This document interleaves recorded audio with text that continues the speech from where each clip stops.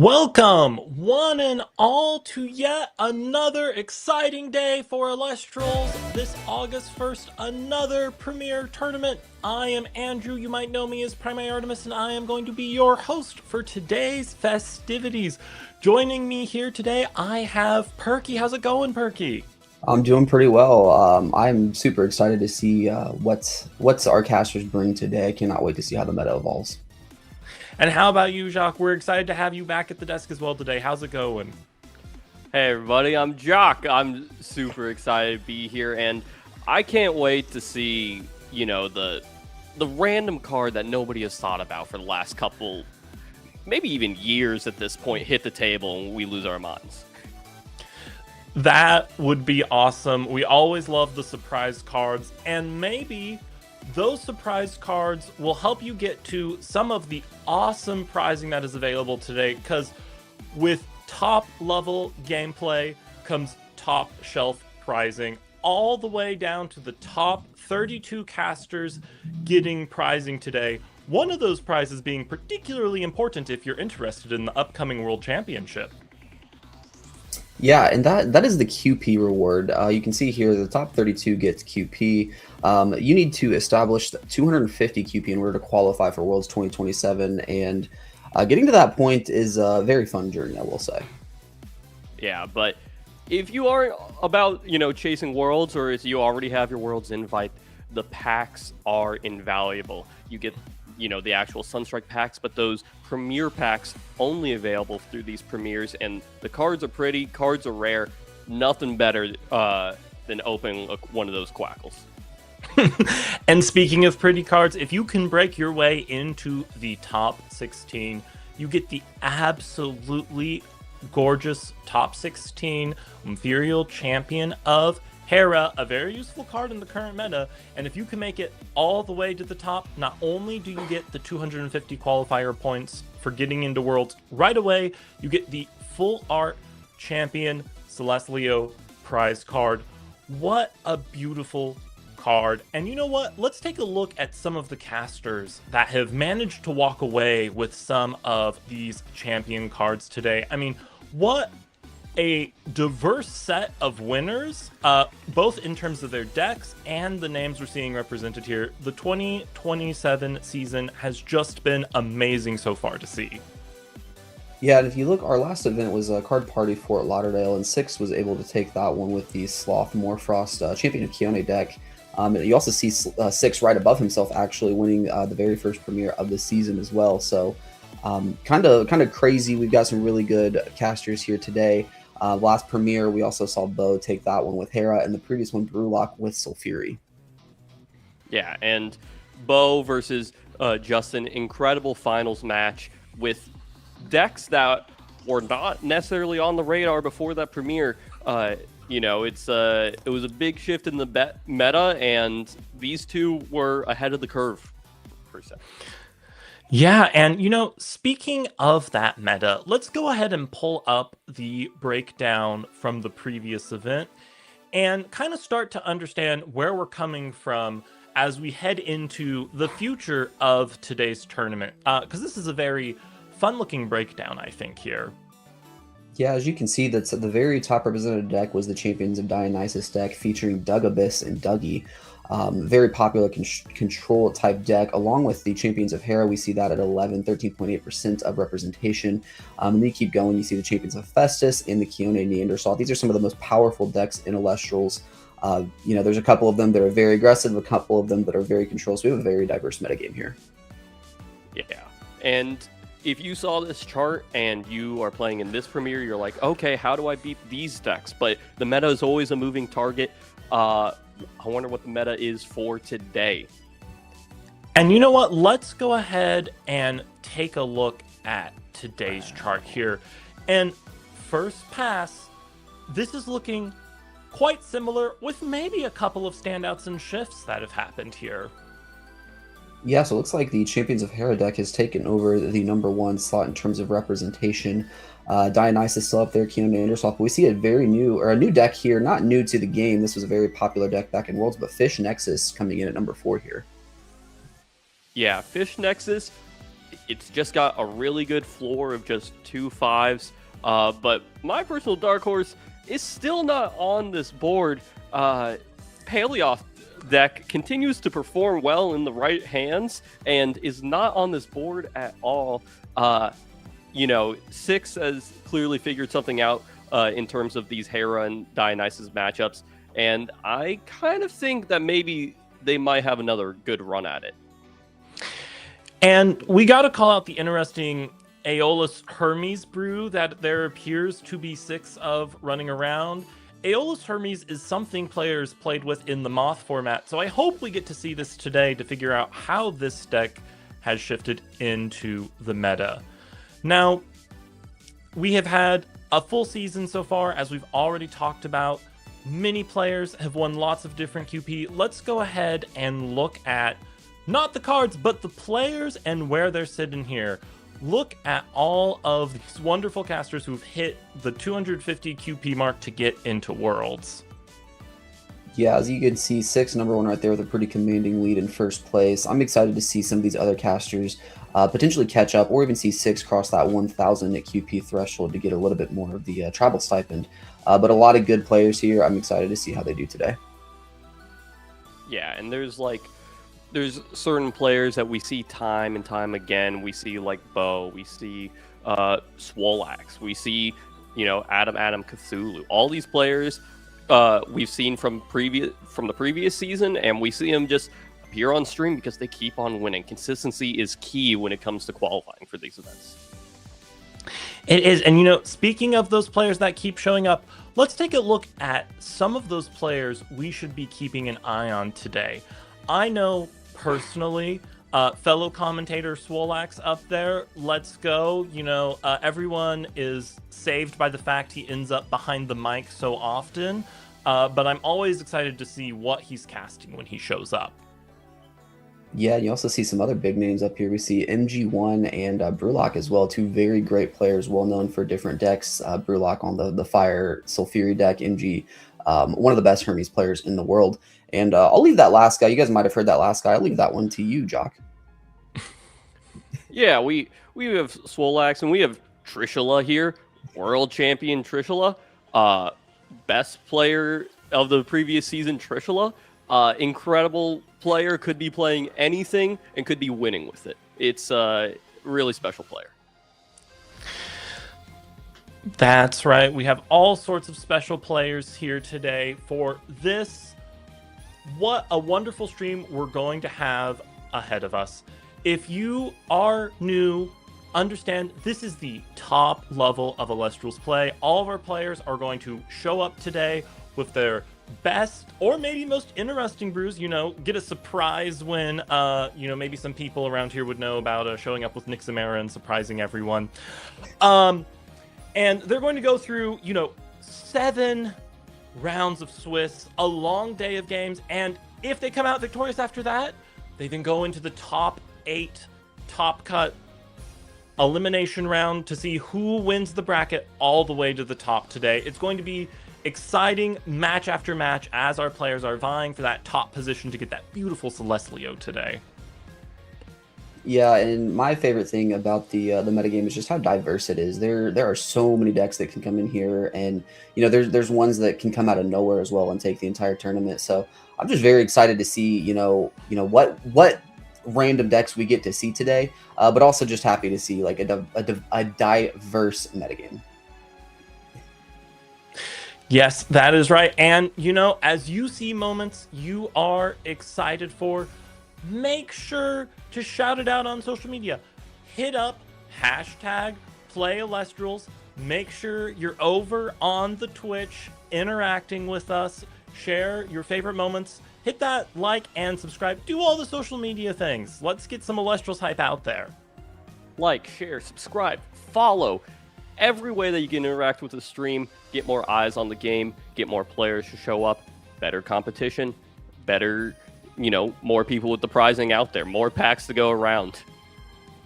That's right. And I will say it again, do not forget to post #PlayElestrals. Let's get out there and show some of our casting love.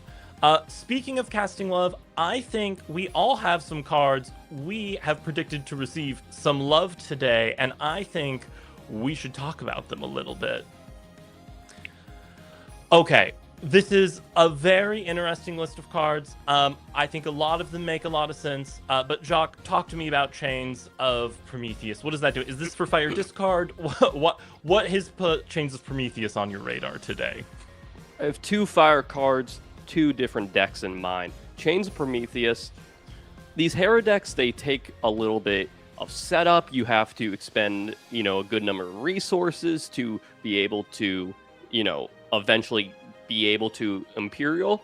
You want to make sure that resolves. You want to make sure that Disenchant 3 from the board is going to affect the board. Gorgon's Gaze will not be here and use this Chains of Prometheus to make sure that you are ending the game whenever the Imperial sticks. Okay, so you're thinking Chains of Prometheus in the Hera deck, not as like a fire discard tool into someone like Hera or Dougie who's spamming counters. Yeah, exactly. Hera has a lot of healing. It has a lot of value in that sense, so might as well splash a couple spirits for a couple cards that say, if I'm doing my thing, I win the game. Okay. But you still are a believer in fire discard, I take it? Because your other prediction here is Noxid. Yeah, Noxid is on actually the fire discard plan. It's more the idea of if there's any deck that can sort of rebuild from, getting hit by an Imperial, it's the Sulfuri deck. Being able to just I'm going to pop your thing. I'm going to just hold back a couple of resources to be able to re-establish that I'm winning the board. I like the Sulfuri's chances. Okay, and you're more of the Sulfuri believer and not the Hephaestus Noxid tech to recycle Tongs or whatever. I like the idea of Sulfuri, but if anyone wants to splash Noxid into any other deck, it counts for me all the same. So Oh, that's so fair. Get those points for Jacques out there today. Okay, and not to be ignored, Perky, you got a very, let's say, muddy prediction list here. Talk to me about your predictions a little bit. You got 2 very interesting decks represented here. Yeah, so, six winning card party with Champions of Kiona. I had to throw Paleoth on here, one of my favorite cards. This card might look green, however, it's actually a frost card if you squint hard enough. So, yeah, that's the first one. The second one, the Aphros Champion of Aphrodite. Let's see, last premiere actually, Julian amongst some other players bringing back the fish deck, and then Swole actually getting top 4, I believe, in card party with it. So 2 very popular cards here. I think these 2 are going to be quite prominent today. Okay, and are you a believer in the live stream run back of the Aphrodite deck, or do you think there's some more interesting text to keep your eye out for today? Because I have seen that straight up a live stream deck has done pretty well in this format with Aphrodite. Yeah, I think there's a couple different directions. I think we might see some of that live stream, Fish Nexus deck. But there's also some other water solar crocodiles, I'll say, that showed their face in live stream that I think we might see today as well. Ooh, maybe some champion Babloon shenanigans, put some water spirits on the field. It won a premiere once. It can do it again. For me, myself, my predictions represent my heart. I am a legally registered lunar caster who keeps playing Earth decks for some reason. So Dougie Dugabus is the one gamble deck I have found to just be a blast, and it has turned out to be quite good when you have Sprouteer and all of the Dionysus shenanigans you compare with it.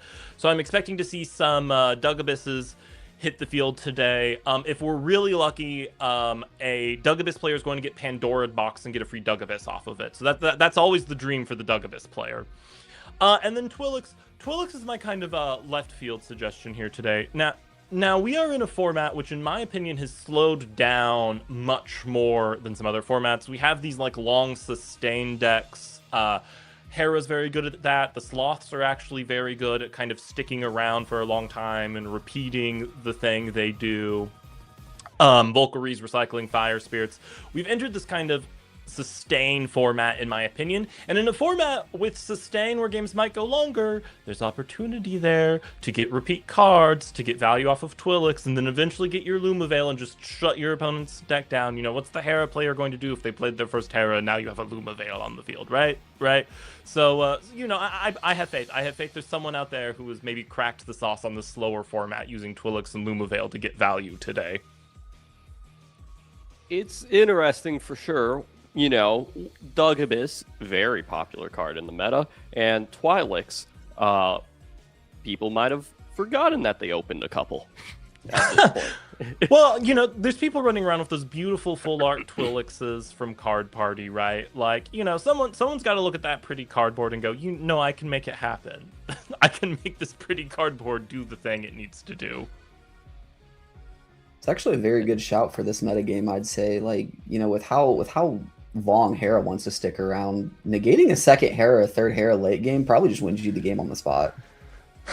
Yeah, or, you know, are they playing all 6 Ask Rabbit these days? I haven't checked the recent Hera decks, but, you know, there's a bunch of Ask Rabbits there you could get value off of. Who knows? I'm always excited for people cooking strange things with Lunar. There's a version of deck I am a lover of, which I call the Twilight deck, which is this weird synergy that exists between Lunar and Solar that keeps coming back again. You know, in theory, you don't even need Twilix to get Lumavale out. You just play OG Hypnosum. When it dies, you bring it back with Solar. You also play Exaltus, so if something dies, you can just special cast it from your hand. So you have 6 different ways to have a body on field, the hard ascent into Lumavale, right? Like, you know, there's sauce there. Someone will figure it out. Oh, but we have a few more minutes before we get to the round. And Perky, I believe you have returned from the most recent card party. Is that right? Yes, that is correct. I was at Card Party Fort Lauderdale, and it was a blast. I'm so excited I was able to make it. I apologize if my voice is a bit off today. I was talking nonstop the entire time running demos, but yeah, I mean, the booth was full the entire time. We sold out of product. Like, there's just going to be so many new faces in the game. I'm so excited. It is definitely an event you don't want to miss out. We have another one coming up. I believe it is the weekend of September 3rd through the 7th, I want to say. And it is in Dallas, Texas. Some very good pricing. Just a great event. You definitely want to be a part of it if you can be. Awesome. And you said you were running the demos at the event, helping run the demos this time around? Correct, yes. And how are the demos going? Are those using the new demo decks with like the 20 cards, or were those using full starter decks? What was the setup there? Yeah, there was a couple people. For the majority of it, we used the 20 card demo decks, one per element. You know, give them the whole rundown on what it each do. But there was a couple people that did purchase a starter deck, and they wanted to just, you know, jump into the demo right away with the full on starter deck. So it was a blast. That's awesome. And the Ascended Caster kits were there too this time around, right? There were a limited number for people to grab their hands on. Were some awesome hits pulled there?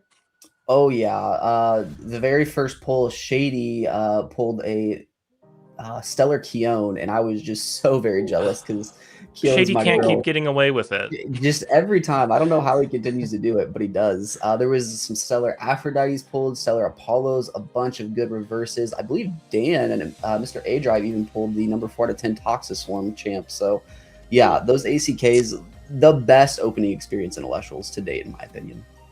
Oh, well, it's going to be exciting for everyone else to get their hands on the ACKs, and it's going to be exciting for yet another card party to come around, another chance to get those awesome event packs. And I believe the Dallas is Wicked form of Lumavale, right? So we come back around to my prediction. Go get your pretty Lumavale deck cards at Card Party, and then come to an event and show us what they can do. I'll be there, and I haven't gone to any card parties yet. I need those cards. They look beautiful. They look beautiful, so good. Trading cards. As a holder of a top 16 Twilix myself, it is quite the beauty to behold, and everyone should show up to Dallas and try to get one of the last 16 that will get given out. Yeah, it's a very rare card, and also the starter packs, brand new to Fort Lauderdale. You could also get those in Dallas. Those are very cool. They have some really cool X out of 500 cards available. some very meta-relevant ones like the champion of Artemis Hypnosum, as well as the champion of Aeolus Findust, I believe. Some very good ones, and my favorite, the champion of Zeus Sparkets, to search your Zeus or Zeus's Call. So, yeah, some other things to look forward to as well. You know, Zeus is a deck that hasn't shown up that much recently, but every time a Sparket hits the field, I go, all right, do you have the Zeus already? Are you about to get like a Voltimpus champ and my day's about to get real hard here? Oh yeah, Zeus. I'm really hoping it comes up some point in the near future. It's such a fun deck to play. Just slapping out that 14 attackable Tempest feels so good. Yeah, sometimes you just cast the champ Arcolith, the chunk, if you will, and it's like, okay, well, they don't remove it the first turn, so I'm just gonna keep on sending thunderbolts and healing every time, and it's like, oh, what if I cast a second one? It's just you almost play like a Hera deck. Your entire your entire spirit deck is full until they out these cards, and they're attacking for 2. They're just beating your head in. It's really great. Yeah, I don't know. Can we have a conversation about this? I remember when Thunder was like the aggro deck. When did Thunder become the healing element between Thunderstorm and Chunk and Hera? Like, what is this rebrand Thunder has done on us? Hey, Quackle has always been a staple. It's like Quackle has always been a staple, and it's been around and stuff. If Thunder has these like really big, like Thunderstorm is like a card that's been in and out of metas and stuff, and with Supercell, just removing 1 Thunder cost off of casting Thunderstorm, it suddenly is like, whoa, that's so good. That's a really efficient card. Maybe I'll play multiple copies of it. Yeah, I mean the Thunderstorm Bronto Glow deck is something, well, much like Zeus, kind of shows up and takes people by surprise and then disappears again. So I wouldn't be surprised if people are running that today to try and combat the Heras and the Hephaestuses of the world and such. Hey, even if we're not in a dedicated Thunderstorm deck, Funglow deck, Thunderstorm might just be around today to take care of Heras in every deck. I mean, there's not a lot of cards that can deal with Hera, and Thunderstorm just says bye-bye. So, never know. Well, I mean, there has been the resurgence of yay old rock in a hard place, right?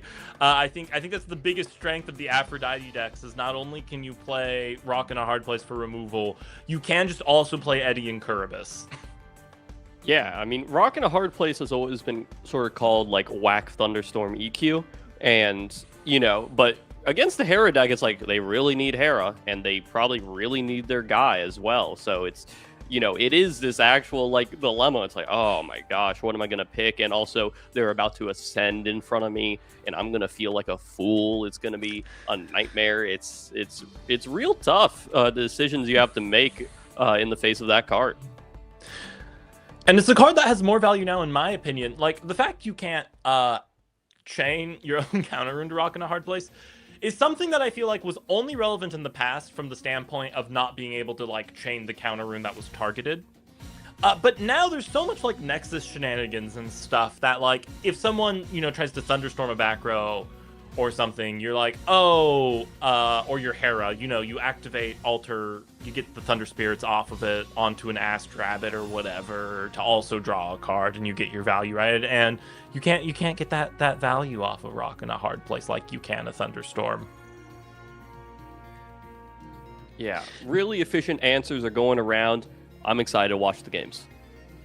And speaking of getting excited to watch the games, we're getting ready for round 3 of our Swiss tournament here. It's going to be Perky and I on the microphone, which means, Jacques, we're going to bid you adieu here shortly so you can get ready for your round of commentary after. Don't go stray too far. We're going to be back with round 3 in no time at all.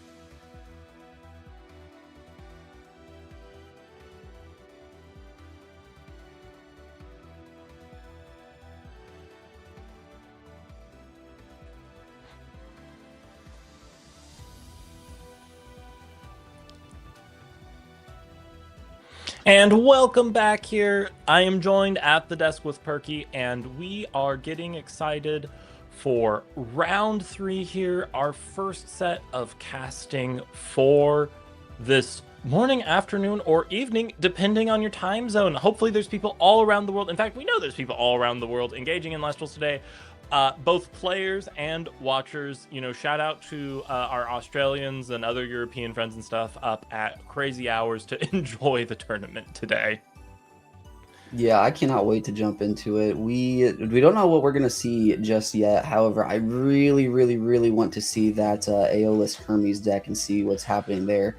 There's a couple cards there. I mean, Hermes and Aeolus both have a way to special cast, is the thing that sticks out to me. So that just turns on Ascensions, and I'm excited to see what Ascensions come up. Hey, I mean, Tower and Bag may be gone, but Hermes plus Aeolus is still Moth. That is true. That's true. Something to think about. A tool we didn't see utilized that much in the past because of how many, things you were shoving into the Moth deck. Is the new Twindra, right? If you can get a Hydrake out, crash into something or whatever, that Twindra can attack twice, do 4 damage. New Pintair did show up to some effect, so maybe these decks are trying to turbo into Pintair instead of Moth. Maybe they're playing into good old Thalacane, the card people forget exists every once in a while, and then someone drops a Thalacane, and you're like, oh, Hurricane every turn, great. I no longer can use back row this game. So yes, lots of interesting options there, but who knows what this clash holds in store for us.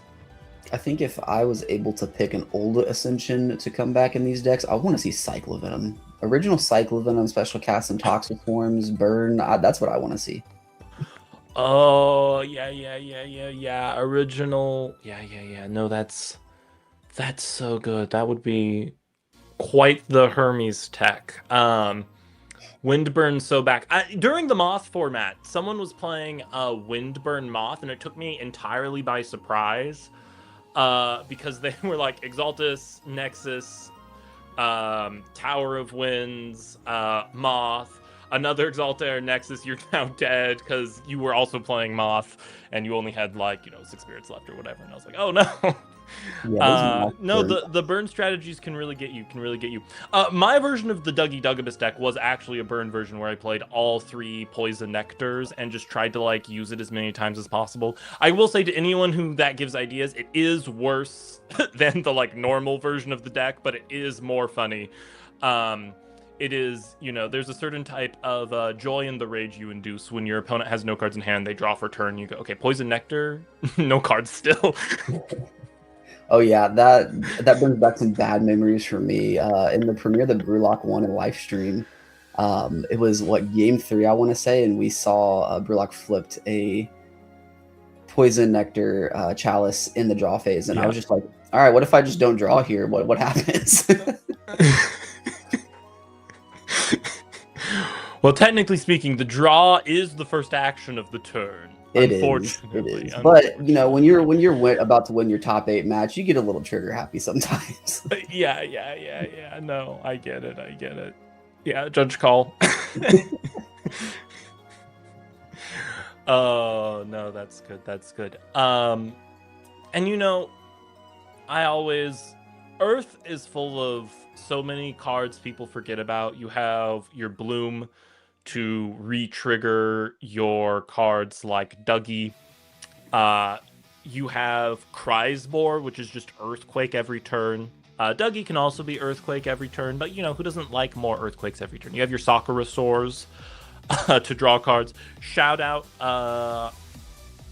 the early kind of previews we've gotten of Snowshade, which shows off Sakurasaur with Demeter. I'll be excited to see where the new Demeter stuff in Snowshade goes. So yeah, Earth is always a deck full of surprises. Just because you see one Dio or one Dougie doesn't mean you have any idea what you'll be in for. Yeah, and something else that sticks out is kind of along the Earth theme is maybe what if we see a mudslide today? Oh, Mudslide, played correctly, oh, could go pretty crazy. oh man, oh man. We're going Mudslide Barabas. That'd be pretty. Hey, Mudslide's got Barabib on the art, so it only makes sense. The disenchant cards like Mudslide and like Poseidon's Fury are cards almost every other format. I look at them and I go like, surely there's a way to get massive value off of this. And maybe a better deck builder than myself can figure it out, but it can be tricky. Yeah, it's one it definitely needs. Those kind of cards need a specific metagame to be super impactful. Probably better off as side deck cards, but it'd be cool to see them. It would be. I love me a good Mudslide. And coming back to Aeolus Hermes, Sandstorm, Good card. good card. Maybe we get some Sandstorms. I mean, Hera likes to play things in defense anyway, so just send those back to hand by default, right? You've also got searchable Earthquake in that deck as well, with the Habuku champ. A lot of cool stuff there as well. Yeah. Lots of potential options today that I would be excited for. And I mean, the Ethereal has a full art Sandstorm, right? It was a full art Sandstorm. Yeah, brand new full art Sandstorm. It's got the Habufin on there. It is such a sick card. It looks so much better in person. Oh, I can't wait for my own Ethereal order to ship out. Whenever they drop full art cards like that, I'm like, great, now I'm going to be forced to build a silly deck with this because the card just looks too good. Oh yeah, my personal favorite is actually, I mean, I'm biased of course, but the new Cryoblast looks very nice. Yeah. And you got in the Awaken packs, you got Blizzard as well, right? So you're working your way to max bling Frost somewhere along the line. Oh yeah, it's perfect. I mean, I couldn't be more happy with the choices. And I'm sure you're very happy to see a new Morfrost is coming in Snowshade. Yeah, Draco form. Just got revealed within the past couple days. I cannot wait. It's tough to say because I like playing pure Morfrost, but I'm almost thinking Draco might be better in a mill variant of Morfrost. So it's something I definitely want to play around with. I know there's a lot of fans out there that are going to be playing around with it as well. Can't wait. Gotcha. To get some things in the underworld to copy the effect of with the Draco. Yeah. Exactly. I mean, it's a 6 attacker. If you get Terror in the underworld and copy the Terror, they can no longer target you, assuming you have more Frost in hand to discard and negate. And you're also effectively an 8 attack with the -2. So it's gonna be something. Can't wait to see what it does. And Bat form doesn't specify a 1-drop Morfrost, right? It does not. Bat form, it says it can special anything that's not exactly bat form. So okay. Perfect. So Chimera, discard Draco, send... Oh, wait, no. Yeah. You'd have to send the bat. Okay, no, I get it, though. You could get there. Oh, yeah. It's either Mill or we're playing Indus, and we're sending Indus and Chimera. Indus, we'll send Draco and whatever you want to copy, right? So you could send Chimera with it, bat, special cast the Draco, copy the Chimera, pitch another one and draw. If that's another bat, you just keep the turn going. It's going to be pretty crazy. It's going to be a good time for the Morfrost lovers out there, I believe. Oh yeah. I'm more interested in the Grimbite personally, the lunar take on it. Anytime there is a 2-drop that has a lunar in it, my first thought is, great, I can now get more value off of OG Hypnosm once again. Very true. I will make OG Hypnosm work in a deck someday. It will happen. One day. Yeah, the Grimbite, that whole line, Grimbite up into the Sinistrex, getting them into the Underworld, and then special casting themselves out. Can't wait to see. It's very reminiscent of Pentair, just kind of a different take on it. And we have a lot of Pent fans in the community, so I think there's going to be some cool stuff there. Yeah. Hopefully there'll be some more reveals about how you get those things into your Underworld to begin with. Mm-hmm. Yeah, I mean, we've got Avalanche. Avalanche is definitely a card. I always want to call it Blizzard for some reason, but yeah, Mill 3, potential to Mill 5, pretty crazy. Yeah. We'll bring back the icy list. Why can't I remember its name? Morlith. Mora. I kept going Mora, and then Frost came out after that, and I was like, no, not. It's not a more Frost card. It could be. All right, and it looks like we are getting ready. I believe we are allowed to share. We have Julian and below average Gatsby, and Gatsby will be going first here in this clash. So super excited. Like I said, my predictions, Champ Aphros, hopefully get to see some of those come up. Hey, Julian was Lockagon's #1 soldier back in live stream, I believe. Still to this day. Still to this day. Good to know. So, I think there's a decent chance that field is about to get very, very wet with Leviathans.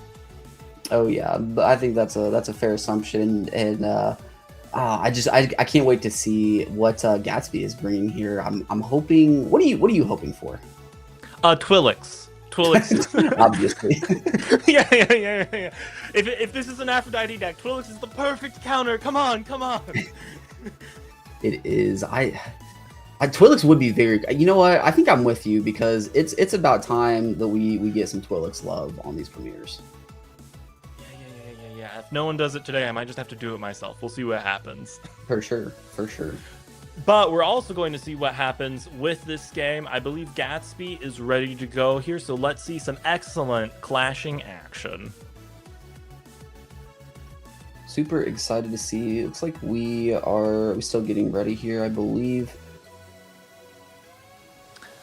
We're seeing a mulligan from below average Gatsby here. They mulliganed 2 Lunar Spirits, so I think we now have a really good idea of the shape of the below average Gatsby deck, which is, Twilix, obviously, right? That's a very strong guess. It's either that. I mean, early in the format, we saw a lot of Lunar decks with the Hypnosum, the Ectopossum, the Vermalords as well. So a couple different options this could be.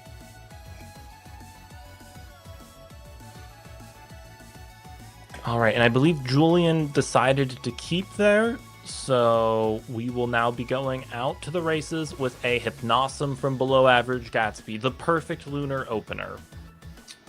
Yes, that Hypnosum cast will go ahead and grab another Hypnosum champ or an Ectopossum champ from the deck. Ectopossum is limited to 1 copy, and it looks like that is what we will grab here. Yeah, so Ectopossum, it has an interesting synergy with Hypnosum. Hypnosum, when it is destroyed, can suppress and daze something. From your hand, Ectopossum, when a Hypnosum is destroyed, can special cast itself using Lunar from your underworld, which makes the mulligan of the 2 Lunar valuable. And if something is suppressed on the field, say by the Hypnosum that just got killed, you can expend 2 Lunar to yeet that thing back to the hand. Yeah, very strong combo here. The Ectopossum is also a 6 attacker, and we see a Temple of the Moon hit the board right here. So it's going to buff up the Hypnosum a little bit, but notably it's going to make that Ectopossum the 8 attacker when it comes down eventually. That's right. Should it end up hitting the board, Julian here having a number of ways they could deal with that, though.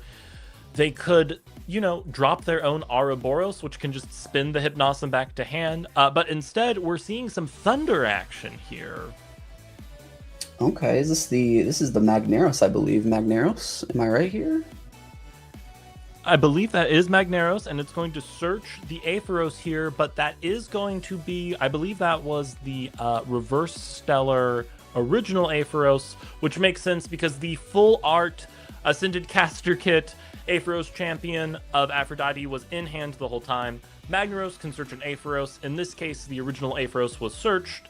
The champion can special cast itself if there is an Aepharos on the field. Magneros changes its name to Aepharos when it is properly enchanted.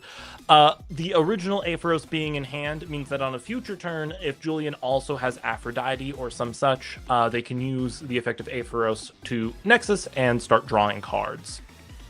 Yeah, and we already know from live stream format that is a very powerful play in Elestrals. It is now limited to 1 copy, the Aepharos. But 2 5s on turn 1, very strong right here. We do see a set on Gatsby's side as well, so pretty strong start here from Julian. It's tough to decide if you want to attack into this Hypnosum or not, just because you already know the Ectopossum is waiting in hand here. Depending on what's in Julian's hand, forcing out the Ectopossum early might not be a bad idea. It is at 1 copy. And if they choose not to use it here, unless they have another Hypnosum in hand, it is kind of just offline until a future turn. It's going to be unlikely that they're going to pay the cost of sending one of the fish back to hand, since they can come back out so easily. With 2 sets from Julian, if there is a shield or anything like that there, it's going to be easy to get this Ectopossum off the field next turn. Yeah, and it looks like the Hypnosum effect triggered, targeting the Aepharos champ to daze and suppress it. And then the Ectopossum was special cast as well. Doesn't look like anything was bounced back to the hand right here. Pretty smart play on Gatsby's side. As Adrian kind of mentioned the reasoning there. We see a set 2 from Julian as well, and a pass turn. And it looks like we will see a Nobby cast right here. So Nobby, this is an old friend of Lunar Casters. I'm sure you want to see this guy a bit more, Andrew. Yeah. Nobby is a great card. It gives -2 attack to non-lunar and non-solar Elestrals when it receives a lunar. And then if it manages to kill something, it can ascend into Doppelgator. So we're going to see an attack here, which is going to be met by an Argo. Ooh, Argo's pretty big right here. Looks like we will pay off of the Magneros right there. Go ahead and throw 2 spirits down to empower the Aepharos champ with a Necklace of Harmonia right here. Pretty strong play. It's going to make the Aepharos a 9 attack. And if that was the attack target, removing the Magneros from the board is also a very heads-up play, because it most likely would have been destroyed from one of the Elestrals on Gatsby's side anyways. Yep, get some value off of those spirits. The Aepharos is now going to be too big for anything on Gatsby's field. And I believe those were water spirits that were put on the necklace. We know there is a Aepharos in hand, so those can get Nexused off. Gatsby is going to go ahead and full moon a bunch of spirits onto the Nobby there. So that's going to do another -2. So -4 total, +3. That's going to get over the Necklace of Harmonia, actually. Yeah, that's a pretty insane play. We've heard it theoried in the past, the full moon as a battle trick, and with the temple up right there, that makes the Nobby show that combo work perfectly right there to clear Julian's board. And we don't see an ascension into Doppelgator here, which is surprising, honestly.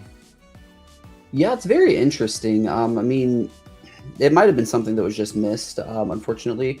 However, maybe we're just playing Nobby to lower stats with full moon. Who knows? But we will see play pass back to Julian here. A cast of Aepharos. We see the Aphrodite as well. Aphrodite will allow Julian to go ahead and search out another Aepharos from the deck. That's right. Unfortunately, there is no back row for below average Gatsby as well, which means this Nobby is just going to be a sitting duck on this turn and probably fish food. Yeah, that's what it's looking like at this point in time. We'll see. Julian does have a couple more cards in hand, so we may see something to buff these fish to get a little bit bigger to clear the Hypnosum, but only time will tell. Yeah, the Nobby is still a 7 though, so Julian will need something besides the fish to get over it. Of course, I'm always forgetting the stadiums that are in play. We do see a Nexus using the Aepharos effect from the Aphrodite to itself, allowing Julian to draw a couple more cards. Let's see, an Atlantis play would perfectly take care of this situation. However, most of the time those stadiums are side decks, so we'll see. It looks like we're just going game 2 here. Julian seems to have decided that the lunar board for turn 2 that was just simply too large for them to be able to get over efficiently.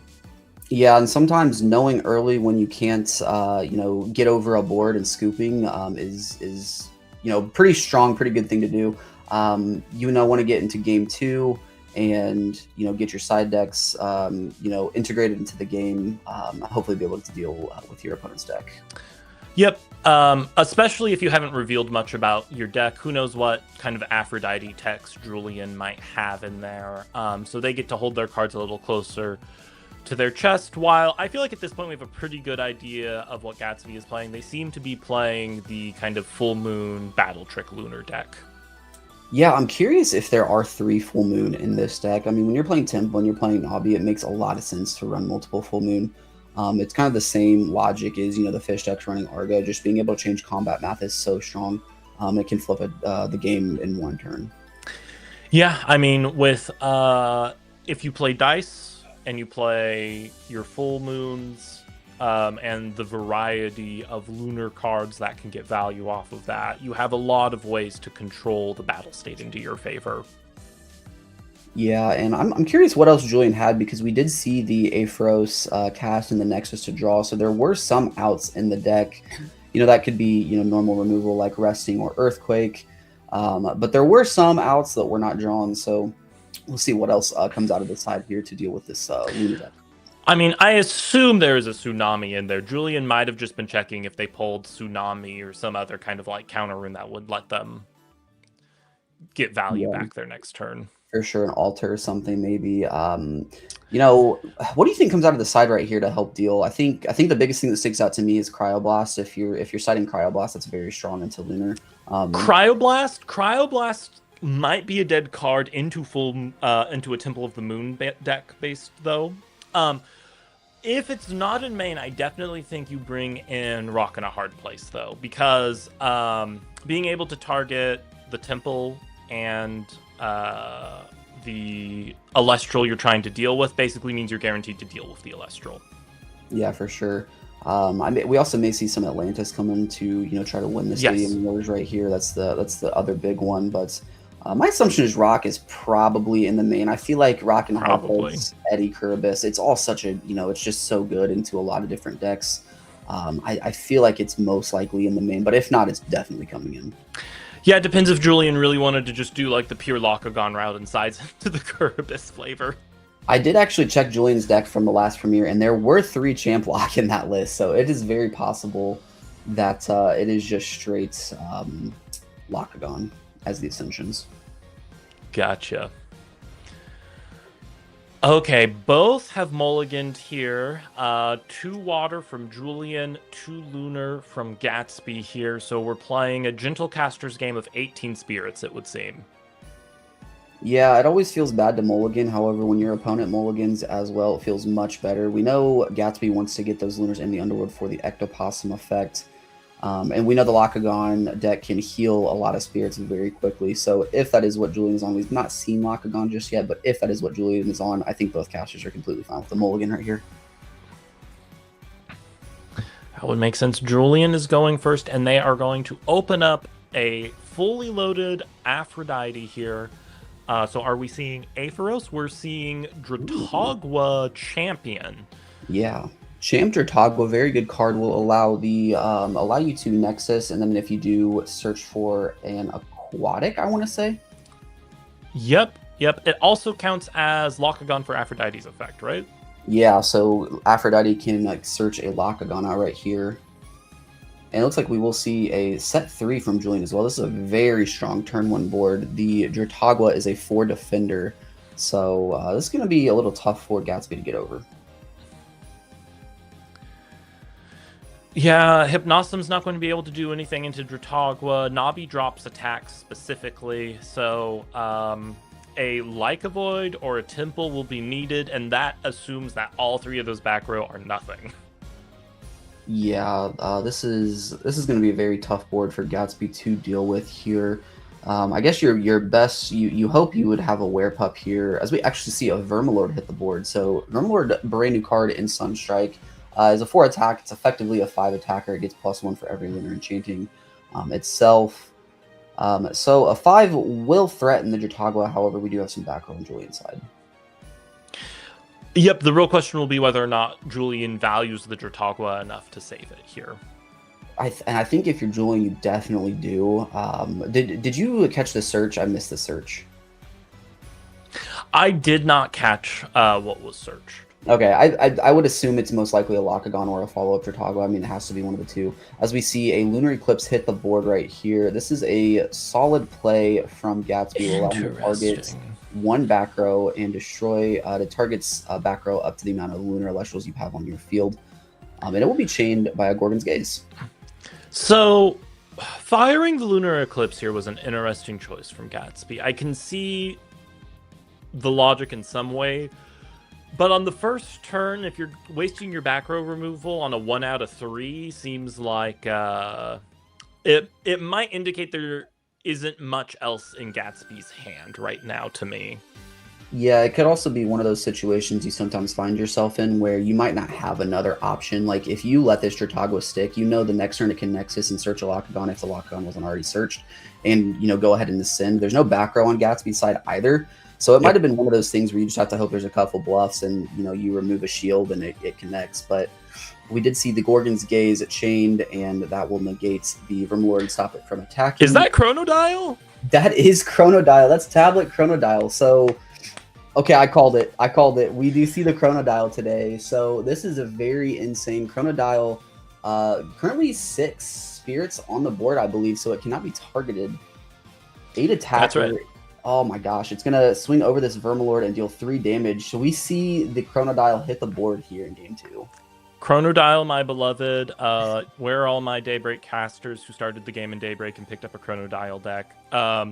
So when there are 6 spirits on board, the Chronodial is protected from targeting. You can disenchant, I believe it's a water or a solar, not just a water, from it to destroy a card on the field.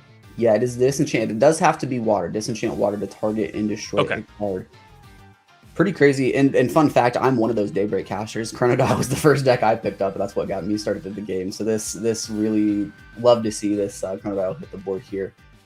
And I am as well. My very first Premier was a modified Chronodial starter deck. Let's go. That's awesome. Looks like we'll see an spin to draw right here from Gatsby. Not the most ideal play. No back row set either, so that will allow Julian to keep this Chronodial into attack. Historically, the Chronodial decks wanted to put the Chronodial in defense and pick apart all the back row before they went to that's an insane play before they go swing. However, we'll see an Aphros hit the board right here. Nexus 2 from the Aphrodite to the Chronodial to draw 2 cards, set another back row, and we will be swinging for 6 damage right here.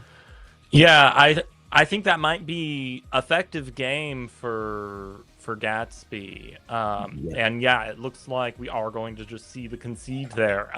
Gatsby ending up in the opposite situation where they were staring down a very quickly built, difficult board to handle. That Turtoggle play into Chronodial, beauty. Mwah, that was great. Yeah, that's absolutely insane. Yeah, so I think if you're Gatsby in that position, you kind of had to try, because that's exactly what was going to happen, especially knowing you have no back row to set. You definitely, I think that is the correct play to go ahead and at least try to take out some of the back row and clear the Turtoggle. However, didn't work right there. Yeah, I mean, your first action in a game is choosing whether or not you keep your hand. I feel like going into Aphrodite, you mulligan the second time if you have literally nothing to stop an opening play from Aphrodite, right? Yeah, I think that's pretty fair. It is worth noting. I mean, if Julian loves playing Champ Turtoggle, but a lot of these fish decks have not been on Champ Turtoggle, right? So there's a chance you don't know that that's going to happen.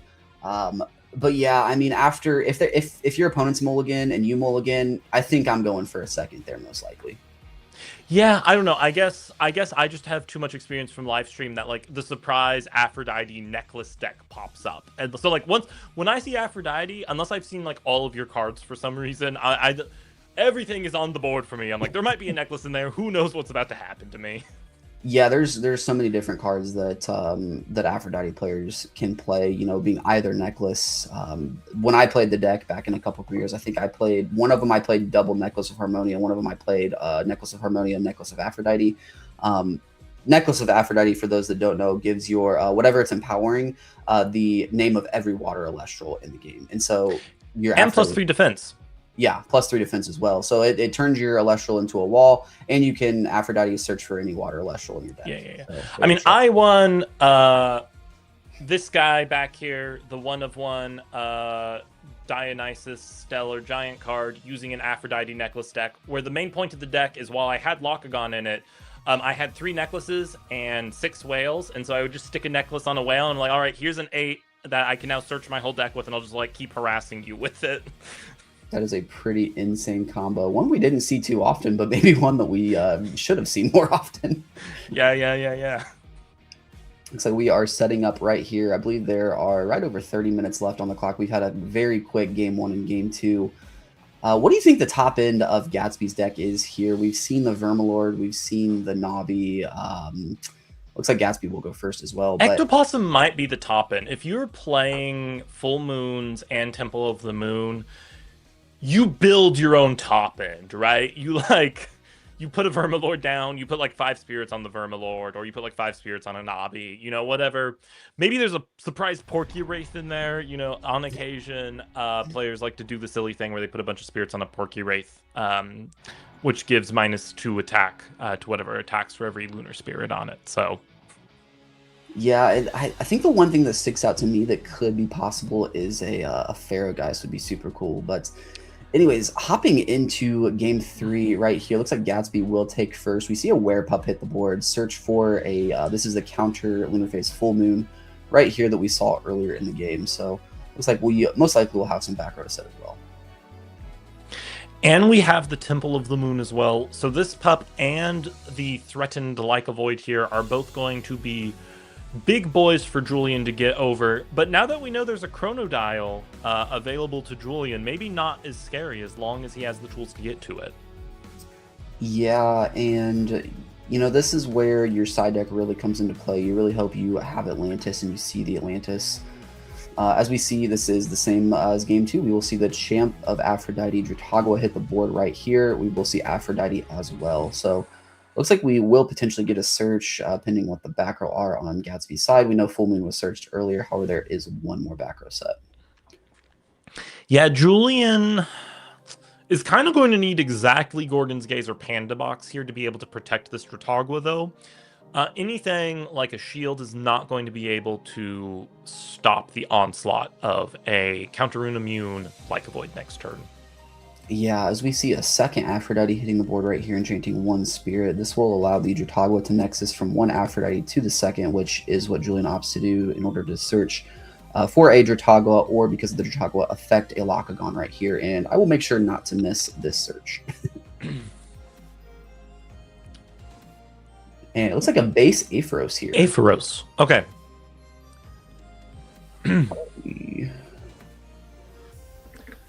So that's going to help them do the same play they did last time, where they use Aphoros to nexus all of the spirits onto a Chronodial.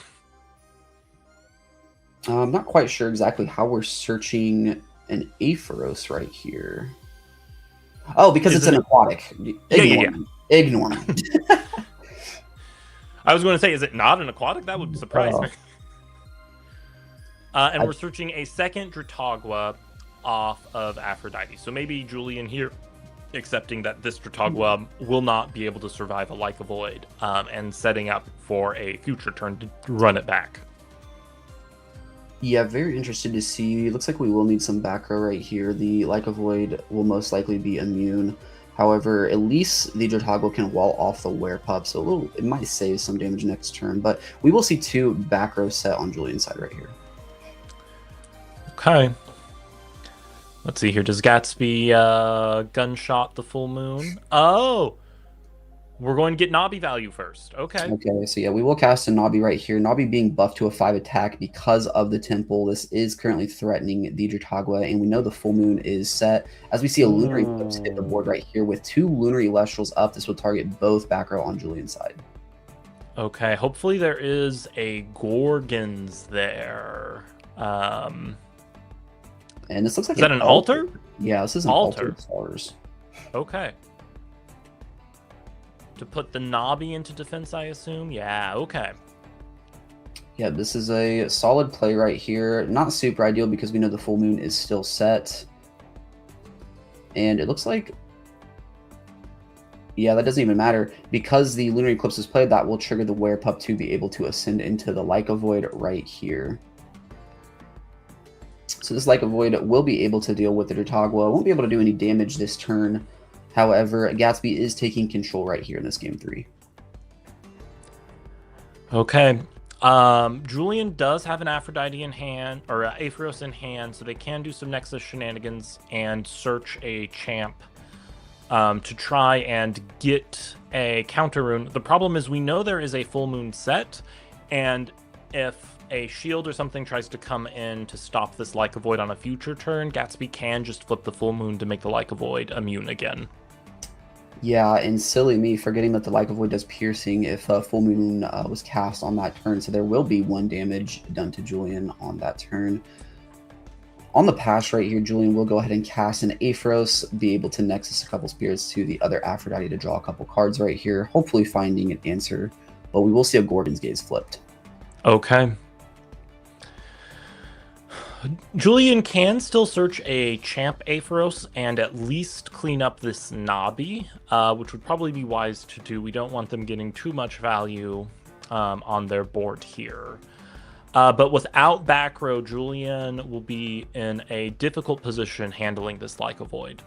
Yeah, this Like a Void is an 8 attacker right now under the Temple.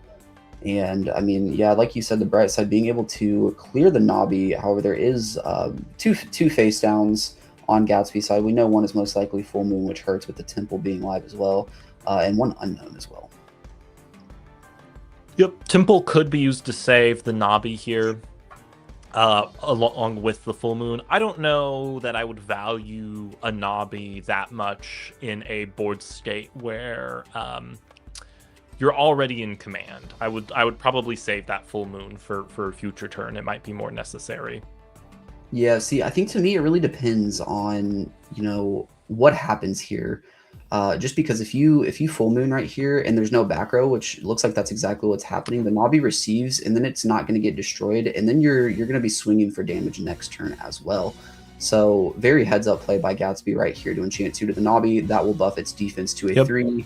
Trigger the Nabi effect, lowering the champ Aphros to a 3 as well. Yep.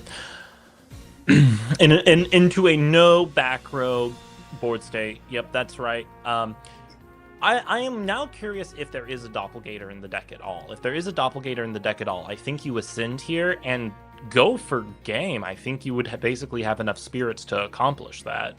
Oh yeah, you go for max damage here, and it looks like that will trigger here. So, and also saving the Nabi here is very important because we saw an expended draw from Gatsby, and that was another back row to set. So saving the Nabi tells us that he also didn't have any Elestral to play on this next turn. But like you said, Nabi will clear the base Aphros and be able to ascend into the Doppelganger for maximum damage here. I think we could have gotten 2 extra damage on this turn if we had gone Like a Void first, then Nabi. You could have stolen the Like a Void spirits to hit with them a second time. Yeah, that would have taken Julian down a tad bit lower. However, keeping 2 bodies up is solid right here as well. It is. I think I was just doing the math. I think that might have won the game though, but it looks like maybe not. If Julian still has 7 spirits, it would have been Yeah, I think Julian had 11 going into this battle phase, so still a lot of damage. And getting your opponent as low as possible right here. I mean, if you take that route, you have 6 spirits on your Doppelganger, which effectively turns any 6 attacker into a 0 attacker. So it would have also been insane. Either way, right here, but you know, being up 8 spirits before, I think I'm completely fine. Yeah. Keeping the 2 bodies on board is definitely the right call if it's not a game-winning move. Yeah, it looks like play will be passed back to Julian, staring down a Doppelganger with 4 spirits on it, as well as a Like a Void. This Doppelganger is effectively a 9 attack under the Temple, and then the Like a Void is an 8 with 3 back row. There's not a lot Julian can do right here. Yeah, well, you would need... I don't even know what you would... Like, 2 shields? There we go. Okay, it looks like there might have been... Oh, he flipped a Full Moon, which allows an Ascension. So he's playing 2 Like a Void right here. Oh! Oh, okay. So that's why... Okay, that's an insane play. Oh my gosh. So there was potential for Gatsby to swing for a total of like 15-ish spirits here, playing a second Like a Void and having another full moon set. That's insane. Wow, what a play by Gatsby. Wow, okay. Huge play by Gatsby there. Yeah, big congrats. I mean, he couldn't have special ascended with the full moon, right? Because there wasn't a werepup on field. But yeah, I mean, I guess if he had sequenced different, if he had used my sequence and put the full moon spirits on, he would have swung for game that last turn. Gotcha. Okay, yeah, we might have seen a scoop that last turn then, because I think he might have just been showing Julian, hey, like I had extra spirits on board to do damage there. There was some cards slipped off the top of the deck as well, so I think that may have been what happened there. But either way, huge plays by Gatsby. Shout out to Gatsby for taking that game. Super cool Lunar deck. And like I was saying earlier, very diverse metagame here in Elestrals. The top 2 decks being Hera and Dionysus. And first game on stream, we see a Champ of Aphrodite Fish Nexus deck. Well, Chronodile. What am I talking about? Chronodile deck. We don't even know if Lakagon was in the deck. It's Aphrodite. Along with a Lunar aggro deck. So very cool stuff here so far. Yeah, I mean, that Lunar aggro deck, I feel like, is Fives reborn. It's a very kind of low to the ground, turn by turn. Here's my card with like a decent amount of attack. I'm just going to like keep doing this every turn and grind you down. It really feels like the modern Fives to me. The good straightforward deck you can bring into something. Yeah, and I mean, it's been around in some capacities back, since like Moonrise, really. I mean, back then we were doing the Werepup, the Navi stuff. Well, during Moonrise, it was just Fives with Werepup. Yeah, but it just fits so well into that Fives, style of deck. And then you add the Vermalord to it, get your Temple up as well. And Temple played a big role there. Like, I always feel like stadiums are pretty underrated in Elestrals, but came up big right there. Stadiums are funny. Because every time I play against someone who's playing a stadium, I'm like, man, everything they have has big attack. This is crazy. I'm not drawing my stadium outs. Every time I play a stadium, I go like stadium, and my opponent's like, great, I'm playing Thunderstorm. And you're like, oh, okay. Yeah, sometimes it's a bit iffy, but I feel like when they go off, they go off. I'm someone, I like playing Morfrost. I play 2 Mountains and Morfrost, and it always seems to come up for me. So I'm a stadium lover.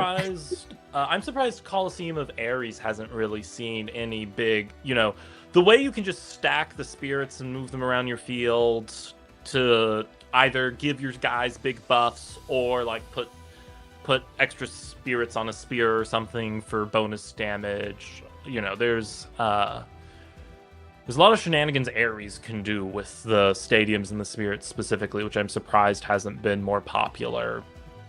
Yeah, I think you might be onto something there, and I think it's going to take a special individual to realize the potential of the Ares deck before it starts to show up. We do have some people on it recently. There's some very underrated cards. For example, one that sticks out to me is the Champ Kakare. When it receives a spirit, it can champ back to the stadium or the artifact. So that with the it's not the battlegrounds, it's the armory. That with the armory could go pretty crazy. Yeah, armory adds back artifacts, right? Yeah, it allows you to, when you enter battle, I believe it allows you to Nexus a spirit as well. So you can Nexus to the sword for more attack and a heal. You can Nexus to the spear for more damage. Nexus to a Kakare to re-enchant one or not. That's what I'm saying. It's going to take a special, person who's practicing and has a lot of reps with that deck before it shows up. Well, I mean, it's like Hermes. Hermes was always like secretly good. It just took like, a certain handful of casters, enough iterations of like staring at the deck to figure out all of the right optimal lines and stuff. And it's a deck I still can't play. Every once in a while I pick up a Hermes deck and I'm like, I can certainly figure this out. And like playing a deck where like your whole deck is available to you 100% of the time is just like, I'm like, okay, wait, which one of my 5 lines do I execute right now? Yep, I feel that I've done the same. I've picked up Hermes a handful of times, and every time I'm sitting there and I'm looking on the Hermes effect, I'm like, what do I send here? Like, I just don't know. Yeah. So certainly someone will figure out the Ares math there. But it was I loved your like last minute shout out Chronodile showing up immediately. let's go Chronodial. I was sad not to see a Champ Babloon. Champ Babloon, I think, is a hilarious card, but probably isn't optimal. If you're not familiar, Champ Babloon can discard itself and then just fill your field with water spirits that you enchant to it. So is a good time. Yeah, and those spirits come from the underworld as well, so it would make sense with some mulligan plays as well.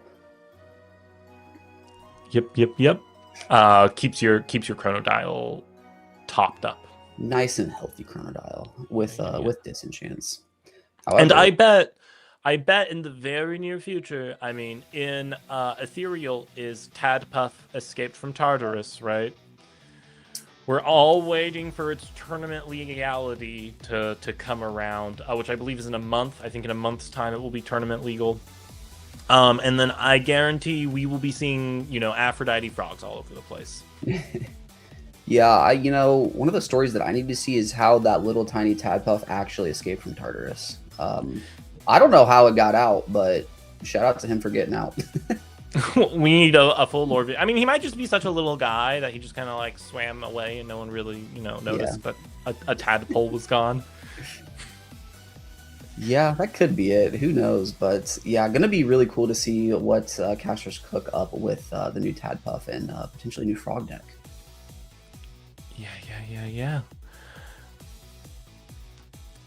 Very excited for that. Very excited for the rest of our rounds today. Also very excited for the Columbus Open, which is coming up very soon. I don't know if anyone else knew this, but the Stellar Badges are already sold out. So don't miss your chance to be able to pick up the Reverse Stellar while they are still available.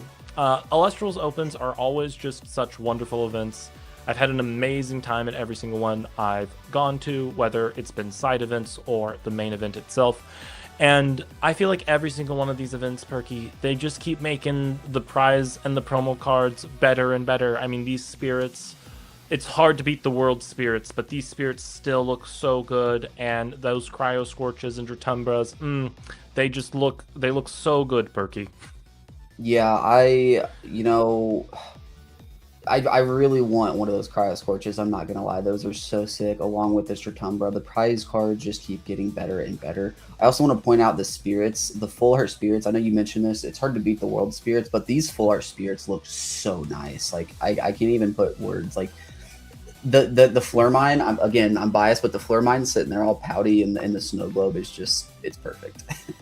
I love my Nerd Owl. The Nerd Owl Loon is very fun. And Terratlus has like a bush on its back. Is this the first time we've seen Terratlus without its rock? Yeah, it's Terhatless, I believe, is what we're dubbing it, right? Oh, yeah. Because it's a little hat on the back. So, yeah, super cool.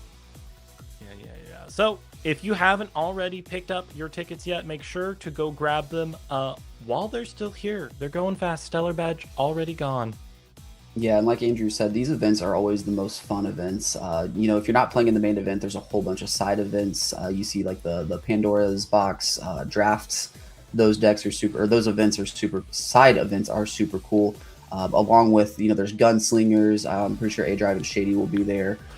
Doing their divines. There will probably be the Spirit Slingers again that we've seen at the last two events as well. So there's a whole lot of stuff to do even if you're not playing in the main event.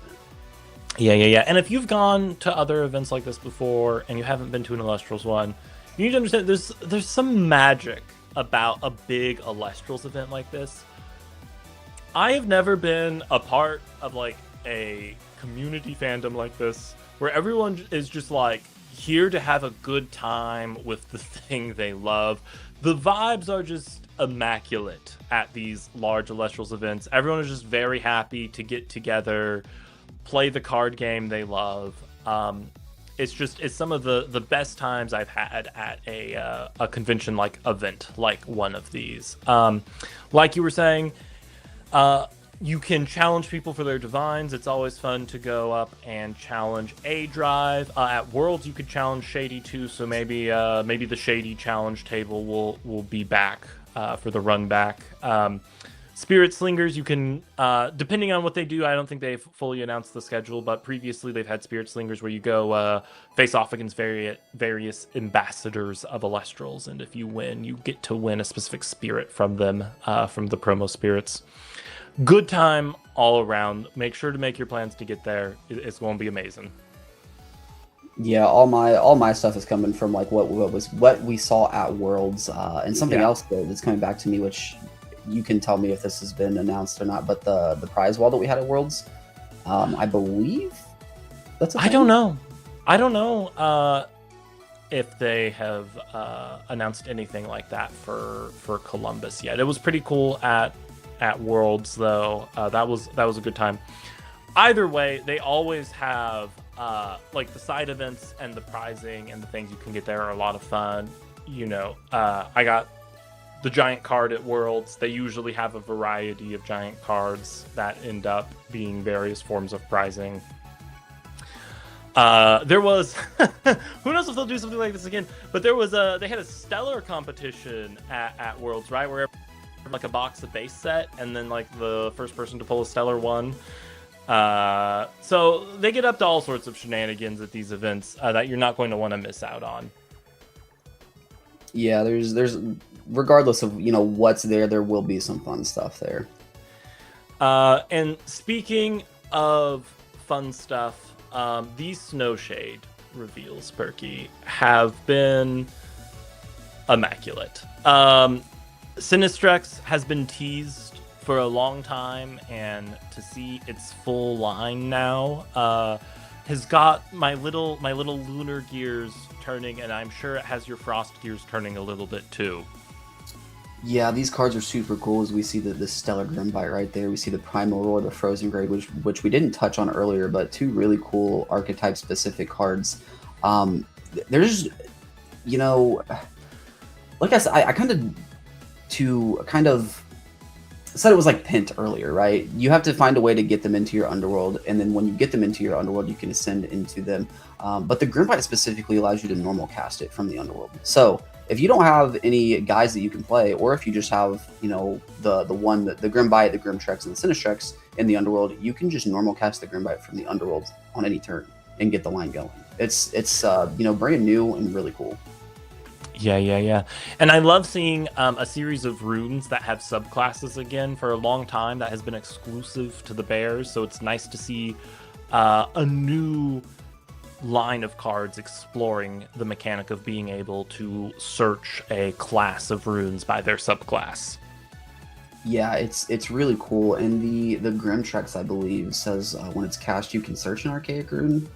I believe it's the Grimtrex. Yeah, so it's like even if it takes you a minute to get them set up in the underworld, whether you're playing like Mill or something, you can search out that Frozen Grave and potentially like dare them to swing into you. It's I just can't wait to see what these cards do. Now, I would also like to say that a card I haven't seen people talk about as much is Midas's Touch. Another Gorgon's Gaze, Dougie Dex Rejoice. Also Tectaris. So back. It's full moon for Tectaris. Yeah, because Tectaris gets the buff. It's like Volcari's. It gets the buff for every Earth enchanting on the field, right? Enchanting Earth on the field. Yeah. So you not only get to turn off their Elestral, you get to get attack value off of it potentially. So you can use it both as a Gorgon's Gaze and as like a battle trick with Tectaris. Yeah, and I think what's really cool to me about the Midas Touch specifically is the fact that you have to control an Earth Elestral to use it. So like, I know you kind of mentioned it's like Gaze, but it's like not nearly as bad in my opinion. Well, yeah, it's we have Dreamlock 2 now for Lunar and Glacial Stasis for Frost, right? We're seeing kind of retrained versions of Gorgon's Gaze, right? That also give you kind of ways to play around it. If you're playing into an Earth player, maybe you have a way to like remove their one Earth Elestral before you try to pull the move you're about to pull. Yeah. It's I mean these are obviously very good cards, but it's really cool, and shout out to the team for figuring out these different cards to kind of break down Gorgon's Gaze into. Gorgon's has just been so prominent for so long, and it's like it feels bad playing into sometimes. You just want to play the game, and it's just a card that says no, you can't do anything. So it's really cool to see these broken down versions of it. Yeah. So I'm going to be very excited for Snowshade. Reveals this whole month, right? So keep an eye on the Elestrals social media accounts, whether that be X, Instagram, YouTube, wherever you like to hang out for your social information. See the awesome Snowshade that's coming out. We got new divines and all of these exciting things to get revealed to us soon. Yeah, I can't wait to see what those divines do. I mean, Hades has a Morfrost Eye on his cape, so Draco form is a Hades champ, right? There isn't a vanilla Draco form that we've seen yet. Yep. Yeah. So we have that, and then we have the Dratumbra line with Lorogon and Dimension, right? Who are also being revealed as champions in their kind of native form. Maybe there'll be a non-champ version in the set too. We don't know yet. Yeah, I can't wait to see the upcoming reveals. There's just so many cool cards. I mean, Sunstrike has been such a blast. Like, I don't know about you, but I've had so much fun just watching Sunstrike and being a part of the community. Like, I cannot wait for the next set, Snowshade, and just to see what people cook up. Absolutely. Sunstrike has been funny for me though, because I fell in love with Dougie very quickly, and have just been having a lot of time with Dougie and Dugabus, whether it be the crab version that's more casual, or the Dionysus version that's more fun. But it's really fun to see the decks people are bringing out, and it's fun to see the diversity of the meta, right? You have kind of the slow grind game with Hera. You have the much more kind of aggressive game plans, like the Lunar deck we just saw, your Sulfuries, your Hephaestuses, and stuff like that. So it's nice to see a wide range of decks in play. Oh yeah, there's just so many things, and that's one of my favorite things about Elestrals is I think there's so many other decks out there that that can compete, and that's we've kind of mentioned it earlier. Can't wait to see what randomness shows up today. That's always my fun thing, or the thing I want to see in these premieres is like, what's the random deck that pops up and makes top 8, top 16, whatever it is. There's so much that's just underexplored in Elestrals, and can't wait till some of those decks show up. Yeah. I mean, it's funny to think now, because back when we started in Daybreak, the pool of cards was small and like consistent enough that you could kind of basically wrap your head around every viable deck, because there was only like a handful of optimal combinations of things, right? Each set that has come out, shout outs to the design team. The cards have just gotten more and more good, and I don't necessarily mean in like a power creep way, although we had a little bit of that tooting that took place in the last couple of rounds of sets. But I just mean, like, on average, the usability of cards and the synergy of cards in the set has gone up over time, which means like when a set drops now, I'm like, oh, I could see myself doing something with almost like every card in the set, but I only have time to wrap my head around like maybe 2 or 3 decks. So let me pick like an obvious meta deck everyone's excited about, like one really weird thing I want to try to cook, and then one kind of like normal thing, Yeah, and there's always those cards that you might not think about right up front, but then they always come up. Like for me, it was the sloths. Like the sloth read very strong, right? And it turns out they are very strong, but up front I wasn't too sure about them. And it's actually the same thing with me and Hera. And I couldn't have been more wrong about Hera. Oh my gosh. Hera is insane. Yeah. Hera just took a few casters to kind of like really love and figure out the math on it for. And I feel like that'll happen with Ares. You were saying earlier, right? It's going to take a special caster to figure out the like optimal combo lines, and I believe they're there. I believe there is a slumbering beast that is Ares that like someone just hasn't put enough time into to quite figure it out yet. And in some tournaments, someone's going to show up with like the optimized Ares deck and it's going to blow everyone else out of the water because they weren't prepared for it. Yeah, this is our challenge to the community. Be that person. Be the one to figure out Ares and bring it to the next premiere, please. And we were talking about Zeus earlier today as well, right? Like Zeus is a deck that like people tend to ignore, and someone will just like show up with it and then like get their way into top 16 or whatever because no one was expecting the Voltempest. Yep, that's the best part about Elestrals, I will say. Yeah. The surprise Voltempest or the surprise decks? The surprise decks. I've been hurt by quite a few surprise Voltempests before. Both champ and regular Voltempest. They will get you. It's a good time though. It's a good time. There's another deck that I keep messing with that has shown up a little bit, but I'd like to see more of is what I love to call Angry Eights. An Angry Eights is just like the Dionysus Ascension deck. Instead of going like the Dougie way, like everything in Dionysus, if you play like the Havacub and the Latagon line and stuff, instantly becomes an 8 because a Havacub with a Thyrsius is an 8. If the Havacub kills something, it turns into an 8 with Pulveror. A Drataya turns into Latagon, which is an 8, right? So the Angry 8 deck is a deck which I feel like might have some like room to grow and do something good, but the gambling with Dougie is a little too much fun, so I keep doing that instead. Yeah, I mean, and then the Pulveror recycles your runes, right? So you just reset the burn chalice. Yes, you can recycle chalice. The problem with Pulveror is you do have to deal damage to your opponent to get the recycle. Gotcha. But that's not the hardest thing in the world. No, for sure not. Especially you go to the Latagon first, you clear their back row. Makes sense. Then you get the Pulveror, start doing damage.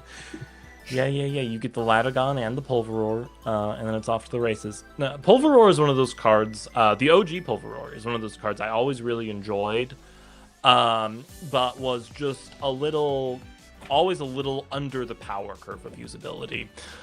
Like a lunar deck I always love to mess around with is like Fawnlit, Artemis, and Pulveror. Because normally you go Fawnlit, Artemis, and like you pass your turn. But if you have Pulveror, you go Fawnlit, Artemis. Also now this Fawnlit is a Pulveror, and your opponent goes, wait, what? Which, with the prominence of Full Moon and those lunar decks that can put all of the spirits on the field, maybe you...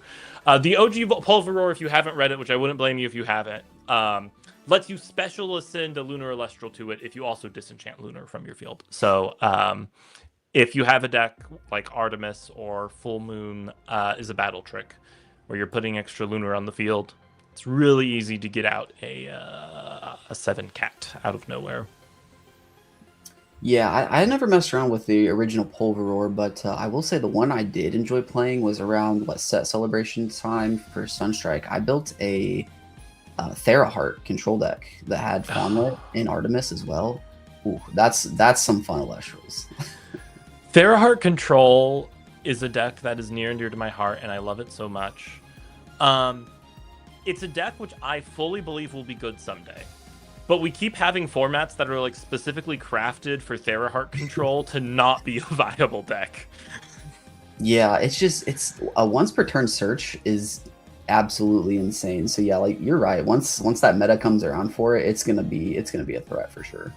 Yeah. It's a deck that does what it needs to do consistently. Theraheart, Champion of Artemis, if you're not aware, every single turn you can search a lunar counter rune for free. You don't have to re-enchant it, you don't have to Nexus, just as an active action, you can choose to search a lunar counter rune. The suite of lunar counter runes you can search is insane. You have Artemis's Deadshot if you're playing Artemis, which lets you disenchant from your Artemis to pop something when it's cast. You have Rise from the Shadows, of course, to recur your dudes. These days, you now have Dreamlock, which lets you Nexus a lunar and then suppress and negate an effect, kind of like a mini Gorgon's Gaze. You have your OGs like Dense Fog, of course. If you're doing Full Moon shenanigans, you can go get yourself another Full Moon. Theraheart is just such a versatile, good card. We keep being in these formats, though, where like turtling is not a super viable strategy. There's either too much back row removal or there's like Theraheart is a 6/6, which is like pretty good for a 2-drop, but like a Sloth can just kill it. So I don't. All the pieces are there for Theraheart to be awesome. I love that deck, and I believe that one of these days we will run up into a format where all of the top contending decks don't just like instantly win against it. So Yeah, for sure. Hey, who knows? Maybe we'll see it next round. Never know. hey, it could be there. It could be there. I got my 3 Stellar Full Art Artemises for whenever that deck is viable. That's such a great card. All right. Well, it's been wonderful yapping with you, Perky. But I believe it is my time to go take a little break and rotate out so Jacques can come in and enjoy some of these immaculate yaps with you. So I will let you two take your capable hands and get them on the stream, and I'll see you all for round 5. But you all are going to stay here to watch round 4.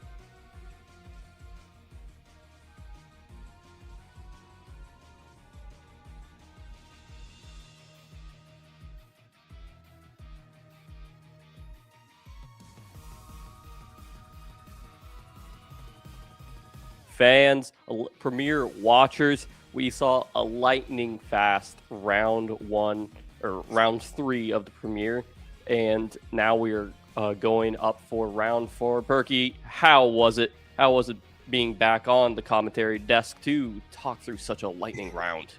Yeah, great to be back. I got to brush up on my commentary, man. I missed the temple being down there a couple times. I gotta wake up this morning, but yeah, super cool game. Shout out to Gatsby for pulling that one out. Really cool to see the lunar, the lunar brew, the full moon battle trick stuff come out, and shout out to Julian for dropping a big Chronodial tape game too. That was a really cool set.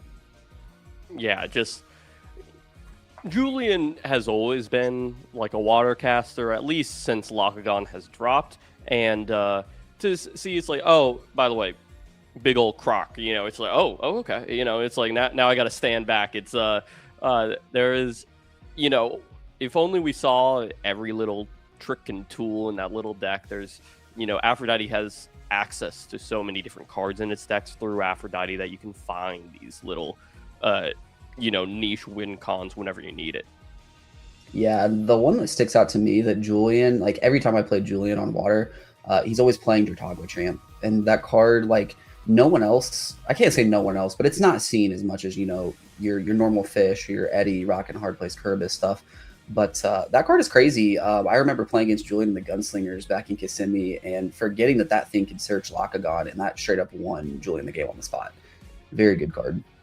Yeah, and the foamy champ of Aphrodite as well, just it's your divine searcher, but also like your wincon searcher, your ability to like extend games, set up game plans. Very powerful card. The Aphrodite decks for sure just have like a really high floor on what they can do as long as champ foamy is their divine searcher. Yeah, I mean, really all they need is one guy to stick, and then they're off to the races. I mean, with the Nexus, the Enchanting the Field, you can immediately go into a 3-drop, if not a 2-drop. So, yeah, very, very good deck there. Super consistent as well. Yeah, and meanwhile, on the Lunar side, it's happened a little bit here and there that, like, Full Moon is that combat trick, but when it's a little rare. But the reason why it's a little rare is because if it ever happens, you instantly win the game. You don't remember when it happens because there's not another turn left in the game. You're going to, deal an extra 2 to the opponent and then probably crack in for 5. It's really backbreaking. Yeah, especially when you have Temple up. I mean, we've never seen a Nobby sitting in defense not get destroyed in battle, but Full Moon and Temple can make that happen. Yeah, he's just the one sitting there. It's like, Tsunami has always been like a natural predator for these lunar decks. It's because the lunar decks generally have to move to attack. They have to attack in, and this is how they remove things. There's not too many ways to directly remove a guy in lunar. So Tsunami especially effective, so much so that's Spectrus was often cast in water just because it's like, oh well, I can't beat this card, so let's try to beat it, I guess. Yeah, I mean, just getting put into defense, even something like Alter, really big as well into the lunar decks. But yeah, I mean, they're called lunar aggro for a reason. And they do the battling very well, I will say. Yeah, it's aggro in Elestrals is less so defined about it's like, oh, trying to get across the finish line. It's like, okay, how do I turn this one guy into a second guy and get all the way there?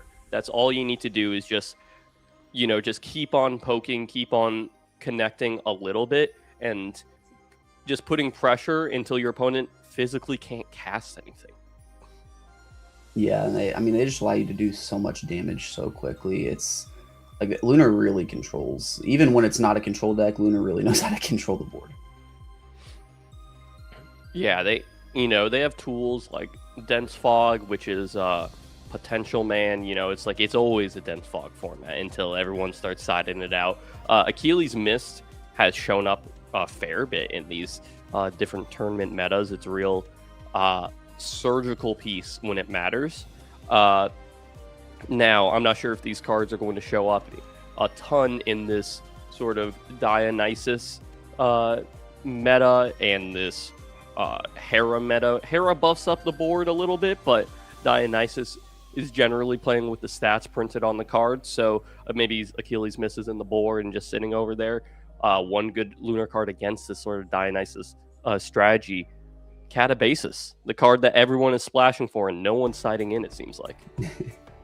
Yeah, Catabasis, very, very insane card. The fact that you can disrupt your opponent and draw a card is just so good. And, you know, back to the, is it Achilles Mist? There's no way I'm pronouncing that right. But Achilles? Excuse you? Yeah, you get it. You know the card we're talking about. Another very strong card. It's one that I feel like should be in more side decks than it is. Like, I'm surprised it hasn't come up more. It's just winning a battle like an Argo, which, I mean, you know, you got to have certain metagames for Argo to be super popular, but even, you know, changing stadium math, whatever it is, I feel like the Mist is just a very good card. Yeah, the Mist, as the Fire Artifact deck has stepped down a little bit because it was really good versus Tongs. That deck has stepped down a little bit as Solar, because Solar always had their stadium up, most notably with their Nova Cores.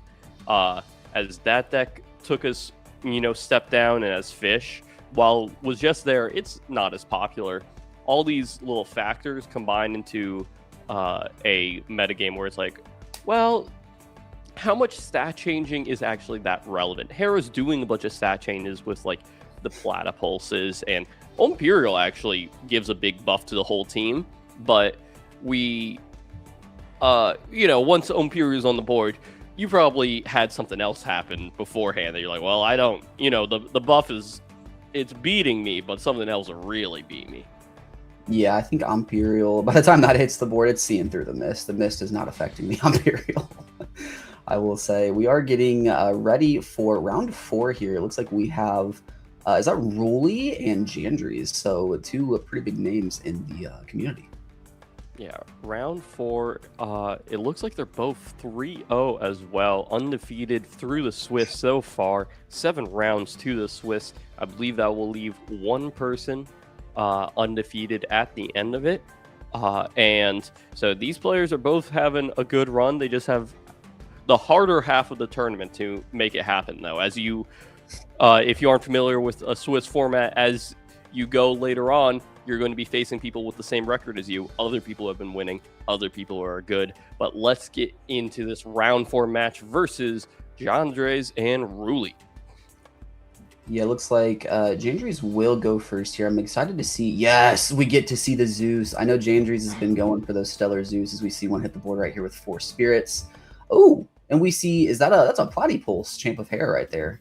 Snap Platypulse probably going into a 2-drop right now, and that is the Rice Ridge Champion of Hera. Immediately get it on the board. Not the normal way you get into this, but you know, it's it is going to reveal the Gorgon's Gaze, a Riceros champ, there's an Astrabbit, and I want to say a Galvenom. Yeah, it is an OG Galvenom. You want to tell us about a Galvenom's effect and maybe the implications of it on what it might do on this match?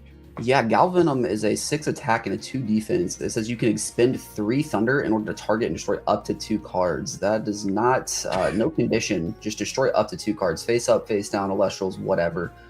Very strong turn 1 right here with a 1-set back row as well on Jandries' side.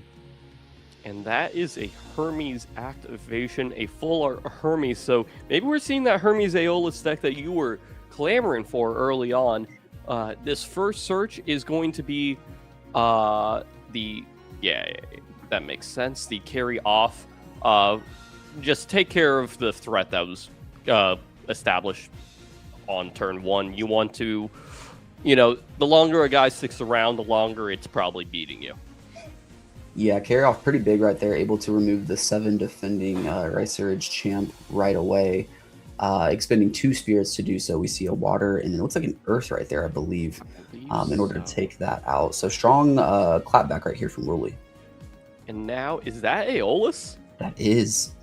Okay, we are seeing the deck. Now, what is this search going to be?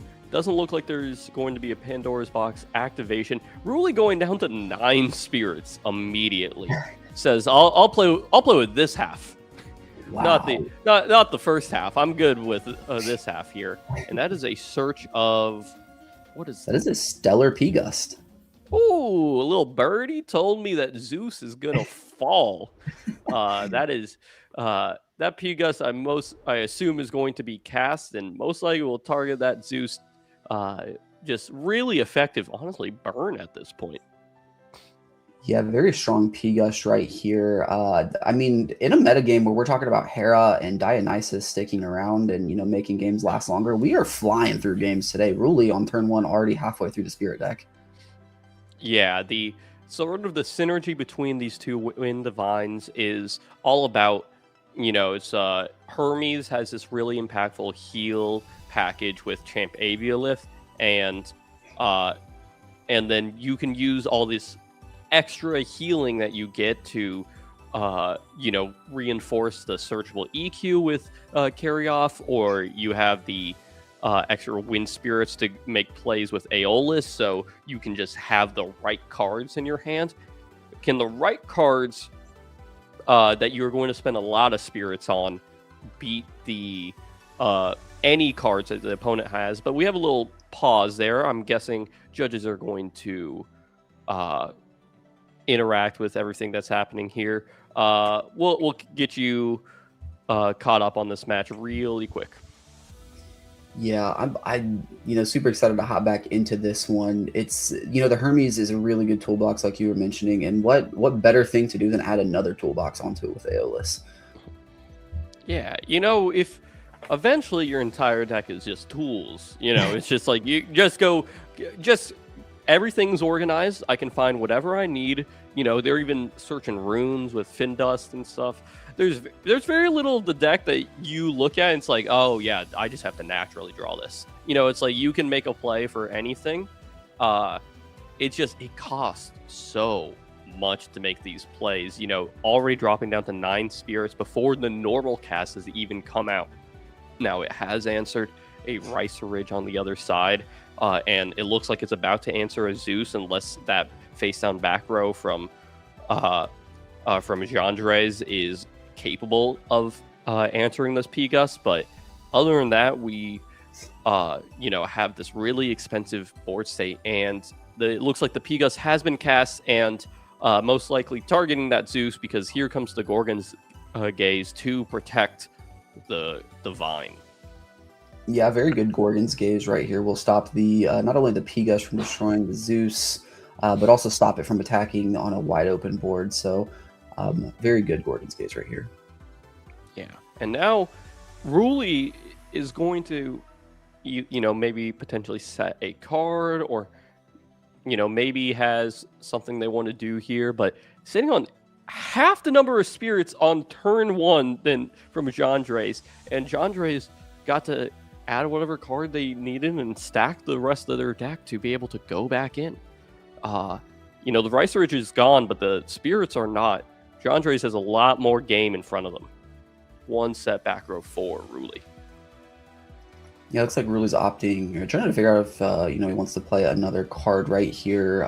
Looks like gonna opt to put it back into the hand and pass the turn. So Jandres will go ahead and draw and play a champion of Hera Astro Rabbit right here. Yeah, and here's that reverse Stellar. He's going to get an extra spirit on the Zeus, and is going to shoot the P-Gust, shrink down that little baby bird that has just turned into gold with the most recent reveal. The Astro Rabbit will walk over it, and it is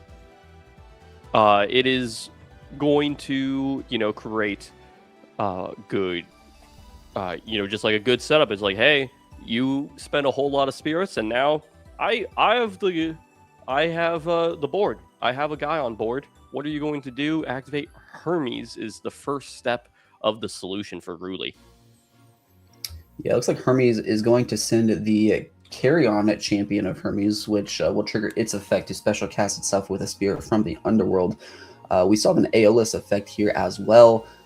This could lead to an Ascension play or to play just to get us some tempo in this game. Tell me about this carry-on search. Is this what you expected whenever Hermes was activated? I think in this board state, it's hard for someone who doesn't know Hermes to say, but I think the fact that you still have an Aeolus to search, I think this makes some sense here. We'll have to see what else really does. Yeah, maybe Champ Aviolith was just not in the cards. I'm already down on spirits. It doesn't make a whole bunch of point to catch back up. Let's just try to get one really good advantage on board and then be able to make a play, as this carry on, I assume, will activate as soon as the shuffling is finished. And here it comes onto the board. Normally you do this for Ascension plays, so I wonder what is going on in Ruli's hand right now. Yeah, and see, there's a couple different options. As we see the Aeolus effect, Disenchant 2 right here to search for a 1-cost wind and add it to hand. Something that we could see here is a Galaxair Champ. If that gets added to hand, it can special cast itself. But it looks like we will see a Champion Findust. Champion Findust, tell me about the implications of what that is going to do for the board. Champion Findust, a beautiful reverse stellar, looking like a soccer ball flying across the screen. So yeah, Findust Champ says, wind that you use to play runes and that are enchanting cards in your field also treat it as earth spirits. And then if it receives 2 or more earths, you can special cast a Findust or Haboofin from hand or deck. So looks like we will add that to hand and Ascend, which will trigger the effect of it receiving 2 to special cast right now. But the Gorgon says no once again. We saw that off the foretell. So it was stacked up on top. Unfortunately, the Haboofin will not be coming out right now. But we have Catabasis. Get the cards back into the deck. Recycle a little bit. I really like Catabasis in this deck, as that Champ Aviolith or these other like toolboxy cards. Once you use the tools, you generally have to say goodbye to them. You can't fill your entire deck with multiple copies of all the tools, or else your draw is a little clunky. This is a perfect solution for that, if you want the option to be able to go back and use them again. Yeah, it looks like the Catabasis bottom deck to the Carry-Off Champ, the Pigus, and the Hermes. Kind of an interesting use of Catabasis right here. I think that's the first time I've seen it used to like recycle instead of disrupt. But it looks like we also see, is that an island hit the board? It is. That is now a 2/5, but here comes the Gal Venom. Gal Venom is going to potentially pop 2 cards, and even if there is a Gorgon's Gaze to answer it, Ruli is dropping really low. So this is really interesting. Gal Venom versus potentially a Haboofin deck, as we all expected when we saw the meta picture. Yeah, this Galvenom hitting the board is super sick. This is exactly what we wanted earlier when we were talking about wanting to see some old cards shine. Galvenom hitting the board right here is insane. A Monster of Eurus. Being able to enchant, is that 2 spirits to be able to protect the Findust as... or Findust is already a 1/6, but it is going to suppress this Galvenom, so the effect cannot activate. But the Zeus's Thunderbolt is just going to shrink this Findust, and this Galvenom is now capable of just walking over it. Yeah, this Monsoon is interesting in this deck. It allowed Ruli to enchant 1 to the A-list to get a search on the follow-up turn.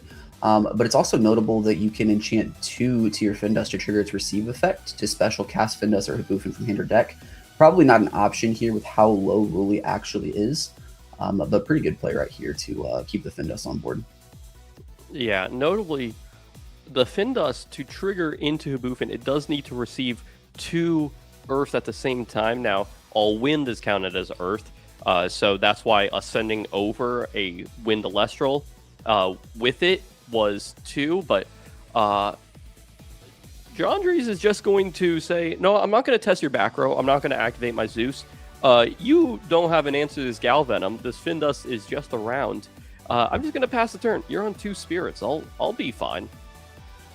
Yeah, so it looks like Ruli will, looks like the set a card right there, and then trigger the Aeolus effect. So gonna go searching for a 1-cost wind. Something that sticks out right here could be a Sorlet. Sorlet can deal with this board and potentially do some damage. However, being down 10 spirits to 2 does not feel good. And you have a bit of history with Sorlet because I wouldn't have even thought about that card.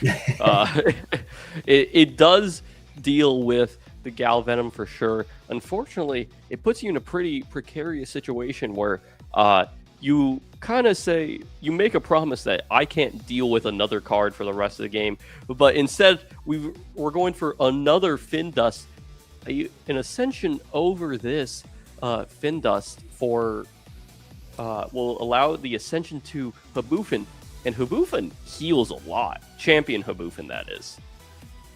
Yeah, see, this one's interesting right here, only being on 2 spirits, unless Ruli has some way to heal, because if there's an ascension from 2 spirits over to this, or onto the current Findust, that'll leave him with 1 spirit, won't be able to special cast a Habufin.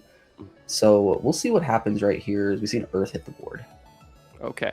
Here we have the Ascension into the Findust. It has received 2 Earth, and I believe the spirit count that we have in the graphic was just corrected, as we have 2 spirits left. So this is great. This will allow, without any having to siphon off this Champ Habufin, be able to play a rune and then start healing back up. Maybe we'll start playing really exciting runes like, we have Ambrosia Cornucopia. Has great synergy with Habufin. Draw cards, you're already healing up, heal up more, just keep it humming.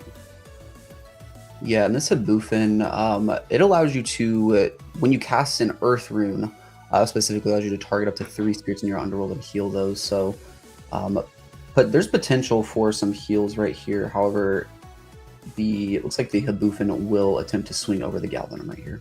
Yes, and because the Findust is still around, that Habufin is a 9.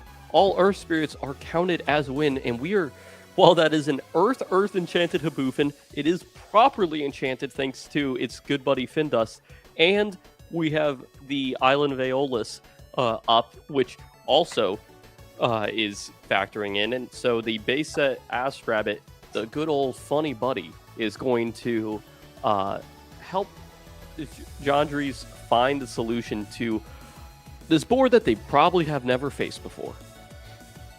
Yeah, and I think if you're Jandries, you're completely fine with playing the Rabbit right here to try to find an answer.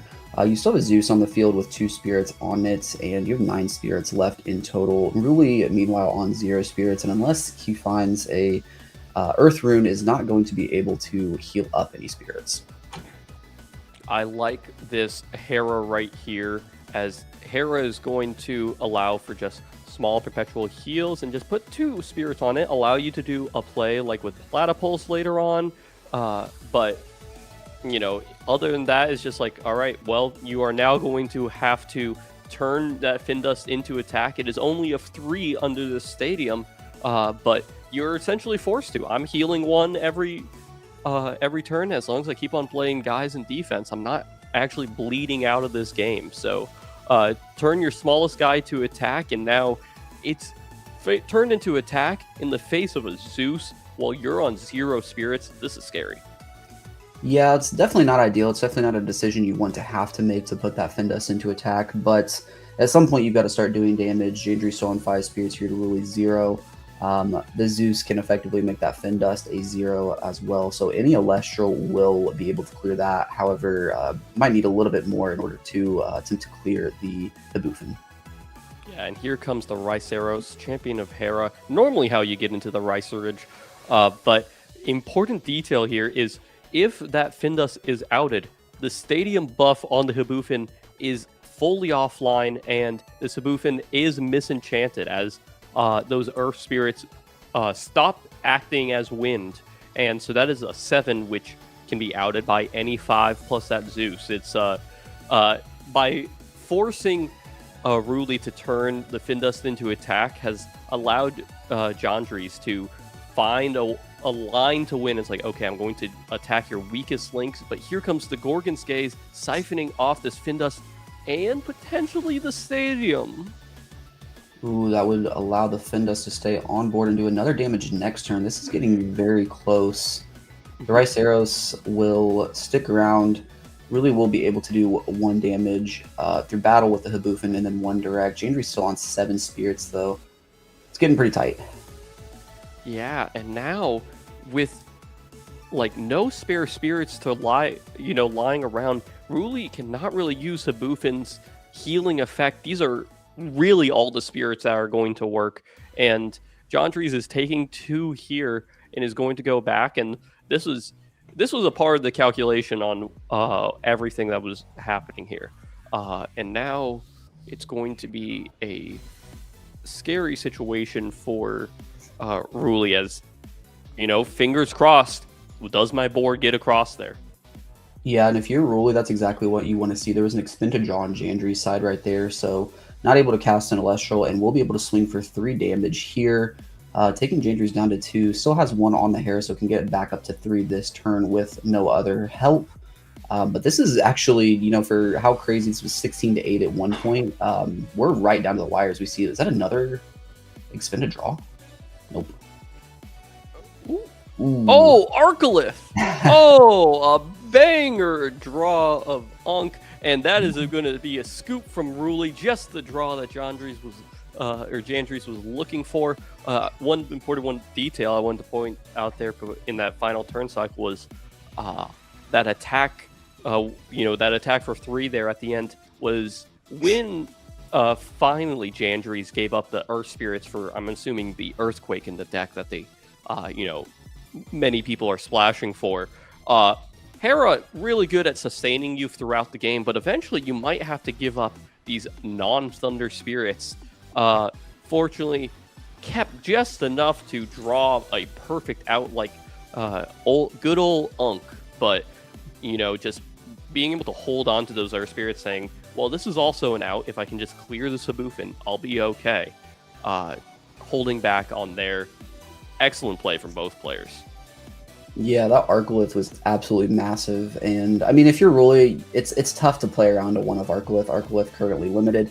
It's tough to play around the one of, even though you're sitting there with a 1 attack, 6 defense Findus in attack position. You just kind of have to hope they don't draw it, and luckily for Jandries, that's exactly what he drew. And also want to point out, Arcolith in a Hera and Zeus deck is absolutely insane, because Arcolith allows you to just enchant 3 spirits from your Underworld to your field.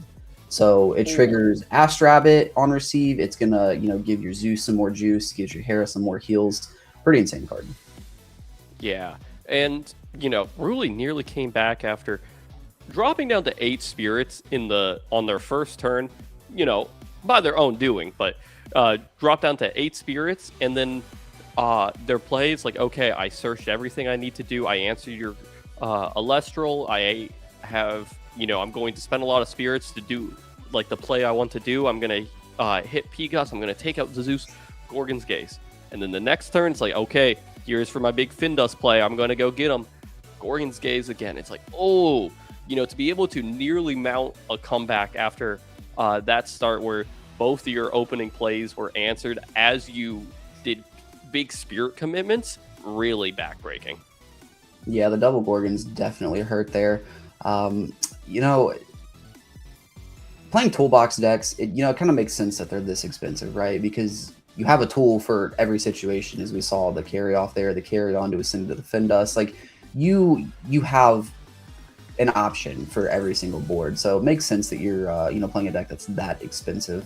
It looks like we will be getting into siding right here. I'm curious to see if Ruli is attacking anything in the side for Hera. The Monsoon we saw in main can turn off the Hera for a turn. What do you think we're going to see right here from Ruli? Maybe we get tornadoes, and just for sometimes the Heras, they will juice up their Hera with maybe like 4 runes, and it's not super effective because they're still going to have a Hera in their hand and eventually heal back all those runes. But we're looking, the same reason why we spend a whole lot of spirits early to make, to find the right cards to go into the toolbox and stuff, is the same idea on like why Tornado might be a card that they're considering. We're playing for tempo. If Hera has infinite turns, it's going to heal up everything all the way back, and you probably can't beat it. But you might be able to beat it on turn 5 before they get to turn 10, before they get to turn 100. It's the idea of like, okay, I'm going to get a good positive exchange this turn that is bad in the long run, but it's good for maybe the lengths of the game as long as I can convert that into an actual win. If you use Tornado on their Hera, you're down a card. They still have the card, within their grip, and you just spent a card. But instead, if you beat them before that card disadvantage matters, that's a win. Effectively, the card that you used, every card in your opponent's hand, whenever you win the game, is card advantage still. It's like, if I had no cards in hand, my opponent had 5 cards in hand whenever I won. I drew 5 cards with that final attack. That was great. It looks like we will see Ruli take first right here in game 2, immediately playing an Aeolus for 5, disenchanting 2 to search for a Nimbug. Pause for everybody who's familiar with the Sunstrike format. This is not the Nimbug that you're familiar with, Aeolus searching. This is that the original Nimbug, or I think there's a couple Nimbugs with their different names. I have no idea what is happening. Are we seeing potentially a Charcoon or a Syracuse type deck? Base set Nimbug. You can expend Wind in order to special send this Nimbug to Syracuse from hand or deck. Okay, and there it is. The Syracuse, I believe, has hit the board. I don't know what this card does, I'll be honest. Okay, Syracuse, during your draw phase, you may expend Win in order to special send the Syracuse to a Stratomoth from hand or deck, doing it the old-fashioned way. Now, will we be going into base set Stratomoth? We might be doing something a little different, but that's a 1/6 on board, and really spent 5 fewer spirits than they did last turn 1, so really efficient gameplay at this point. Yeah, this is pretty crazy play right here to see OG Nimbug hit the board to get into the Syracuse. As we see there's the Riceros, like you pointed out the last game. This is the typical way to get into the Ricerage. Yeah, and here comes the Zeus. And notably, these Hera cards, they work well with Hera. You're going to heal up a bunch, but Hera is just big old Nexus Bank. Zeus is also a big old Nexus Bank if you need it to. It's just, it's not quite an extra copy of Hera, but Hera never helps you win battle also, unless, there's cards synergizing with it. So maybe this Riceros will convert, but no, a Gorgon's Gaze from Ruli, but 3 setback for Jandries. As we go into Ruli's turn, I think there is a activation in the draw phase of both the Syracuse, but also a Gorgon's Gaze from Jandries. Maybe next turn. Yeah, this thing will probably stick around. We'll see what else happens. Meanwhile, this thing, just sitting there in defense really will start to get to build up some tempo right here. The Riceros is a 5 defender, which is absolutely massive. But if there's one thing that we know about Hermes and Aeolus is the toolbox have answers for everything. Mm-hmm. Yeah, you were considering cards that might not even be in the deck, and Jandries kind of needs to do that too. It's like, what if they do have the Sorlet? It's like, can I beat that? And you don't get to look into their toolbox ahead of time. You just have to believe that they might have it and try to make the best plays around potentially 30 cards that they could have, at their fingertips. Yeah, being able to grab any Wind 1 cost here is absolutely insane, but we will see a disenchant from Aeolus to go ahead and grab a 1 cost Wind Elestral. We'll see what Ruli opts for here. We are going to see... Is that the Sorlet? That is the Sorlet. Or is that the Peak Gust? Yeah. I think it's a Sorlet. I believe a Stellar? Or yeah, maybe Stellar from the original Kickstarter promos, I believe. Yeah, you're well familiar with your high rarity cards. If you guys have any high rarity cards, you can just at Perky, he might be interested. And here comes the Sorlet coming down, cute little baby, and Ruli spending every spirit all the time, but is making strong, powerful plays. No way the Syracuse moves to attack. Ooh. That is crazy. That's a misplay on Ruli's part, forgetting that it was Gorgon's Gaze in the draw phase of this turn. That Syracuse will not be able to attack. Ooh, that is a smart call. It feels, I don't know, the draw phase is such a weird time for things to activate normally, so it's like you might have forgotten that it actually happened, but it's like, okay, well, the shield is going to bounce the Sorlet back to hand. Jandries is now set up potentially to go into the Risa Ridge and whatever the normal summon is going to be, or normal cast is going to be. Yeah, Rice Ridge, pretty big right here, going to get some card advantage for Jandries while being up on Spirits, only staring down a 1 attack Syracune, 1 face down. If you're Ruli, you're hoping that face down can, save your Syracune so you can potentially get into a Moth on the next turn. Yeah, it reads... I don't think this play is going to, even if the Syracune could attack, maybe that was Pandora's Box instead, this play reads as I have a Tsunami. So I'm going to deal with that. And is that a Thunderstorm found off this? That might break every plan that Ruli has. If you have to cast this Thunderstorm, or you have to cast this Tsunami now the 6th defense might be really bad to whatever this normal cast Jandries has. Yeah, that is a Thunderstorm target.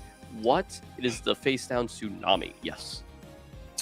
Yeah, so that's decent if you're really hoping that Jandries doesn't have another answer. We'll see a Rabbit, which unfortunately will, if you're Ruli, will flip the Syracune to a 1 defense by returning a Spirit from the field to the Underworld, if I'm not mistaken. Yeah, incredible sequencing by Jandries, just knowing that's like, okay, that's probably going to be a Tsunami. Why else would they put this guy to attack? So once I found the Thunderstorm, I'll remove that, and then I'll have the answer for it once the back row is cleared. But did not clear it in that case. What do you think happened there? Does it have to from your Hera, the Ass Rabbit specifically? But nonetheless, we are getting a Ascension the old school way up to straight him off. No interaction at this point. And Aeolus is around to be the Nexus Bank that Champ straight him off once. I assume it's going to be Champ straight him off. Don't throw too many curveballs at us, really. So to clarify, the Ash Rabbit is when you return. It does not have the ability to do it itself. So when you return. Yeah, so the Tsunami actually really big on Ruli's side right there to get into the Champ Stratomoth. Okay, I apologize. I thought it could return itself. Much like how the how the Riceros can make its plays off of Zeus. The Ash Rabbit cannot. So, this sort of friction of, it's like you can only have so many copies of Hera on your deck. And here comes the Champ straight him off, the box topper version. We are having a Nexus off this Aeolus, and now we're going back into the toolbox. Ruli down to 5 spirits. What do you think is going to be the search here? I think most likely Nemisail, I think, makes sense here. Nemisail being a 3 attack, we'll be able to clear the Rabbit. There is one unknown face down on Jandries' side right here. However, healing up if you're Ruli is very important here. But if that face down is just a bluff or something not activatable, then the Moth can clear the Racer Ridge, and a Nemisail potentially can clear the Rabbit. Yeah, and we do have the Sorlet in hand still, but no, we have an Exaltair. We are going to get a large board, I assume, because if the island is searched out. Yeah, this Exaltair Champ on cast can search for an Aeolus or an Island of Aeolia. So looks like we will see this hit the board right here. Ruli will be able to search again. Yeah, but is that dropping down to 2 spirits? Does not go down to the Nemisail, as they're dropping down to 2 spirits before their normal cast has happened. That is a water cast Exaltair. Just picked an Elestral with stacks is what they did there. Yeah, 4 attack is 1 higher than 3 on the Nemisail, so if that's what you're going for. And I mean, it did work to clear the Rabbit right here. Mm-hmm. But here comes the Tsunami from Jandries as well. And dropping down to 2 spirits for Ruli. If there is any ascension over this Risa Ridge into an Elestral, it Ruli could go down to 0 spirit. 3 spirits, excuse me. They've corrected it a little bit, but the Zeus is still around to help out the Stratomoth that has 6 defense A 4 attacker clears this, and there's a 5 attacker on board right now. Yeah, this is not looking good for Ruli right here. But you're just at this point looking for something that's bigger than a 4 to clear this Exaltair. But this Exaltair isn't really too threatening in this board state. It's not like it's going to deal with the Racer Ridge on its own. Being up so many spirits right now, you have to feel pretty good if you're Jandries. Oh, just is going to activate Zeus to get the spirit parity that you need to cast Resting on your Laurels, and the Zeus shrunk down this Stratomoth. Here comes the Racer Ridge to walk over said Stratomoth, and Ruli down spirits, down on board, down on cards, down on their luck, it seems. And add insult to injury. Looks like we see a Hera hit the board right here for some healing over each turn. But we will see a Racer Ridge trigger right here, seeing Panda Box, Champ Rabbit, OG Rabbit, and is that a Platypulse, I believe? It is a Champ Platypulse, the cutest little buddy. Is just trying to figure out which ones to send to Underworld and which ones to send to hand. All of this is just dotting your I's, crossing your T's, making sure that I'm doing everything right as I'm, I don't want to give up an advantageous position by playing loose.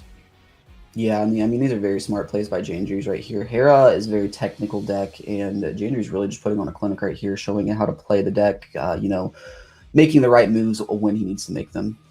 Not only the right moves, but also sequencing correctly. That entire play was like, okay, I need to activate Zeus, so my Resting is online, as the concession will come out of Ruli. Congratulations to Jandries with, honestly, a pretty solid 2-0. Just was able to pick apart the boards, but that sequencing there on that final turn was beautiful. Just said, okay, I don't have the spirit deficit for this Resting to be online, so I'm going to activate my Zeus and then cast Resting and then cast Hera, and not even going to use the normal cast in that situation. You cast the Hera first, just out of instinct of, I want to heal. Let's start with the heal, so I know exactly how many spirits I have. That would have turned off the Resting entirely. Really, really surgical play there to just suffocate Ruli out of any winning position. Yeah, and something I'm curious to see is if Thunderstorm was a main deck or a side deck option here. We saw it hit the board in game 2. Makes me think it's a side deck, but once, that's just, Thunderstorm's the only real way to deal with Hera at this point, right? You can't Spoiled Fruit Hera. You can Tornado it, but then it just comes back next turn. Then if you can't deal with that one, then it just gets back all the spirits that were on the first one. It happens over turns, but Thunderstorm is truthfully the only way to deal with a Hera. So really cool to see. Well, pause there. We had another way that was interacted with, but P-Gus is normally very effective at taking out these things, especially in combination of things with Altar Stars and Monsu of Eurus that we actually saw. But I think we've talked plenty about that match. We've discussed all the different lines and how well that Jandries played. I have a little game for you. How many Elestrals can you, Perky, Perky, name in 1 minute? You've been playing the game for quite a while. You should know maybe all of them at this point. How many can you name? I will pull up my clock. What is the record here? Do we have a record? I have not a clue. I'm sure they'll let us know soon if we have a record. Yeah, somebody will tell us. Look. If you only know the record, you're not going to, think about infinity. You can name them all. There's what? There's 7 expansions out. You could name all of the guys. All right, I have 1 minute on the clock. Are you ready? They just gave us the number. It's definitely over 30. I don't think I'll be hitting over 30, but we'll see. All right. I'll start as soon as you name the first Celestial, okay? All right. Okay, ready? Catarant, Iwooly, Snowlit, Asprowl, Blizztrix, Morfrost, Riceros, Racer Ridge, Astrabbit, Cyprong, the Drataya, Lotagon, I'm blanking, Hopperoo, Rumantis, Lumaru, Rumantis, Equilinx, Kindleo, Boombat, Sonocore, Novacore, Glimbat, Gloombat, Phasmacore. Oh, why am I blanking? Quackle, Jolton, Arcolith, Lavalith, Moralith, Aviolith, Necrolith. I'm blanking You have now. 30, I believe. What's the horse? It's in my head, but I can't think. Aromare, Glidesdale, Turtles, Vesuvatuga, Krakatuga, Bulltuga, Cyanectar, Smoltuga. That's time. That's time. I believe I had 37 there. 37 Elestrals. Oh my goodness. That's better than I thought. That was. Wait, I know you're naming cards that, you just have never thought of before. Did you name Astrabbit even?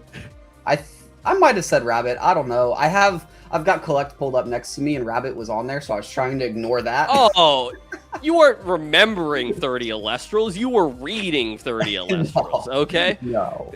You had the large scroll in front of you. It's just like, it's like, come on, can we get one of the judges? I'm sure they're not busy. It's get one of the judges to watch you next time. That is ridiculous. What are you I will say, I got Collect next to me. Well, I had it pulled up to see which art of the Astrabbit we saw, which was the Shattered Stars Astrabbit. Fun fact. However, the lifts are a cheat code in that game. I will say, I think I forgot 3 of them, but once I thought of one, they just kept going.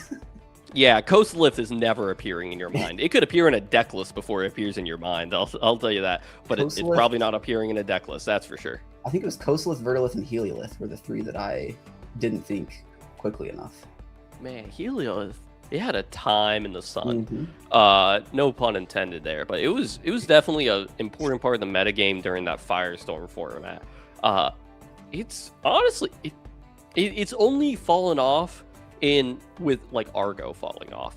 It's still relevant. If the Fire Artifact decks wanted to splash Solar a little bit, they could to get in Heliolith. It's a little hard to just it's like, how do you do the Spirit math when what you're holding back for is multiple conditional 2-drops is a little difficult, but or 2 Spirit Elestrals. You can obviously cast them without Ascending. Yeah, and I mean, there could be like solar packages that you could put in. You could also throw in like Guardian of the Light to also facilitate the solar runes or the solar spirits. You could also side it. There's options there. You have Champ Volcaries. You have Reforge. You have you have the card that you just said, I can't remember. The healing negate. Guardian of the Light. Yeah, Guardian of the Light. You have all these tools to just be able to recur. You're outgrinding Hera at this point. Your Elestrals are bigger because you have Tongs whenever you need it. You have better removal. This deck is there because the Fire Artifact deck, it's kind of half a deck. You like to play the Volcaries and then all the cards surrounding Volcaries, and then you play the Turtles because it's actually it's a pretty good other half of the deck. But there's a little air you got to play in there. Maybe it's Solar is the answer. Maybe you trim on the Turtles a little bit. It's like, this card that burns perpetually, especially as you are allowed to play fewer and fewer copies of Eruption. We've got. As you're allowed to play fewer and fewer copies of Eruption, the Turtles look a little less good. So maybe you just want to, do the play. It's like, actually, return that to the hand. Get the big old Rice Ridge out off the board. I don't want to see it anymore. Yeah, I mean, I'd be curious if there's something there. There's, like I've been talking about, there's always something in Elestrals that's, kind of underexplored. And I think some kind of, solar Heliolith list could, maybe make a comeback. I also want to see Guardian of the Fleece. Someone make that a good card, please. Love that card. Yeah, it's Guardian of Fleece. The issue with it is it's very good, but it's a little precise right now. Very good with like against Dugabus maybe, but not very good against Hera, how they like to interact. But maybe it could come out of the board there. I've got my locals tomorrow. I'm gonna show up to my local game shop, probably in something a little less nice than this. But show up there. Maybe I bring Solar Fire Artifacts. We bring it back. One of my favorite cards as I started playing, because as I started playing in Firestorm, one of the younger casters here, in terms of how long they've been in the game, was that like Heliolith and Fire Artifact deck with not Cyprong, the Cybermaul and Golden Fleece, and it was just a beautiful deck that was really grindy but had like really smart advantage pieces throughout it. Every card in the deck drew another card or answered it. You were always 2 for 1-ing as long as you could convert your spirits into their spirits. Really fun time. So I'll be going to my LGS tomorrow. When do you go to locals, Perky? I've got 2 locals around me. Can't wait to get back to them. Yeah, I mean, go to your locals. There's some super cool cards that are up for grabs. We have, as you can see, there's a code on screen you can scan to find some events near you. But OP5, I believe it is. There's some really cool cards in there. If you pull the Soul Fury, don't stop pinging me. Apparently, that's the new meme. But yeah, definitely go to your locals and get some games in. Yeah. First thing I did when I was like starting to get into Elestrals was look at the store locator, because I love showing up to local events and I love, just meeting the people around you. You get to, borrow cards from them. They'll, you'll give them cards as you are like lending them out. It's all good. You can help turn your starter decks into real decks, or start getting a whole like battle box of multiple decks going. You start meeting friends, getting good at the game. I have multiple, premier like top 8s and contenders from the people at my local. Shout outs to El Caballo, shout outs to Gilet, shout outs to Purple Snorlax, and I'm going to forget people, sadly, but those are the people that show up in my mind. Yeah, and I mean, it's the best place to start in Elestrals, I will say. The community is awesome, like Block said. There's so many people that are willing to help you. If you need any help with a deck, whether that be just how the deck plays, or to get cards for the deck, the community will help you out, whether that be your locals or Discord or whatever. Also, we do have a casuals event every Tuesdays, I want to say. I believe it starts at, 7:30. Yeah, there it is, 7:30. It is in our main Discord. The next one is on August 4th, this upcoming Tuesday. Another place to go get some games in with some really cool people. Yeah, because while the premieres are the big ol' events, you do, it is a little intimidating the first time to maybe play your first competitive tournament, or to play over webcam where you can't like see that there are another human being on the other side of the table. It's so maybe get in a few reps on the casual tournaments, as we do have more premieres coming up. And we're getting closer and closer to both the conclusion of the Sunstrike format, but also Columbus is coming up as well. But here are the premieres: August 15th, August 29th, and September 12th. Registration is open now for all of these. Mark it in your calendars, show up, be prepared for the meta, because the decks that you see today might not be the decks that you see tomorrow. Yeah, I can't wait to see, what else comes up. It looks like Hera is taking a, massive jump in terms of representation in this premiere. But, that always changes. We saw, I believe the past 3 event winners, we saw Brewlock on the Soul Fury Fire Artifacts, then we saw Bo on Hera, and then we saw 6 at the last card party with Keon Sloth. So, yeah, never know what's going to happen next. Hopefully we get a new victor today. A lot of cards are capable of winning, and a lot of casters are capable of winning. You show up, play with good fundamentals, play with a good deck list, brew up your own, copy something from a previous premiere. All the same, as long as you want to climb the ranks, you can just win however you need to. The game is in a pretty great spot right now, and there's a good amount of variety that you can play. Yeah, I think the only sad thing for me is we had live stream format for quite a time, I'll say, for different reasons, and I'm kind of sad that Sunstrike won't take that long. I know that might not be an unpopular opinion, but Sunstrike has just been so fun. I've had so much fun opening, collecting, playing. Like, it's just been like, this format has just been the best time I've had in Elestrals. Yeah, When you were in live stream, it was such a long format. There was multiple lists, like ban lists throughout it, so it felt a little bit like a different format. But we've been playing with these cards for a long time. But it is really nice to be able to talk about, how we don't want like Sunstrike to be much longer, but we want it to be like as storied as live stream. Have as many tournaments and events we can talk about. It is really awesome to be able to like look back at all these metas and like, like what if we went back to like maybe like the Daybreak meta or like the Moonrise metas right before like Rise from the Ashes was originally put to 1. It's like, how many events could we have played underneath like, the Celestio reanimation deck? It's how many times would you have to face that deck, Perky? It would, it's there's all these metas that were shorter than that, and so we remember them as like individual decks, individual tournaments, rather than, well, this is how we adapted each time. It was like, we really found the strongest things to do. Yeah, and I just think going forward, like that feeling for me specifically, Sunstrike, going forward into Snowshade, I think it's just going to be great. We've already, got a little taste of some new cards coming out. There's going to be some new decks. Can't wait to see what's Hades and Athena do. I mean, I just can't wait. Like, I don't know what it is about Elestrals right now. I mean, I'm a little biased, but it's just such a good time to be a part of it.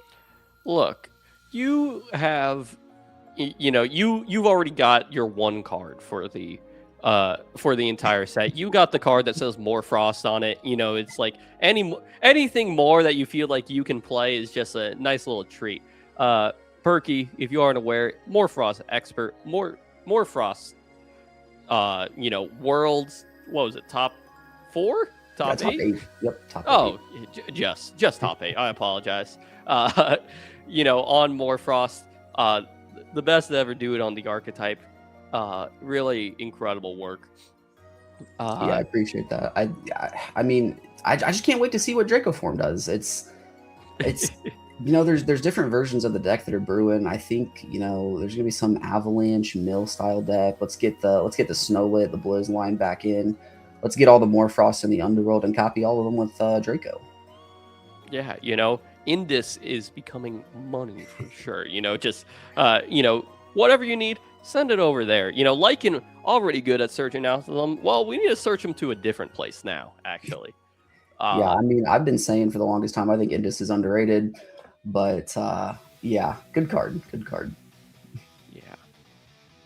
But, it's like Snowshade is right around the corner, and, from the descriptions that we've seen on, like, on the starter decks, they seem to be more control-y, a little more mid-rangey, which, what does that fully mean in Elestrals? What does that mean in any card game?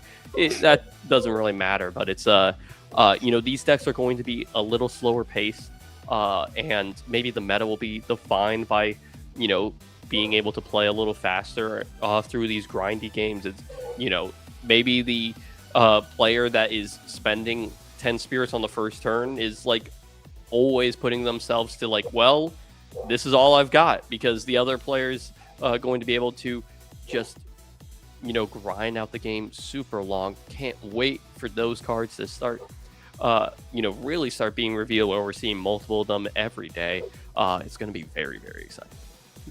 Yeah, I can't wait to see what else comes. I'm really excited to see what the rest of the Athena and herself, what she does, but the rest of her line, because we've already seen the Luragon as well.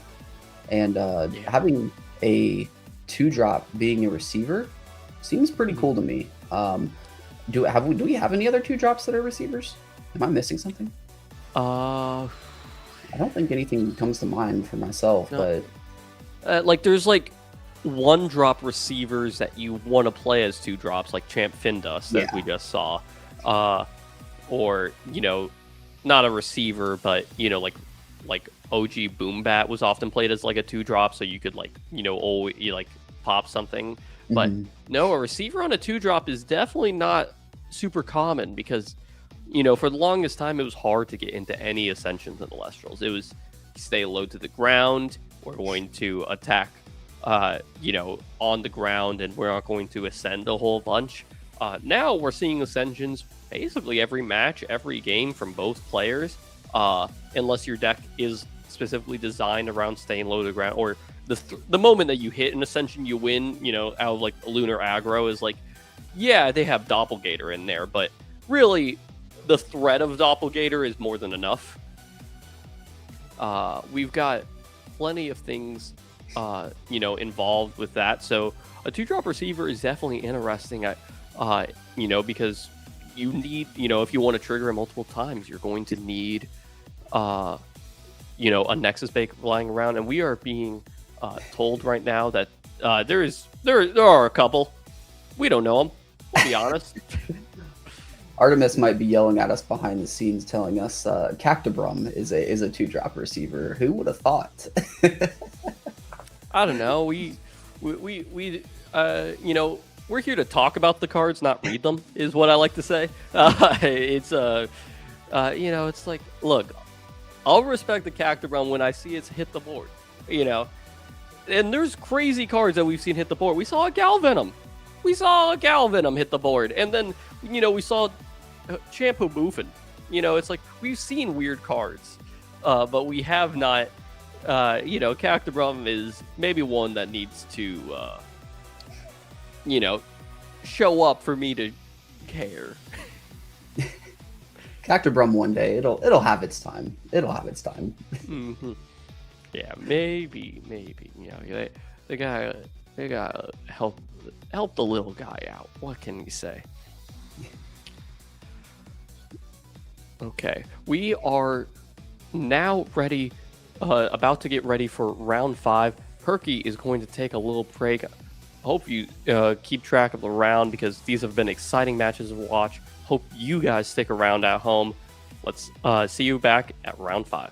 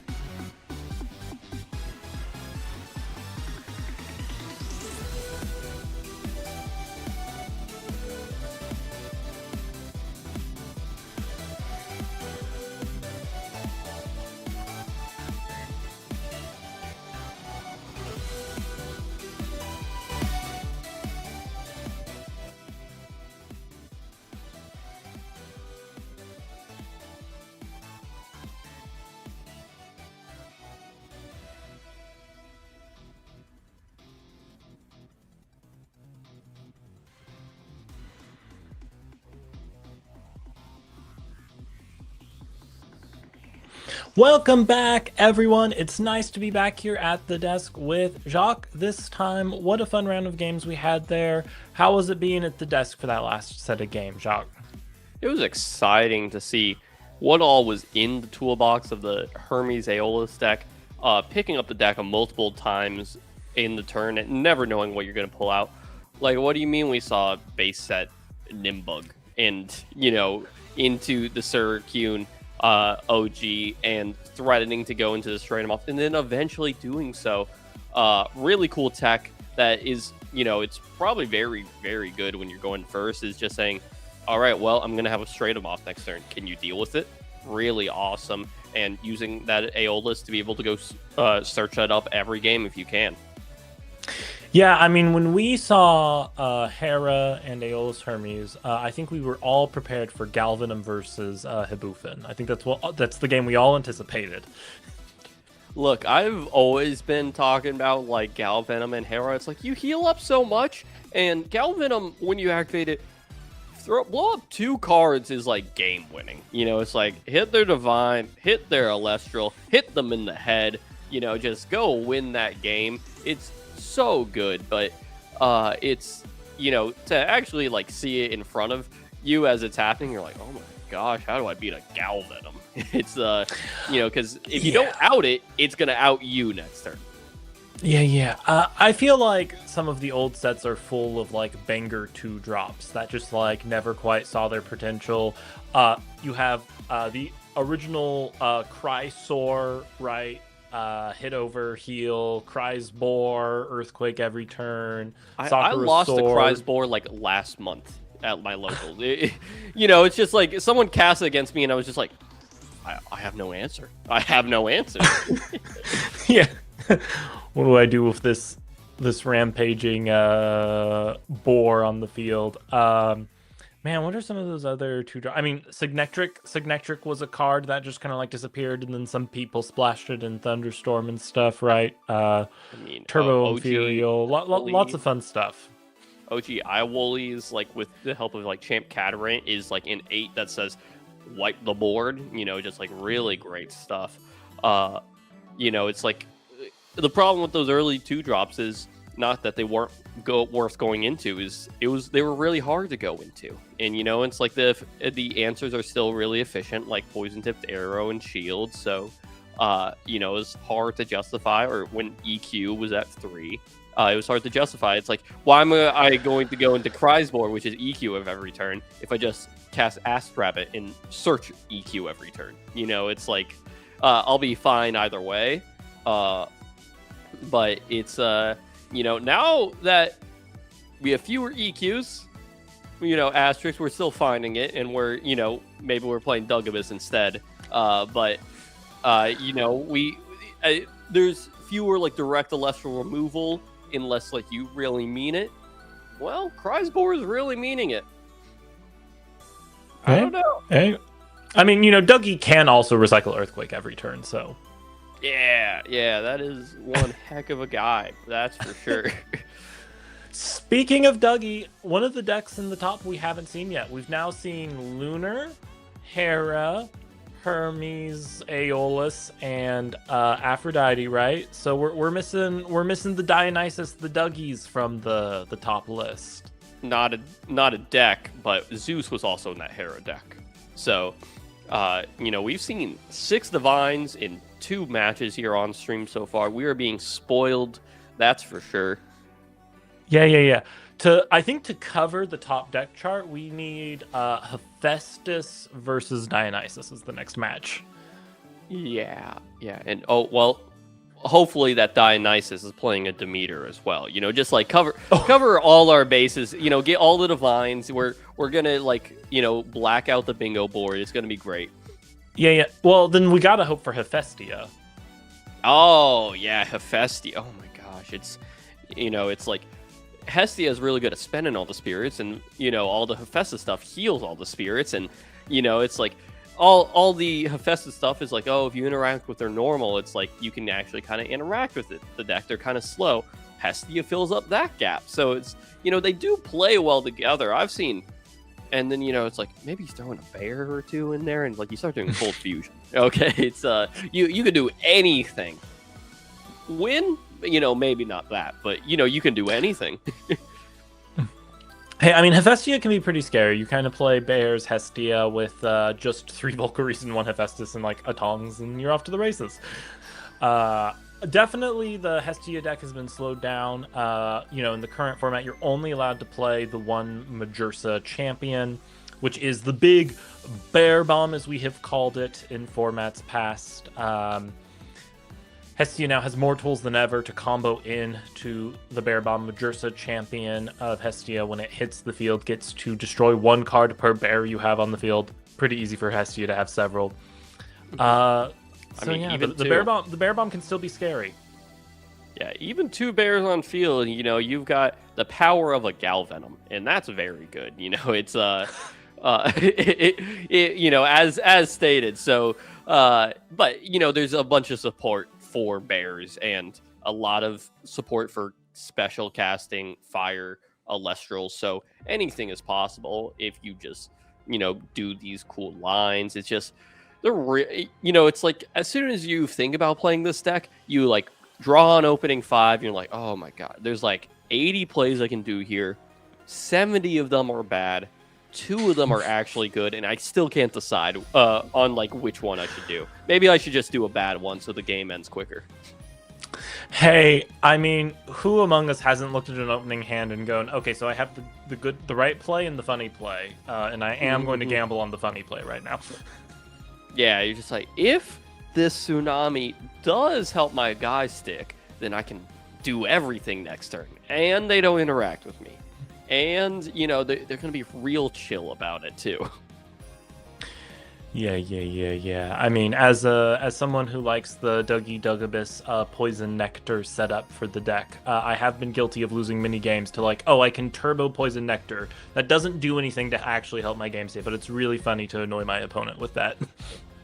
I mean, look, that's a really powerful end game. I'll tell you that much. It's like taking their first 2 or maybe middle 2 spirits, you're like, that is efficient for me, but it's like, it's not winning me the game yet. But it's like, if they know if like, okay, I gotta out this Dougie now, no matter what, because it's gonna deal another 2 to me, and another 2 to me, and then it's really, really threatening. And that's when you like get the mudslide, so you can activate Dougie multiple times per turn, and then pick up more poisons. It's like, oh, you thought it was going to deal 2? Well, we're dealing a whole lot more. Yeah. No, I've never seen fear in an opponent's eyes. Like normal cast eye, Nectar Search, and like that's fine. Okay, search Poison Nectar, and they go, oh, it doesn't just search Poison Tipped Arrow. Right. Yeah, that's right. I mean it. It's I know what I'm doing. I know what I showed up here to do. Oh, good stuff. I mean, Midas's Touch. The only thing that makes me sad about Midas's Touch coming out is that I can't use it to activate my own Dougie. Mm-hmm. Oh, yeah. It's just, you just have to, answer the opponent's stuff. But you got Bloom for that. Just play them together. One for me, one for you. That's so true. Oh. Maybe you can like get that, maybe like a Dougie and like Findust deck. You get Haboofin in there. Bloom is like activating and you're healing a whole bunch. It's just keep everything going. Unfortunately, the Findust doesn't have the text that Paleoff does, where it counts as an Earth Elestral. But I don't know. There's cross synergy there. There's I have just read Midas's Touch in the background, and I think you can actually activate Dougie with it. Because you enchant Earth, and then it negates the effects on chain, but its effect isn't currently on chain. Its effect will trigger the next chain, and it doesn't. Midas's Touch doesn't suppress it; just makes all of the spirits Earth. And it's also like an optional, like an negate the effects, correct? Or is it? No, the negate isn't optional, which is why I thought it wouldn't work with Dougie. But I think For some reason, I thought it suppressed 2, but it doesn't. It just makes the spirits Earth. So if it's an Earth Elestral already, I think you can still get a receive off of it. Something to ask in the rules Discord channel later. Yeah, well, nonetheless, maybe we see some Dougie triggers this round. Our first match is just about underway. It just takes a moment to set up all the camera works and get the players ready. And it's going to be a good round 5 Swiss. What are you hoping to see?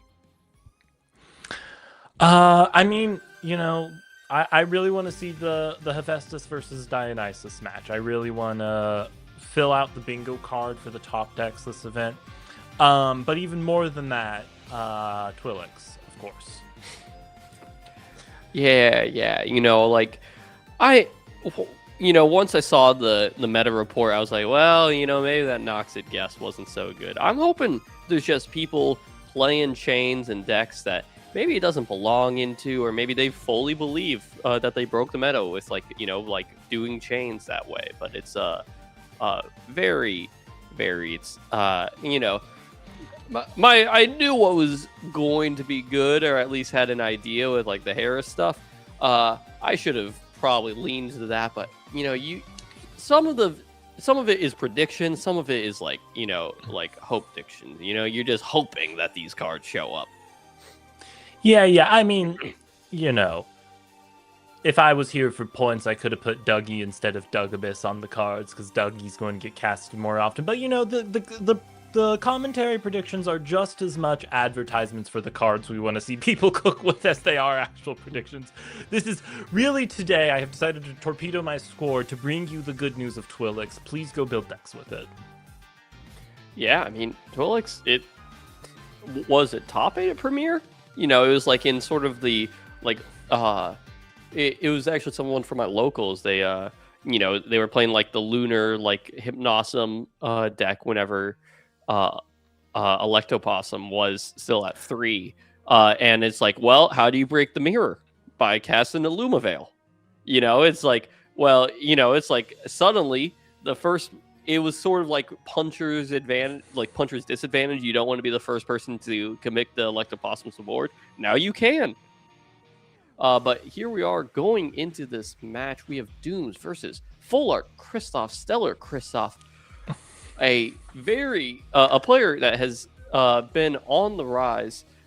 We are going to be calling Stellar Kristoff Full Art Kristoff during this round. Dooms is mulligan, Kristoff is keeping, and here we are just about underway. And I believe we see 2 water spirits from Dooms for their mulligan, maybe indicating they have run out Chronodial in the past. Maybe we are seeing an Aphrodite Chronodial run back. Full Art Kristoff there is going to do a Thunder normal cast, which is expected. The field is slightly cut off for me. Mm-hmm. Yeah, that is a Jolton Search Quackle Champ. There we go. Okay, so Jolton Champ, Search Quackle Champ, which is going to set up Kristoff for future turns. I think we can safely assume Full Art Kristoff here is on the Hera pile. Will Zeus make an appearance again too? Only time will tell. Yeah, and that is a Lunar Spear also expended by Dooms. Dooms, what you might have not noticed is quickly set 3 cards and pass over turns, and that is a Typhlant. We have a little elephant happening here. A little elephant fun. A champ from the underworld. And now, if that is going to be a Poseidon over there, these could be a very, very huge play with Ivory. Yep, Poseidon is going to Nexus to the Typhlant. If uncontested by Full Art Kristoff, that's going to ascend into Typhlant.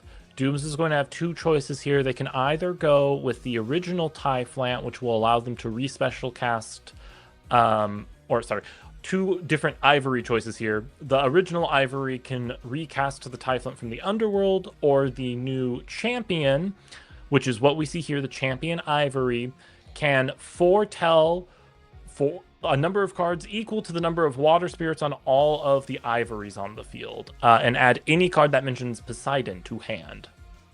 Yeah, that is going to be a lot of cards here. The cards you're most looking for is some champions like that JacqueKeener that was found. That was cool. I think that's the only find, but a really important card that you normally want to find is the Trident of Poseidon to make your Ivory counter rune immune. And maybe that's one of those cards set in the back row just as a fake set. But no, this is just going to be...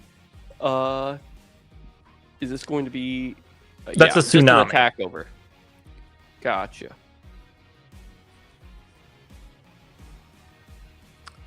Okay. Yeah, we also saw on Doom's Foretell a Altar of Stars and a Poison-Tipped Arrow, so we know Doom's is going to have plenty of back row to throw down in the coming turns here. We're going to see that Quackle now come out from Full Art Kristoff here.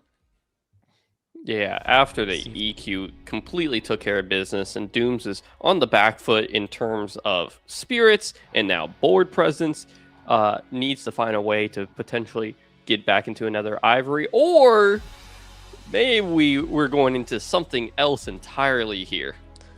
Yeah, we see Sluggle Champion hit the field. A Nexus from Poseidon is going to allow it to ascend into Globby. If it is the original Globby, that Globby can then immediately ascend into Majesty. We are seeing the original Globby that's going to ascend into Majesty. Majesty, Champion of Poseidon, makes all of the spirits enchanting Elestrals on the field water spirits if it's in attack position and Poseidon is enchanted, and in defense position it can heal 3 spirits every turn. So this is a big play from Dooms here to go all the way up to their Majesty the turn after their Ivory got cleared. Yeah, lock anything out of the game, and then here comes the shield. The perfect answer there for Full Art Kristoff. Doom's just, eating the EQ, eating the shield, and is now completely on the back foot. Doing these big splashy plays are just, beat up by some of these small, efficient plays every once in a while. We know from Doom's Foretells they have plenty of counter runes, so they're going to be able to stall out Full Art Kristoff. The real question is going to be now whether or not there is enough 1-drops, and that is going to be a Arcolith coming down from Full Art Kristoff, though. If Dooms doesn't have a response here, they are about to take big damage because that Arcolith is going to put 3 more spirits on it, making it a 5. Full Art Kristoff with some incredible aesthetics, as you can probably assume by who they are in the community, but just all these crazy spirits and beautiful different gem frames and everything. But yeah, a tsunami comes down, giving Dooms at least another turn, and it appears to be okay. There is one back row set. Yep, there's one back row for Dooms to contend with. They go into their turn. Do they have another Sluggle or a Typhlant to get their engines off to the races again? Yeah, another Typhlant's ready to go. The Poseidon is still sitting around, and that is a Champ Galaxy. Okay. This is an interesting choice because it can't go over the Arcolith because it got put in defense position by the Tsunami, which is an unfortunate position for Dooms to be in. That means they're going to have to contend with the Arcolith this coming turn. Plenty of back row from them still, so they might just be safely relaxing knowing they still have an answer. Yeah, my read of the situation that was less so a choice and more so a necessity. I got to do something to make a play onto the board, and this is what I've got. I'm sort of running out of options. I did my 2 big plays, and that is going to be a shield for the Arcolith. So that one is going to be staying back in the hand. And will this whale be able to stick around too? Or is this Ass Rabbit going to successfully crash into it? We're going to get a crash here into the champion Ass Rabbit. Full Art Kristoff probably wanting to keep Dooms off of the ability to get into the JacqueKeener champion we know is in hand. But the original Rabbit is going to come down here as well and be met with what I believe was a Poison-Tipped Arrow? Yeah, Poison-Tipped Arrow. If the spirit count is correct, Dooms is going to go down to 0 off of that play afterwards, pulling off the Poseidon, and then I guess will not expend in the end step. I forget that is an optional effect sometimes. So it's just saying, well, it was going to take the last spirit either, from my spirit deck. Let's take the last spirit off the board and hope I draw out of this. I don't know what I could draw, but giving myself the options. Yeah, maybe an Ambrosia into another Poseidon play if they have something else in hand. We'll have to see what their options are. They are going with a champion Of Foamy, Poseidon and which Foamy. Yes. allows them to search a 1-drop Oceanic, right? That's the correct name for the subclass. The Kraken picture. Yeah, the squids. Go search for a squid. You go search for a squid. I don't know what that does for them in this scenario because, yeah, the Arcolith is going to come back down here. Kristoff will be able to re-enchant to it. Doom's now on 0 spirits, so I think this is game. Yeah, just going through the motions and everything. Yeah, just... Yep, yeah, Doom's just... wants to spend a little more time on camera, realizes, like, well, I'm playing such a fast deck, it's like, let's just take a little time, I sat between rounds too long a little bit, so, let's see if, my opponent will actually do that final attack, don't worry. Yeah. I mean, there's a world game. where maybe they were waiting on an Ambrosia and thought maybe if they at least defended, but who knows? Yeah, there was, it was a real tricky situation for Dooms. Dooms, showed up with the very powerful, very powerful threats of, okay, I'm going to put an Ivory Champ on the board, and that's going to threaten to, draw me a bunch of cards and, maybe even help me establish more board. And then I'm going to put a Champ Majesty on the board. I'm going to spend a lot of spirits to get all the way up to those. And both of those was just an EQ and a shield away from being answered. Doing these big flashy plays, just sometimes get dimmed. Well, sometimes you eat EQ, shield, and then the one of Arcolith, and that's just card games. Yeah, it's those are some of the most powerful decks in Full Art Kristoff's deck, and is gonna leave them in. I'm gonna guess at that point. Maybe honestly, the Arcolith might get sided out because the Poseidon deck is normally going very tall, not very wide. Even if you do get a bunch of you go for original Ivory and you recast Typhlants from the Underworld, you're normally casting those Typhlants in defense. So Arcolith only good as in an Ascension play. You do have Platypulse in the deck, but at that point you could be playing any Ascension.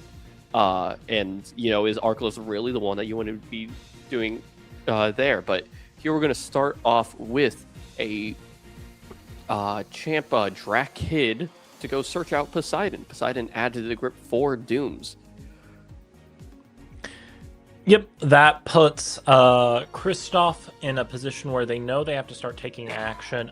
Interesting to see the Poseidon hit the field immediately. This might indicate to me that there is a Altar of Stars or some other similar card that requires spirits on the field back there.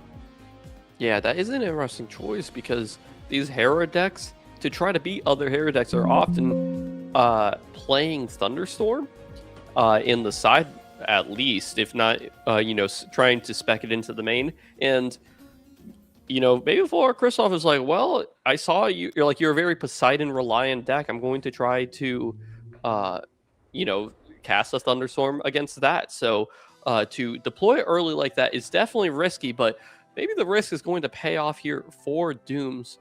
However, Full Art Kristoff... we're going to see from Kristoff here a Champion Quackle, a Search for Hera, and a Set 2, and then we're back over to Dooms, who's going to immediately play a Sluggle. Poseidon is on field, so if one of those aren't going to be a Pandora's Box or a Gorgon's, Majesty is immediately coming back. But Kristoff does have the Gorgons to stop the Ascension play here.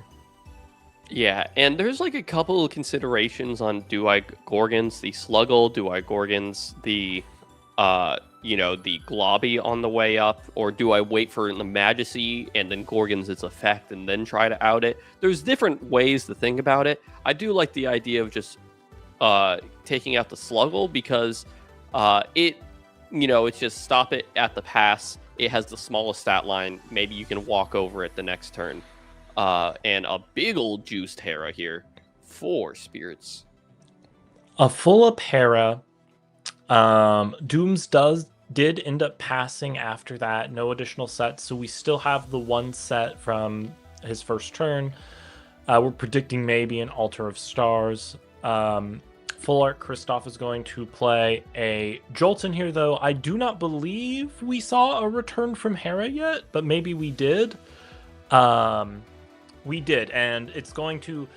When you have returned a Thunder Spirit from field this turn, Jolton Champion of Hera allows you to not just find a 1-drop champion, but a 2 or 3 drop as well. Kristoff here opting to go for the Imperial. Ooh, and that is a Scepter of Hera. Scepter of Hera really interesting in this spot because the Quackle is one way to return a spirit. The Hera herself is another way to return a spirit, and the Scepter of Hera lets you do another spirit, if I remember correctly. So that is all 3 spirits ready to be returned for the Imperial next turn. And also, the Elestrals are quite large due to the Scepter of Hera. That Jolton is a 6. Yep, we are going to see Kristoff try and attack here, but it looks like our prediction was correct. There is indeed an Altar of Stars back there for Dooms. It's going to put the Jolton into defense position, but unfortunately, the Quackle is still going to be big enough to get over the Sluggle. Yeah, I really like that Scepter play to say, well, if you have a surgical answer like a Shield or an Altar of Stars in this case to deal with one of my Elestrals, they're both large enough to out your threat, and that is a base Aphoros, a Constellation version, and we're going to draw some cards, it looks like. Yeah, interesting to see this outside of Aphrodite these days. The Nexus, you can Nexus up to 2 and draw a card per Nexus. Doom's here drawing 2 cards, indicating to me that they are at this point just kind of searching for an answer. Yeah, the Drakid is also shifted to attack. Maybe just is trying to, tag out into the Champ Galaxy or something to help try to out this board. But that card is going to be shielded, and this Aphoros is, looking like food right now to this board that Full Art Kristoff has set up. Yeah, I don't know if hedgehogs like seafood, but I think this Jolton's going to be eating well. Well, if it's not the hedgehog, it might be this Imperial that comes down. It's going to swoop down like a seagull and, have not 1 but 2 fish. Red fish, blue fish, if you don't mind. Now, Dooms does have another back row set, so there's not much that can stop the Imperial from coming down, but maybe there is a poison-tipped arrow or something there that can prevent it from sticking. Yeah, that is 1, 2, 3 spirits returned, and that means bong! Big ol' Imperial coming down, the top 16 version, I believe, and forces Dooms to get rid of 3 spirits, and will choose all the ones on the fish. And that allows an open 5 spirit attack for Full Art Kristoff, and Dooms is on the back foot for sure. Yep, if you didn't follow there, Imperial allows you to normal cast it if you've returned 3 Thunder from your field to the deck this turn. Hera, Quackle plus Scepter does that for you. It does give all of your champions of Hera an attack buff, and when it hits the field, your opponent must disenchant 3 spirits. So a devastating play for Kristoff to land here. But Doom's still fighting, is going to try to do an elephant play using the last spirit on the Poseidon itself. Here comes an Ivory. Which one is going to be this time is the question. Notably, Ivory is going to be smaller than Imperial. Imperial buffs itself up +2/+2, but the scepter is still around. That is a 12/16, and that is a champ ivory on the other side, which is only asterisk around only. This is a large number normally, but yeah, that is a 7 on the other side. Maybe we're going to be looking for something like an Atlantis here to try and get advantage. We do find a Poseidon. A couple of champions. I saw a champ Foamy. I didn't see what the other champion was, and a shield. Yeah, maybe this, maybe this back row is going to do exactly what it needs. But here is the Poseidon to activate Ivory once again. It says when it receives 1 or more water, a 2-drop receiver, something that we've never seen in this game before. We have Ivory trying to dig a little deeper, and is going to find what is that in the back row there? Is that a trident? I think that is the Awakened promo trident. Okay, that is a trident, which, because the Poseidon is out, that means this Ivory is now counter rune immune. While it is, well, you actually just can't cast counter runes. It's not that the Ivory is immune. Okay. Yeah. Even better is what you're saying. And it is now a 9 now, and the Scepter of Hera was not taken care of there with that attack. It must be equipped onto the Jolton.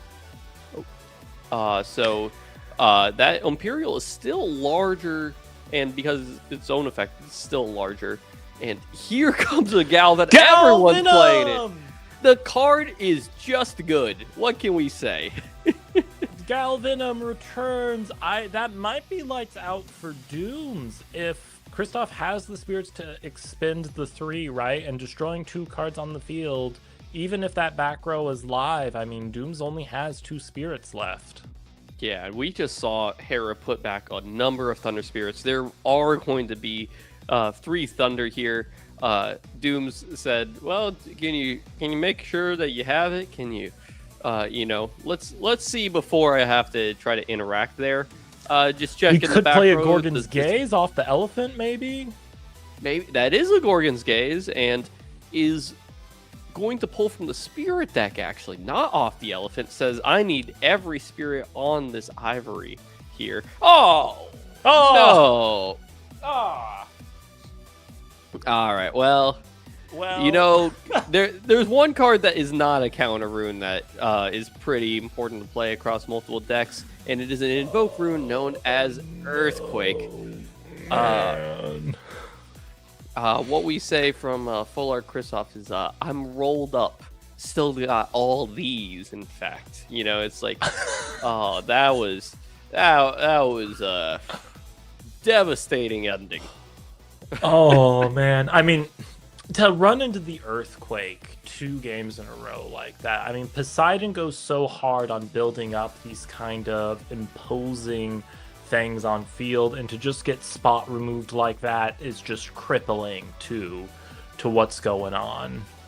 Yeah, it's one thing if it's going to be like after like an Ast Rabbit activation, an original Ast Rabbit trigger, or maybe multiple, where you're like digging through the deck. You can go. It's hard to pass up Earthquake ever whenever you see it. It's one thing if it's that. It's another thing if it is just the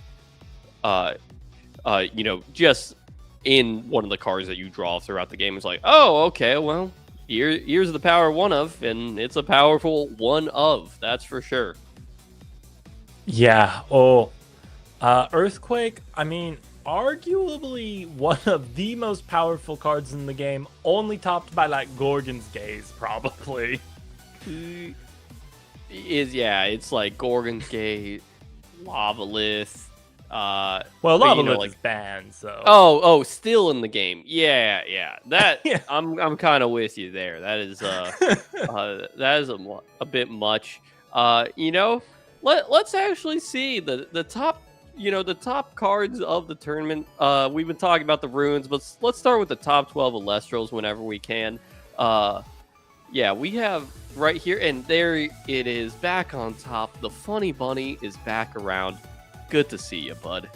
Yeah, I'm sorry, production. Can we see the top 12 Elestrals, not the Hera deck list? I think we have a mix-up on the slide on screen. When Hera has such a dominating position in the metagame, it's going to have a lot. However, a lot of interesting details here. Normally, if during like the first premiere of Sunstrike, when so many people were on Stratomoth, you saw very flat line of like, okay, well, everyone's playing Moth and Nimbug and yada yadas, but here it's like the ratios are all over the place. It's like, there's like some Quackles here, and there's like a different amount of Platypulses everybody's playing. And Jolton is at a different ratio. Not everyone is on Magnaros. How many Imperials you play? If you're on the Ricero package, the specifics of your Hera deck matter quite a bit to these players. Like, and if it's going to be 2 copies, 3, or just 1 tutor target. Interesting. Yeah, it's interesting to see as well that the only thing that manages to break into the top 12 that's not Hera is Cyprong and Volcaries. Well, it's Cyprong, Volcaries. Astrabbit, if you look, it's 34%, and Arcolith is 22%. 34% means people are playing Astrabbit in other decks as well. They are playing the Thunder Spirits to get the money in their deck. It's like Astrabbit sort of shows that it's just sort of back to being kind of a staple. Well, yeah, I mean, you slow down any format a little bit, and then all of a sudden, a 5 that adds a card from the top of your deck to the hand becomes usable again. Because I imagine, I mean, Sulfury played Astrabbit anyway, usually, right? So I imagine there's a few decks running around on top of the Hera that were already splashing Thunder that get the value off of Rabbit.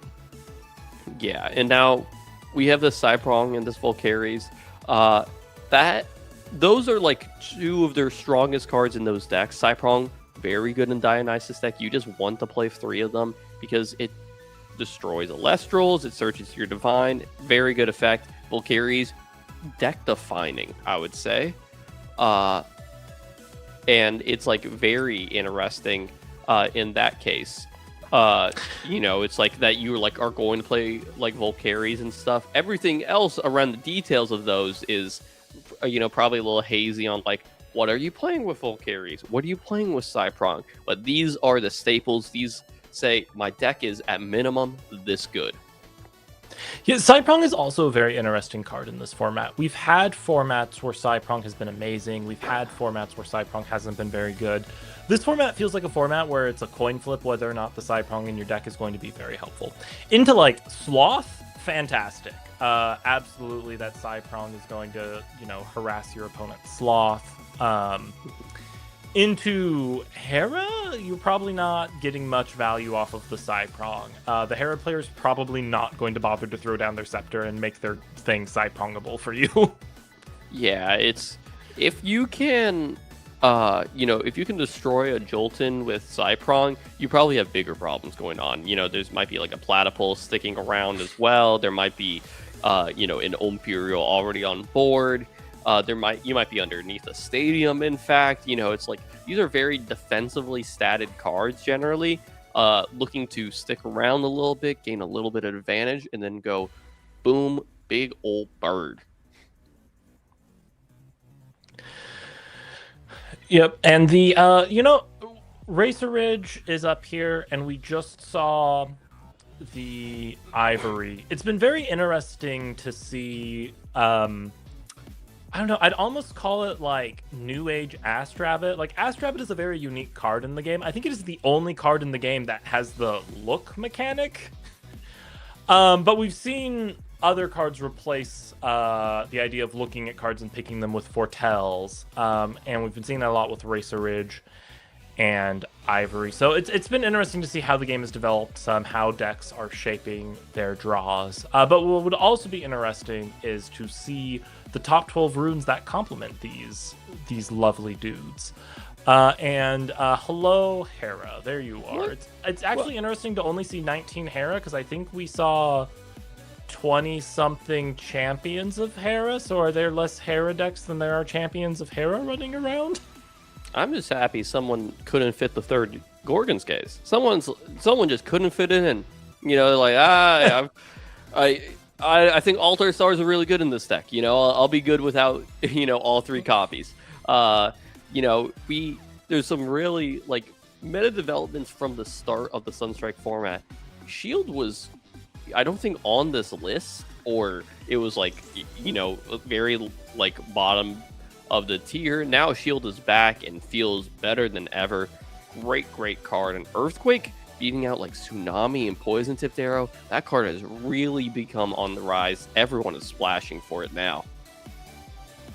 And Patroclus's Dice way up here. Dice has been, I don't know, I feel like a contentious topic in competitive circles on whether or not Dice is actually a good card. Some people really love their battle tricks. Some people think there's better counter runes you can get value off of. But especially when Shield is so common, being able to shuffle that back and draw an extra card and have the counter rune again for next turn. Controlling those stats, very powerful, and it looks like players are realizing it. Going back to the Gorgon's Gaze comment, though, it makes me wonder if we have some starter decks running around today. Because, like, I'll be honest, the one situation I can imagine of like, oh, this deck doesn't actually have the Gorgon's Gaze set up is like someone who rolled in with starter decks today. Yeah, and if that's you out there, appreciate you showing up. Maybe you got a start at like Fort Lauderdale card party, and you did a demo day with Perky, and you're like, oh, he's going to be talking on stream as well. Maybe I'll have the stream up on the side while I play in my first premiere or something. Anything could be happening there, and perfectly great with, getting someone into the game is just pick up a starter deck, start playing. Yeah, I was saying earlier in the stream today, my very first premiere I did was a modified Chronodial starter deck, and I believe I only had 2 Gorgon's Gaze, despite knowing it was like the best card in the game, because I think that was all I owned at the time. Yeah, it's you just look around, and you're like, well, it's like I'll just play whatever I got, and we'll just keep it rolling. Speaking of keeping it rolling, let's see the top 12 sideboard cards now. What cards are people thinking I need to surgically beat my opponent? So we see a lot of things we expect here, like Pandora's Box. Thunderstorm makes a lot of sense in this format where people want to remove divines. One thing I want to hone in on, Catabasis. Catabasis is such a funny side deck card to me right now, because Catabasis feels like a side deck card where like every single player keeps leaving it in their side deck because they're afraid of running into like the Soul Fury or something, right? And they're like, I need the extra out to like Soul Fury, or these attempts to recycle cards that decks have this format. In my experience in this format so far, I almost never see a Catabasis actually leave the side deck, though. It feels like the spoiled fruit of ye old days where people would like have it in their side deck just in case, but like never actually came out. Oh, I'm siding all the time personally. I like it versus Sloth, not for the actual first Sloth because they can do it from deck, but in response to the Kione activation, just get it out of here. I no longer have to deal with it. I like it versus the Dionysus decks that are on Dougie, because whatever they go to return back, it's like, or if they hit a Dugabus, like, nah, you gotta send that one back. It's it comes up a lot more. It only takes a little bit of Underworld hate to keep all the decks in check. It's like if everyone is, the best time to play Soul Fury is when it's worse to play Soul Fury. It's like if everyone has cut from the Catabasis, maybe it's the time to bring the dragon out. Yeah. That makes sense. the lunar cards on the side there almost certainly because of the Catabasis. But I love to see lunar no matter where it finds itself. So it's quite interesting to see how this format has shaped up. It really seems like Hera Above and Beyond has really taken center stage in this format. Do you think that's because it is like objectively the best deck, or it's just like a deck players have been having fun with?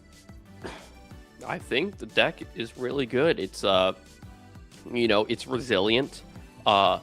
They don't have to commit too hard, and whenever they do commit, it really devastates the board.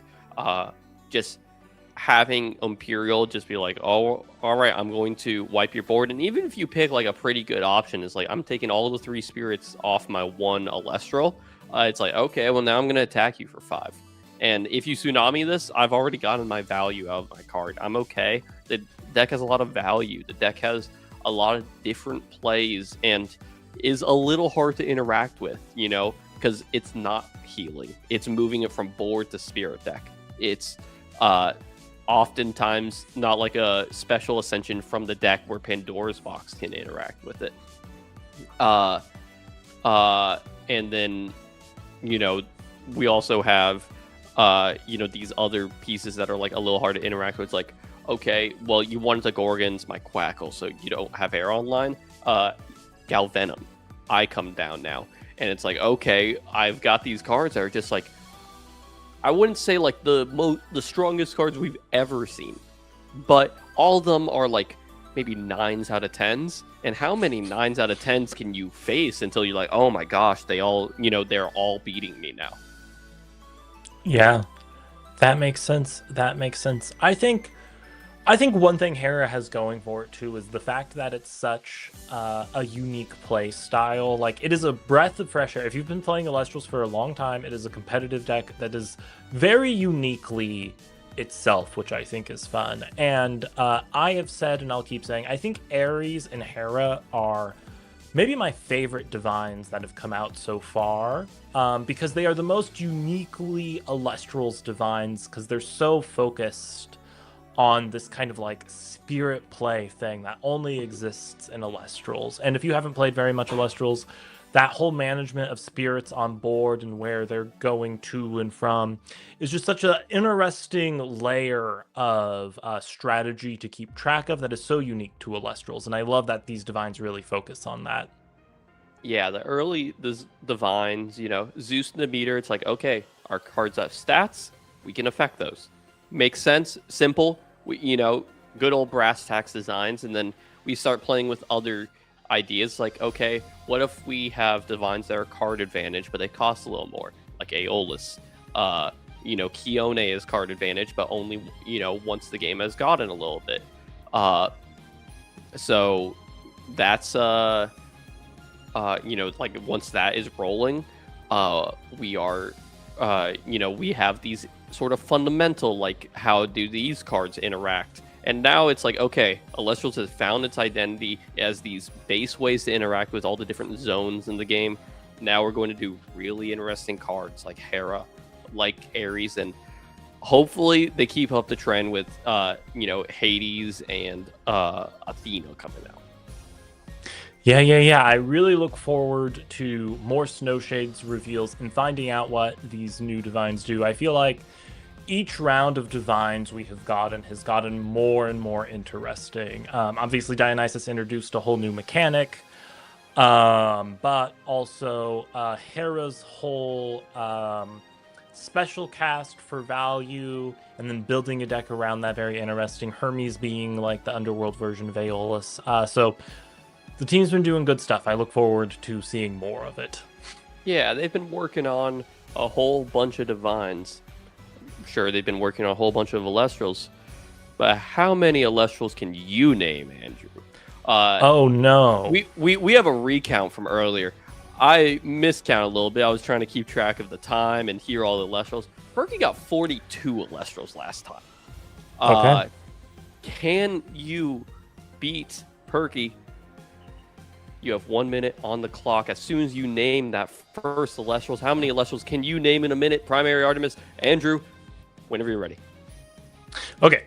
Hydrake, Twindra, Pinter, Foamy, Caprigol, Centarbor, Satimber, Sproutier, Fawnlet, Theraheart, Posthumoost, Calfmel, Ferromel, Ferrogeist, Sundial, Nomodial, Chronodial, Galaxy, Galaxair, Mudlet, Chrysbor, Sorlet, Chrysor, Leobrite, Leonite, Nebuleo, Kindleo, Necruff, Trifernal, Blazerist, 30. Morfrost. Where have I not gone? Vermalord, Ouroboros, Cryoling, Cryovern, Cryoscorch, Cyprong,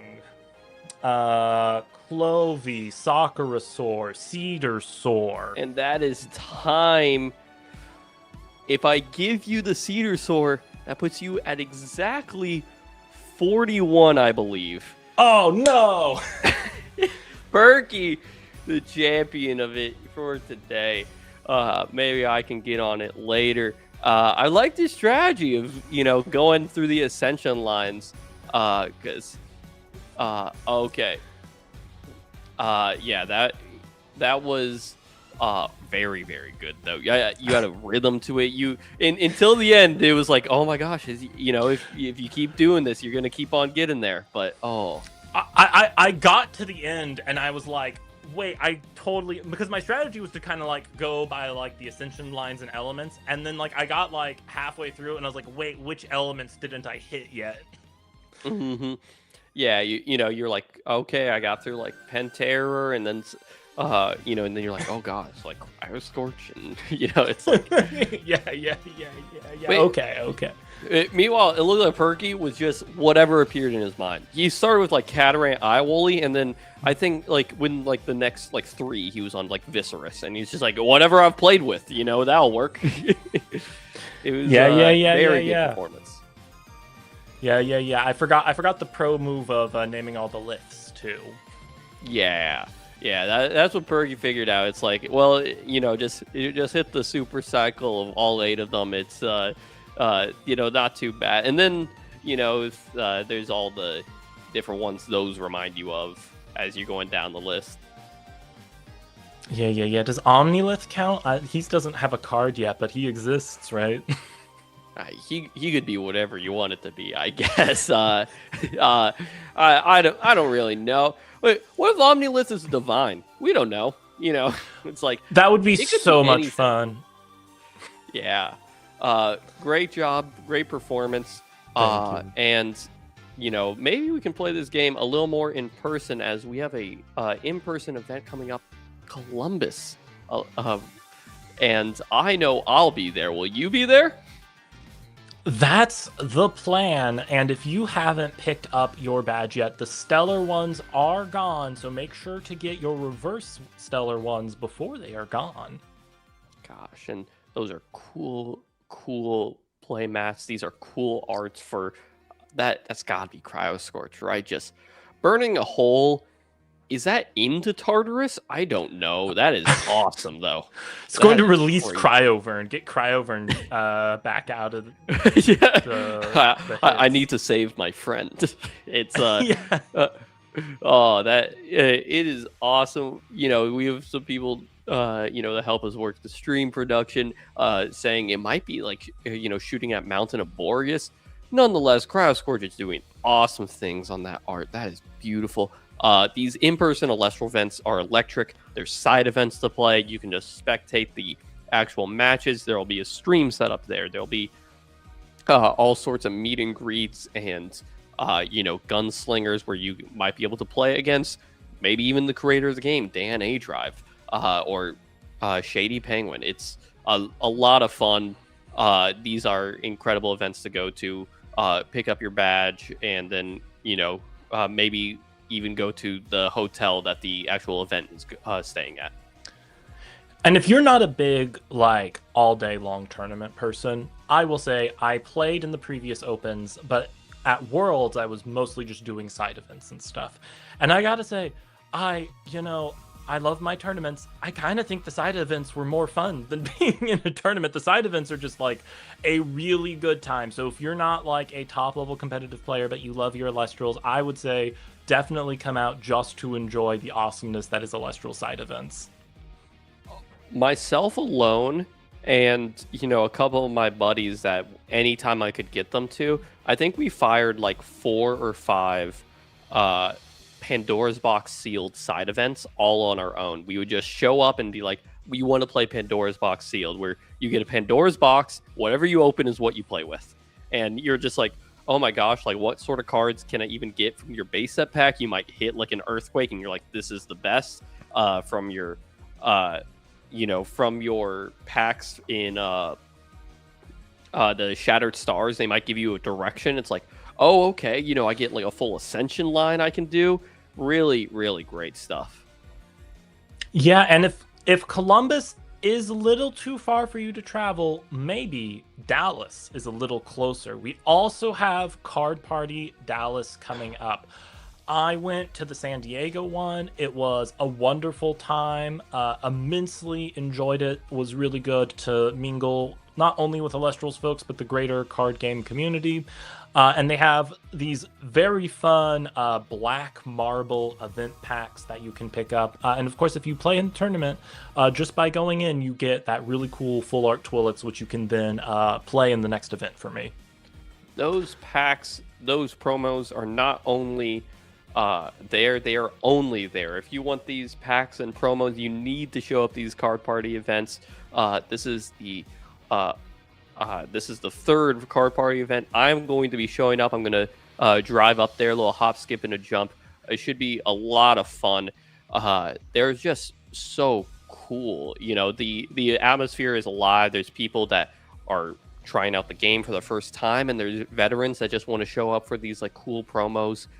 Very, very fun time of just people who want to love Elestrals or already do love Elestrals. And if you can't travel at all, find your closest locals. Mine is a couple hours away from me, unfortunately. I'll keep working on the game stores more close to me. But how are your locals doing these days, Jacques? I know there's lots of good card promos you can get for your locals' participation these days. Yeah, I'm showing up tomorrow.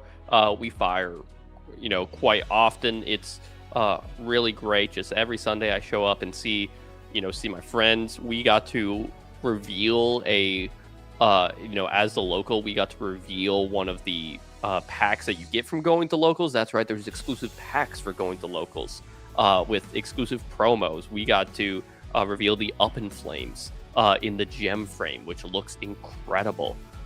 Really, really awesome stuff that you can get from going there.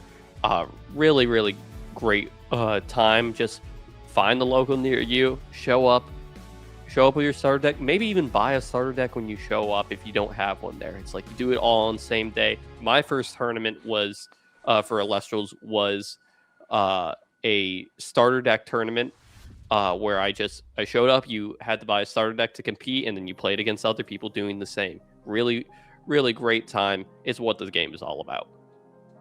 Yeah, and with Snowshade coming around the corner, finding a local that you can go to will be more important than any other time of the season, because there will eventually be Snowshade pre-release events, and they always have those really cool pre-release promo cards. So lots of good reasons to get in your local game store, get them involved with Elestrals, and there is something magic about playing across the table to a person instead of over webcam.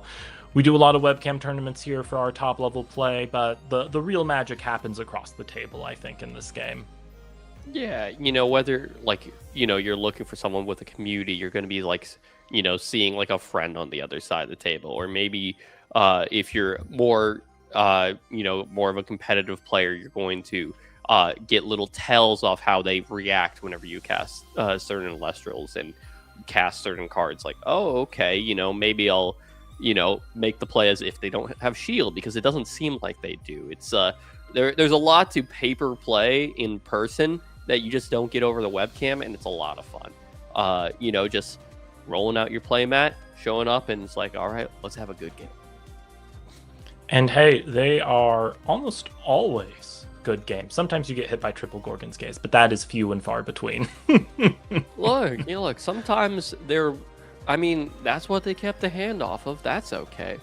But we had an incredible round, watching Hera succeed, watching, honestly, the Poseidon deck did exactly what it wanted to do. It established Majesty. It established Ivory. It did it over and over again. The Hera deck was just good at answering them with two Earth Spirits. Yeah. Sometimes the Earthquake is there. Sometimes you attack into the shield. You know, your discipline on attacks and Elestrals can be really important. I remember when I played Shady for his Divine at Worlds. He got Valkyries plus Tongs, and he was debating on whether or not to attack into me because I had 2 sets. And he said, "You know what? I live by the shield. I die by the shield." And he died by the shield. I did have shield, so I won the game. But you know, sometimes you can choose not to attack into it. Yeah. And if you've ever faced Shady at one of those like gunslinger events at Worlds or something, it's really messed up because Shady's Divine is like really good. It burns for cost. Burns you for cost. It's really messed up. You just have to like bring whatever ever nonsense. I think I saw Ridiculous Hat Community Manager, amongst other things. He walked up with a deck of 40 earthquakes, or not 40 earthquakes, 40 eruptions to face them. It's like, okay, let's hope I win the die roll and then burn you out the entire time. Really good bit that they had there. Really great time. But I believe we are just about ready to start moving on to round 6. That is going to be Andrew here, and Perky will be coming back. So I'm going to be going away. I'll see you back for round 7. Make sure to stick around.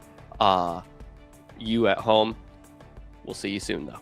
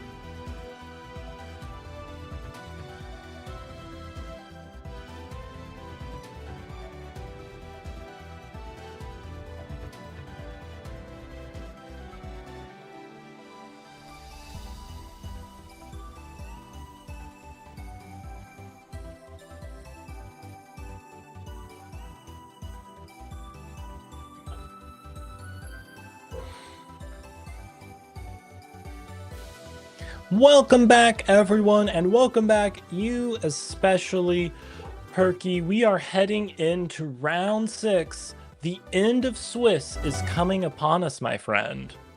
Yeah, just a couple more rounds. I'm sad I missed Dooms and Kristoff's game last round, but some more Hera, some Poseidon for the first time on stream. It looked like a fun one. Yeah,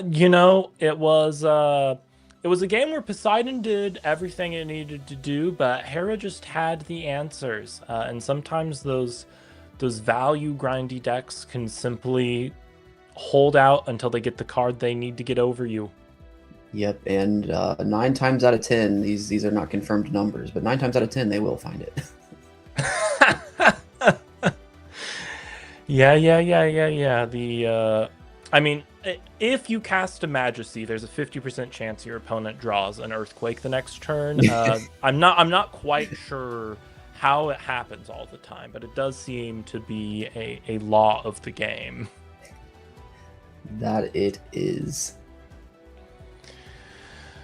All right, well, it has been an exciting day. I am curious to find out, as we're getting towards round 7, whether or not there have been any of these breakaway decks, how many Hera players are making it.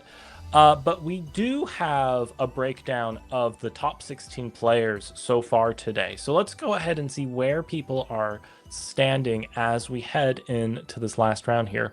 We have 3 undefeated people: Trishula, Lunars, and Cthulhu the Noodles Man.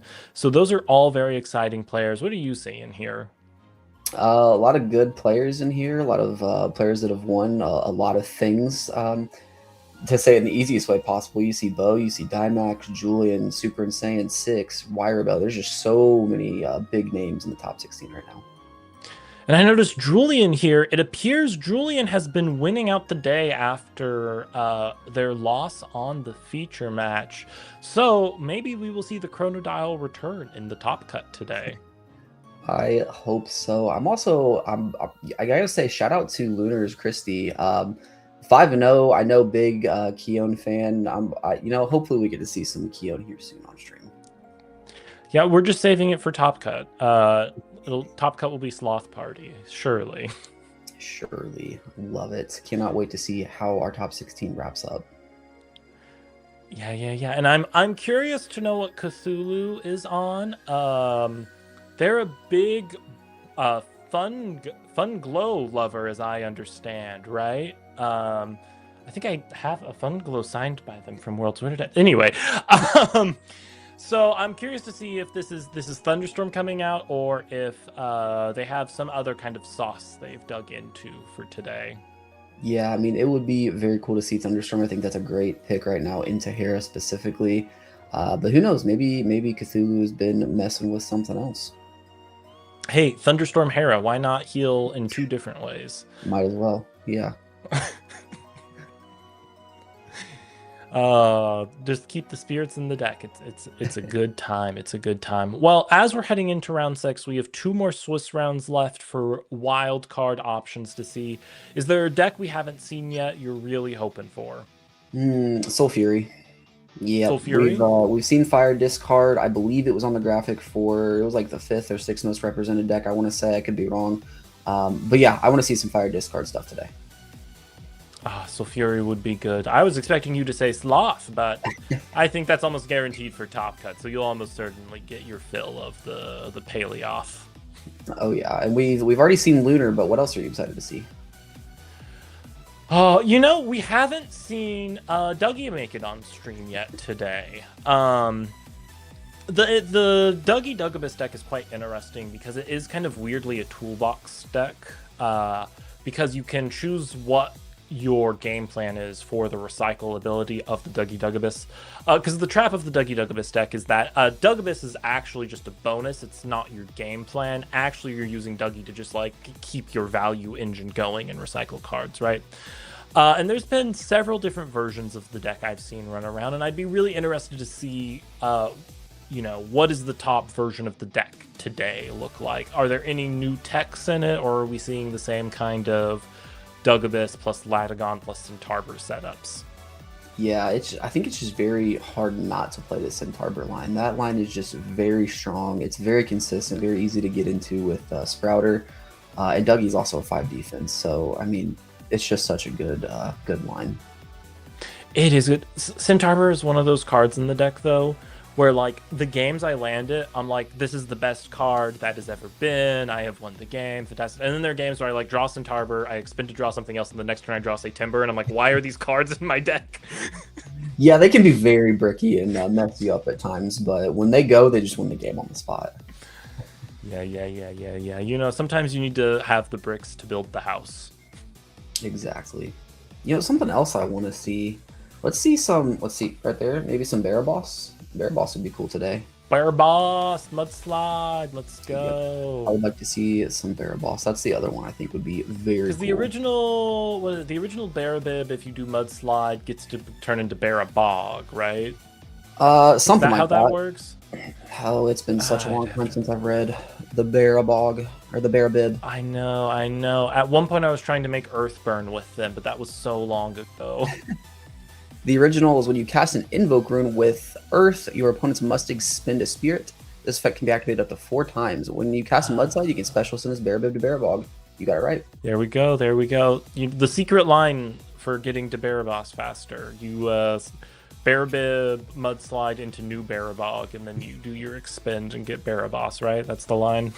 Yeah, and who knows, maybe your Bara or your Mudslide will disenchant the last Hera Spirit, and you want to deal with Hera anymore. Yeah. Yeah, that's the dream. That's the dream. Maybe you just P-Gus the Hera or something instead. I don't know. Just too many pesky Heras running around. There are. Matt, that's behind you as well. The Phosphocell Ultra Charged. I mean, I know we've had the hit to the Anacell. I don't know. I feel like you could maybe still get Phosphocell Ultra Charged to work as the top end for some kind of deck. I don't know if that would be like a solar deck or a thunder deck, but I like Phosphocell as a card. I hope someone can figure out how to brew them into working again. Yeah, Phosphocell Ultra Charge is still a very good card if you can find a way to get it out. And there's cards like Solar Charge that still exist. A lot of Nexusers as well. So I think like a solar side of that might work pretty well. Yeah. But yeah, it'd be cool to see some Phosphocell come back as well. And you know why we're talking about 3-drops that would be cool to see? Where did Antitan go? We're in a world where there's so much good Earth and Lunar. Certainly there's an Antitan brew that still works. It was especially powerful when everyone was playing bug decks and you could eat the bug decks. But like, you know, there's still sauce there, I think. Yeah, we'll have to find Log and ask Log what the new secret Antitan tech is. Yeah, get Log on stream. Looks like we are getting close here to is it round 6 already?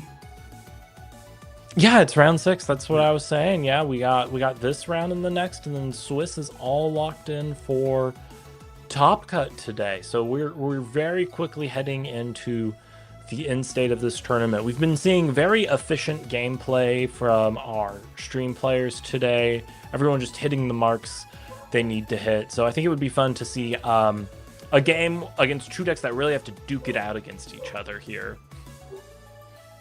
Yeah, I just want to see some good games. You know, that's always the goal here. Just want to see some fun Elestrals, some cool strategies. Let's see some Electronite hit the board.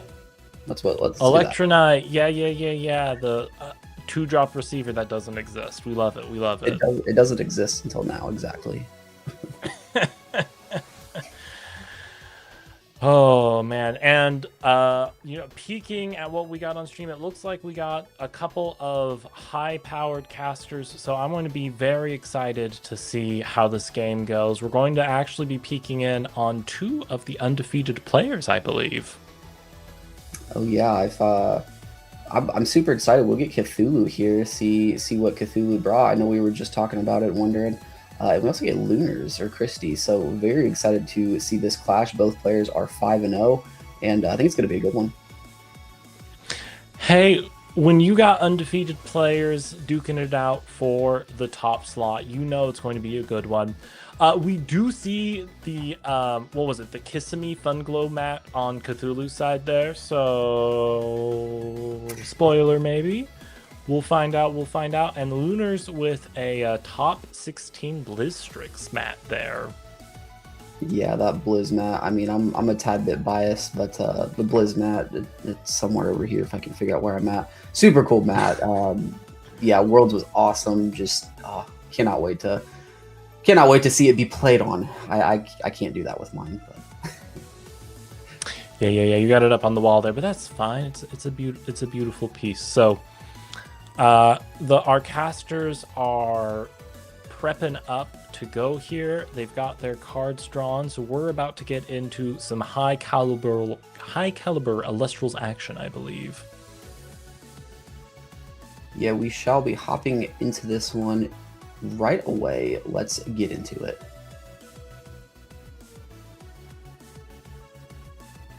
All right. Our players have their hands. Does anyone need to mulligan an honest game of 18 spirits for anyone? No? Yeah, looks like no mulligans here, but we will see that looks like a Jolton from Cthulhu right here. So more Hera from Cthulhu today, but will it be paired with a Thunderstorm? Yeah, there could be a Fungite in there. You know, there's hope. And it looks like we're going to search out a Rhyceros Champ of Hera and add that to the hand, set up for a following turn Ascension play into Racerage. Very strong turn one play by Cthulhu. Yep, so likely a Racerage Hera deck here. We're going to see only one set from Cthulhu, but knowing what's in hand, if they can protect this Jolton here. Oh, that's a Catarant Champ. Let's go. That's a Catarant. I forget everything I said. We're milling. We're milling. Right, we're milling on the Blizz mat. Ooh, let's see what happens here. Worth noting, there is only one legal eye woolly as of right now, and I'm not sure if you can see those cards on the screen. Unfortunately, the glare has caught the mills here. Unfortunately, we shall see. Oh, thank you. Perfect. There's an Ambrosia. It looked like a Paleoth. So this looks like a Sloth deck. Okay. We're going to see some cool stuff today. I cannot wait. Keon is here. Yeah. Maybe there's a surprise Blizzstrix in this deck. That would be very nice. It's like, unfortunately, the Catarant will not hit an eye woolly, but Christy will set one and set a second. And looks like we'll pass the turn over to Cthulhu. So a pretty slow couple turns right here. Both players just setting up their board, getting ready for the rest of the clash. It's a good, honest game of Elestrals. We did see Scorpio is what got sent to the Underworld for Lunars there.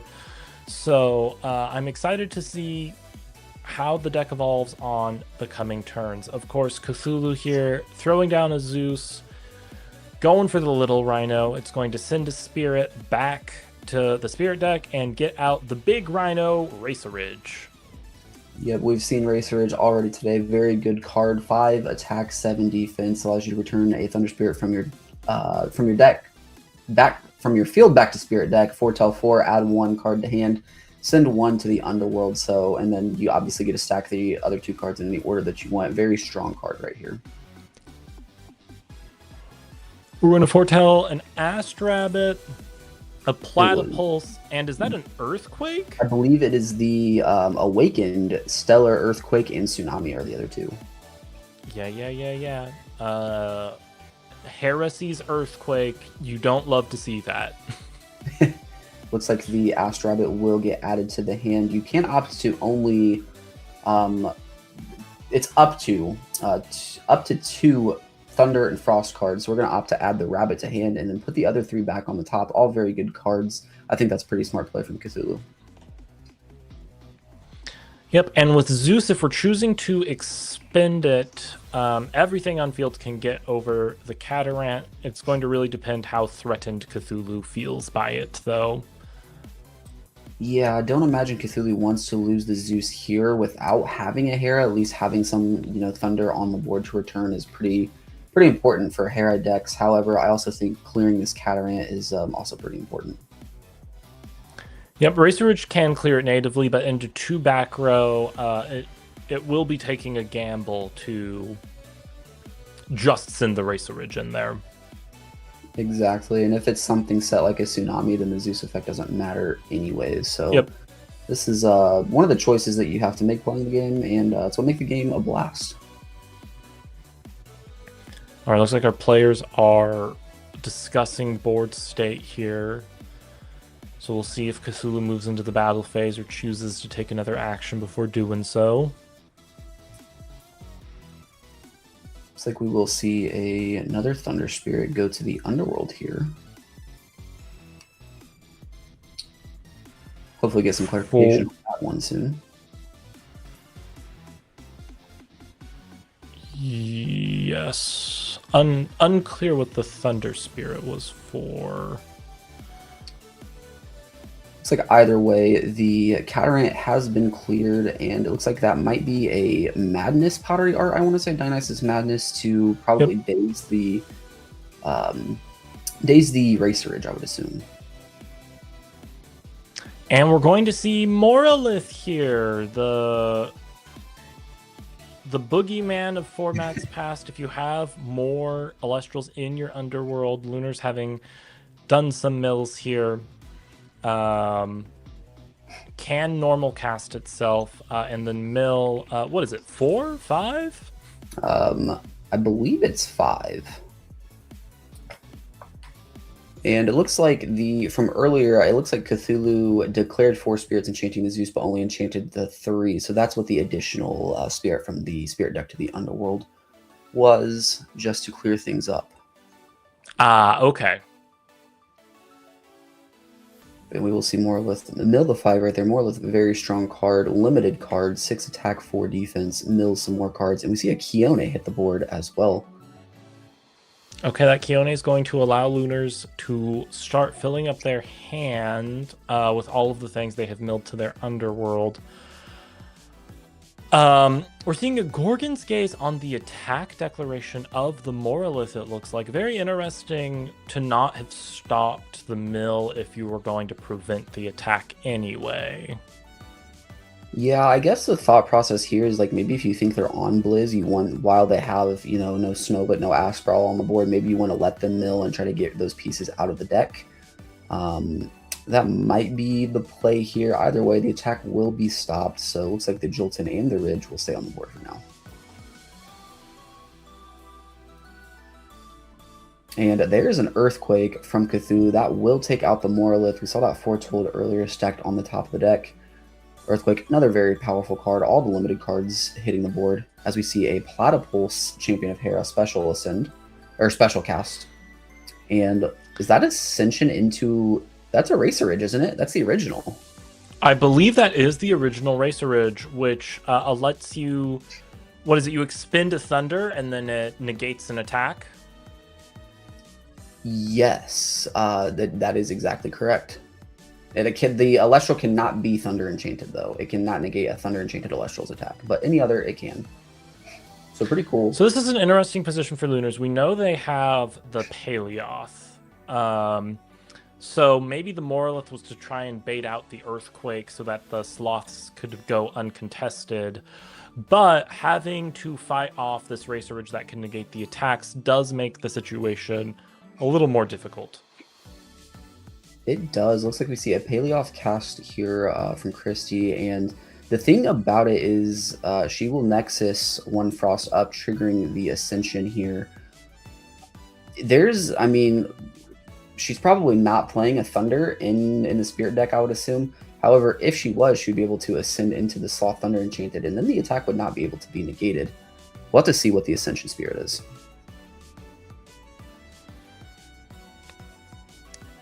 Yep.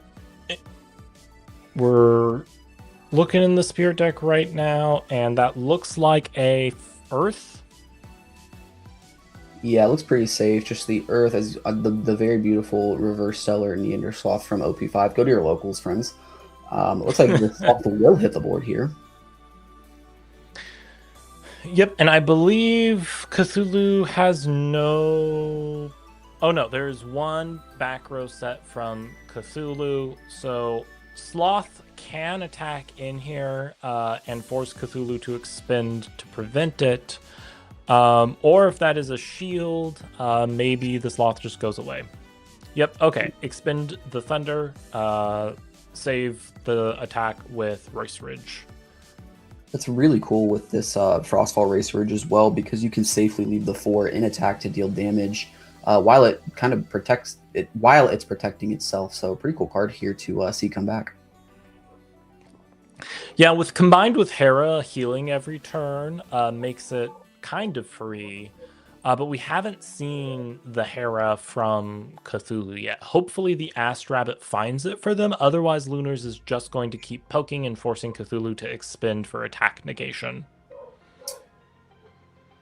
Yeah, it looks like also last turn we missed the Scorpio was added back with the Keon. So she might have, another Morphrost in hands to potentially remove the Racer Ridge. However, only on 6 spirits, Scorpio is pretty expensive in this exact situation. But going low on spirits is better than allowing Cthulhu to continue just amping up their board. Oh yeah, for sure. As we see the Magneros is special cast right here. Nexus its spirit over to the Ash Rabbit, triggering the Ash Rabbit effect. This is what makes the Hera deck so strong, triggering multiple rabbit effects per turn. Just allowing you to add, find your Hera, find your Zeus, find the back row that you need. Very strong combo right here. Yep. Do we finally see the Hera, or are they just not in the deck? It looks like after every shuffle, they might all be down at the bottom. However, 8 spirits to 6, you've got 2 Ascensions if you're Cthulhu right here. I think you're in a pretty decent spot. Now we will go with the Champ Racer Ridge effect. Foretell a couple altars, a shield. I missed the last card.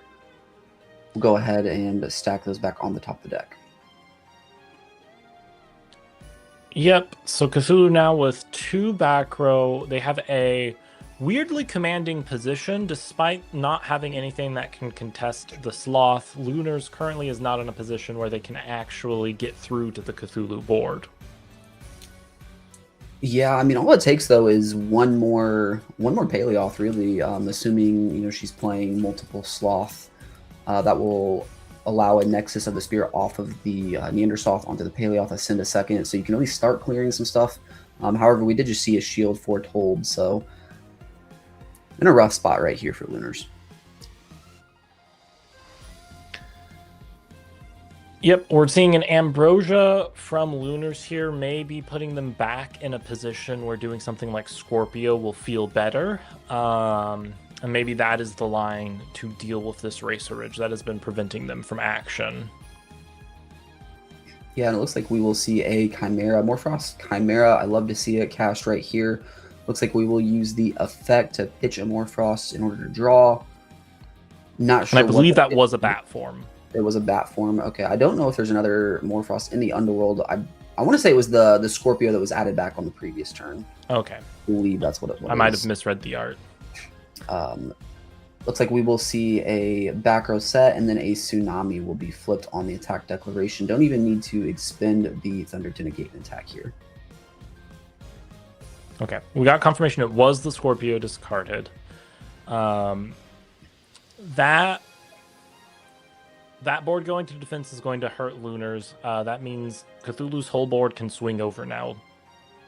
Yeah, Chimera is a very small defense at a 2, and the Sloth is a very small defense at a 3, so not super ideal to swing into a Tsunami right here, but what else are you going to do? Yep, we see some gesturing from Cthulhu on the Ass Rabbit. Unclear if that was going to be an Ascension, but we see a Zeus come down. We're going to foretell with Racer Ridge once again. We see Altar, Hera, and Arcalith.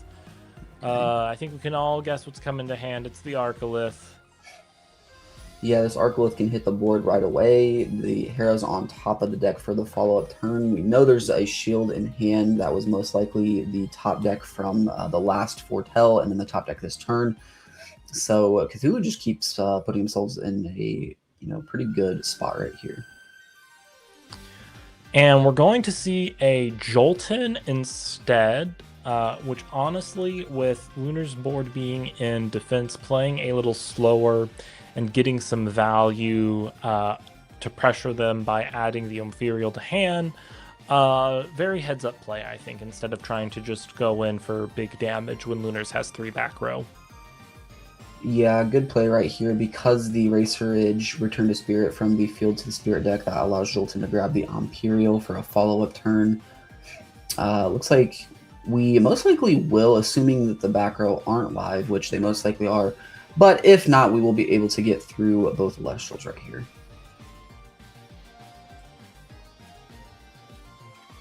Yep, let's see. The attack sequencing is going to matter here greatly. If we try to attack with the Racer Ridge first, and it looks like we're going to see the Jolton go in first, which is definitely totally fine if they chose to shield it. That's a Dice of Patroclus, I believe. I believe that it is a dice, so it's going to buff the Neandersloth rather to a 5 defense right here, which will prevent anything on the board from getting over it. The Chimera is still not long for this world, though. We are shuffling back what looked like a Gorgon's Gaze there to return the dice to hand as well. Yeah, Dice just an absolutely insane card. The fact that, like, basically once you find it, it's just kind of permanently in your hand as a +2 stat boost. Very, very good card. All right, and now Cthulhu's next question is, do they want to risk one of the Racer Ridges into something like a shield to try to get over the Chimera?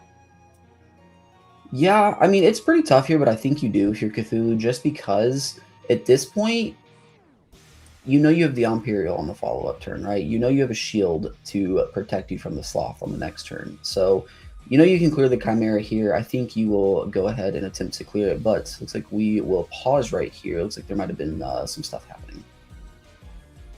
Yeah, we'll wait for confirmation on what that was. I'm not sure if that was a concede or a judge call. We'll wait for confirmation from production. But yeah, that's an interesting board state to go into. I think you're right. I think you do risk probably the Racer Ridge that foretells the champion so that you can hold on to your extra attack negate. Even if it gets shielded or something, you still have 2 Thunder Spirits on board for ascending into Imperial with the next turn. Yeah, it just feels like the safest play right there, does the most damage. Probably the best route to take. This is what the Hera deck does. It just gains so much advantage through the course of the game. And then just leads to these late game scenarios where they're out advantaging you and they somehow have more health than you. It's pretty crazy. Yep, and it is for a judge review, so we'll get you an update on the judge review as soon as we know.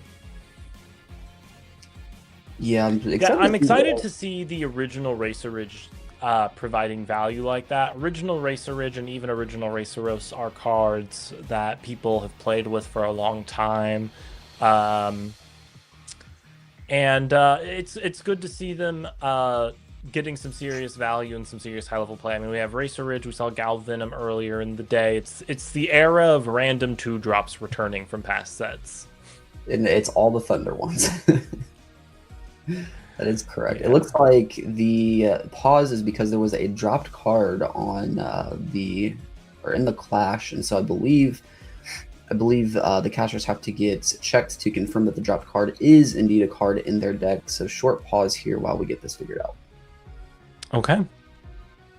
We should be back to it shortly, hopefully.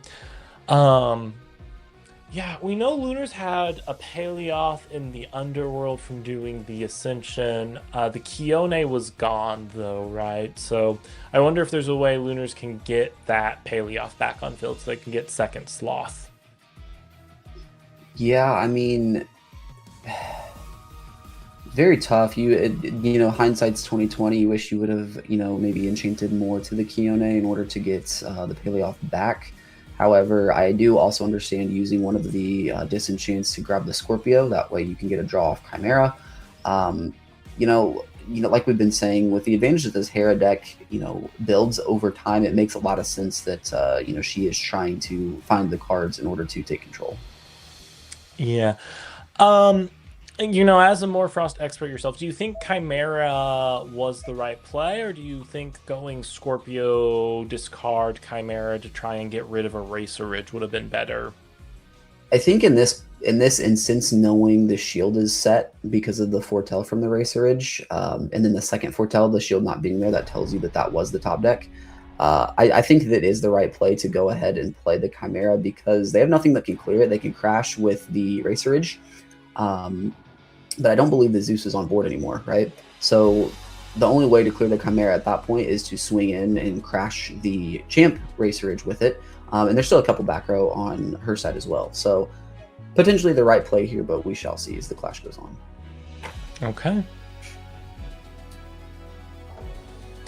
Yeah, and for Cthulhu, they seem to be, you know, Hera's a funny deck because, like, Cthulhu hasn't done anything that is, like, big or impressive necessarily, but they've just slowly been surviving. We know there's a Hera from their foretells, so they will be able to start just healing every turn once that hits the board. So that puts a ratchet on Lunars in a different way. It might not be aggro, but you know, Cthulhu won't be running out of spirits, and Lunars will.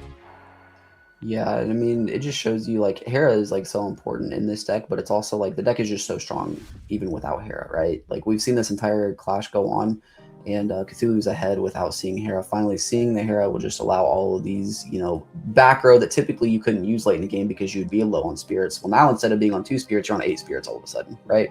So that's going to allow you to utilize your back row while your opponent's getting very low. And it looks like we might be still working on the issue, I believe, here. So we will get back to the clash here shortly. Yep. Sometimes a dropped card might warrant a full deck check or something of the sort. So just the type of thing that takes a few minutes to sort through. Usually nothing too intensive. So we'll go. Yeah, worth noting, I believe from the earlier issue that we had with the declaration of 4 enchanting the Zeus and actually only enchanting 3, there was a small call there that also added 2 minutes to the timer, so that is also worth noting. We'll most likely get some time put on the clock from this one as well. Okay, so we're heading back into the action here. To re-summarize the board state, we have a Chimera in defense position, a Neandersloth in defense position. On Lunar's field, Cthulhu has Zeus, both flavors of Racer Ridge, and a Jolton champion on field. Game state has been repaired, so we will be able to just continue forward from here now. Yeah, and it looks like I was mistaken, there is still a Zeus on the board here, so that's pretty strong. The Zeus was just played when we went to the break, I believe. Okay, I missed that then. Well, very, very strong Zeus right here from Cthulhu, then that will allow, you know, that mixed with the shield, you know, you'll be able to get through these Elestrals no problem while being ahead on spirits. It looks like the Chimera was just a short in battle. Yep, Lunars unfortunately did not have a live back row there. Although their back row is now going to be full on their turn.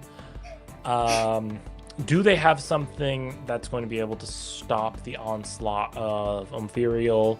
If there's a Gorgon's Gaze or something back there, they can at least buy a turn and prevent having to do the disenchant. And maybe work their way up to it. We are going to see a Narpoon here, though, which is going to allow them to search any one Frost Celestial from their deck. What do you grab in here, Perky, is the resident Frost player? In this position, it seems pretty tough. It looks like the Narpoon didn't even actually decide to grab anything. It looks like they went straight to battle. Oh, yeah.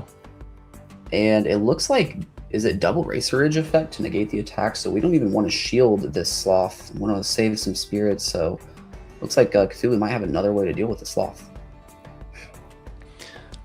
I'm really surprised the Narpoon didn't search.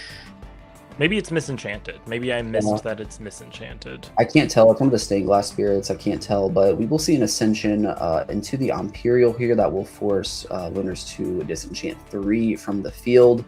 So that is the way to deal with the Sloth that I was just referring to. We also know most likely there is a Hera in hand, and the top 2 cards, I believe, are Altar, if I'm remembering the foretells correctly. So we will be able to start healing spirits after the Imperial resolves, but it looks like we will see a concession here from Lunars. Yep, unfortunately, the Gorgon's Gaze was not back there to allow the Sloth to live an extra turn. Deeply unfortunate, but congratulations to Cthulhu for successfully piloting Hera to a Game 1 victory. Yeah, really looking forward to see what these casters bring in from the side deck to, try to deal with their opponent's decks. I just keep going back to Thunderstorm to try to deal with the Hera. There are other options. You just gotta find some way. Maybe we'll see a smoke screen into the Blizz line or something. That would be insane. Be cool to see. Would be cool to see. Yeah, I don't know. I'm not sure Lunars necessarily did anything wrong that game, though. I mean, they got their Sloth out. Racer Ridge, they just never really got an answer for dealing with that Racer Ridge, which allowed Cthulhu to just build up value on their board. So I don't even know what you cite in to stop that, I mean, maybe a Dense Fog? Yeah, it's very tough. Racer Ridge is very good into this matchup of cards that just want to attack, right? Your Chimera, your even Scorp, Scorp targeting and setting the defense of an Elestral to 0. Doing that for a Bunny or, a Quackle or, either Racer Ridge. The Racer Ridge, Frostfall Racer Ridge just saying, no, I don't want you to attack. That's absolutely insane. Yeah. Frostfall, home of crazy 2-drops whose time just haven't arrived yet. Yeah, it looks like we are seeing the arrival of Racer Ridge here. It's meeting its potential like its past friend Lokagon. Cannot wait to see what comes up. I'm also curious is how many Ascensions these Hera decks today are playing. We've seen both Racer Ridge, which you can special ascend into both of them, so that makes sense, right? Are we on multiple Imperial? I wouldn't think so, because you can search it with the Jolton, right? If you return a spirit that turn. Curious to see if Signectric Champ still makes the cut. Need to see what these lists look like. Yeah, based on the lists I've seen, I feel like I've only seen 2 Imperial if you're not on Racer Ridge. It kind of seems like the total Ascension number is around 3 to 4. But it'll be interesting to see after the event to see how the Hera decks have shifted. I know earlier in the format, Signectric was actually a popular choice. Some people not playing Imperial at all just to make Signectric their top end. Mm-hmm. That strategy seems to have fallen off a bit in favor of the Imperial. But it's always interesting to see how these decks tweak and shift a little bit as the format goes on. Clearly everyone needs to be playing Aphrodite Necklace Party, though, because Necklace on a Whale is an 8 and can just deal with that whole board, so They can if there's not a Frostfall Racer Ridge there. Yeah. Well, then you have Thunder in your deck anyway for Magnaros, so you just enchant a Thunder to yourself. Got it. That's how we do it. That's how we do it. Looks like we are finishing up sighting right here. Gonna hop into game 2 shortly right here. We've had quick clashes all day. It's good to actually see one, take a little time, get into some technical play. Casters got to make the correct decisions and whatnot. So happy to get into this game too.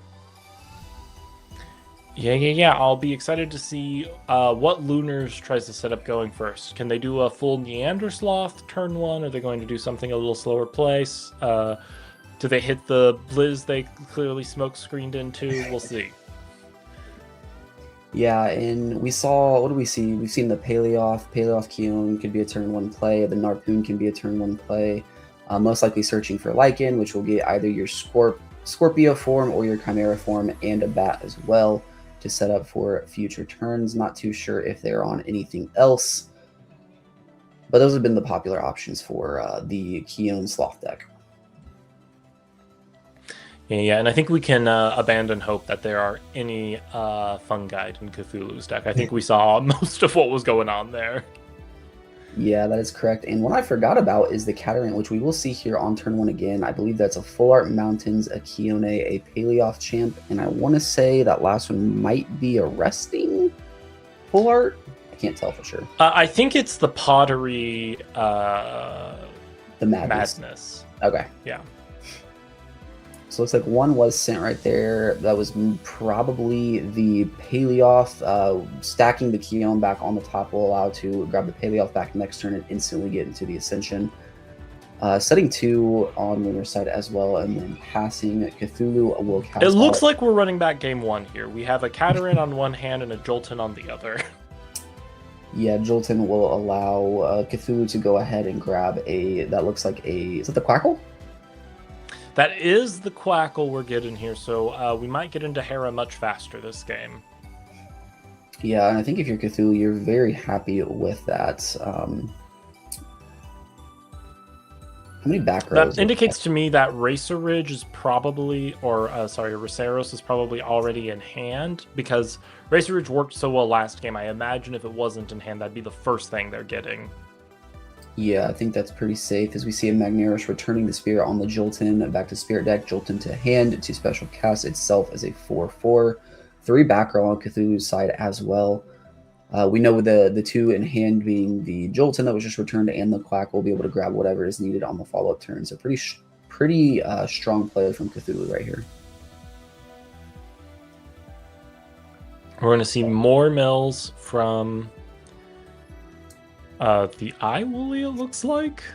Yeah, the Catarant right here. There was the Catarant. Shield Mountains.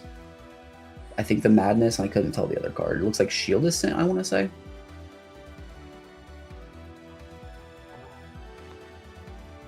Okay, so I think we know the Keone is in hand, right? So I'm imagining Keone get Paleoth is the next move. Well, it can't be because they Cataranted again. Looks like, are we going for an Ascension here? What do we see here? Oh, yeah. Oh, we're just ascending is there a Paleoth in hand? Yeah, we're just ascending the Paleoth. That will trigger its effect because it received to go ahead and special ascend. Okay. Pandora's Box, though. Yeah, Pandora's Box will stop search right here.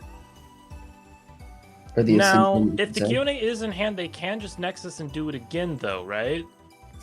Yes, because the Paleoth received as an Ascension, the affected Nexus is still live, and we know the Keone is in hand, so we'll have to see if Lunar sees that line and if Cthulhu has an answer to it as well, so. Yep, that Pandora's Box milled a Tsunami and a Keone, though. Interesting. Okay, so maybe the card that we couldn't see was Keone, and it wasn't actually stacked to the top of the deck. If that seems very possible. A little Paleoth in defense position is going to... I would normally think would be in danger, but Hera doesn't have that many things that hit over a 4 on turn 2. Like, unless they get Racer Ridge next turn. Yeah, it looks like they will go with the Quackle, which searches a card with Hera in the name, and that will be met with a Gorgon's Gaze. I think this is a very good Gorgon's Gaze right here, because maybe in this board state, there's a chance you just search Scepter, right? Because Scepter can make Magneros a 6, which can get over the Paleoth. Maybe not into double back row, but anyways, the Gaze will stop the search here, which is pretty good for Lunars. Yep, even if Cthulhu wasn't going to get the Scepter, you don't want to let the Hera get online. Yeah, I think trying to prevent the Hera is definitely the best option here. It's like we'll see. We're going to go back to Lunars, who's going to re-enchant a Paleoth. Is there another... Oh, it's a Gorgon's Gaze. Okay. Yeah, Gorgon's Gaze, very unfortunate right here for Lunars, going to negate the Paleoth effect to special ascend, so it looks like Paleoth will be sticking around for another turn.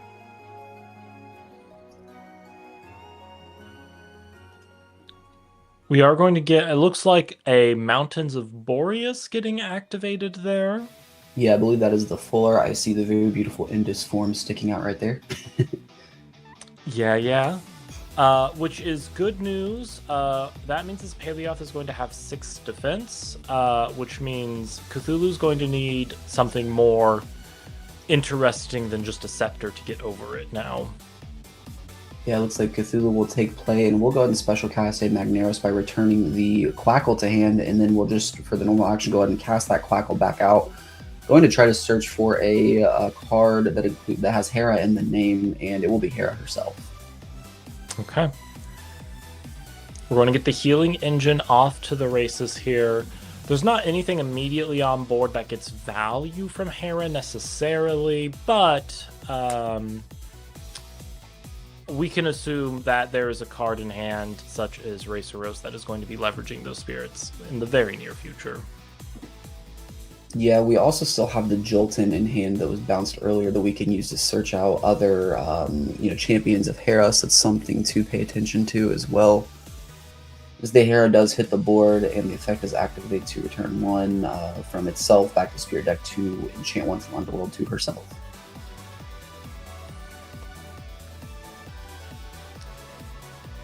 All right, and with that, it looks like Cthulhu passes to Lunars. Is third time the charm. Can we get a Neander Sloth? Yeah, Sloth or even like a Kione here. Just, something. Hopefully it's not just another re-enchant here. Kione would be probably the best situation because you could Nexus, re-add, then normal cast at the Nexus and get 2 Neander Sloths, right? Mm-hmm. Yep, that would be the ideal scenario here. You can also Nexus from the Mountains of Boreas, but I think you want to leave the Mountains of Boreas up just in case there is like an Ethereal in hand. Yeah, it looks like we will go ahead and Nexus, and there's another Gorgon's Gate. So that is the 3rd time this Paleoth effect has been negated. The little sloth that couldn't. That couldn't, exactly. We still do have a normal action here. Looks like that might be an Ambrosia. Or do we have double Ambrosia here, maybe? I can't tell.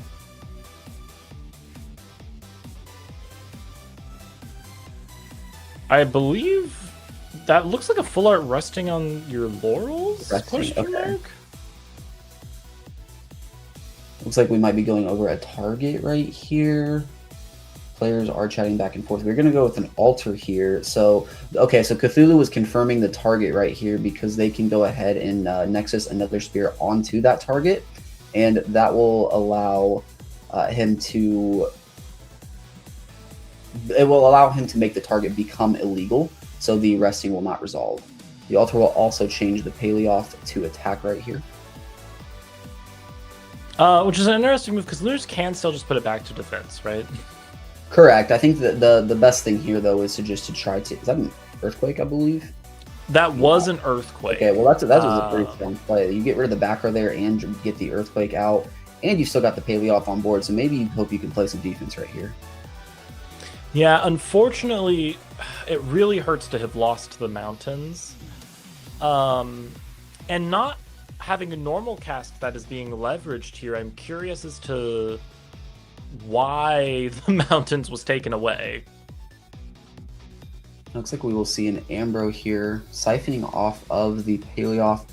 Interesting play right here, because if the Imperial comes down, I mean, there still is a face down on Lunar's side, but if the Imperial comes down, and you only have this Paleoth with 3 spirits on board, you're going to lose your Paleoth, whereas if you leave the 4th spirit under it, you might not lose it. Then, if you have a shield or something set, you can at least deal with the Imperial. So, interesting play to siphon off the Paleoth right here.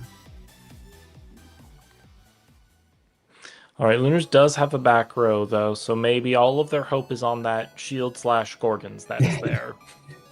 Yeah, we've also seen what Madness quite a few times as well, which wouldn't necessarily help in the scenario anymore, with Paleoth only having 3 spirits, really hoping it's Gorgons. But we don't even see the Imperial Ascension. We see that looks like another Jolton.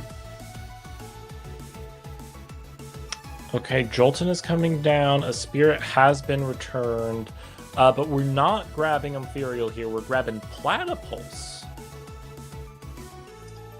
Yeah, Platypulse is another way to return a spirit, right? So it just looks like we're just trying to kind of build up a wall right here. Cthulhu probably has something else in hand. Oh, What am I missing? Platypus also Oh, minuses the stats, right? So it's a way to get over the Paleoth. Yeah, it gives your champions +1/+1. So like you were saying earlier, the mountains not being on the field anymore is pretty big for in another way right here. As we see, is that a dice, I believe, flipped? Yeah, unfortunately the spirits were put on top of the card right away, so I was not. It does look like a dice from the edge, though.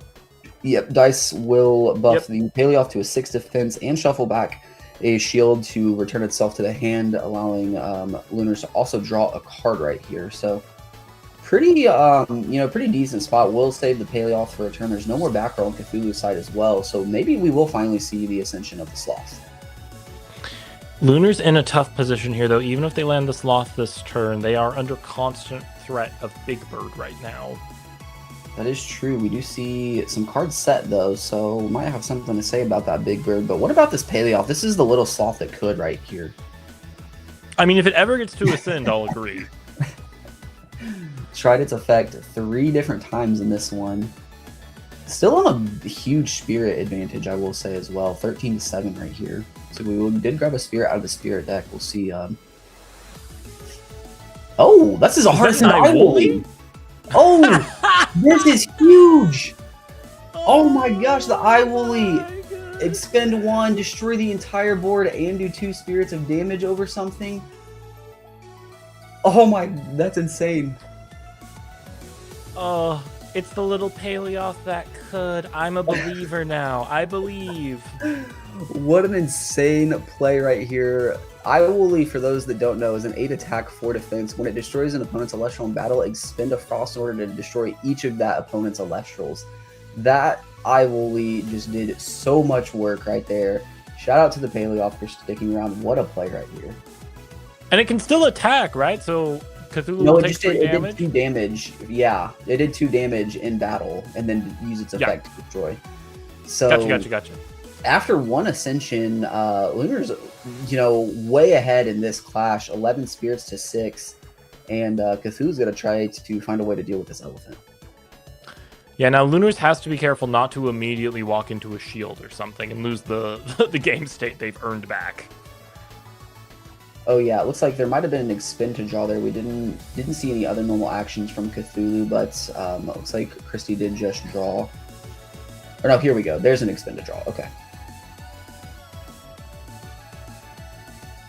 And then I believe I pass over to Christy, and we will see a Narpoon hit the board right here. So Narpoon effect. You just get Lycan right here, I believe, right? Lycan. Oh, we're gonna see a Pandora's box here on Narpoon. Okay. I'm sorry, is that... So we've seen 2 Pandoras and 2 Gorgons from Cthulhu this game? That we have, and I think it's correct to go ahead and hit the Narpoon here because you don't know if they're going to grab Lycan or if they're going to grab Paleoth, right? And there's an extra spirit on that Iwoli at this point, so that would just lead to another Sloth. Looks like there will be 4 damage dealt right there, taking Cthulhu down to 0 in spirit deck, but still 1 on board with Hera. Hera plus Ambrosia plus something maybe gets Cthulhu back into it here. Yeah, there's the Hera effect to return 1. So 1 back in spirit deck, 1 on board. This one's shaping up. Looks like we potentially will be getting a game 3 if Cthulhu doesn't have an answer right here. Yeah.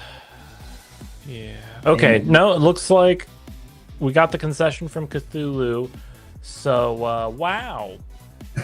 What a play. Frostfall Iwoli. Just, that is insane. Everyone thought, Champ Iwoli was broken. It got banned. Iwoli is the problem here. It just deals with full Hera boards. What were we saying about Frostfall cards coming into their prime? It's either Thunder or Frost, right? Race Ridge, both of them. Iwoli's Frost. Yeah, getting to see these old cards shine is it's amazing.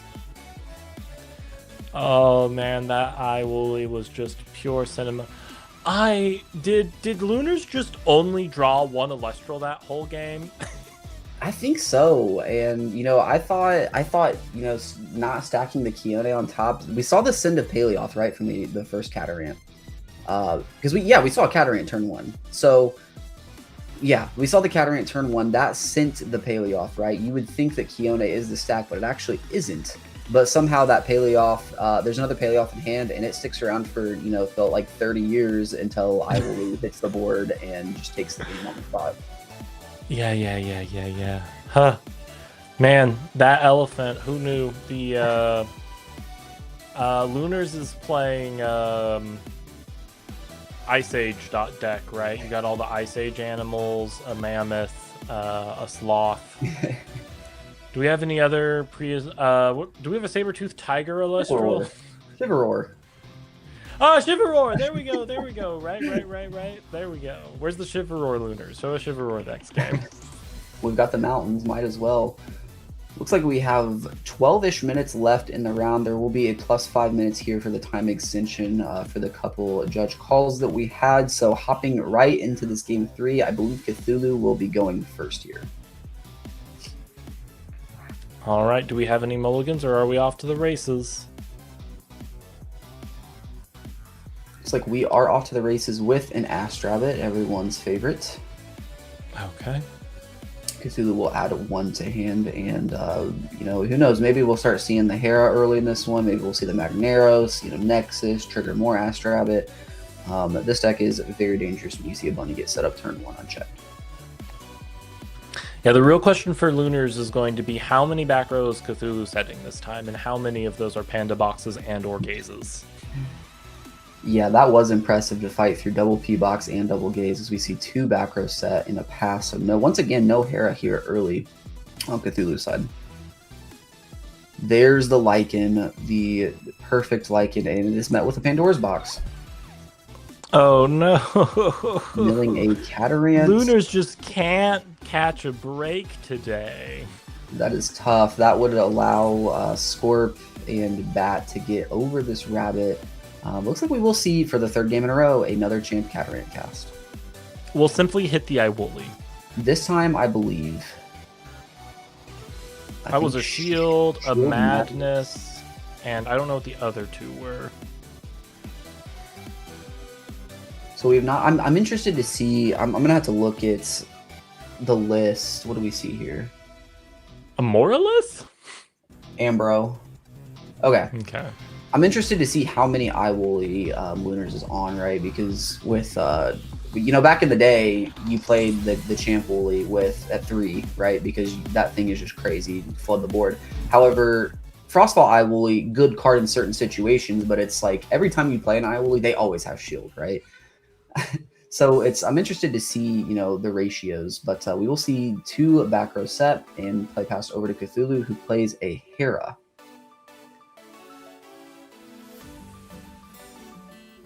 And we are getting confirmation from the Sins. It looks like Moralith was the sent card, and the other 3 were Ambrosia, Madness, and Shield. Yep, we're going to see the Raceros show up. Racerage imminent. Is it going to be the Frostfall or the Champion? I think you definitely probably Champ here is the first grab. Yeah. Yeah, start getting that card advantage up early as, it is the 5/7 Champion of Hera Racerage right here. That's right. It's going to allow Cthulhu to send one of these Thunder Spirits back to the Spirit deck in order to foretell and add a Thunder or Frost card to hand.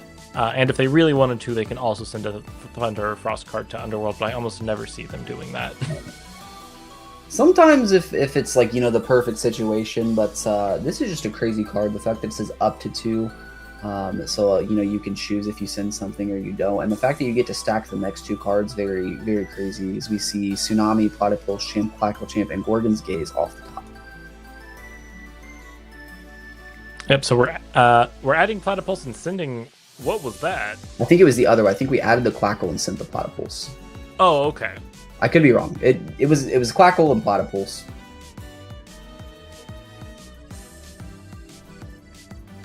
All right. Cthulhu's sending something to the Underworld just to demonstrate that it's possible after I said that.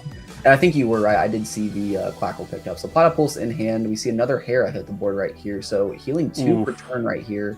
Pretty big for Cthulhu. The Racerage also big enough to clear the Catarant. But there are 2 back rows. We'll have to see what happens.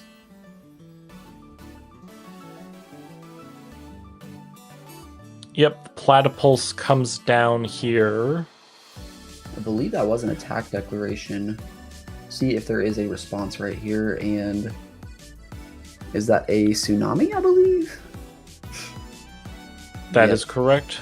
We see the awakened full art stellar tsunami, I believe that was. I'm gonna have to study my awakened arts a little bit. I'm a little crusty on all of them. Yeah, it looks like the Platypulse also hit the board right there, which I missed, but Tsunami will be played another back row set, and hoping these ones hit. If you're Lunars, we see a Madness, an Ambro. I cannot tell the other two cards. I believe the last one was a Paleoth, which So is what we makes sent. sense. So is there a Keon in hand for us? It'll be pretty big. There is only one back row on Cthulhu's side, so if you can get into the Sloth right here as an 8 attacker and try to get over this Race Ridge, I think you kind of have to right here.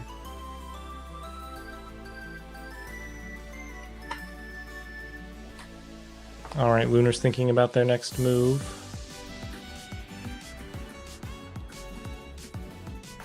Yeah, I believe that's the fourth Catarant effect that we've seen that is whiffed. So I'm interested on the ratios here, but oh, it's just a Sloth. Okay, so there's just a Heart Ascend into a Sloth. Yep. We got the Neander Sloth in hand, which works perfectly well. And, it looks like And that's going to be an attack declared into, I imagine, the Racer Ridge. yeah, and I believe this is a Misenchanted Sloth right here. So if this is a shield, this really hurts. But it is a Gorgon's Gaze. Will negate the attack. Okay. Honestly, probably the best case Gorgon's Gaze Lunars could have had here. The Neander Sloth is still going to be fine, and Cthulhu isn't going to have anything that can hit over it immediately. Yeah, I believe we also did see on the last Foretell we saw a Gaze, and so it's very possible that this draw right here from Cthulhu is a second one. We will have to see. I mean, it is set right away, so it only makes sense. We're going to foretell another. We're going to go Hera effects first to go ahead and heal up another 2. We're going to go Racer Ridge effect, return 1 from a Hera to foretell. We're going to see Tsunami. Is that Circle the Sky? That is Circle the Sky. Let's go.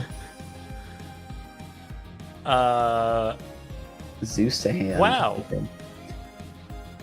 What is Circle the Sky doing? I mean, I Circle- guess it makes sense for reactivating Rabbit. Where's PK? PK loves Circle. Circle coming out of nowhere. We will play the Circle here. Go ahead. Yeah, and- I guess it's for exactly activating Rabbit. How? Wow. Welcome to undefeated 5-0 Cthulhu playing Circle the Sky. PK was right. Circle the Sky, good card. It's crazy that it was. We saw Jack play it. Jack Game play it. Last premiere in the Wind deck, and now we're seeing it make its way to Hera. I mean, it is a +2 in this situation. It is, well, it's a +1 because you have to count that you're using the Circle, right? But getting to draw true. into your deck and triggering the Rabbit to look and grab another one, very strong right here. Plus potentially extending damage if you can find a way to deal with the Sloth, as we see a Zeus hit the board right here. Yeah, Zeus is going to minus the Sloth and let Racer Ridge crash? Question mark. Well, Platypulse. Oh no, Platypulse. +1, right? So Yeah. Platypulse is giving or making Racer just 6-8. The Sloth is down to a 7-2 right here. And it looks like we are going to try to hit for as much damage as possible, which makes a lot of sense. There's right under 4 minutes left in this clash before the time extension, and Cthulhu is down to 9 spirits. A bunch on board, but to 14 on Lunar side. And it looks like there is something flipped here. A dice. Is that a dice? Oh, that is a huge dice. Buffing the Sloth to a, what it would be, a 9 attack after, or no, 7 attack. There it is. After the Zeus will force the Racer Ridge to destroy itself, and that will trigger the Neander Sloth to enchant a Frost from the Underworld if the effect is used here. I believe the Neander Sloth is still misenchanted. Oh, you are right. You are right. It was ascended over the Catarant. Good catch. Yeah, I guess I'm confused. I thought I saw Cthulhu use Zeus.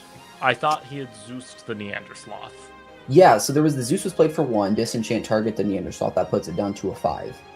The dice makes it a 7. The Racer Ridge is a 5 plus 1 from the Platypulse that's on the bottom of Cthulhu's board. So the dice. Wrong Platypulse. I was thinking of the Platypulse that minuses attack. Gotcha. No, this one is a Cthulhu's Champions. There's something played in defense right here. I cannot quite tell what it is. It's another Catarant, of course. Why wouldn't it be? As we see a poison-tipped arrow flip. This could be pretty big if this foretells and hits an Ascension right here. That's the dream. I'm actually surprised we're poison tipping the Catarant. The third card was the Eye Woolly. The 5th Catarant resolution finally finds the Eye Woolly. And if you are Lunars, you are very happy with how this one is turning out, I will say. Finally being able to resolve the Catarant Ascension. Eye Woolly is on the board. You're going to be able to swing for, 1 damage. If you expend 1, you'll be able to get an extra damage as well. What a crazy turn of events here. And it looks like we are just going in for an attack with a Gorgon's Gaze to keep the Platypulse alive. Yeah, and I think if you're, Christy here, as evil as Gorgon's Gaze is, you love to see Gorgon's Gaze being used to stop attacks in this situation, I believe.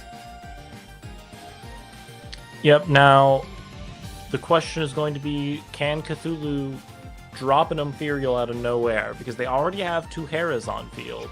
They only need 1 more source of returning a spirit to get it. Yeah, we will see. Looks like there is something coming down. There's a Thunder. There's a 3rd Hera. So if Imperial is in the hand, we might be in for a show right here. Are we triple Heraing into Ethereal? Is this the moment all Hera players have dreamed of? We're going to heal all 3. There is 1 more back row set. This one is coming down to the wire.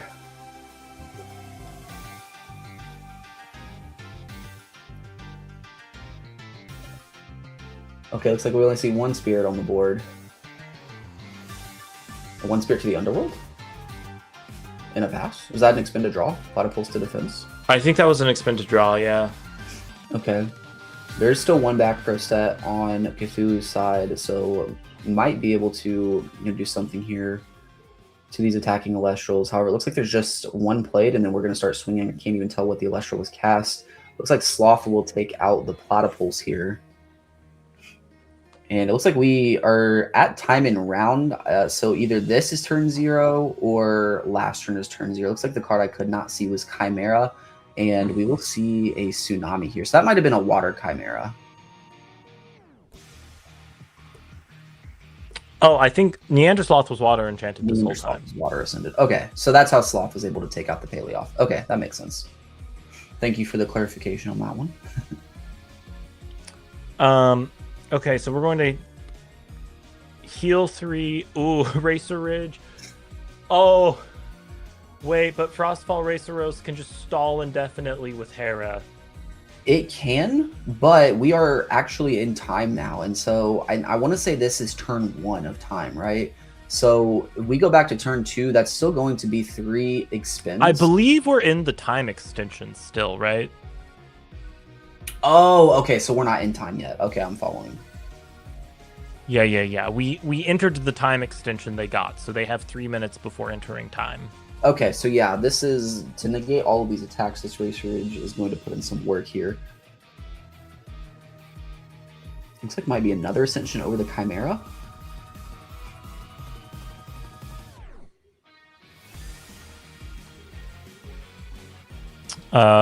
Yep, into Super Glare, Champion of Guillaume. And it was a Paleoth, and then Paleoth effect a special ascended to a 2nd Sloth here. Gotcha. So, the thing is, Cthulhu can safely just Racer Ridge 3 attacks and then heal 3 on their next turn. Well, it really depends here, because if there's a Gorgon's Gaze set, the payment for the Racer Ridge is cost. So if there's a Gorgon's Gaze set, you could change Gaze, target the Racer Ridge, negate its effect, get over it. There's stuff that can be done here. We'll see what the back row are.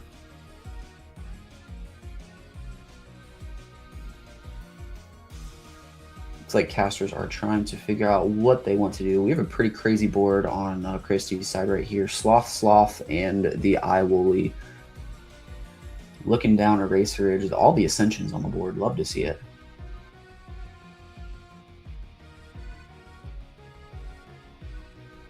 Yeah, it looks like there is a flipped Altar right here. Okay, so Altar is the first back row, or the only back row on Cthulhu's side, going to switch the Sloth to defense. Going to Nexus. Ooh, okay. We're going to Siphon the Spear off the Racer Ridge. Nexus the Thunder back to the Hera. So Cthulhu potentially trying to play around a Gorgon's Gaze on the Racer Ridge. I believe the Racer Ridge was Gorgon's. It was Gorgon's already? Yeah. I see. Okay. So yeah, we are going to Altar here, pay off, trying to figure out where we want to go with the other spirit here. Yeah, so the spirit can't come from the Racer Ridge, which I think was the pause there. Oh, the Nexus spirit. Okay, I'm following, caught up. Yeah. So Yep. we had a preemptive gaze on the Racer Ridge to allow the attack to go through. Altar of Stars can't Nexus the spirit off of Racer Ridge when it's Gorgon's Gaze, so a Hera had to be sacrificed instead. Yeah, it's a Hera deck, so don't say it's down and out too early, but it does look like Lunars has made a pretty wide open path here for themselves. Yeah, I think there was a bit of a misplay. The Gorgons should have been. You should wait until after because you want to force them to expend because Racer Ridge is cost. So whenever they go to negate the first attack, you let them expend, then negate. Then the battle continues through. There's an altar there as well, right? So then you can like let them alter, right? But you still will be able to do an extra spirit of damage. Doesn't matter at the end of the day. We see a rabbit hit the board on Cthulhu's side right here, just trying to find something. Cthulhu will also be able to heal up a couple of spirits with the 2 Heras this turn. Looks like we are going to do that right now. But unless there's some kind of resting earthquake shenanigans coming, it looks like this one is getting pretty close to the end. Yeah, with no back row on Cthulhu's side, we enter turn 1 of time for Lunars, but I think they have enough spirits present to knock this game out. Yeah, looks like there's a Stellar Chimera. Love to see it. Looks like that is going to hit the board right here. Going to switch the Sloth back to attack. Looks like Sloth will probably clear the rabbit. We're going to swing for, what is that, another 5 spirits, I believe? 5, which if we had let them expend for Racer Ridge would have been game. Correct, but there's also, if you have like Altar set, you could use that just to Nexus a spirit over to another attacker, but looks like there's... Oh, we use the correctly cast Sloth to destroy, which gotcha. means the other Sloth making it correctly cast. So, yeah, wow, what a play! Crazy plays right here from Lunars. Going to be 6-0 after round 6 with some crazy Eye Woolly Neander Sloth plays. Love to see it. Eye Woolly getting massive value 2 times in a row to bring that victory in for Lunars. So never count the elephant down and out. Lunars getting a 2-1 victory, but Cthulhu fought hard and fought well. That was a good game of casters doing all the things they wanted to do.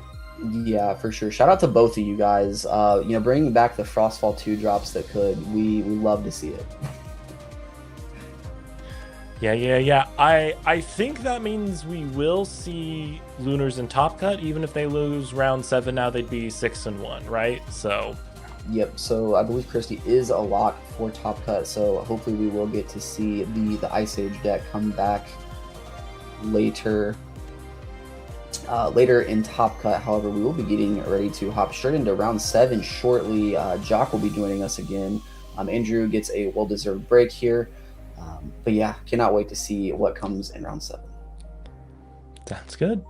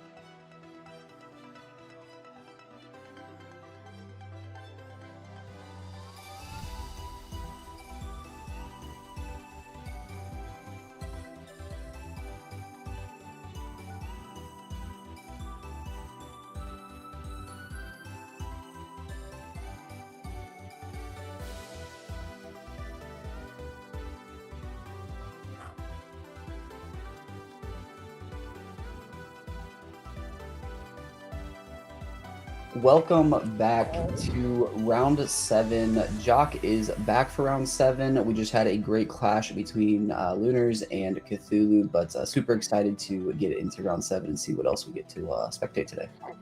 I know, and we're getting names like Cthulhu and just names we recognize like in these upcoming rounds. It's very exciting to see everything. Yeah, I cannot wait to get a chance to look at the standings here, going straight into round 7. Can't wait to see who makes top 8, who gets some good amounts of QP. There's a lot of players already qualified for Worlds, but a lot of players still looking for QP to get to that 250. Yeah, very, very good, very impressive by all these players thus far. But final round of the tournament, this make or break. All you're looking to do is just get the last 3 points to be able to convert a good Swiss into a top cut. Yeah, and I believe there are still 2 undefeated players after last round, if I'm not mistaken. Maybe one. Looks like we will get to see one of them here. We get Trish on stream, I apologize, and Jai is the other one. So looks like we will be getting into round 7 here shortly. Very, very exciting. Trish was one of those players to look out for at the beginning. Just a little known thing as the reigning world champion. Very, very exciting. Glad to see it. Good job from him so far. And then Jai, they're playing for top 16. It will be very interesting. And don't know about you, it's a little intimidating play against anyone with like such a big name like that. Yeah, somehow I've managed to miss Trish in every single tournament that I've ever played. Thankfully, respectfully, great player, and Trish is just so good at this game. It's like you're just by seeing the name, you might be intimidated. But I believe in Jai Jean right here as we get set up in round 7. Yeah, it just starts, to feel like you're questioning playing the game yourself as it's happening. It's just like, oh, they're so sure of like the plays that they make. It's like, should I be sure about the plays I'm making? Should I be sure at all?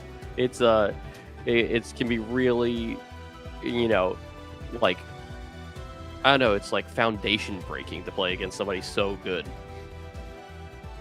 Yeah, I mean, hey, everyone has to play the game, though. That's the thing. And, sometimes you just draw better. Sometimes you outplay people. You never know what can happen, especially in these Premier tournaments. Yeah, well, the Premier round is just about ready. The players are just quickly setting up, and we are getting the camera view set up for you. But we are just about ready. Perky, what has been your favorite match so far? Ooh, tough to say. I really have to say the last round 6, you missed an absolute banger of a set. We saw Frostfall Iwooly hit the board and clear a board of 4 champions of Hera. That was sick. Love to see it. But there's just been some really good clashes today, but I think that one tops the rest for me. I will say, for people who don't know, Perky and I, we both have like a love for Iwooly. We just love the guy. He did real good things during the early live stream format, and we are just a big old fan of him. Oh, what? Why are you shaking your head? You don't like him? I don't know if I could say he did good things. He did things. He did things that when they resolved, they were good for me. It was good for us. It turns out special casting 4 guys is insane. Who knew? Yeah, it's like, I don't know, maybe next turn too. Every turn.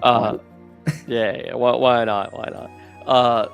Yeah. So we're a big fan of that card. So it's good to see he's still stomping around. Oh yeah. The right Iwooly. I'll say that. Mm-hmm. Yeah, that one is the funny one. It's just like that. We have the one that says like, oh, it's like you kind of win the game. That one is just like, what if like you win the game? Yeah, and I mean, last game we saw, I think, or last set we saw 5 Catarants casted, and only the very last one hit. So crazy. I mean, that's all you need. That's just all one. you need. Yeah, it only takes one. You know. Turns out that's all you need is one Iwooly will take care of a Hera. I will say after like 4 of them, you're start like, it's like, come on, something break my way, and then when it does, it's like it's actually it's deserved at this point. But we are just about ready for this final round of Swiss Trishula versus Jai Yin. Looks like they are resolving mulligans right now. Yeah, it looks like Trish will be going first in this one as we see the beautiful Gambit mat on Trish's side and the Flamemoth, almost said Shadowmoth, Flamemoth on Jai Jin's side. Sick. Yeah. Those are lunar spirits right there on Trish's side. Interesting. This could be very scary. Mm-hmm. Was that lunar fire? I think they're. I can't tell what the bottom one is. I see the lunar and I see a Gambit mat, and that has me scared. Yeah, those are full art. Those are full art world spirits. You get them from participating in worlds. So, okay, Lycris. So, wind and lunar. Okay, so the lunar could mean anything. It's still the Owloon, still one of the most popular cards. And that is probably a Hermes activation, if I would. Yeah, that's Hermes. Okay. That is Hermes. We will see Hermes enchanted with 4, immediately disenchant to send. Is that a Cycle Venom? It is Cycle Venom to search out the Toxoswarm, to search out most likely the Trickery. Yeah, a very strong turn 1 play right here from Trish. Going to add the Toxoswarm to hand, and then it is I believe it's on cast or just Trickery, right? Yes, on cast, and also the Cycle Venom, you can put a card from your hand to the bottom and draw a card as well. Just you know what card, just like fix up all of the sort of like searching that you're doing. But yeah, here comes the Trickery, and this is one of those cards that the best players in the game call the best card in the game. Hermes Trickery. What all can it do, Perky? Trickery is an absolutely insane card. It allows you to essentially you destroy an Elestral on your field to special cast another from the underworld. So if they target your guy in some way, whether that be like an Earthquake, a Gaze, whatever it is, you can Trickery into something else. Very good card, very annoying card when you're playing against it, very good card when you're playing it yourself. We will see the Cycle Golden cast. We went over that, and then 2 back row set as well for Trish. Yeah, one of those is going to be the Trickery, and one of those is going to be a mystery. Ask Rabbit immediately, looking at the top 3. This could be another round of Hera, but makes sense. Hera is popular, and Hera has proven itself to be quite strong. Yeah, it turns out Hera, very good deck. Looks like Jai will go ahead and grab one off of the Rabbit here. We will see shortly if it is Hera or if it is something else. Rabbit is one of those cards that's kind of versatile, so you can play it in a lot of different decks. There was one point I was even playing it in Soul Fury decks just to find the combo pieces. So we will hopefully get some confirmation shortly on what we're going to see today. There was another point where if you cut Rabbit, you were seen as crazy. It makes sense that you're finding room in any deck that plays the elements naturally. Looks like we'll see some back row set right here. So yeah, 4 back row. Yep. So it's definitely Hera. No, I'm just kidding. 4 back row set right here behind the Ash Rabbit. This is looking like what, like Moonrise, Daybreak, like early formats here as we see. Is that a P-Gust? That is a P-Gust. Little birdie. Okay. Little birdie come into play. Which back row is it going after? And I do love the idea of getting the P-Gust down here, especially with Trickery most likely already set. Not for this turn, but to just harass the back row next turn as well. And that is... I think that's a poison-tipped arrow, I want to say, from the OP. Okay. And P-Gust will successfully pop a Shield of Achilles there. So... yes, the P-Gust will be dealt with, but it's fully set up to play with the Trickery on this Toxoswarm. It can't as of yet because it would need a second spear under it somehow in order to trickery into the cycle of venom. That is, we'll see if Trish has another way to get another spear under it. I mean, when this P-Gust goes, do the poison tipped arrow on the next turn. Oh, and then bringing it back with trickery. Yeah, and just harassing the back row. You set 4. Well, what if I came after all 4? Yeah, P-Gust turns out good card. Yeah, P-Gust is probably the strongest on receiver in the game, if I have to guess. It is quite powerful. I think that is pretty fair. As we see a Nexus here. I can't quite tell what Trish has below the Hermes, but there's a Nexus from the Toxaswarm to the P-Gust, which will allow P-Gust to pop a back row. And then we can potentially trickery into the Cycle of Venom here that can deal with the Rabbit. The other back row might be live, or maybe Trish has another way to Nexus. We shall see soon. Didn't quite see what was happening in the hand, so I'm going to guess it was Champ and Nimbug effect to Nexus. That does in that case? Yeah. Yeah. Okay, so we're backing up a little bit to make it sure it's all clear. Because there's the Nexus and then there is the on receive on like a new chain. So let's make sure both players have ample understanding of each of the chains and can respond accordingly. Yeah, and it looks like there might be an activatable card in response to the Nimbug right here. This could be pretty big. If this is something like a Gaze, we can stop the P-Gust from receiving here. And if that is what ends up happening here, you'd question why the Gorgons wasn't activated sooner in the turn. However, these casters have a much better understanding of what's going on than I do at this point in time. But it looks like this Nexus will go through onto the P-Gust here, and the P-Gust hit another back row that looks like another gem for him back row. I can't quite tell what it was. Yeah, that one looks like, I think maybe a Gorgon's Gaze. And I do understand, like, not Gorgonsing right away. It's like, oh, they use their normal cast. That's probably it. And then when they come for the second one, you're like, oh, gosh. And it's like, at what point are you throwing good money after bad? At what point do you just say, I hate this bird? It's this has been really messed up, but here's that 2-spirit play with trickery that we were talking about. Yep, trickery going to come down, send the P-Gust, and special cast the Cycle Venom going to battle, and Cycle Venom will clear the Rabbit in battle. One backer left on Jaijine's side right here. But one thing to note right here, these wind decks are very, very expensive. They cost a lot of spirits, and here as this Champ Magneros comes out, a Gorgon's Gaze will come out from Trishula, and here we have Hera played, and so the Thunder deck's really spirit efficient. These wind decks are all about making these sort of bigger, stronger plays initially, but maybe to get fewer plays overall. Yeah, and this feels pretty strong for Trish in this game 1 right here. Down on spirits early, but you've already established a Cycle Venom. Your opponent has a lot less cards than you do at this point because the P-Gust put in so much work. So you're down 7 spirits right here. However, it feels like you're in a better spot overall.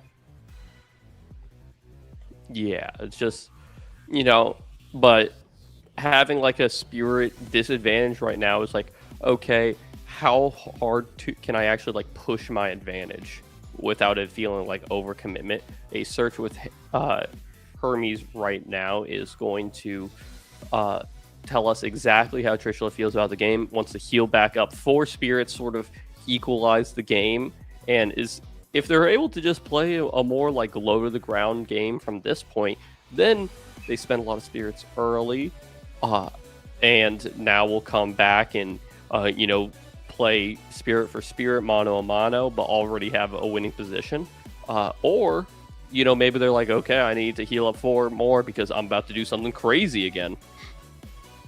It looks like after the Aviolith heal, we will see an Expend to Job and Earth right there, a couple more back row set. And it looks like we will see an Argo played right here. It's an Argo? What is happening? Oh, so we see Hera, we've seen fish cards, we've seen Bunny, and now we've seen an Argo all in the same deck. Five's best deck, I guess. Yeah, this is a pretty big swing right here. I mean, this is why Argo is so expensive to use, because you get swings like this where it felt like Trish was just so far ahead, and now all of a sudden there might not be an Elestral on the board after this turn for Trish. Going into JacqueKeener's turn right here, depending on what his other back row is. Worth noting, no Trickery can be played right here because there isn't a Hermes Enchanted, so we'll have to see if that other face down is anything usable here. Yeah, something like a dice would be completely backbreaking for Trishula. I doubt there is a dice, but I don't know. Anything could happen at this point, really. Dice plus like P-Gus your own dice to like gain value by like shuffling back a shield and stuff. There's plays that you can do there. But Tsunami. Okay. Makes sense. Okay. Pretty good play from Trish right here. The Argo has to resolve in the attack step, so you allow that to resolve, and then on resolution you play the Tsunami, switching everything to defense right there. Saves the Cycle Venom, and now the other two back row are live on JacqueKeener's turn here. Cycle Venom is a 7/2 though. So now the 7/2 body, not very good at all whenever you're stuck on the 2 side. If JacqueKeener can put any threat onto the board and even can remove this necklace from the board, and the Cycle Venom is still probably going to fall if Trishula doesn't spend more back row on this next upcoming turn. Yeah, it looks like there was another face down set right here. Trish taking a look and playing a shield on the Magneros right here to prevent the Magneros from taking out the Cycle Venom. Very interesting here. You typically don't want to put that Magneros back in the hand for a couple different reasons. You don't want to allow them to cast it again on the follow-up turn. Also, JacqueKeener is about to have to expend for the necklace. So, not too ideal right there, but keeping the Cycle Venom up is pretty important right here. Yeah, that is for sure, gotta be like one of the worst feeling shields. Like, yeah, I'm going to crack back for 2. That feels good, but it's like, okay, this card I had the Gorgons, it's on cast ability whenever it came down. I'm gonna add it back to their hand so they can use their on cast ability again. And also, this spirit differential that I just got through this attack, I was gonna get through their necklace. It's definitely one of the worst responses, but instead, here comes down a little funny bunny again, copy number 2 on the game. Yeah, Astro would come down, going to grab a card right here. JacqueKeener's still looking for a way to clear this Cycle Venom. Looks like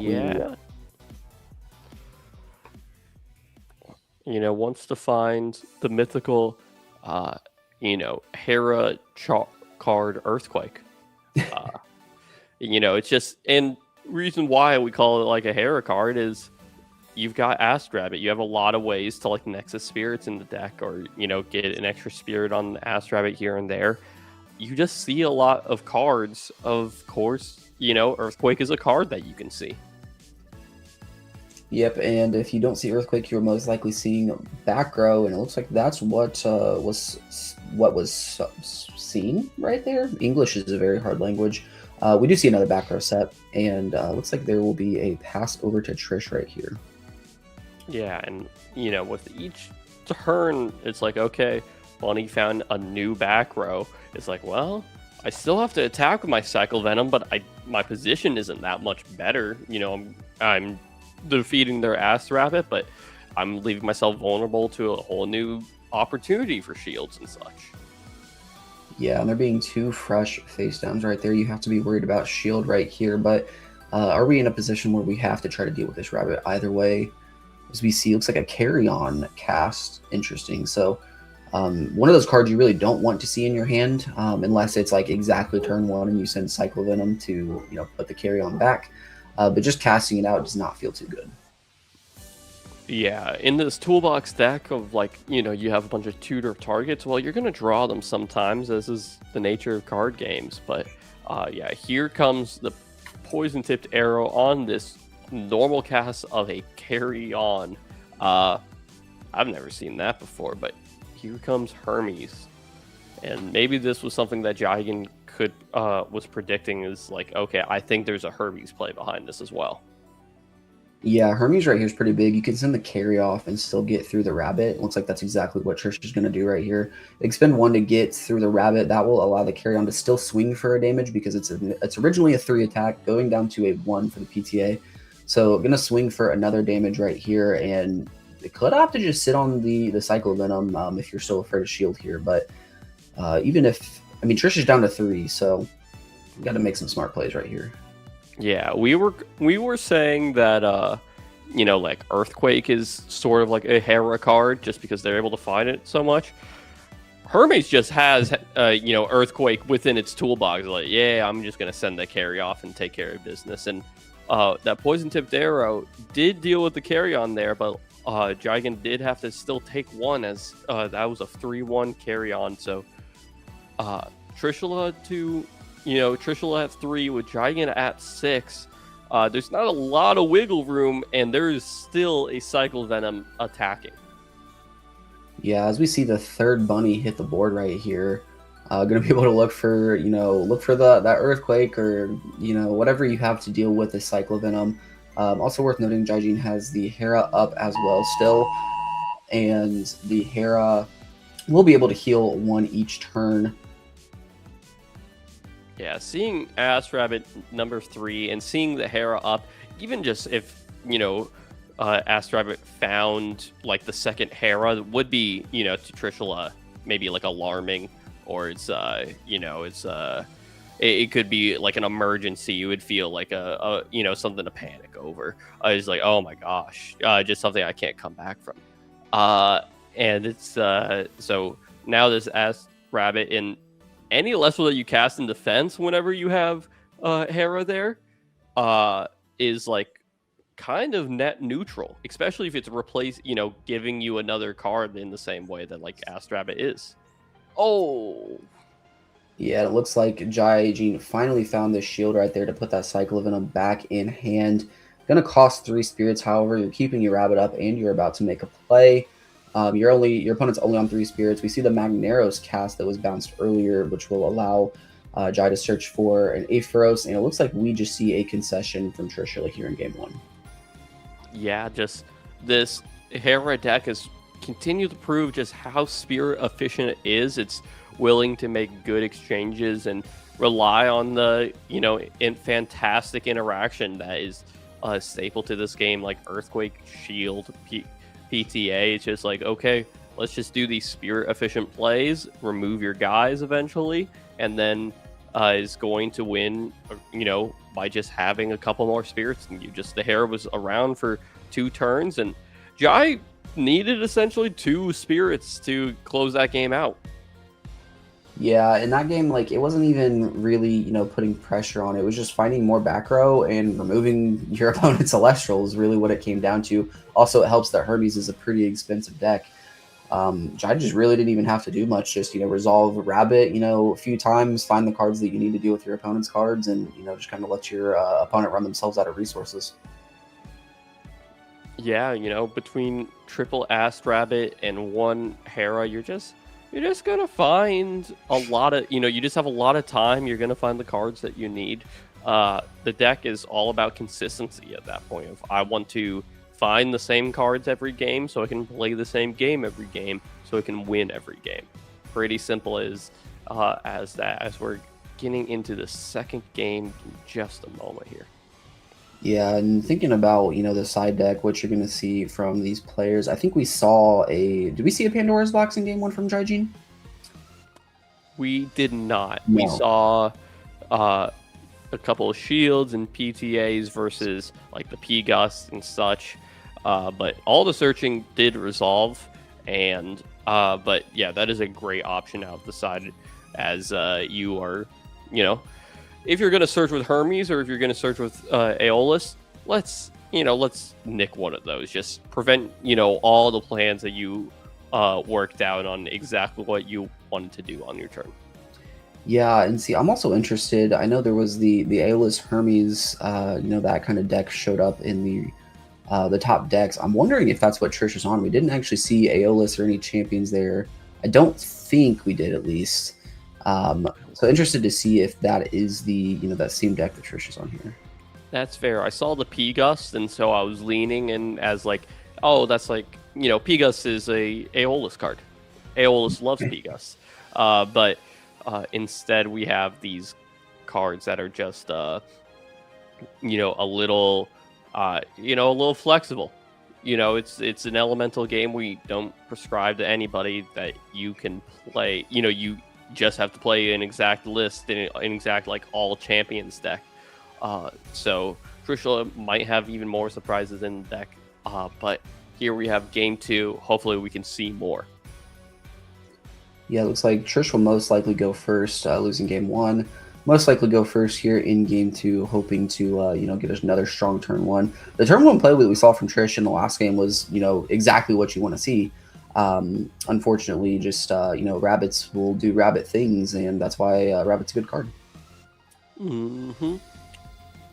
Trishula maybe potentially thinking about a mulligan. We're just waiting for this game to officially begin.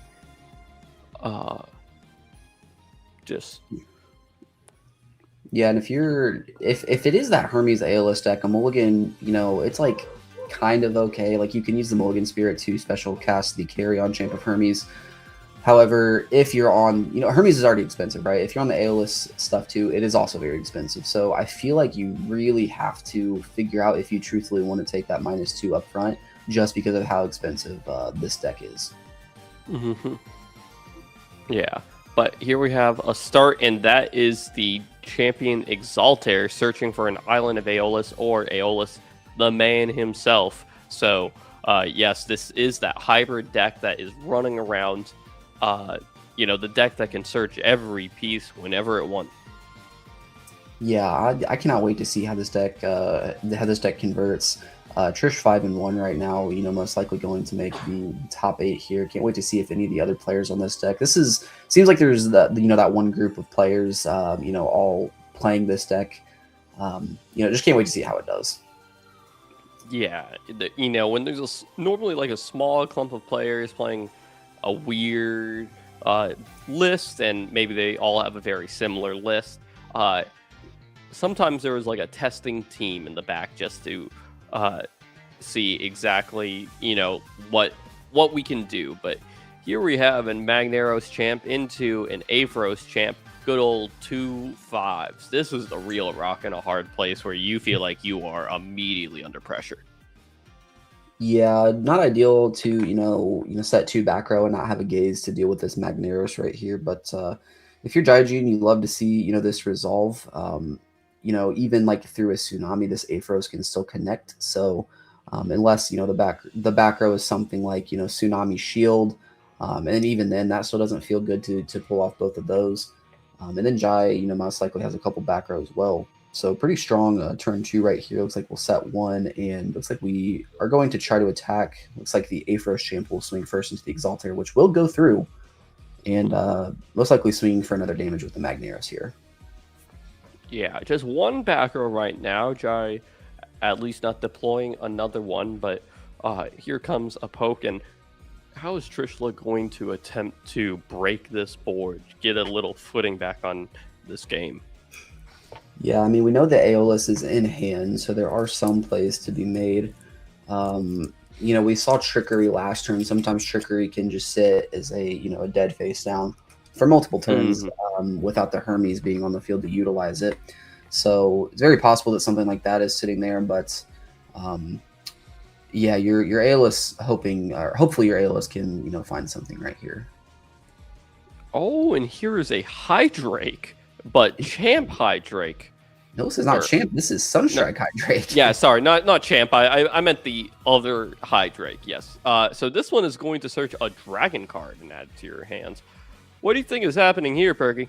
This is interesting. Are we playing like? We're just going to go search another Hydrake. So we're playing like 4's toolbox into some 5s right now. Sure. I'm interested. Like, I feel like you could search, like maybe you're on like a 2-1 line of Sunstrike, Hydrake, and OG, and then you just search out the OG one in order to get into Pentair. But I felt like Trish would have searched that one right there if that was the case. Yeah, maybe an Island of Aeolus is going to come down to be able to crash with one of these and, sort of take a little bit of the pressure off. But no, it's just going to pass the turn, and here comes a bunny in attack. Angry bunny coming in, looking at 3 guards. Jigen is. Yeah, and this makes me feel like one of the back rows that Trish has set has to be something like a dice, maybe something along those lines. Just daring Jai to swing into the Hydric here, but we're starting to get to the side of the deck that will get into a bunch of card advantage. So I think you're completely happy with how this is turning out if you're Jigen. Yeah, play 1 card that summons 2. Play 1 card that replaces itself. Really, has a fistful of cards still at this point, and a board full of guys. It's Trishula on the back foot despite going first in this second all-important game. Yeah, and it looks like there will be one more set. The Aphros champ will take out the Hydric right there, and it looks like Trish will pay out another 2 spirits, an earth, and a water right there from the Magneros and the Rabbit. I'm going to go ahead and draw a card right here, but Trish is falling behind pretty quickly in this one. Okay, and now that the second back row is set, maybe this is what the keep was all about. Here comes OG Aviolith. OG Aviolith is going to draw for the number of back row the opponent has. I believe, yes. Draw a card for each face-down rune the opponent has, and at least 2 face-down runes is required for it to be Lith cast. It is a 4/6, which is pretty good against 5s right here on the board. Yeah, this original Aviolith, pretty good card. I know there's been some people, recently talking about how good this card is, but it started, coming up, I want to say around Worlds time, like around the end of live stream, just because, it's a 6 in defense. As we see the Hermes hit the board right here, this is very strong, might turn on a Trickery potentially, but we will go ahead and fully load up that Hermes. Are we? I think I just saw... Okay, yes. What I thought was 3 spirits. We're going into the deck, so it must be 4 spirits. I'm guessing you go get Champ Aviolith here, and maybe with, Trickery access, we can start really doing plays with one Aviolith into another, dap each other up on the way to the underworld. Looks like that might be a carry off right there. So Trish going to expend 1 in order to take out the Champ Magneros right there. Interesting here. We've seen Argo in the last game, right? So Trish opting not to put the Aviolith into attack, assuming he had all, Trish is always playing, 18 steps ahead. So assuming he had all of this thought out beforehand, putting the Aviolith in defense right here is something that I don't know that I would have foreseen. We'll have to see if it pays off.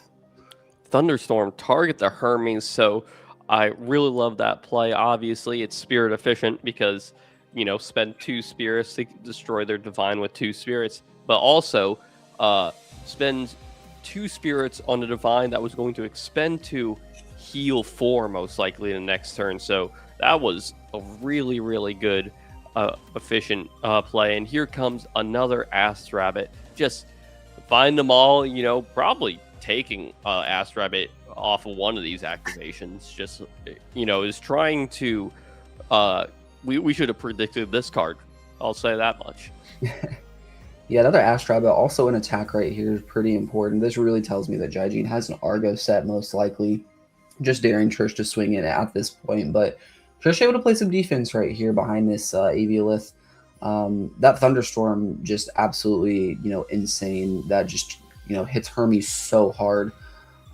Taking out the, even just 1 turn of that, toolbox ability, I'll say, is pretty insane. As we see Earthquake hit the board right here.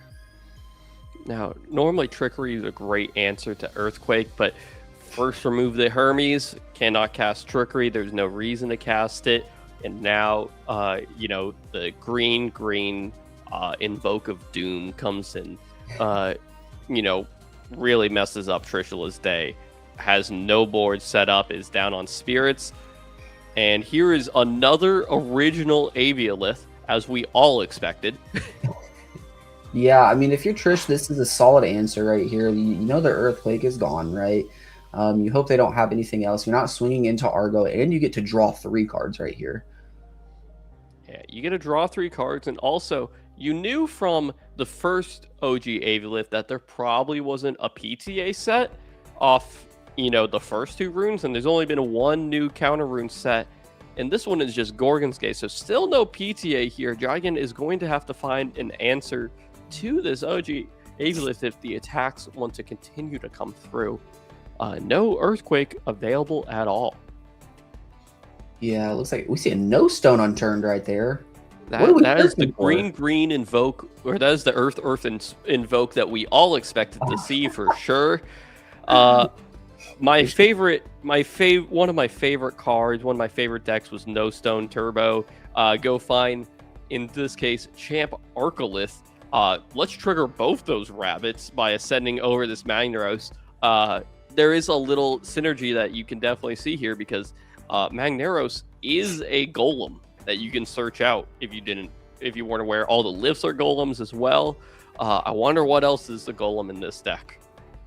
Yeah, this is a pretty cool tech right here. Like, No Stone is one of those cards that seems really strong just because it, gets you access to all of the lifts, and all of the lifts are really strong. Most decks are on Earth anyways because of Earthquake. But playing, we just saw Earthquake resolve, right? We didn't see any healing, so playing at least 4 Earths in this list, not something you see too often, but pretty cool to grab the Arcolith right here, and definitely worth it to trigger both rabbits here. This is going to take a moment to resolve because we are going to look at the top 3, take 1, shuffle the deck, and then look at the top 3, take 1, shuffle the deck. But Jai is going to walk away with like 10 cards in hand and still 10 spirits left in the spirit deck. Trishula had to work hard to get the cards drawn off the Aviolith, and that was interrupted. This Arcolith is really embarrassing this Aviolith here, as it really always has.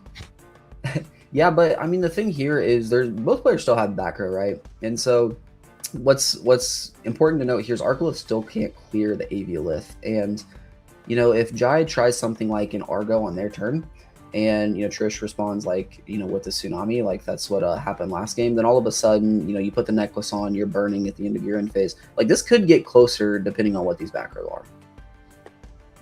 Yeah, Trishula hasn't been activating anything thus far, but those were only okay Tsunamis at this point. Maybe this could be a Tsunami, or maybe it's set trickeries that went homuless as soon as the Hermes went on its way. But I am fearful for Trishula, as now there's some bad cards in the deck. If you draw an Aeolus, you're going to be really far set behind. If you draw whatever the Hydrake was trying to search for, if it was the original Hydrake line, well, you can't attack into a 2-spirit rabbit over and over again. You're going to take too much damage, and that is an Altar of Stars. Altar, super good right here. It's going to change the Aviolith to attack, allow the Arcolith to potentially swing over, but also at the same time triggering a rabbit effect right here. This is the 3rd resolution of a rabbit we've seen on this turn. Yeah, so we saw just 3 cast rabbits in the first game, and then in this game we've seen 2 cast rabbits that each trigger their effect, so that's 5. And then we've seen 3 effects this turn through the Arcoliths and the Aviolith. So we have 8 rabbit triggers off of 1 player in 2 games. Does that sound beatable? I'm not sure.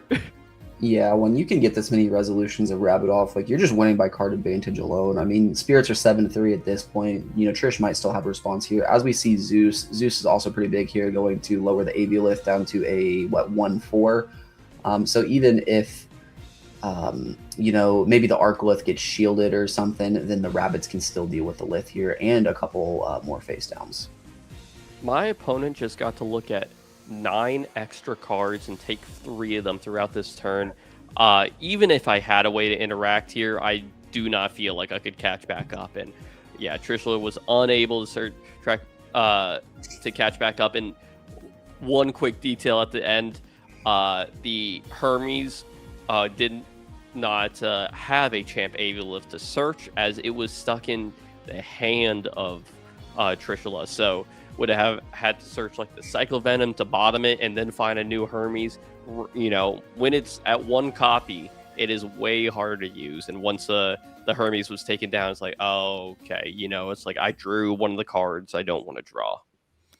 Yeah, and even after, everything resolved on the last turn, towards the concession at the end right there, we saw Jai flip up a shield, a gaze, and a PTA. So, after all of that, being up on spirits and still having every single tool that you need off Still of had all board, these. yeah, It's like, it's absolutely insane.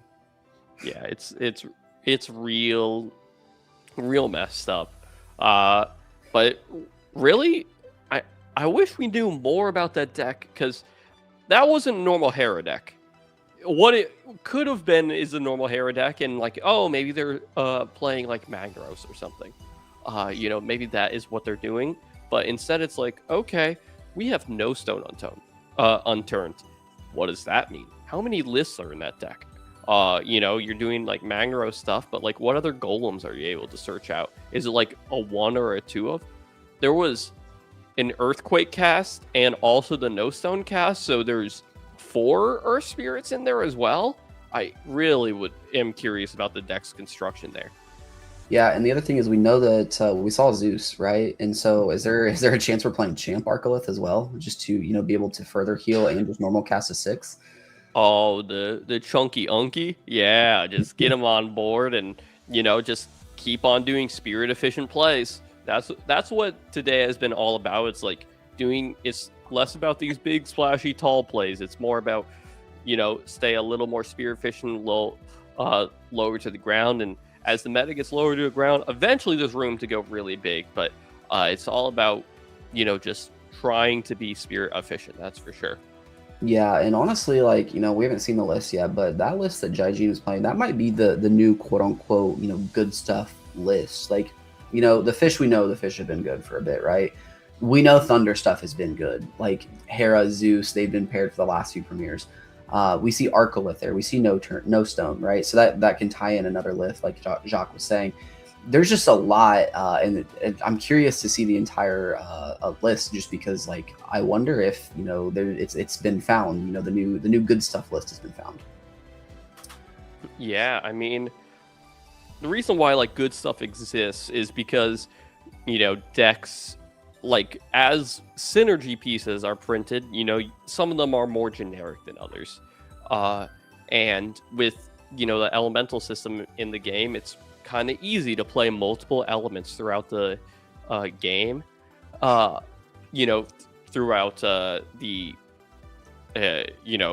throughout like the game and throughout your deck building. It's like, oh, I can run maybe 4 or 5, maybe even 6 elements in my deck. So it's it's like, what if we just played the best cards out of all the elements and just be really specific on how I'm doing my spirit math throughout the game?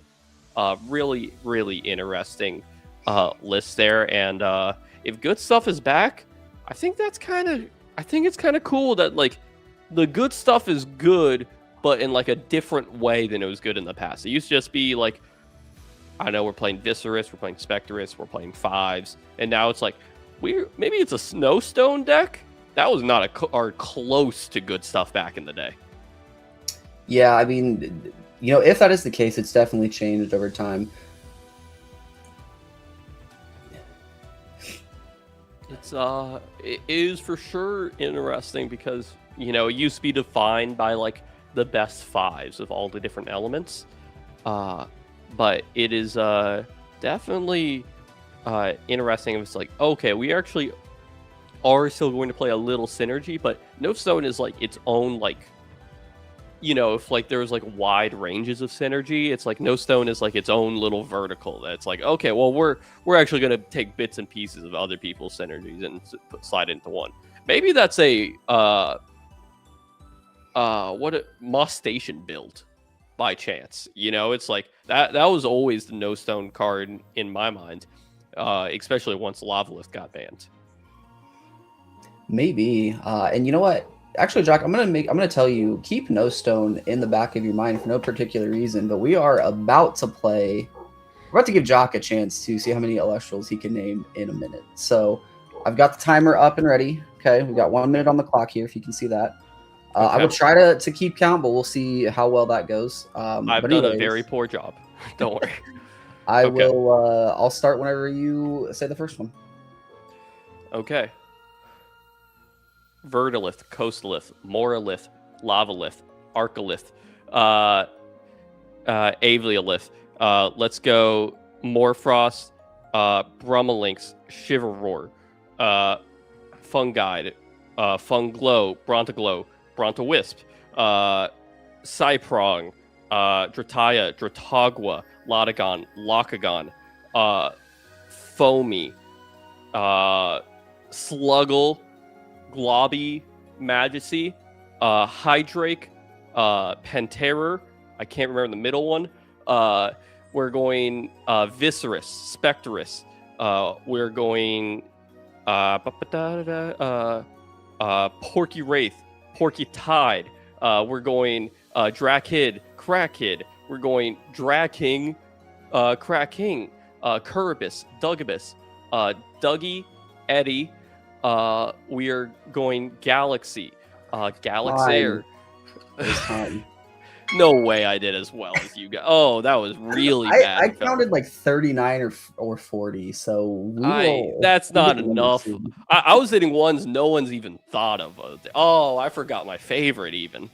I told you to keep No Stone in your mind. That was easy. He just Magneros. He just told us last game that's a Golem. Mostation. Once I got through like 6 of the list, I'm like, there's not any more. There's actually.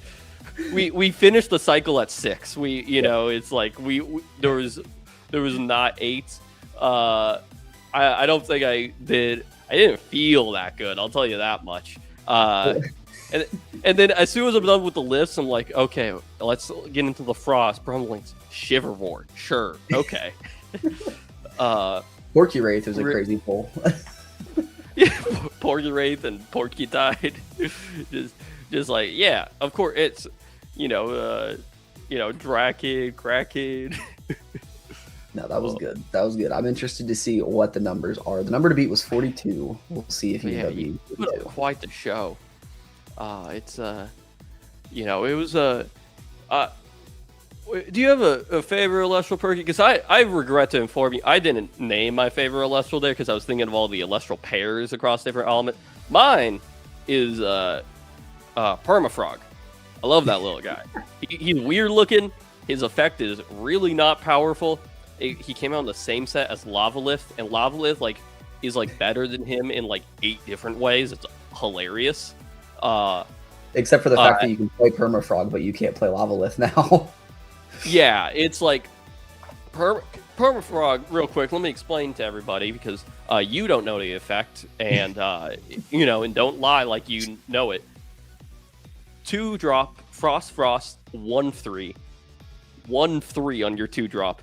Elestrals can't attack unless they're Frost or Fire enchanted. And then you have to expend, I think, a Frost at the beginning of each of your turns. It's just so it's like no attacks happen at all unless you're Frost or Fire. It's really, really, really poor. And I love the interaction of okay, I got my Permafrog out and I set a PTA. This is going to be, I'm rolled up. There's no way they can beat me. And then they cast Lavalith and targeting your PTA. Oh, I'll chain it.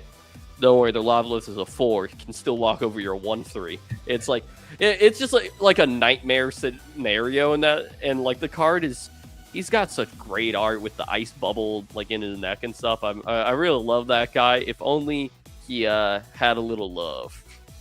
38. The results are in 38. Embarrassing. I gotta step out. That's for sure. That's not even that far off. That's. I mean, I don't know. Perky, you won. Congratulations. That's 4 off. That's so many. Okay. I forgot Twindra. You did forget Twindra. That was pretty crazy. But I will say, with Porky Wraith and Porky Tide, you might get the award for the most. What's the word? The least popular Elestral mentioned. Yeah, so. It's like an immaculate grid kind of thing. It's I was going for the rare hits. That's for sure. Yeah, oh. I mean, hey, I also did because I said Arrowmare and Glidesdale. Yeah, once you were like, what is the horse one? I'm like, why are you thinking of any horse ones right now? I remember that. Shout out to Saint Sally, the horse fanatic. That's why I was thinking of horses. They have such great stat lines 4/5. If only they did anything. I've played those cards before in those Pandora's Box sealed. I'll tell you that much. Never with the proper element, never. But you cast them. But maybe we'll hear about these Glidesdales, Airedales as we get more reveals for Snowshade, because we just got some awesome reveals from the Elestrals Day yesterday. Snowshade coming up. Very, very exciting. What could be in there? I don't know. It's the snow and the shade. It leans for certain elements are being the highlight, but like Livestream was all about water and earth, and then one of the best cards of it was a frost card named Iwoli. So anything can happen, and Solar was very strong in that format as well. It's there's a lot of different room within a set for different individual designs. Yeah, and I mean, you see cards coming out like Midas Touch right there. That's just going to be super, powerful rune. People are already on Earth as it is. You do have to have an Earth Celestial in order to play it. But there are some very powerful Earth Elestrals out there. You look at cards like Viscerus, cards like Moss Station, Champion of Demeter. There's some very good Earth cards out there. So, hey, you never know. Maybe Earth will make... heck, what am I talking about? Even Dougie. Just play Dougie. There's just so many good Earth cards. Yeah, it's the fact that you are running Dougie is makes Midas Touch not a blank when you don't have anything going on. If you're a little bit behind on board, it's okay, well, let's get a second shot at trying to find our EQ or hit our Dugabus or something. It's just I don't need this different type of Gorgons. I need this. I just need to cycle more. I need Bloom right now. And it's kind of a modal card in that way, where you have two different ways you can use the card. Really flexible under the right shells. And it's a powerful effect. So, generally how card games work is you are trying to maximize the really powerful effects that your cards can have, and you want to, promote these really strong times for these cards. And if the ceiling is really high on a card, see if you can raise the floor on its power level. Yeah, I cannot wait to see. I mean, the design team has just been killing it recently. I feel like for me, the last couple of sets have just been the most fun Elestrals, even through the ban list and getting rid of the broken stuff. I'm having a blast. The design team has been killing it. I cannot wait to see what they come up with for the next set. Yeah, it's very, very exciting. Just as people have been trying to piece together. It's what are going to be we've seen this Cryo Scorch art everywhere. It's okay, what is that going to be? Is that going to be associated to Hades, or is that going to be its own thing? It's there's a lot of different directions that it can go, and I really like that is just completing 2 divines per element at this point. So it's every deck that has had 2 divines, they've all played them together at this point. Aphrodite and Poseidon don't see a ton of play together, but it's that's just because they're maybe not be the perfect shell for them yet. But Aphrodite is pretty flexible with any water card. So is Poseidon. Demeter's made its way into Dionysus, and it's Zeus and Thunder, and then we've seen all the wind ones and the fire ones, and it's will Athena and Artemis be best friends on the battlefield? I don't know. Really, really cool options ahead of us. Yeah, excited to see what the divine effects are. I know that's the biggest thing for a lot of people out there. They just want to see what the divines do, and cannot wait. It's coming soon, I hope. We'll see. Mm-hmm. Yeah, very, very excited, because these, I'll be honest, I didn't know who Aeolus was. I still don't really know. I don't know what he's about. I like that he's the jolly wind guy, but I don't really know what he's about. I know Hades. Oh, I know Hades. He's sick. And I know Athena. Really, really cool. I know these guys from folklore and from other pieces of media. It's really, really good. And so I'm excited. It's okay, how did Elestrals capture this guy? Because when I think of Hades, first thing I think of is like the underworld and it's all fiery and stuff like that. So to see that he was like, like more frost associated, I'm just like, that is so cool. What a cool direction to take it. And like, how's he going to speak to like, what sort of frost like is in the game of like what it's been and what it can be. Really cool. Yeah, and I believe Hades has been, I don't know if it was teased back in like Frostfall, but like I remember, Elestrals put out a tweet. This was, not too long ago, and they showed like early concepts for Hades, and it's come a long way since then. So the design is really cool. I just, and like you said Morfrost. I don't know if you meant to say Morfrost, but you said it. And Hades and Morfrost, it's perfect. So yeah, I just, and then Athena, like what is Athena gonna do? Athena's another name, like, it's just one of those names from mythology that you hear or that you have heard. It's just two of the biggest names, and can't wait to see what they do for our game. Yeah, it's while I was listing off the Elestrals, I said Morfrost because you think, like, you immediately start thinking of all of them. You're like, oh, I'm going to name Chimera, and then the moment you name one, you're like, no, I can't name all of them. No, they're all the same. They're the same guy, just like all like morphed different. They're like snowmen or something. I don't know, but it's as soon as you name one, you're like, oh, I guess that's done. I guess I should have named like all the Nimbug line instead. That's very true. I mean, I did the same thing, I will say. Like I started, and then I was like, oh yeah, that's just one, and then you just got to keep going, and the pressure's on and stuff. I know you named Morfrost, and you're like, yeah, Brumlink, something about that deck instead. It's like, it's like I'm not owned. Yeah, cannot wait to see. We are getting close to the end of this one. I believe timing round has been called. We hopefully will get an update on standings here soon, see who made our top 16, see who makes top 8, and who will continue playing tonight. Cannot wait to see how that turns out. Yeah, top 8 will be who we will be watching for the next 3 rounds. Top 16 is for who will be walking home with a beautiful playmat and a little extra QP and packs on the way out. Nonetheless, it's been a fun set of rounds that we have been, commentating over, and I'm sure the players were having a good time as they were exploring this pretty interesting metagame. Yeah, I mean, we've seen a lot of different stuff today. I mean, we saw Chronodile hit the board early. We've seen a lot of Hera, of course. We've seen a lot of Hera. We saw some Frostfall Savages and Iwooly and Racer Ridge hit the board today in the same clash. That was absolutely insane. There's been a lot of cool stuff today. We've seen the Aeolus and the Hermes build. We've seen Moth today. There's just been so much. I cannot wait to see what moves on to the top 8. Yeah, should be here in any minute. We're just setting up the bracket and finalizing the results for the round. Any favorite moments of the Swiss rounds for you at this point? Yeah, I mentioned Iwooly earlier. That's still got to be number one. Just seeing the Iwooly connect. I mean, I played that, back in my Frost days in the Morfrost deck. It was something that was cited pretty regularly, and it doesn't connect too often. So, the times that it does connect, it's super special. I know. As you go to side it, you're like, well, what if? It's it's like,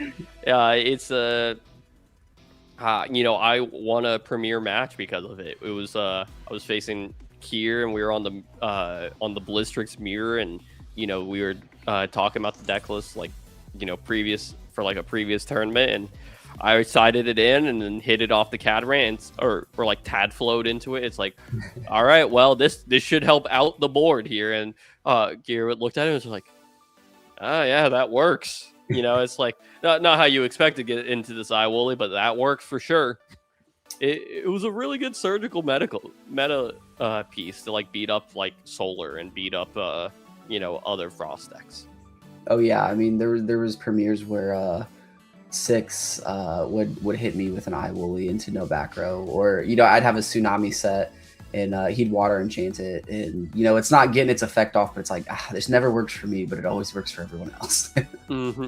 Yeah, it was really important when you had to beat the Lokagons whenever they're on board. It's like one is impossibly tall and one is going to keep on rebuilding the board and healing. So it's like, well, let's walk over this one. And then even if they had a soulmate set, it's like, well, how the trigger stack, this board is getting wiped one way or another. Yeah, crazy card. One of the cooler cards. I mean, a lot of ways to interact with it, but very cool card. What about you? What was your favorite moment from the day? It's a little moment, and we just saw it, but it's not about the gameplay. It's not about like the individual like matches, but it's when I saw that no stone cast in that game 2, what it instantly meant. I'm guessing we both thought it was like, oh, they're just playing Magnaros in their Hera deck. That's what it sort of looked like, is like they're just drawing Ass Rabbit. They're going to keep on playing that card, but this is just Hera that we're watching, Hera and Zeus. But then I saw the no stone, like, there's something here. They mean this. It's like there's something here about this Fives game plan, about this, go wide game plan that they are staying true to form when, these Hera decks have generally like small stat guys. Like, well, what if I summon 2 5s and walk over? It's very cool. Yeah, every time I see, every time I'm deck building really, and I'm throwing a Lith in there and I have Earthquake, I'm like, okay, what can no stone get me? Because you look at like back when Lava Lith was legal, right? You could get cards like Comagma with it too. What a time. Krakatuga is a golem. Like you're never searching Krakatuga. There might be some, but obviously all the lists. We talked about Champ Moss Station earlier. I'm trying to think if there's any other Rummacle in that Champ Moss Station deck, because Rummacle can search for any stadium. I know it says like, it has like stuff with Volcanic Forge, but it instead just has no stone untoned, or it says like search any stadium, and getting Foloi Forest in your Champ Moss Station deck really, really important. Yeah, it can be pretty crazy. All the turtles, right? Smoltuga, I believe, Boltuga. I think they're golems as well. Like they're plenty searchable. I'll be honest. Oh well, yeah, but it's just something else. You know what I mean? Like consistency in card games. So it's something that like every time I'm building, I'm always thinking like in the back of my mind, like, okay, can I do no stone here? Yeah, it's kind of like Exaltus at Worlds and all the solar decks. It's like, well, once you start looking at the solar deck, it's entirely searchable by Exaltus.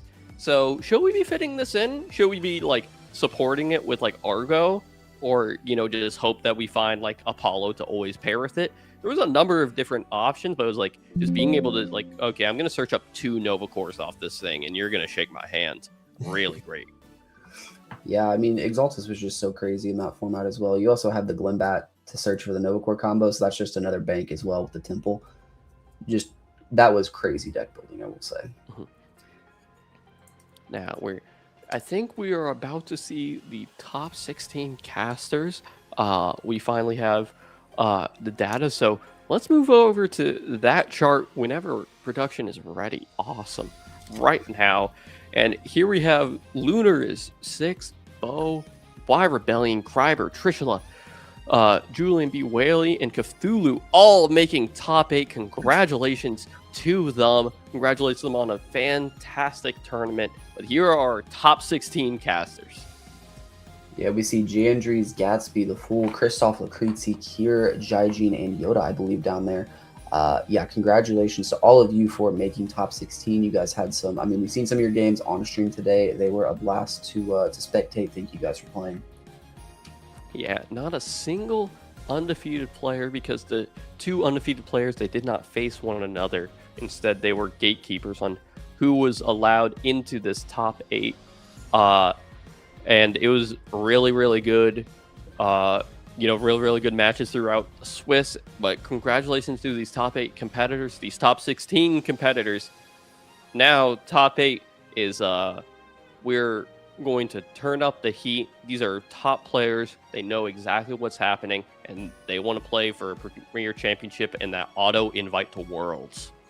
Yeah, and looking at that top 8 list, that was a stacked lineup. We're gonna see we're gonna have some good clashes coming up. Yeah, it's all the people who have been winning, Cthulhu, Bo, Six, and like Trishula, and then other players that you're just like, oh yeah, they're a top player. Oh yeah, they're incredible. So it's like it's great to see that these players are doing well tournament after tournament to say, I'm one of the best. What can I say? You can't stop me. Yeah, I gotta say the one that sticks out to me right now is Six. Six is on a heater recently. Six won a premiere at the beginning of the season. Won Card Party Florida just last Saturday, like not even a week, or I guess it would have been last Sunday because it was day 2, not even a week ago. Already back in Top Cut here. Hopefully repping the Sloths. Can't wait to see it. Yeah, someone's got to take floor mines out of that person, out of their hands. It's like, sorry, you're too good with them. Everybody, nobody else is quite doing it with the floor mines, but Six is like, yeah, I'm gonna show up again and win again. Sorry, everybody else. These cards are legal for you too. You just aren't pulling it off. Yeah, and I mean, other casters as well. We see Bo and Trish. We've seen them, win time and time again. We've seen Y Rebellion, one of the best Hermes players in the game. Curious to see if he's on Hermes or if it's that mix of the Wind Divines there. Some other players. We've seen Kryber's name come up a lot more recently. Happy to see what they're on. Lunar's also, fellow, just talked about Six, but, I love to see first and second being, Frost Sloth decks. It just warms my heart. Some very good players coming in. Yeah, it warms your heart, but also it juices your predictions. That's what it really does. Oh yeah. I will say, I commentated the first premiere of the format. I had one pick as like what I thought the meta was going to be, Stratomoth, but the other pick was Paleoth because I wanted Sloths and Moths. I was leaning more for the Sloths for my heart. I was like, I love this deck. I love how it plays. But it's really, really good. But, we're just about ready for the bracket. We're going to see exactly all the pairings. We'll show that to you. And then we're going to take a little break before top 8. It will be incredible time as soon as the bracket is ready. But what deck have you been playing throughout the Sunstrike format? The main one's Soul Fury. I've been chasing the high rarity Soul Fury cards. It's been a blast. Love playing it. Brewlock recently with his win turned me on to the Volcaries and the Heft side of that deck. So, like I said earlier, I had Rabbits in there with Thunderstorms initially, and been trying out the Heft stuff in there, and it's pretty cool. And like we said earlier, if you have some of the high rarity Soul Fury stuff, make sure to tag Perky. It is at Perky in the Discords. He likes to know about it. What can I say? And he just wants to be notified. Really important for everybody to do it. If you're watching in Twitch or YouTube chat right now, just do it at Perky. It's let's get the stream going. Just call for my good friend here. Let him know. Louder for the people in the back. I think the funniest from that little meme, our fellow commentator Shirt. Shirt sent me a printout of the picture of the very first one in the mail. Like in the mail, Yep. like through the air. Like he bought stamps for that. Like old school, back in the dark ages when they used mail. Yeah, got a piece of mail. he got ink and quill and said, wrote on it at Perky. Yep. So Shirt is a tier 1 troll. We love you, Shirt. Incredible work. Now, if you aren't fully in the know about what this is about, Perky is a high rarity collector, and in the high rarity collector Discord servers, there's just it started out as like an innocent thing. It's like, hey, there's this high rarity card. Let's someone added Perky to let him know, and someone else added Perky, and someone else, and now Perky is added for all sorts of things. Now, I think Perky was added to my dinner invites last week. Yep, it is forever ongoing, but we'll let it stop here. We will hop over to the bracket. We'll see who is playing in our top 8. And it looks like we'll see. Is this a rematch? I believe we saw Lunars and Cthulhu play already, so it looks like we get a rematch there. Y Rebellion and Kryber, another couple big names. Who else do you see, Jock? I mean, we have Six and Julian B. Whaley, and as well as Bo and Trishula. I really like the idea of a rematch in the top cut because, as the player who won, you're like, I should have this. I know how to win. This is, I'm just going to go about and play my game plan again. And as the player who lost, it's like, okay, I know how I lost. I know how to attack that. And, they're not going to get lucky twice. If you get beat twice, you're like, well, it was supposed to happen. If you break the odds, the other players like, they got lucky this time. It's really interesting dynamics, but that bottom matchup is probably two of the biggest names in all of Elestrals. We have Bo, a multi-premier winner, and we have Trishula, a Worlds winner. So really, really awesome matchup there. That is going to be for the first round of top 8, not the finals, the first round. Very exciting. Yeah, I believe if my memory serves me, 6 of those 8 names have won a premier at some point in their time. So this is a very stacked top cut. Will we see one of them win again, or will we see a fresh face? Stay tuned to find out. I think Andrew will be hopping back in. I'm going to go take a break. Jock will be here with you for top 8 as well.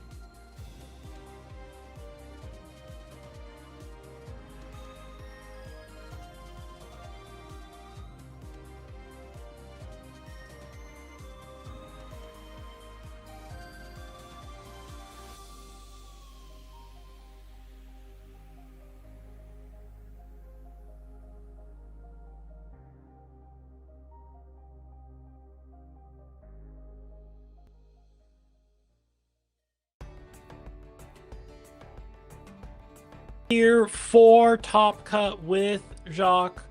It looks like we have a fully loaded Top Cut today. I am sad to have once again missed Jai's Oops All Golems recipe, but I am excited to be here for the start of Top Cut today.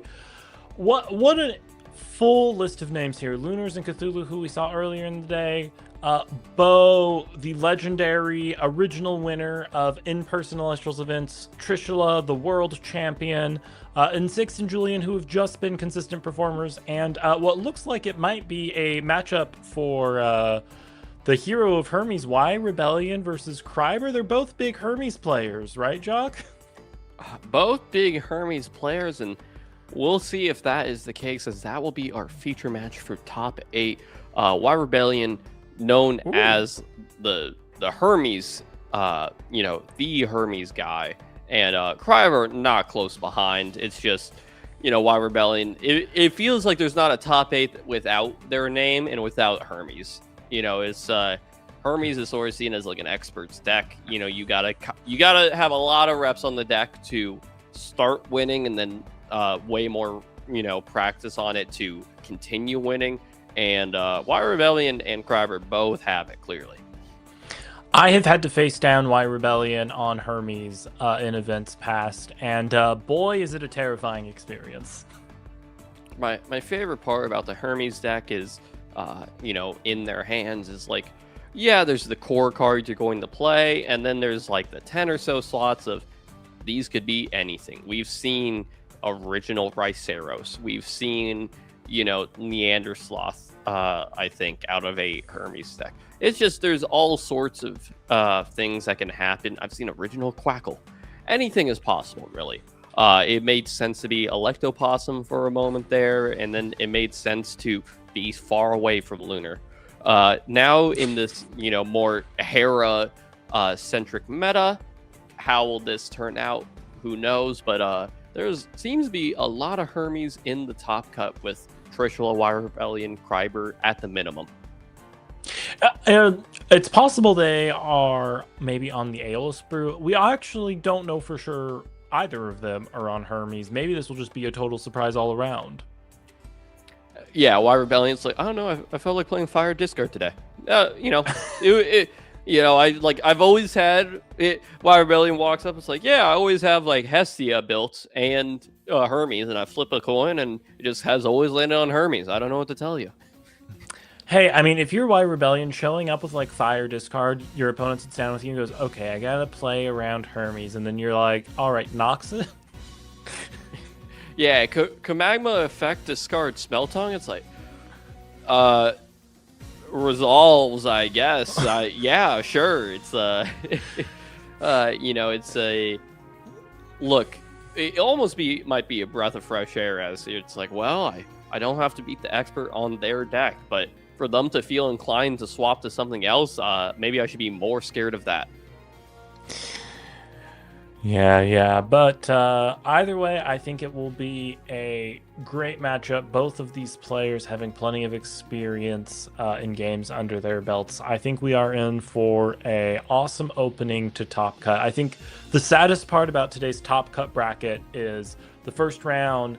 The matchups mean that only half of the players are going to survive, and I want all of them to make it to the finals. Yeah, it's any one of these players, has the skill to win. They've, 6 of them have already won, and the other 2 have made it to Top Cut against, they might have faced one of these players already, or at least have faced players that are like, similar caliber them if they were able to make the Top Cut in the same field. Anybody could win this tournament at this point. It's going to be a very exciting top 8, and just it might be one of the like strongest top 8s we've ever had. I can't remember like any particular one where it's besides maybe Worlds, where it's like, these are some, these are like the 8 best players. Some like these might be the 8 best players in the world. Yeah. And Y Rebellion will get the opportunity to go first in this game, so they'll get to make the first move on claiming their victory today. I believe we see a mulligan from Kreiber with 2 Thunder, so I think that is a strong sign this is not a Hermes Mirror match. No, 2 Thunder for the sideboarded Thunderstorm in the Hermes deck. We're maybe, or maybe that is just loading up for the the Hera, or loading up for the Archelaus, but we are going underway. Kreiber is finding an opening hand. Y Rebellion is going to keep the opening 5. It will be Y Rebellion going first as soon as the mulligans resolve, and that is a Cyprong champion. What of is Dionysus happening? for Y Rebellion. You know how I said, like, anything could be in the rest of the Hermes slots? This could be it, or it could be its own deck, but the 11th most popular Elestral on the day, we are finally seeing here with this Cyprong. It is hitting the board. Really interesting development for what, is about to happen in this game. Must be Hibufin Hermes or something. Yeah. Or, maybe we pull out the Cactobrum or something. All right. Kreiber's taking it back after Y Rebellion sets 2, and Kreiber is going to normal cast Quackle, Champion of Hera.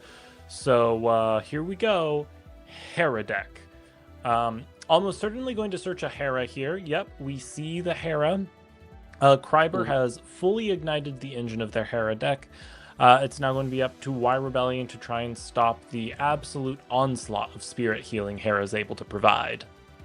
Yeah, and if this is a Dionysus deck, Dionysus is normally mono Earth, or maybe playing Lunar in it as well, but most notably, normally not playing great options to answer a rune in the back row besides original Echo Links, which is a one of. So Hera is not only divine, it might be a new game rule for Y Rebellions. Like, this is something I need to beat, and a quick madness to make the Quackle walk into the Cyprong. A little telling with the Cyprong cast and attack that was going to be the play, but it's like, well, what was I gonna do? I was gonna go find my Hera, that's for sure. And we're going to see a Sprout here normal cast from Y Rebellion here. We know that the Dionysus is in hand. The Sprout here is going to get a poison tipped to the knee, though. Dionysus, though, Sprout here is still going to be able to do its Nexus effect. You can Nexus to the Cyprong here, and possibly just search another Sprout here to keep the engine going next turn, or Y Rebellion could choose to search the Madness or something like that. Sprout here letting you search both Champions of Dionysus and Dionysus's Madness. Yeah, it's we definitely, I do like that poison tipped arrow, just making sure that the Sprouter plus a divine Nexus Bank is just too much value turn after turn, especially being able to search out counter runes. And yes, that is going to be another Sprouter to the grip. Good call. And it's just going to say, okay, well, eventually I'll go taller than you. Eventually I'll do that. And also, there's a lot of extra spirits on the board. If you ever Imperial me right now, I'll be able to clear it off, and maybe I'll have the interaction to deal with it, and then clear it the old-fashioned way. But here comes 2 spirit attack for the Cyprong, and that is a chunky hit. The 2 spirits is going to be important. The most important thing you need to do to Hera is at least do 1 more damage to the Hera than the Hera is going to heal the next turn, so you're at least moving in the right direction. Yeah, and the deck is trying to out heal you, and with cards like Astrabbit, it's going to try to out card you as well. So the only way to beat it is try to beat it before those long game factors matter. You want to beat it in the short game if possible. This was a Hera activate into a Jolton. Are we searching out? Yep, so we see Hera for heal 1, Jolton, Champion of Hera cast. It's going to be able to search, but it's not going to do the search because a Gorgon's Gaze is cast by Y Rebellion, making sure they continue to maintain control of the board state here. Mm-hmm. Yeah, keep it simple. Do not want to have the game. Oh, and a perfect interaction with Gorgon's Gaze. Gonna tag it out with Champion Magneros of Hera. I really love this play, and here comes the second Hera. That is really bad for Y Rebellion. That is When I said it's a new like rule on the game, it's like, okay, I'm just healing 2 every turn. This really is a new rule on the game. It's yeah, you really have to beat me. You have to beat every card because I'm going to be able to cast them all. Now we know that there's a Sprout here in hand for Y Rebellion. With no back row, unless they drew one for turn, I imagine the search here is going to be a Dionysus's Madness to make sure they can protect their board. Or maybe you go get a Cyanectar or something if you want to try to start getting PTAs or other value. But nope, the search here is indeed going to be Madness. I think that's the correct play, especially if there's not another back row in Y Rebellion's hand. I like the Madness because the board is not that well suited to be able to beat up your board, from the side of Y Rebellion versus Kryber, and that is actually 2-set back row. I like the Nexus back on the Dionysus, just keep the options open, sort of banking on, it's like, well, you haven't Thunderstormed it yet, so you probably won't Thunderstorm it. And now we are having a passive turn, and Y Rebellion is set up to make big plays next turn, but here we have some Hera Spirit Dancing, heal up 2, essentially. They're doing it very precise of putting underneath the Hera, the returning one. I like to just tap my Hera, but here comes the Jolt, and will this one get the big ol' Imperial? And 2 Heras, you only need 3, return spirit effects to be able to cast out the Imperial, but no, Platypus instead. That's going to let Kryber get over the Cyprong here, right? Yes, this Platypus, if it is cast out, it is its own little tadpuff in the archetype. It's very strong for that reason, but it also just says your Champions of Hera have +1/+1, which really works well with just if you have 2 4s and you're staring at a 4 right here, and Madness is the other side. It's like, well, what's the best way to beat Madness? 2 attackers. There's another Magnaros. Okay. I love this. Just turning that one Jolton into more Joltons, just infinite material now. And the way Magnaros is worded, it's just you essentially swap out 1 spirit on the board with 1 in the spirit deck. So it's just like, I'm just going to pick up the card that was answered. And here we come with a 5/5 and a 5/5. Both of these Magnaroses are causing an issue. And that is an Argo. Ooh, Argo's going to be an excellent grab. Pretty much anything onto the side prong here is going to allow it to win the combat with a Magnaros. And Kryber has now made one of the Magnaroses as a 5, so it can be eaten by Cyprong's effect next turn. When Cyprong is dazed, you can destroy a 2-cost or less Celestial that has 5 attack. And what is that counter rune? Is that a Scythed Emitter? Yeah, that is a Scythed Emitter. Yep. Out of the Kickstarter promo Awakened. for Awakened. So yes, that is going to bring the Cyprong up to a 6, and most notably, it is going to allow the heal for an Earth as well. Keep the spirit count high against this Hera. I really like this play because it's not like a necklace where it's like, okay, now I need to commit to another play. Now it's like, okay, I'm okay with this established board. You just you can't bleed spirits versus Hera because she will not bleed spirits. And here we have the Nexus play. Is it time for some big game-breaking plays? We could see a Centaur here, and it is a Centaur. Centaur. It's got the text of a 3-drop in that it says completely alter the game situation. Here it comes onto the table. How is this going to shake out here when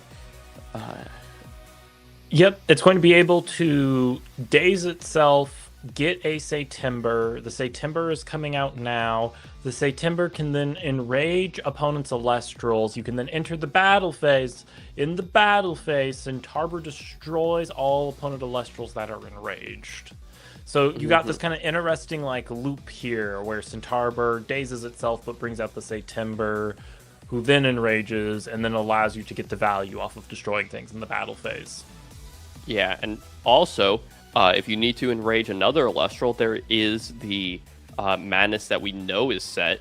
And if a Imperial comes down, there's a lot of extra spirits lying around. Do you really need all these spirits on Dionysus now that you've like done the big play? Probably not. Do you need the Scythe to the meter now that Argo is resolved? Probably not. Why Rebellion is in a great position and has navigated this game excellently versus what seemed to be really, really bad for him as a double hero had already stuck on the board, as an Altar of Stars comes out to prevent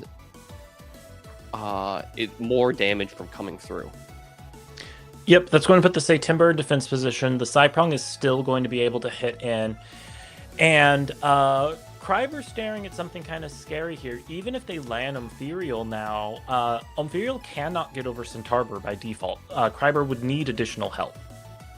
And that Platypus just went away. The Platypus, normally a great addition to help, like, you know, do your Imperial line.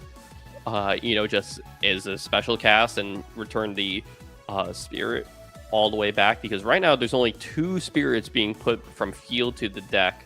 You do need 3 for the Imperial, so something else needs to be figured out. Here's a Jolton cast out in defense. Kryber has the back up against the wall, but can almost like take a turn off, saying, I'm going to take 6 damage, and then I'll come back, heal a little bit up from Hera, and then I'll go for my big play. Yeah, we are getting another Platypus here. I wonder if Kryber's trying to do their best to set themselves up for an Umtherial play. Yeah. Y Rebellion is relatively low on spirits, so even if Sunstrike can't be outed by the Umtherial, if Y Rebellion doesn't play smart, the Umtherial could just swing over something like the Cyprong for game. Yeah, but, you know, there's a Scythe and a meter, and the Cyprong still on board versus these defense position Jolton. You can heal up another spirit there, make it, you know, 6, and then whenever the other 2 Elestrals attack, they'll attack for 5. You can even up the game spirit-wise, exactly 6-6, but No is going to cast out another Dougie ascended over Satember, it looked like. Either that or the Satember scooted off to the edge. I'm not quite sure which happened there. Dougie mills a Dice and a Gorgon's Gaze, and I didn't see a Dugabyss. They hit the Dugabyss. So, my goodness. This that is was a full hit for Y Rebellion here. Yeah, Dugabyss will take care of the Jolton, and the Dice will shuffle back the Gorgons and also add Dice to hand. Also, Dougie could still add the Satember back to hand if you wanted to, if you want to spend an Earth Spirit. Does Centaur? Yeah, you can special cast the Satember from the Underworld as well. What a cool line of just getting more advantage, and it paid off in spades, I'll say that much. Yep, and Dionysus, despite the Centaur dazing itself, re-enraged the Centaur, which means we're getting hit here for 2, 4, 7, 8 damage. Yeah, like, and what is an Imperial going to do to this board? You know, it is going to take 3 spirits away and walk over something, but with only 1 spirit left for Y Rebellion, if an Imperial hits the board, it can just swing over Cyprong for game. I believe we do have a Madness set still, though. Well, if that is your fear, you can just choose to disenchant from this Cyprong instead. Yep. Okay, here comes... Yeah, and it's just going to say, okay, the artifact empowering that is going to be the other 2 spirits. That's the 3 spirits. Kryber was just saying, okay, do you see the line? Do you understand exactly how this works? And Y Rebellion, expert at the game, is going to say, yeah, I'm not going to fold this situation. It is rolled up. Y Rebellion takes game one. Very nice, Y Rebellion. I mean, you couldn't ask for a better Dugabus performance. You got Dugabus, Centaur, Say Timber, all out on the field. The only thing that was missing from the party was Latagon. Yeah, and something has to be cut from the deck if you're fitting in like Duggies and Dugabus, because that's just a lot going on. But yeah, the Dionysus deck had completely was humming. It's everything you want to do. It's like, okay, my Say Timber was answered, my Sprouter was answered, I'll go get another Sprouter. I used my first Madness to take my opponent off of their first Elestral. I'll keep on building up my board, and eventually, as soon as the signs, as soon as everything is clear, boom, Arbor, boom, Say Timber, and then keep on piling on the pressure with Dougie, and got a little lucky hitting the Dugabus, but that was just the cherry on top, really. Yeah. I mean, I think that game would have been locked up either way. Yeah, I do like that line quite a bit, though, of saying, okay, if you're going to heal 2 at a time, I don't want to just attack you for 4 every turn. I want to attack you for like 6. I really want to end this game. So that is healing 2 every turn. Well, you only get 1 turn. You only get to heal 2 once. And healing 2 once, that's worse than Ambrosia. Yep. Especially if you had to put like 4 spirits on field to do it.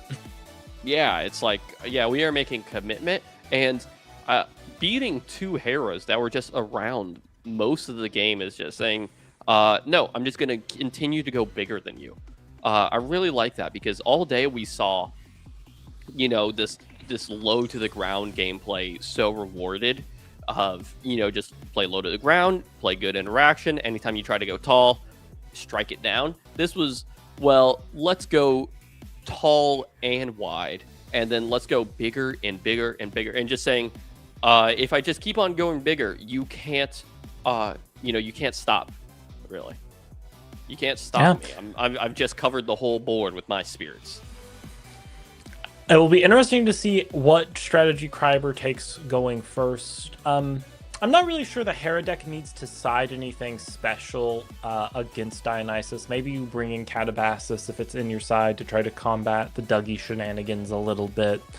But otherwise, I think Kryber maybe just, runs it back and tries to set up a strong board setup turn 1.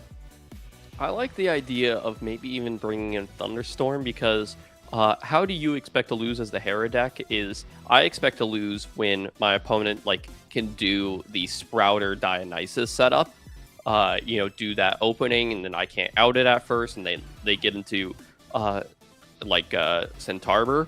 Thunderstorm is another way to interact with that setup. I think I like that idea, but also, if they're gonna fully load up their Divine, resting on your laurels is a good bring, which is a little tricky for Hera to use, as it always has a Divine out with the same number of spirits essentially. But Y Rebellion is going to take this first mulligan. Kryber happy with the opening 5, and Y Rebellion taking 2 mulligans actually. Yeah. I always like to say a mulligan will cost you your first 2 spirits. A bad hand will cost you your last 2. Now, the second mulligan, it does feel a lot of worse, but the same idea is true. If your hand's bad, you're not going to win. At least give me a chance, really. Hey, and we know there's Scythe in the deck, so Y Rebellion has some ways to heal themselves back up during this game. I mean, the Scythe might not be in there. Now, it worked really well that last game, but combat is not always the way that Hera likes to deal with boards, let's say. It likes to deal with it with these big, splashy plays, and here, immediately, a Hera comes down. A Hera and a Rhyssos. So, Hera is going to allow the Rhyssos to send a spirit back to deck, getting into the champion Racer Ridge, and we're going to start foretelling cards. Start that card advantage early, and that is an Electropossum. Electropossum, Hera, Shield, and I didn't catch the last card. Is that a Quackle? I think it's a Quackle. Okay, well, we have the Electropossum out of the hand, says, this is my surgical piece out of the board. This is exactly what I want to do. That's crazy. I didn't expect to see that. That's awesome. I think the little one is Zipossum, right? Yeah. Yeah, excuse me. Yeah. I was like, that. I know it's not quite right, but I know I'm not that wrong. All right, we're going to mill, what is that? Resting Gorgons? Look, there's one way to think about mills, and that is, don't think about those cards. Those, you can assume that they're going to be on the bottom of your deck instead, and you just were never going to draw them. Now you know you're not going to draw them, but your opponent also knows you're not going to draw them, and also you didn't mill the things that you actually want to mill. Dougie definitely could have benefited from, Cedasaur coming back, but Cedasaur is a menace of a card. So, and Dougie is still played without it. So, Dougie is really powerful if it can deal with the situation and can't be outed right here on board, at least.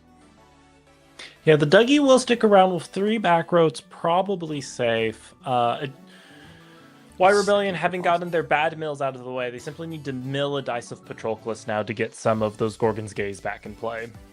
Yeah, that time is going to add the Quackle to hand. And now a Zipossum here, it gets 1+1 attack for each back row the opponent has, correct? So it would be a 6. I think it's any face down. Maybe any face down, but yeah, so that should be able to out the Dougie here. Why Rebellion maybe, might have a plan here, or might just be unfamiliar with the play patterns of how to play against Zipossum. It is +1 for every back row, so it is a 7. Oh, yeah, just a normal cast 7. That is menacing to deal with. How are you going to deal with that? Maybe a Tsunami. That is a shield on the Zipossum. Okay. Well, that's not a bad idea, because if it will killed, be it would have gone to Electropossum.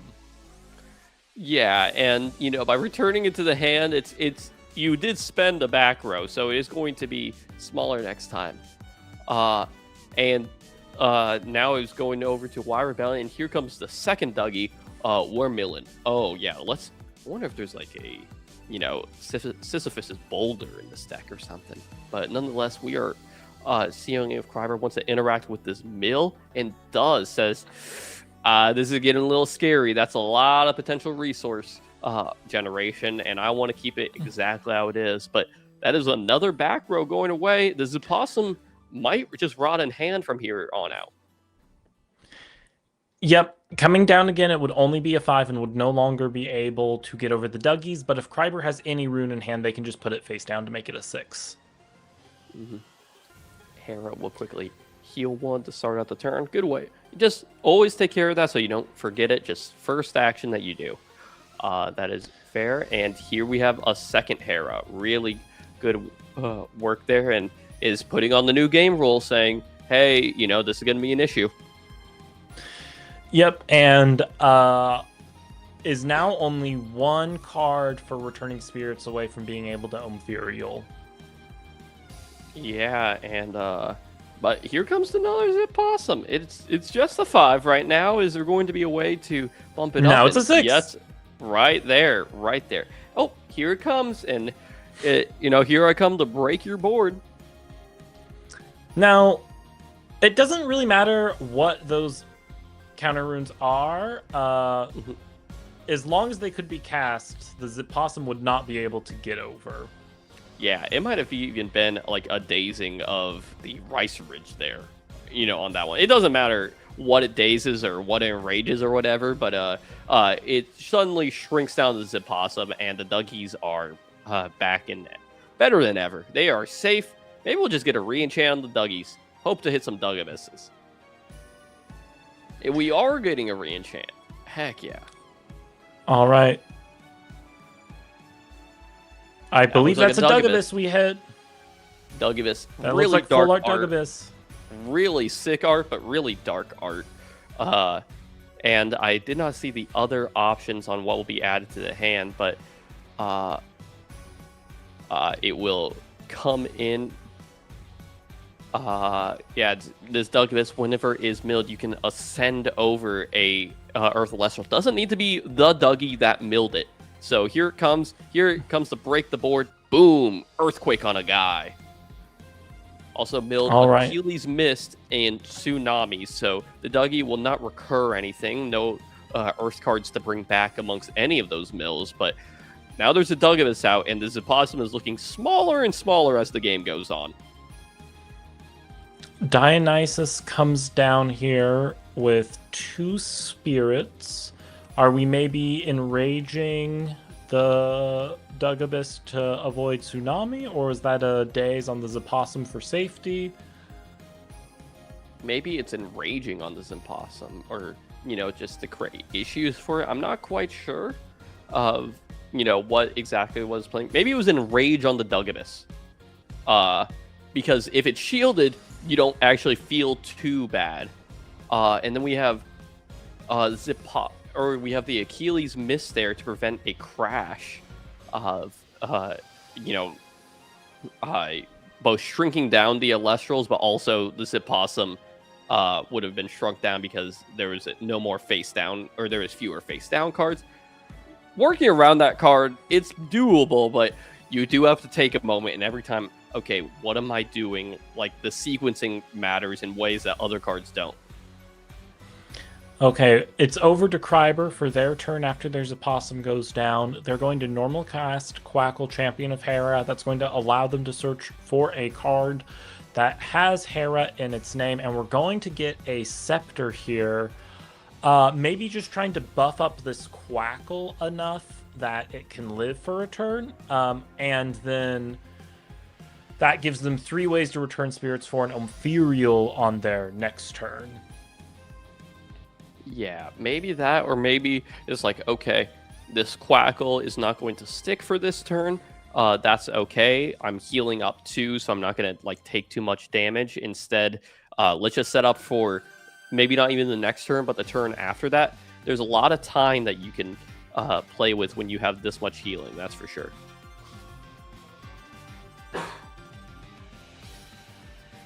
All right, we do our Hera heals. We have 1 back row, and it looks like we're not going to play the Scepter.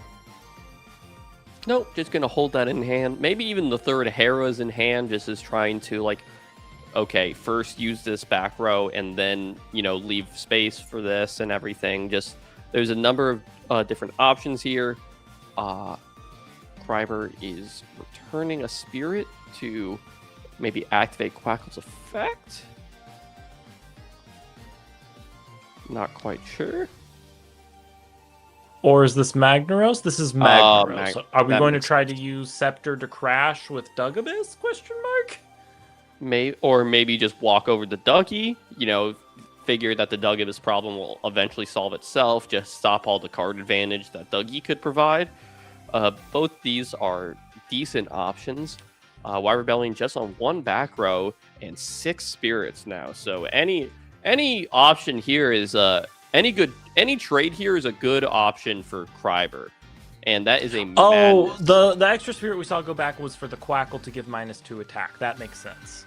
Oh, okay, smart. -2 the attack, and then tag out into a bigger Elestral to be able to try to walk over the Dugibus. Really like that line, but nope, here comes the Dugibus now. And Y Rebellion going over to their turn and needs to, figure out a way how to, gain more advantage on this board. A Cyprong is going to do a good job of that. The Magnaros being so big now, a daze of the Cyprong will remove it from Y Rebellion's list of worries. Yeah, and even if that is a Gorgon's Gate set, to deal with the Cyprong, it's you can always crash with that Magnaros, but it's just going to hold the other Dionysus in hand for now, and I'm going to guess walks in for 3 damage on this turn, maybe turns this Dougie to attack. Does need to sort of counteract these Heras, but nope, just going to leave the Dougie in defense. It says, like, okay, this is going to be a longer game. Let's not start throwing bad resources after good ones. Yeah, I think making sure the Dougie lives is a good idea. The Quackle is in hand and would be able to run over the Dougie. The Dougie's able to provide so much advantage, especially if there's a Sproutier in hand or something. It makes sense to try and let it live for another turn. It's more valuable than the 1 spirit it could have chipped off, I think. Mm-hmm. Yeah, especially when like this Dougie has the chance of going into like another Dugabus. But here comes the Quackle. Is this one going to find Hera number 3? No back row for Y Rebellion now.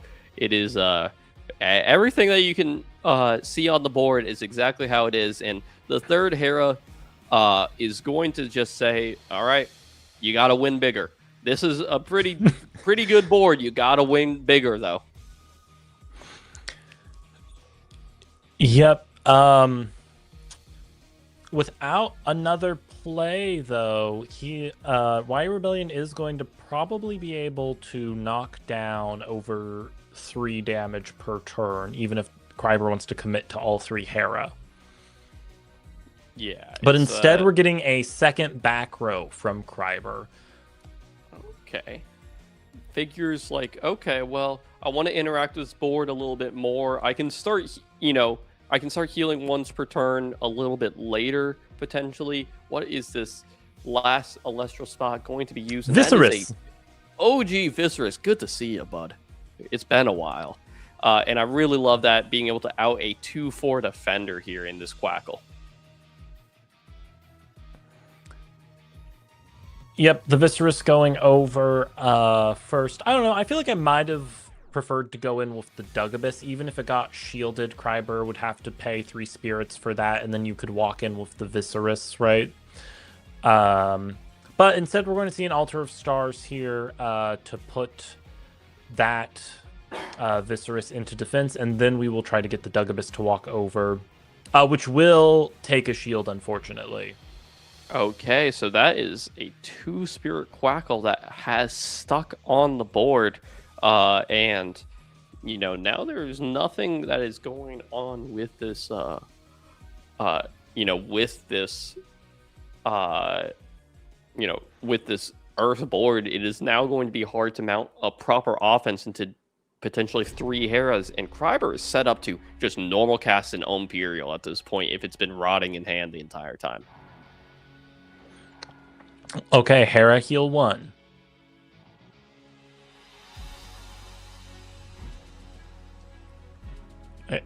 Second Hera? Hello? I assumed at any moment now. I thought it was a good shout to start counting them up. Maybe there's there's still thunder in the underworld there, so let's wait and see how Hera will work, or how Kryber will navigate through this. Trying to figure out what this last back row is so close to winning this game by itself. So let's just figure out. Are we hard ascending into Imperial? No, Electropossum. Into Electropossum. Oh my goodness. That it is in the deck. When this Electropossum receives 1 or more thunder, you can send a face up or face down Thunder Rune on your field to the underworld in order to target and destroy a card. Destroys the back row. It was a set Argo. Great call by Kryber to go after that one. No. And now has the Electropossum to really dig into this advantage. And here comes another Hera. Really awesome line there. The Zip Possum. I think that was a really cool line. I think this was a misplay, though, because Y Rebellion's still going to be able to hard ascend into Dugabus. Yeah, it is, but maybe they have another option there. It just said, okay, if I can deal with your back row, I'll put you down to 1, and if you want to go into Dugabus, that is the last play you're doing. And I don't hate that call. Yeah, here comes the Dugabus. That is exactly how it is, and here comes the Viserys. So Y Rebellion says, this is my board. I like it. There are many like it there. This one is mine and is going to attack for 3. And cannot add on to that clock. It will just be 3 spirits attacking every turn versus 2 spirits healing. Kreiber has a lot of time. Well, this is a Dionysus deck, and there's 1 spirit on Dionysus. There's almost certainly at least 1 Ambrosia hiding here somewhere. This is a Dionysus deck, I'm with you, but with Viscerus and Dougie and Dugabus, I'm not sure the Lotagon stuff has fit into the deck. You gotta cut something from somewhere. That is a fair call. I would just be surprised if Ambrosia wasn't at least in the side to come in for some extra sustain against a matchup like Hera.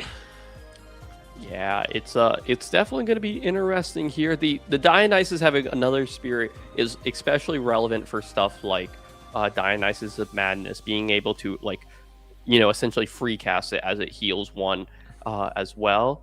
But here we have an Earthquake dealing with that Dugabus there. Oh, yeah. And Y Rebellion is, Y Rebellion calls it there because now Y Rebellion is just going to be attacking for 1. Kreiber is going to be healing for 2. Y Rebellion knows that with enough time, there is nothing that they can do is just heal back up all the thunder from the spirit deck, given 20 turns potentially, and eventually will cast a 5 in defense. The Viscerus won't be able to get over, and then ascend into something bigger.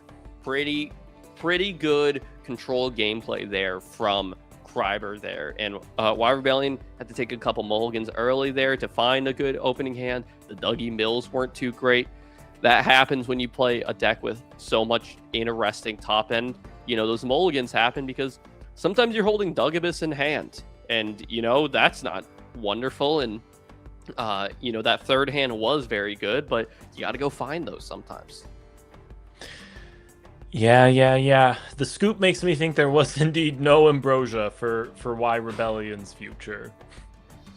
Yeah, that is, you know, a very specific call out of saying, yeah, you got me. You know, it's like I can actually not be infinite healing. And like we said, you know, those Heras, the only time a Hera was removed is when Kreiber removed 1 themselves to destroy that Argo at the end. So those Heras are permanent. We call them permanents because they stick around and they show on the board. They are really permanent. They are not being removed.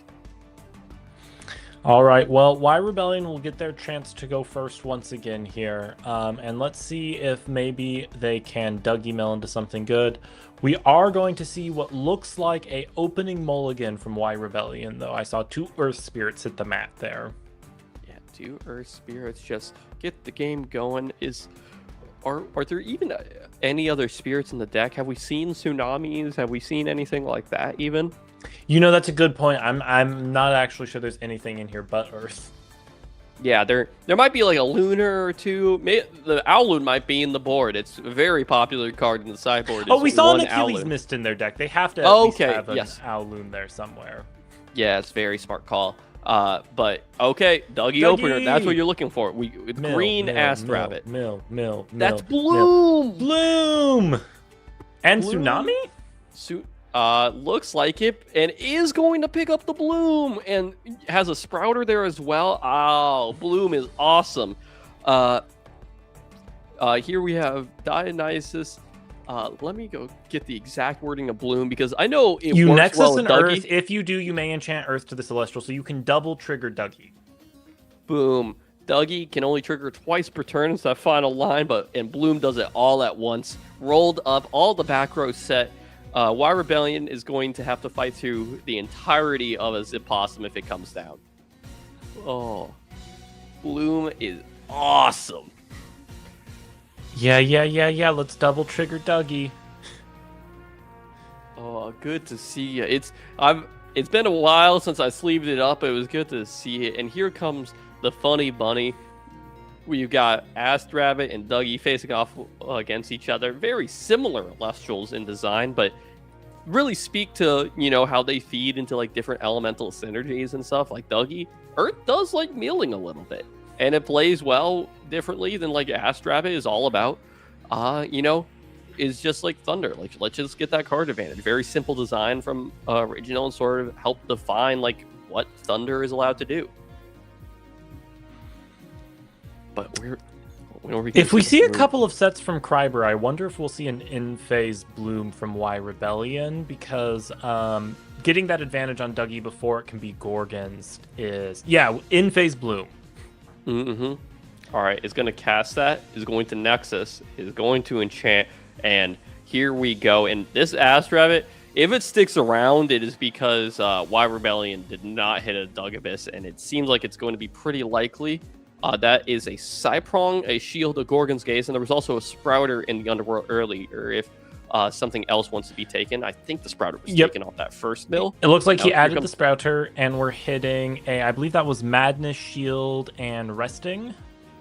Yes, that is a full art Resting on your laurels.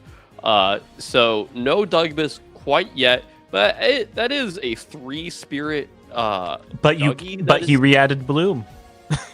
Oh yes, that's right. Bloom is in the other world and is an Earth card. Y Rebellion is doing the alt win con of mill your entire deck. It's worked for Blistrix in the past. Yeah. Well, we know Sprout here was added, so maybe third Dougie trigger? Yeah, it's like, okay, here comes Sprouter. It was third Dougie trigger. Now... All the faith in Dougie Mills. Okay. Stack the chains to first search out the card that you want so you don't accidentally mill it, and then go... then we mill, and surely we'll hit a Dugabus eventually, but straight to the Centaur to the hand says, I'm going to be able to protect this Dougie, and we're going to make big plays next turn. Yeah. Well, I mean, with Bloom down there, another double trigger Dougie is on the horizon. We see Gorgons, we see Equilinx, and we see Achilles Mist, unfortunately. Okay. But I assume we're going to add the Equilinx to hand? Dougie is you may expend. It might just have been declined there. I'm not sure. Possibly. I would have thought you would want the Equilinx, though. Maybe, but with the Bloom set, you can get it later. That's true. That's true. It's but right now, Kryber is looking at a very strange board. It's powerful, but not in the way like most boards are powerful. It's just like these are good cards and they're doing crazy things. The Possum returneth. Yeah, your casual 8-1. that is a giant election. Oh, 9-1. Excuse me. I apologize. You ever had to try to out in 9? I mean, if nothing else, we see Bloom here, right? Like, probably, yeah. Just like pull some spirits off. Okay. Achilles Mist. That'll do it. Okay. Notably, it doesn't, destroy these Opossum. These are defense position Elestrals, so this Opossum will be fine. But yeah, that was a great option. And will a Bloom be cast here, or maybe we just do Bloom to pressure after maybe a Gorgon's Gaze on this Sprouter. It looks like there's going to be a Nexus first up with the Sprouter as Y Rebellion goes into their turn. Yeah. Okay, we're giving up on Dougie. I've milled enough. You have failed me, boy. We're nexusing back to Dionysus. Probably getting a Madness here. Yep, there's a Madness. The beautiful, what was that? Top 200 Marble Madness? That's how you got that, right? Maybe. I forgot why I got mine in the mail, but I got one in the mail, and I was like, this is awesome. I'm happy about this. Okay. All right, we're going to see the Centaur ascend over the Sprout here, siphoning one off of the Dougie, siphoning 2 off of the Dougie. Okay. Yes. So I believe that's a Water Spirit we saw go onto the Centaur. Yes, and that is a poison-tipped arrow. And, maybe you Bloom away from the Centaur at this point to be able to do tricks there, but this poison-tipped arrow is hitting the ground. And the Gorgon's Gaze to stop the special cast of the September. So it is Dougie against the world once again. So, I mean, if we Bloom here and hit a Dugabus, we can siphon all the spirits off the Centaur to the Dugabus. If you siphon all the spirits, then Kryber doesn't have to pay out the PTA. So that is another thing that's to true. consider. You can siphon one. Siphon one of them. Well, if you're gonna bloom, you probably Nexus from the the didn't Centaur. the Centaur just get Gorgons? They can't Nexus. That's the one line of text I forget on Gorgons every time. It's like I even remember like it can't be enchanted, but like it can't Nexus too. Okay, sure, whatever you say. All right, guys. I have faith in Dougie. It's going to happen this time. We've just milled what? We're about to mill 15 total cards. We haven't hit one. We don't know how many Dugabisses are in hand. Oh, there's a Tarbird. There's a Dougie. And did not hit there. Dude, we've got another mill 3. This Dougie has played around in the dirt enough. You have to ascend, and there. I think we just saw Dugabis. We finally hit it. It's not, other times it feels like, oh my gosh, this is the craziest moment. It's like, yeah, about time. About time you showed up. You're running late. It ascended over the Centaur, which I believe is an illegal play. There we go. Okay. Yeah. Okay. Yeah. We're reading every line of text on Gorgons right now. You cannot ascend without Elestral right this turn, so that is okay. And will we pull any spirits off of it, or are we just going to force Kryber to expend all the spirits? Zippossum's still lying around and is still a 6 at this point, by the way. Okay, so we are just going to siphon everything. Shield check. Let's see if you have a shield before I blow up your guy. Yeah, the Ass Rabbit is going to be there, and does Kryber have the shield as an option, or is this Dugabis going to crack in for attacking 1, 2, 3, 4, 5 damage? The biggest Dugabis that ever were. I don't know. I feel like we probably should have forced them to pay out the PTA in the end phase.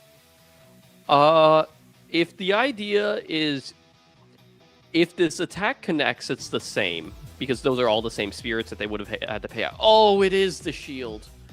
Oh my goodness, and that is really that is a really backbreaking turn for Y Rebellion. The PTA, the Gorgons, and the shield is all taking care of everything that Y Rebellion has done. Y Rebellion down to 4 spirits left.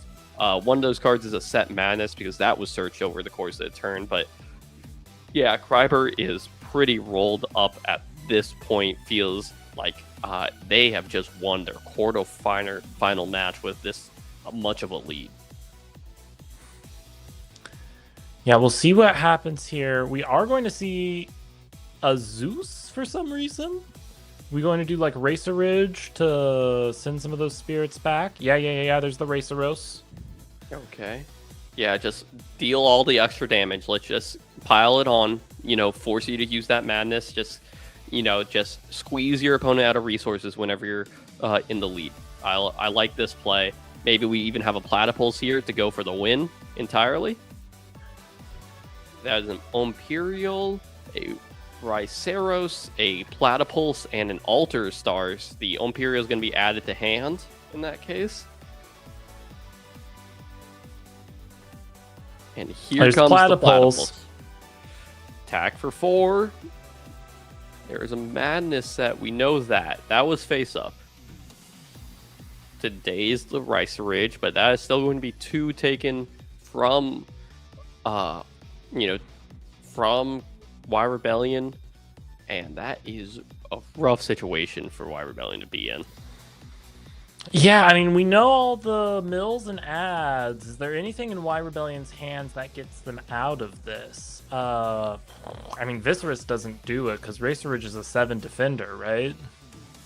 Yeah, I mean, right, Viserys, it does something here, but I wouldn't say it doesn't do anything. Yeah, Y Rebellion is going to scoop it up, says, yeah, you got this, there's nothing I can really do here. And that is a congratulations over to Kryber. 2 people known for playing Hermes, neither of them playing Wind Spirit, to be seen in crazy match with with Y Rebellion going really, really big on the Centaur stuff the first time, and trying to go really big and just getting stopped each and every time that they wanted to do something. Crazy work. I mean, can you believe it took like 20 Dougie Mills to hit anything? Yeah, it's and here's the thing: even if you hit it earlier, it wasn't the Elestrals that were beating you in. It was just all the different runes. It's like, yeah, you would have stopped activating Dougie as much sooner. You would have saved a couple spirits, but it was like, it was just all this interaction that Kryber had that really stopped Y Rebellion in their stats. Now we're getting who is going to be top 4. We don't have the bracket visually updated for you, but we can tell you at home. It was going to be Kryber versus Cthulhu and Six versus Trish. What a top 4 we have. Oh my goodness. Ooh. That's going to be Kryber an exciting matchup. I think we've seen all of the players but Six in earlier today, haven't we? The only time that we saw Six was in their player profile twice for being Premier Championship.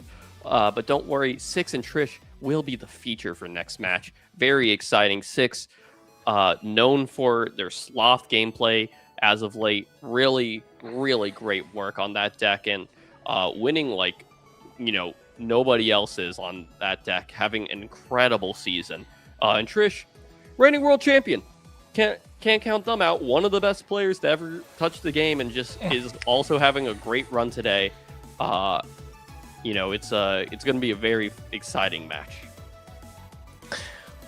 I will be looking forward to it for sure. I'm going to still be on the microphone here. Man, I think Six versus Trish is going to be so action-packed. Trish was on Hermes Aeolus, right? Correct, and we're Six guessing is Six, probably on Neandersloth, but we'll find out for sure in the next round after this break. Okay.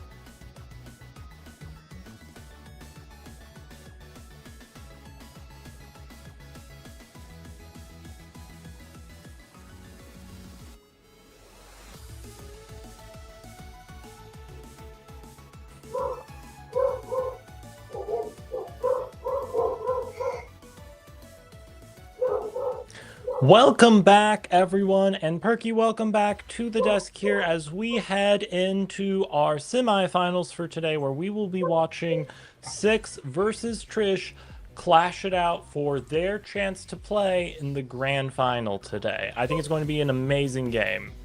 Yeah, I'm expecting some good things from this one. I mean, these are two of the biggest names in Elestrals. Trishula, former world champ. Or wait, current world champ. What am I saying? Former. Yeah. And sixth former Premier champ. So, and current, I guess, card party champ as well. So, yeah, two insanely good players here. Cannot wait to see how this one goes. Yeah. We know we'll be seeing some more Hermes Aeolus action. There's a really good chance we're about to see a bunch of Sloth hit the field with Six. I know that's been a favorite deck of theirs. But maybe there will be some surprises in store. I mean, last round we expected to see something that looked like a Hermes mirror match and had none of that, so... Yeah, I mean, super excited to see this Sloth stuff. I want to see this Hermes Aeolus deck in action some more, though. We did get to see Trish in round 7, and I believe it was round 7, might have been round 6. We saw Trish on stream earlier, and those games did not go super well for him, so excited to see what this deck can do. Well, luckily the rest of the day has seemed to go swimmingly, or I guess I should say flyingly for him. So hopefully all of the cards align and we can see Lycoris put in the work today with the massive amount of spirits he's going to burn with 2 Divines duking it out.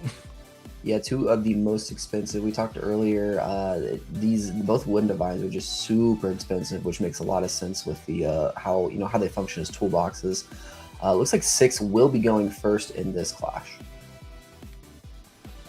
So we'll get to find out shortly what flavor of deck they are on more precisely. It's got to be something Frost related. Something Sloth related. Yeah. You both duke it out for your titles as Frost lovers? 6 is so far ahead of me lately. Yeah, I mean, just putting on for the Sloth and for Keon.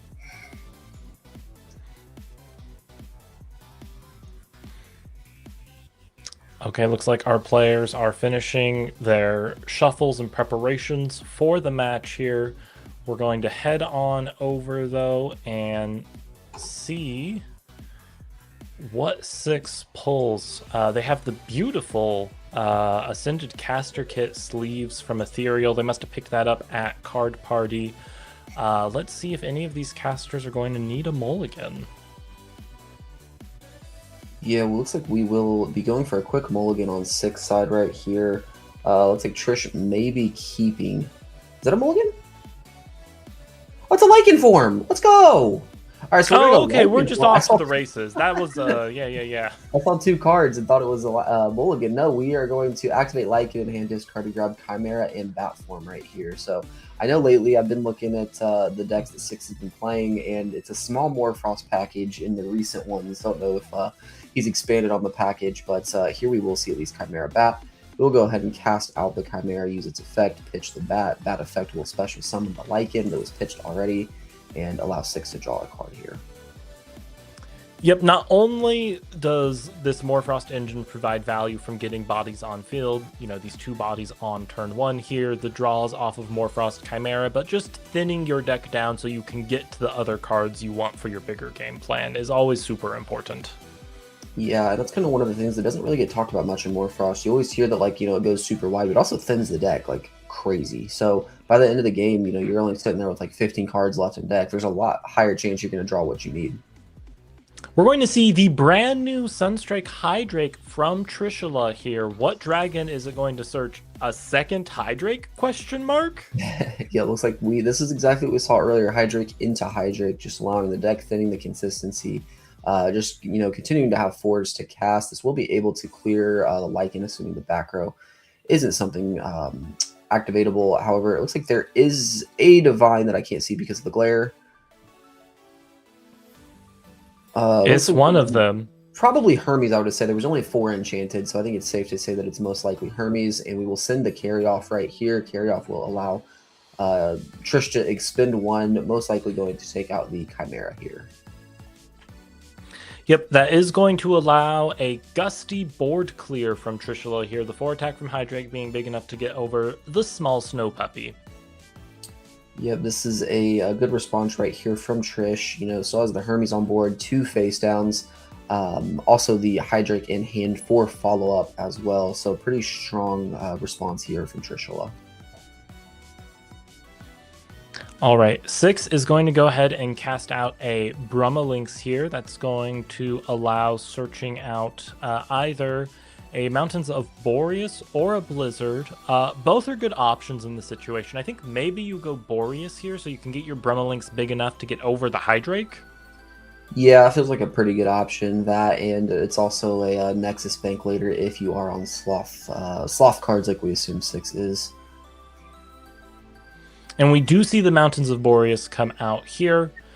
So there we go. A Stellar Mountains of Boreas. Again, get to card party. Get your shiny cardboard. 6 is going to play out that Mountains. The Brummalinx is now big enough to threaten the Hydrake.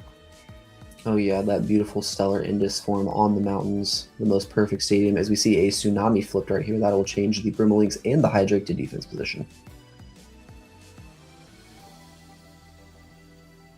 Brummalinx only with 3 defense under Mountains of Boreas here, so the Hydrake will be able to munch on it. But surprise, surprise, there are 2 set cards on 6's field.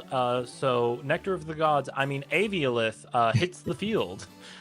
Yeah, this Aviolith, we did see it earlier when Trish was on, and it did pretty well, honestly. I think there was a chance for it to draw like 5 total cards. It was hit with a gaze on one of the casts, but very good in this position right here. And we will see a Gorgon's Gaze right here. So pretty good Gorgons. There is one back row still. 6 might be able to stop the Brummalinx from being destroyed here. We shall see. But as right now, it looks like Trish is still in the driver's seat. Yep, and if you're not familiar with Aviolith, if there are 2 or more set back row, you can normal cast it and then draw a card per face down rune.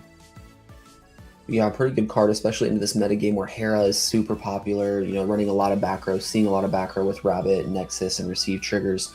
Very, very solid pick right here from Trish. Yep, it looks like our casters are negotiating the battle phase here.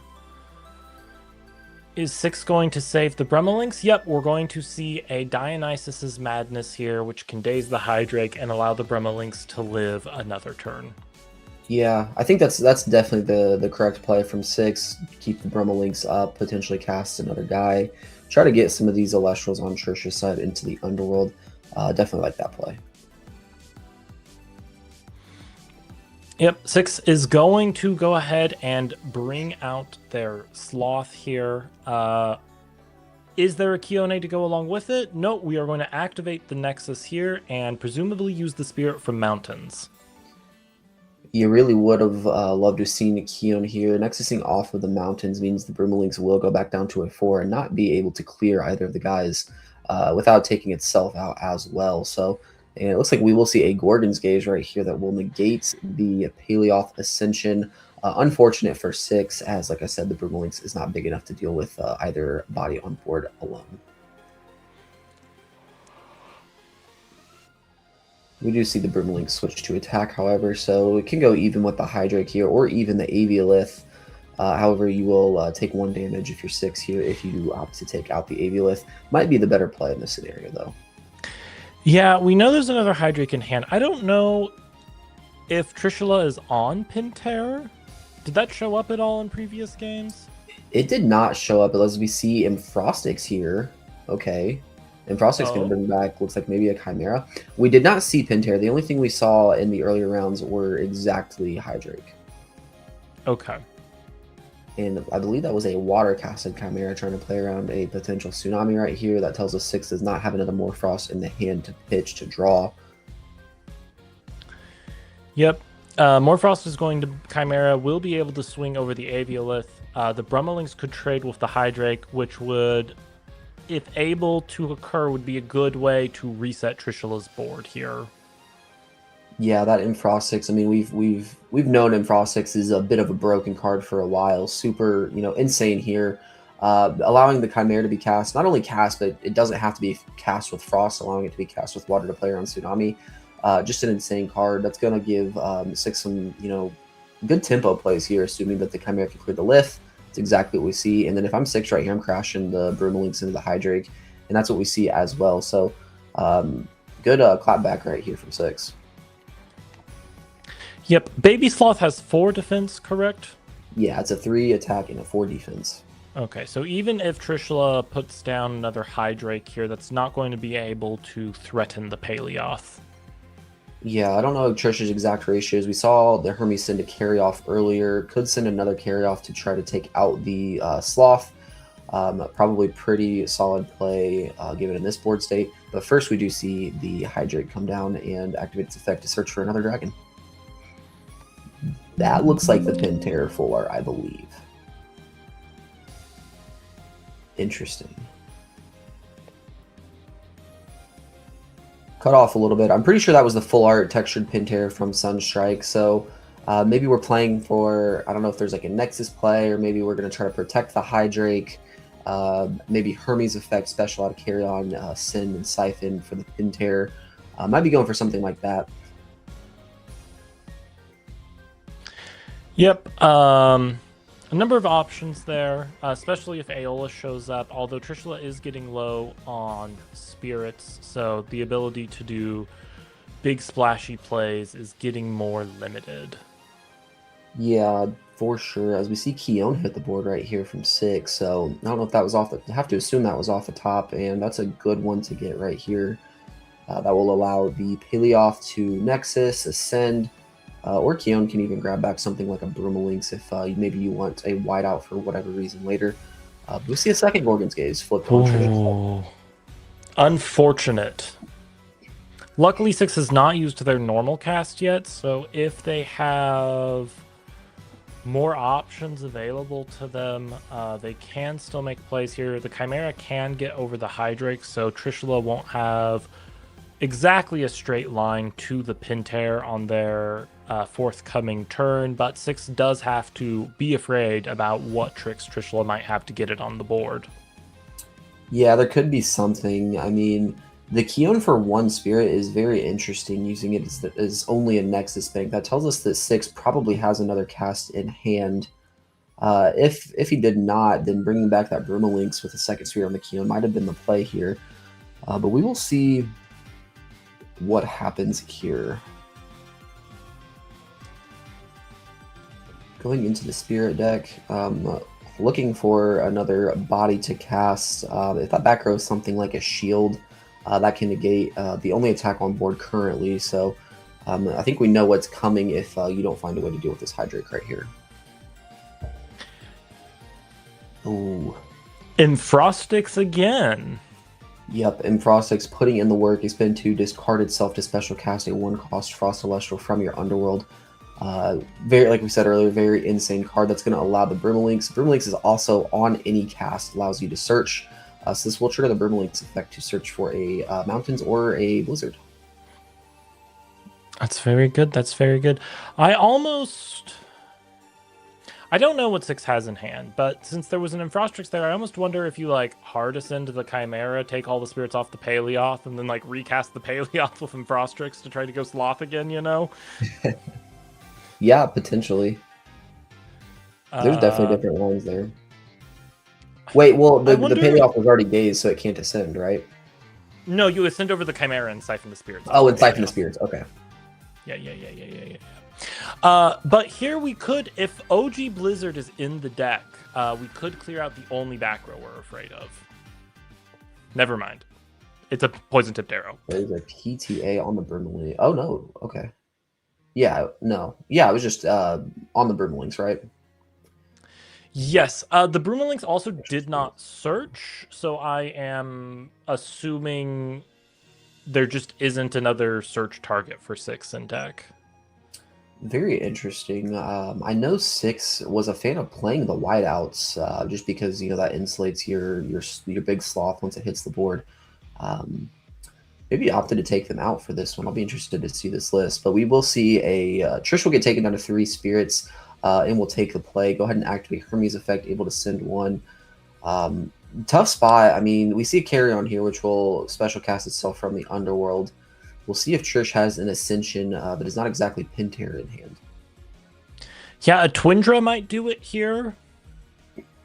Yeah, if it's Sunstrike Twindra attacking twice and doing a damage would put in some work here. We'll see if that hits the board.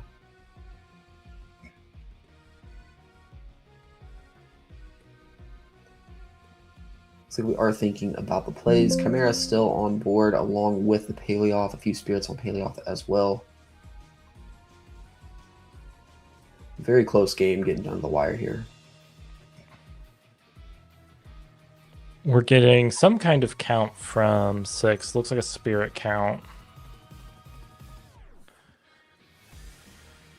Trishula thinking. Yeah. What is the 2-drop in hand? In Earth? Spinosect? It is Spinosect. Wow.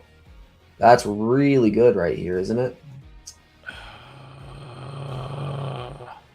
Yeah, I guess send Chimera back to hand, run over Paleoth? Maybe. I think I would do it the other way around, potentially. Yeah, put it in defense, send the Paleoth back, and then just sit here, maybe? I don't. It's a tough call, but... It is tough. I mean, if Paleoth goes back to hand, it's just going to come down next turn and sloth, right? It can, yeah, it can nexus off the Chimera. I will say these two casters, I believe, go to the same locals. They're very familiar with each other. So I'm curious if like Trish maybe knows ratios and stuff in 6's deck and is making some plays call or based off of that alone. Yeah. Oh well, the Chimera is water enchanted. I forgot about that. So there's not a frost on field for 6 right now. Very true.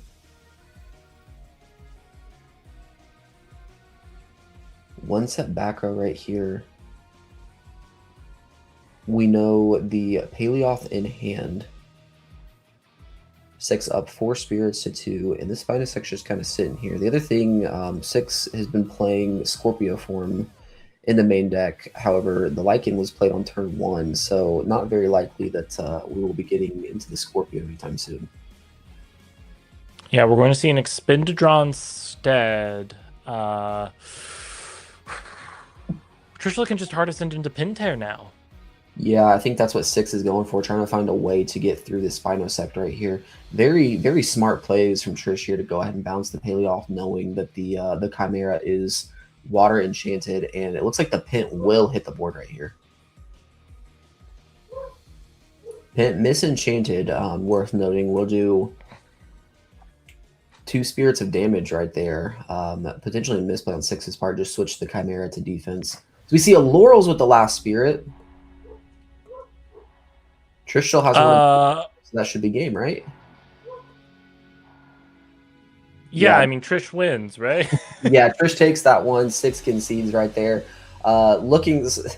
6 was looking for, that resting 1 turn sooner. Unfortunately for him, 1 card too late. So the Pint will get taken out with the Laurels. However, Trish still has 1 spirit and only needs to find 1 Elestral. Okay.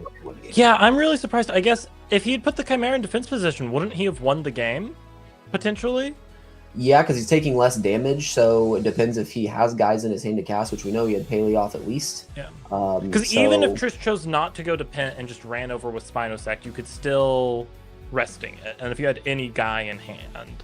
Well, he'd have to find a way to clear the Chimera off the board with an Invoke or something, right? Because... No, I'm saying if you put the Chimera in defense and then Trish ran over it with like Spinosect instead of ascending. Gotcha. Yeah. Potentially. I mean... It's tough to say right there. I definitely think it was a small misplay on 6's part to leave it in attack. However, we will see what happens here in game 2. Hey, it was a down to the spirit game. Yeah, that's one I definitely want to go back and watch that and see like if there was a different play to be made there. But like I said, 2 of the best casters in the game. They know each other very well. I'm not even surprised that came down to legitimately the last spirit. Yep. 6, I assume, will be taking first again here, and hopefully getting a chance to do the sloth this time. They ate 3 attempts to go to Neandersloth, I think. Yeah, there was 2 gazes.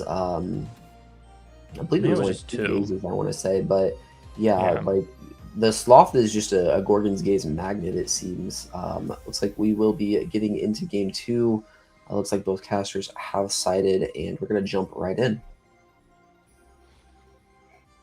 Okay, let's see here. Any mulligans, or do we have good hands today? Yeah, and I think the crazy card, and something Six has really been using effectively, is the Enfrostics. We've seen that card just put in work in the past, and still to this day, it can just grab the Paley off on its own. Go ahead and special cast it. Crazy card.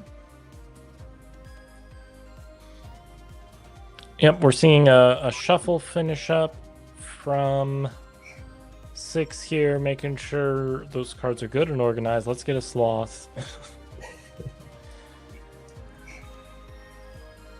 And Trish looks like they're still doing siding, actually. Okay, so we might have a minute here before the action starts up again. Gotcha. Yeah, I'm excited. I mean, we saw Pit hit the board. That Sunstrike Pentair is it's a very good card. I mean, the fact that it can get you spirits back, and then potentially pop a face down shield. I mean, shield is the main enemy of Pentairs worldwide, so the fact that it's able to do stuff like that, just very good, very very good upgrade from the base set Pit. Yeah. 15 attack. There ain't nothing stronger. I'm interested to see if Trish is actually on the Sunstrike Twindra as well. I've seen that Twindra clear some boards, get people out of some sticky situations. So another very good card, even though you might opt to play the original Twindra to get into a Pentair, but sometimes the 2-drop Twindra that can attack twice is all you need. Yeah, it certainly helps into something like Hera, where you need to get as many spirits out of their spirit deck as fast as possible. For sure, and deal with their 4 defenders most of the time.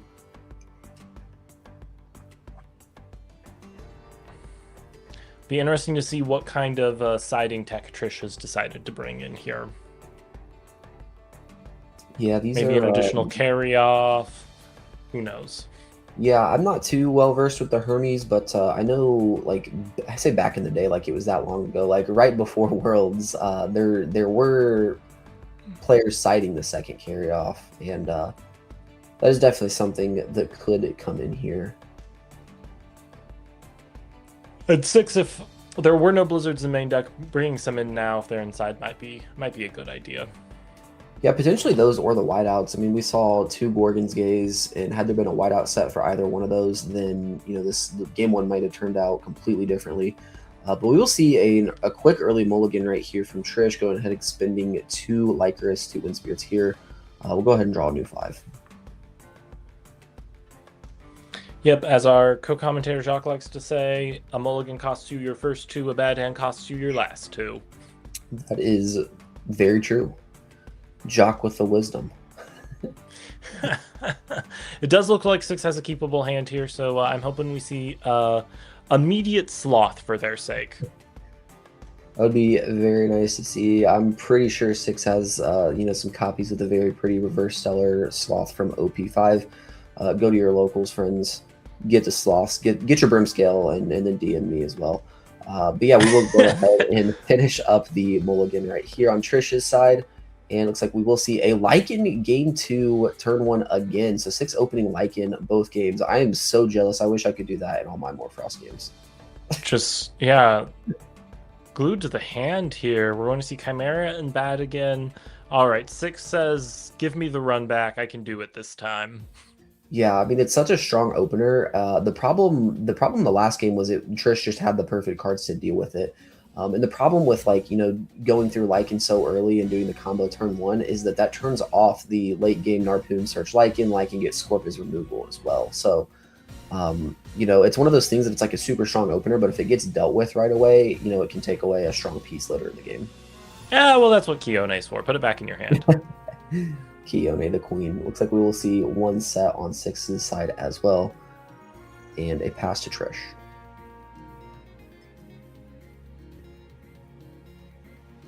All right.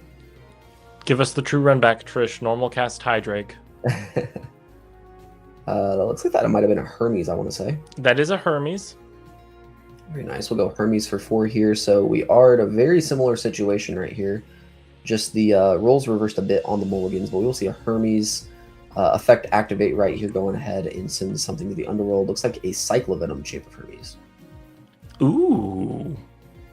So we saw this from Trish earlier in the tournament. That will go ahead and add the Toxiswarm to hand. If we cast the Toxiswarm, that will add a Trickery to hand. Hermes is on board, so Trickery is immediately live. However, there's currently no target in the underworld. Yep, I feel like having the Toxiswarm in hand is more like a threat for a future turn. Actually, never mind. It's a threat for right now. Yeah, I think you go ahead and play this. It threatens the Lycan right here, and get your Trickery to set up. We also saw earlier, we saw a Nimbug champ actually on Trish's side with a P-Gust. And in one turn, a P-Gust destroyed like 3 back row with the Nimbug champ, and then was able to Trickery that P-Gust back into the cycle. It was some crazy plays. But we'll see 3 sets from Trish as well. Okay, and we'll walk over the Lycan here. Yep, and it looks like 6 is fine with letting the Lycan go. Keeping the Chimera on board here. And there's the Queen herself. Keon will hit the board right here. We'll see how many are going to be enchanted. I want to say 2? 3 2, maybe? that is correct. 2. And I assume the Lycan is coming back. But we're just going to go ahead and grab the bat form right here. So that tells me that 6 is on a smaller Morphrost package right here. You're probably on 3 Chimera, maybe even 1 bat, 1 Scorp, and 1 Lycan right here. Because if you just went ahead and grabbed the Lycan back and expended and used that, it would be grabbing a Scorpion Chimera, which is a second 5 and a draw. However, it doesn't look like 6 wants to use the normal cast. Maybe there's a Neandersoft in hand that we want to send over the Lycan. No, it's a Brumalinx. Okay, so we're going to go into Brumalinx right here. We're going to grab a Mountains or Blizzard. It's kind of a tough And I believe the Lycan form is water enchanted, which is an interesting choice to put in attack position, because that can't hit over a Toxiswarm. Looks like, I believe 6 might... he thinks he has a way to go ahead and clear the Toxiswarm. He knows Trickery is a dead card right now. The Brumalinx being a 5, the Chimera being a 6. Believes that he has a way to go ahead and clear this and maybe do an extra spirit with the Lycan would be my guess.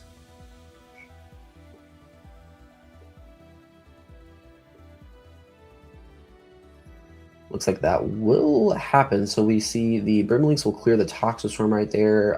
Chimera and Lycan will swing for 1 damage each, taking Trish down to 11 spirits, I believe. So a strong play right here from 6. Still has 2 backer to work with. Trish, meanwhile, having 3, but no Elestrals on board. Yep, and one of those back row from Trish, almost certainly a Trickery, which will not be doing anything right now. Yeah, not yet, but this turn, exactly this turn, if Trish has another 1-drop in hand, it becomes live. Something like we could see is like a P-Gust, target and pop a back row. That might get chained, then you Trickery, and we get into the shenanigans that way, bring the Toxiswarm back out. A lot of things that can happen here. We see Champ Aviolith. Okay, Champ Aviolith. 7 defense right here is massive. Nothing on 6's side is going to be able to deal with that. Yep, and if Trishula ascends over it or gets destroyed, they will get the value of getting 4 Wind Spirits back. Or we just go straight into Trickery, destroy the Aviolith, heal, and special the Cyclovenom, something else we can do. Yeah, I feel like Trish is going to play the slower game here, though. Yeah, we go back to 6 here. 6 is going to add Bat once again. I don't think there's any other Morphrosts in the Underworld now, though, but I guess we're just doing this to get the draw off of Chimera. Yeah, that makes sense. I mean, it worked for 6 on the last turn. We'll see exactly what happens here, but looks like 6 just wants to maybe find some sloths to start trying to get over some of these giant defenders that we're seeing on Trish's side. Yeah, it would be quite unfortunate if there's not a sloth of some kind in 6's hand right now. Yeah, it looks like he's going through his options right here. Going to set a third back row, so all of the counter runes potentially. Really hoping to find something here to deal with this Aviolith. This is, something, I mean, not too talked about, but 7 defense on the Aviolith. This thing can just sit here, like, yeah, sure, it heals 4, but it also just prevents your opponent from doing stuff if they don't have removal, so pretty solid card. And it looks like that was a expend to draw from 6 for their turn. And a 4th set. So we've got 7 of the 8 total Rune Row slots taken up with face downs right now. So this is going to be an interesting game to get into as we get towards the end game. Yeah. This is where Trishula drops Aviolith, the original, and draws their deck. Draws the entire thing. Very possible. We've seen, I know we've seen at least 2 in one game. So I don't know if Trish is on 2 or 3, but Aviolith, very good card. Turns out drawing cards, very good.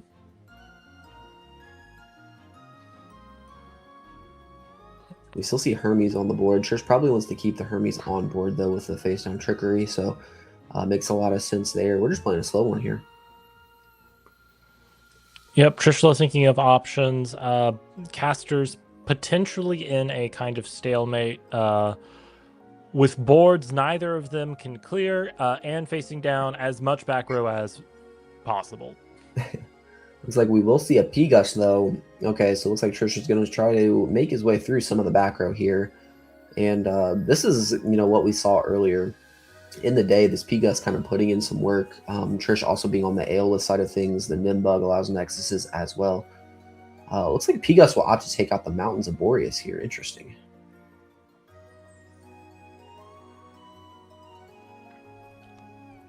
Yeah, the Mountains is an interesting choice. I guess we're just gating against a huge sloth in the future. But otherwise, I feel like the Mountain wasn't terribly threatening with the 7 defender on the board.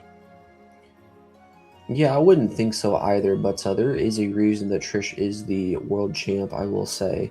Maybe it's just for sure. There's too many face downs to deal with, maybe not having any Nexusing capabilities to trigger P-Gust multiple times.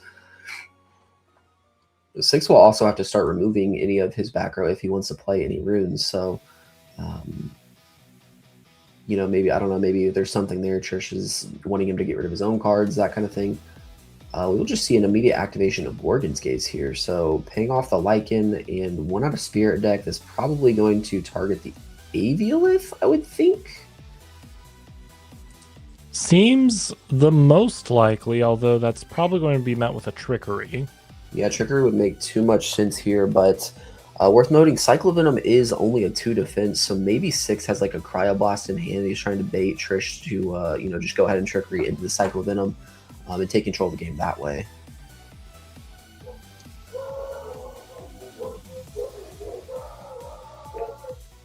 All right, 6 mulling over their options here. They have a rune slot available. Is there another Kione in hand? Is that what we're after? Another Kione. Yep, that is exactly what we see. Another Kione here. There's a couple options here. We can just go ahead and grab the bat. We've already seen that twice. That will allow the Chimera to draw and special cast the Lycan again. We could grab back the Lycan, go ahead and search out what a Chimera number 2 and a Scorpio potentially. That would set the defense of Aviolith to 0, being able to swing over it. It's also negated. Trickery was never chained, so it looks like that might be the route we're taking here. Yep, we have a Lycan discard here, so maybe there is a Scorpio in the deck after all. Nope, it's another Chimera. Yep. Oh, there's the Scorpio. Yep, so I think the ratio for 6 right here is 3 Chimera and then 1 each Lycan, Scorp, and Bat. Scorp most likely going to be cash right here, pitching the Chimera, setting the Aviolith defense to 0. And then you've got 3 chances of swinging into the Aviolith and removing it this turn without it healing. Looks like we might see an Ascension. Is this with a Water Spirit potentially right here? Yeah. Casting the Scorpio with a Water Spirit. Or no, with an Earth Spirit. Okay, interesting. Why Earth? I don't know if we're trying to play around something right here. There is an interesting interesting interaction with Scorpio in the end phase where it doesn't have to be on board to resolve its effect, right? So if you somehow can siphon off of it, it can still trigger its effect in the end phase. Maybe he needs Earth to, cast more of the face downs or something. But we'll see another Gorgon's Gaze immediately on cast. This is definitely the right play from Trish right here. Yep, unfortunate. 6 put a lot of resources into the Scorpio play. A Keone and a Gorgon's Gaze and one of their bodies on field in the Ascension. So that is a very valuable Gorgon's Gaze for Trishula to have hit. Yeah, and heads up play from Trish to do it on cast right here. Like I said, if you wait until the end phase, thinking you're going to target it in the end phase and 6 somehow removes the Scorpio from the board, you now are not able to Gorgon's it. So doing it on cast making a lot of sense right here. And Chimera will clean up the P-Gust after setting a 4th back row on 6 aside. All right, so Trish down to 1 back row and a Trickery right now. This is a tough position to be in. They're about equal on spirits. Trish has a bit more of a commanding board, but 6 has all of the back row one could hope for, it looks like. Yep, and it looks like we will see a base set Hydrake here. This is the reverse seller from the first tournament pack, the Premier pack. There it is. So it looks like the ratio of Hydrake that Trish is on is 2 of the Sunstrike and 1 of the original. So that does tell us that there is some kind of Twin Dret in the deck as well. Yep, so this Hydrake going to... I mean, the Hydrake might just be going to clear the Scorpio. Doesn't matter. Shield comes down. The Hydrake was not long for this world. Yeah, I think if you're Trish, you're fine with this here. You're burning more spirits. You've got the threat of heals whenever you need them with Trickery being on board. So I think you're completely fine with this if you're Trish. I don't know. I feel like if I was 6, I would have let the Hydrake die potentially and get a Twindra and then shield the Twindra. Well, if he just swung into the Scorp right there, then he can just clear the Scorp, and then the Twindra never hits the board right there, and he's going to lose 2 spirits off of the Scorpio. So definitely some options right there. If the attack was declared into the Scorpio, then the shield makes sense. We'll see an Earth hit the board right here. I think Trish was maybe considering... Ooh, we see a Laurels. So only 2 spirits. Heads up play to siphon off the Scorpio right there to make the Laurels math work. There's 4 on Trishula's side and only 2 on 6's side. So this will most likely be met with a Trickery here. Gosh, this is a very technical game here. We're just seeing some, crazy plays being made. Casters are trying some things to get through boards. It's not working, but it's very tough when your opponent has a Trickery set and you have to figure out how to navigate the board in order to finally clear their Elestrals and get through Trickery at the same time. It's not an easy task. Yeah, I wonder if we're forcing the Trickery here. I mean, the only option is to go Cyclovenom, really, right? Like, I mean, you could grab P-Gust back or something, but that doesn't seem like proper value. Yeah, you would think it's going to be the Cyclovenom here, but if you're Trish in game 2, 6 most likely has Cryoblast on the side too, so that's something to be to think about. As we do see the Cyclovenom hit, still 2 face downs on Trish's side right here. And something from last turn that I want to point out is when the shield was flipped on 6's side, Trish did take a minute to think about the Trickery. And so I don't know if maybe there are multiple. I feel like if there were multiple, he probably would have fired one last turn to, continue to try to take out the Scorpio. And then he would still have another one for this turn, have the Laurels hit the board. So, very smart play by Trish to go ahead and hold that Trickery for this exact moment. All right, 6 now considering their options. It unfortunately doesn't seem like they have a PTA or anything like that to stop the Cyclovenom. But that is that a Cryoblast? That is a Cryoblast. It's exactly what I was talking about right there. That's going to allow 6 to clear the board right there. Trish does heal up to 9 spirits. However, we've got 2 Elestrals on board on 6's side. 3 back rows still to play around with. And still a normal cast for this turn. So maybe able to extend damage even more. Yeah, I mean, if we can get a Paleoth down, that would bring in a lot of damage, but it looks like 6 just gestured there to swing with both of their Morfrosts instead. Yeah, I think 6 is on 4 spirits is what it looks like. Don't know if that's, if you want to expend a draw, you might have everything you need in this situation to potentially just, keep swinging away.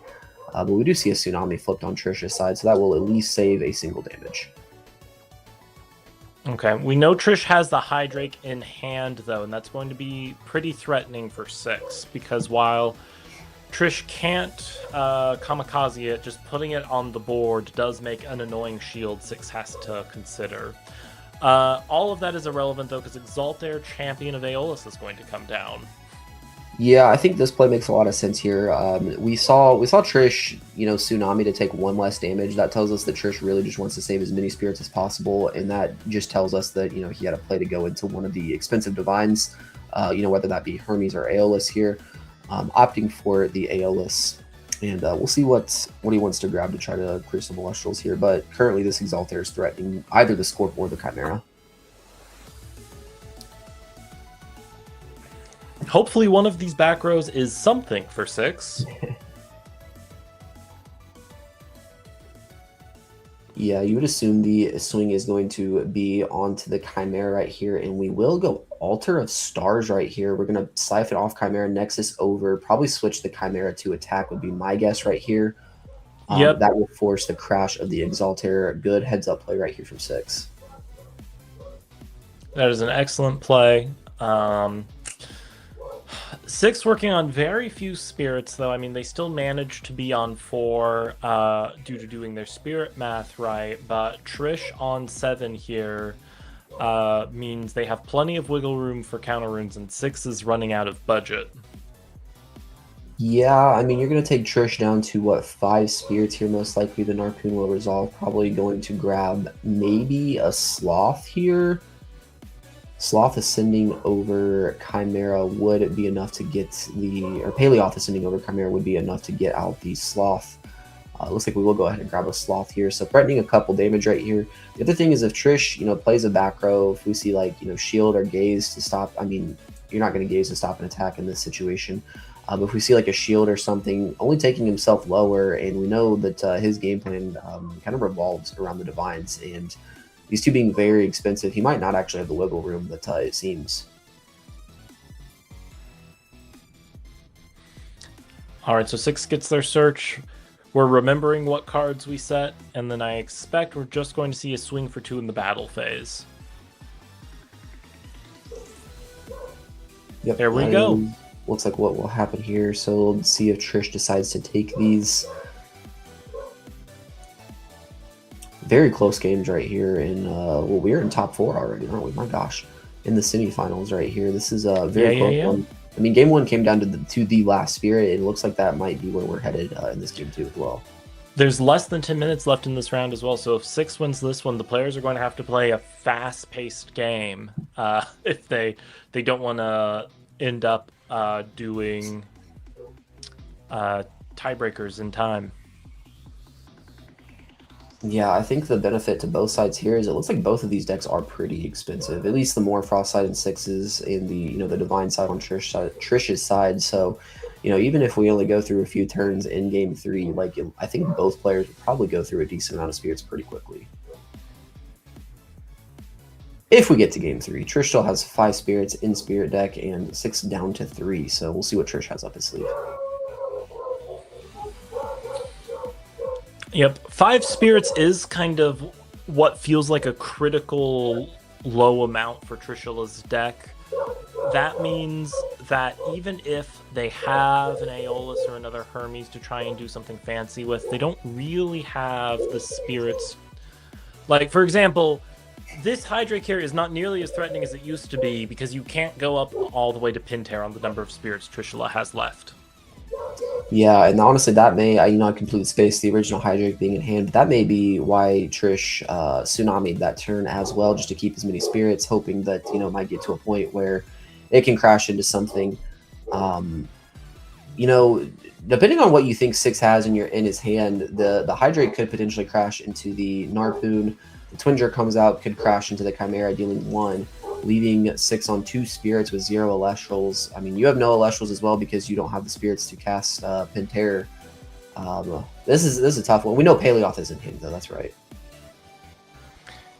Yep, Paleoth is in hand. Oh, it doesn't matter. The shield comes down here. Interesting. Oof. We're going to go ahead and opt to siphon off of the Narpoon. I think 6 is trying to save the last 2 spirits for a Neandersloth swing on their turn. Yeah, I think 6 might be it.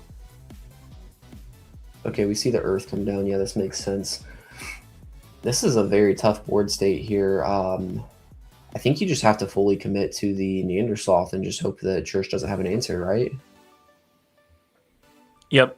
Unfortunately, if that is a Gorgons, it is game. Oh, Pandora's Box. Oh, wait, that's an interesting choice. Doesn't that put Trishula down to 1 spirit?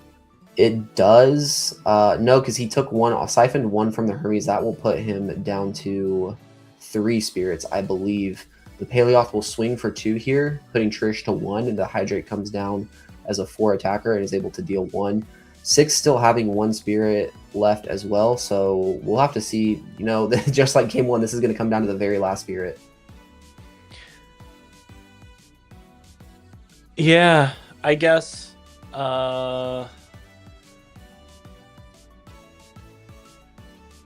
I mean, 6 still has 1 spirit, though, right? So if there's another Chimera in hand or something like that, that runs over the Hydrake. Okay. Yeah, I mean, there's some options. I mean, if the face down is a Tsunami, then your Paleoth is in defense. The Hydrate can't get over. We'll see what happens here. We're going to get straight into it. We see a shield siphoning off Paleoth, last spirit. 6 will take game 2 in a super close, super technical game against Trish right here. Oh my goodness. These players have 5 minutes for a game 3. This is insane. That might be to 6's advantage, though. I mean, I feel like Trishula's game plan burns spirits up front much faster than 6 does. 6's deck is expensive, but if they just stall the first couple of turns and force Trish to spend a good few, they might have the upper hand in time. Yeah, they're gonna have to get through siding super quickly here. What a game! That was that was insane. Like, that was a nail biter down to the very end, and we get a game 3 here. I wish we had time for a full game. We'll see how far into it we can get, but man, this match is delivering, I will say. It is. I love 6 playing Morfrost with a single Paleoth that makes a guest appearance every now and again. It's so funny because there's only 6 Morfrosts in the deck, but they have been the entire game so far. Trishula will be opening up first, I assume, here. It looks like they're doing some siding in preparation for that. 6 has gone straight to shuffling. Every moment of siding, though, is 1 less turn Trish gets to pull off their game plan. Yeah, I mean, yeah, this is gonna be tough. I mean, both Divines super expensive. You know, the Divines are expensive. The cards that you get off of the Divines are expensive, aside from like Carry On. But yeah, Trish is gonna have to take a quick lead in this one to try to win this in time, I believe. Yep. If you're not familiar with our time rules in Elestrals here, when it goes to time, the current player is turn 1, and then it goes... Current player's turn 0. Turn 0, sorry. turn 0, turn 1, turn 2, turn 3, right? And after that last round of back and forth is done, you count up the number of spirits in deck plus on board. So on board spirits do count as well, and the person with the most spirits wins. If that is tied, then you go to cards in deck. And then if cards in deck is also tied, it was the person who would have drawn next. Yeah, it's gonna be. We're gonna see, you know, what's gonna happen here, but. I've played my share of games that go into time and you're tied on spirits and you're just sitting there, you know, counting cards in deck at the same time as your opponent, just hoping that their number is like 1 smaller than yours. I lost a game to time to cards in deck by 2 cards once, and I was like, oh man. It's so unfortunate. It's like, oh, why did I search just 2 cards more? Why did I expend to draw that? Yep. Hey, sometimes you gotta do what you gotta do, though. Yeah, no, that's card games, baby. It looks like they are dealing out their opening hands here now, so we're going to see how quickly they can speed through this game. Yeah, You know, our commentator, Jacques, was giving me advice earlier behind the scenes. Just simply play fast, and you'll never go to time. So let's see if our casters can succeed in doing that here. That is true. That is very true. I think both of these players, though, these players are players who like to think about their plays. You know, because they like to think about their plays, they don't make a lot of misplays, and that's something I should probably take note of. I like to shotgun my cards and get them down as fast as possible, not think sometimes, so kind of refreshing seeing a different take on it. But we will see Trish play an Exaltair, Champ of Aeolus here. Go ahead and grab an Aeolus, and we are off to the races with right under 2 minutes left in this game 3. Yep. Do you think you're grabbing Aeolus here, or do you think you're grabbing Mountains just to... no, it is an Aeolus. Yeah, I still think you go Aeolus here because I think if you're Trish, the goal is to get ahead within the first couple turns, right? Get the tempo to where you're swinging for a little bit of damage, and that might be all you need to win this one in time. Yeah. Maybe you go like Aeolus for Hydrake or something, so you can immediately like start turning the screws on 6. Yeah, I mean, definitely an option. You know, we don't even know what else Trish has. We've seen Pigus. I think we might have. I want to say we might have seen Sorlet earlier. I can't remember if that was Trish or if that was another player's deck. But a lot of. I mean, that's what Aeolus is, right? It's just a toolbox. We will see a Narpoon here, turn 1 from 6 though, and that will be met with a Gorgon's Gaze. I think you are happy. I mean, obviously you're happy to play the Gaze, but having the Gaze in this exact situation, very good if you're Trish. And if you're 6 and you're looking at the round timer, we're going to enter turn 0 imminently here. So I think having Trish expend the spirits on a play like that also feels fine. Yeah, and we see Trish cast out an Aviolith right here. As we know, that Aviolith will allow Trish to draw 2 cards. Playing in defense in this position is interesting. 6 has the Chimeras in deck to threaten the 4 attack. However, with how low this game is, maybe playing it in attack to threaten some damage doesn't matter because we see a Gorgon's Gaze here anyways. So Trish making the right play. Trish always making the right play. Looks like we will see an Exaltair swing into the Narpoon here. We will see a crash. So both players, we've got 10 seconds left in the round. Both players currently on 15-ish spirits, I want to say. Be yep. 17. They're both on 17 if you include what's on board effectively. True. That's what I was going for.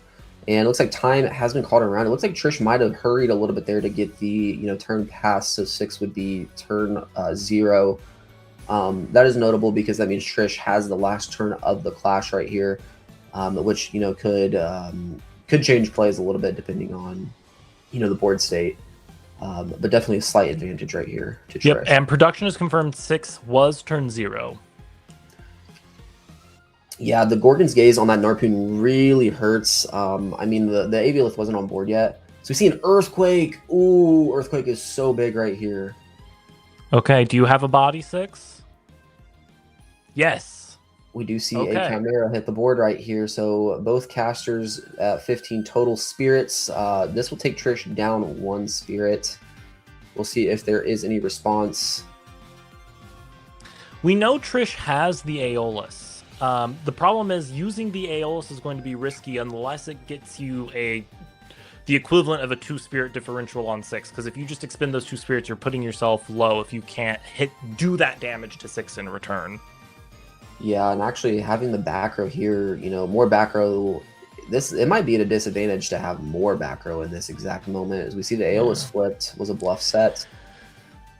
It's possible that Exaltair got sided in. We're going to do some wind burn maybe to pull the spirits down. I would say potentially, but with Trish only putting 2 on the Aeolus and immediately disenchanting to search, I think Trish wants to keep as many spirits in spirit deck as possible here. Yep. So Sorlet might be the call then? Could be a Sorlet. Very tricky right here, just because, you might expend to try to keep your Sorlet on board. And then, any of the back row are interactable, then that immediately punishes you. Looks like we'll see a Nimisail right here. So Nimisail doing a little bit of work, going to heal up some spirits here. That means Trish probably has something to protect this Nimisail, but we'll have to pay some more spirits to protect it. So this is, once again, going to come down to the wire. Nimisail's such an interesting call. I could see the Nimisail play if there was like an Altar of Stars or something to back it up so that you could get double value off of the heal or something like that and put the Chimera to defense. But yeah, that's quite an interesting play because this is going to be Six's last turn of play, right? Yeah, so 6 gets one more turn, and then it'll be back to Trish for the last turn. And there are things that Trish can do, keeping this Nimisail up to potentially get ahead on spirits again on the last turn to win. Whether that be, next scene, just re-enchanting. Maybe we see a Hermes send Aviolith heal 4. Yeah, I think Trish is just playing the game of, I'm not going to attack. I'm going to just protect this Nimisail. And we'll go from there, because I really think right here, if 6 cannot deal with this Nimisail on this turn, then Trish might run away with this one. Yep, I mean even a re-enchant to Nimisail, I think would win the game. Yeah, exactly, and it's then even if it's Gaze on 6's side, that's -2 spirits to do that. Cryoblast does it as well. Maybe you go for like an expend to draw, try to get the Cryoblast, maybe try to get a Morphrost to pitch off Chimera to dig for the Cryoblast. Don't know. Yeah, Nimisail's only a 3, so I feel like any body that you can water enchant to protect yourself from Tsunami would help. But instead, we're going to ascend into Little Sloth. Okay, we're taking the risk here. Yeah, we are. Paleoth effect will go through. We will see. This is the first Neandersloth we've seen, I believe, in this top 4 match right here.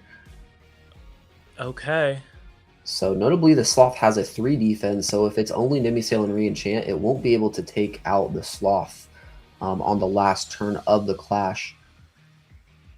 Oh, this is a crazy one coming right down to the wire. I believe 6 is on 15 total spirits right now to Trish's 14 total. So currently 6 is up by 1 spirit, if my math is correct. Yep. A shield from Trish would probably do it. Tsunami. I think that's not best case scenario if you're 6, but that's way better than shield for you. Let's see. I believe if this is just a re-enchant on Nimisail, heal 2, that would put Trish ahead by 1 spirit, right? 3, 5, 14. I think it ties it. 15 on 6's side. Trish currently has 13. Keep the one on board, yeah. So Trish gotta try to find a way to either do 1 damage or heal 1 more, or we might just be going to cards in deck. In which case 6 would win, because Trish has done searches and 6 hasn't.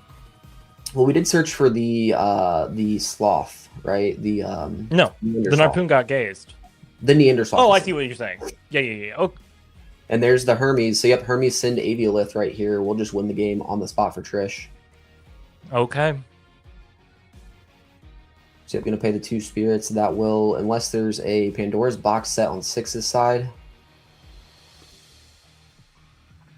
Doesn't appear to be that way, so Trish will pay 2, send Aviolith, go ahead and heal 4, re-enchant Nimisail for turn, giving him a couple more spirits. It looks like Trish is going to go ahead and take this game 3 here in time.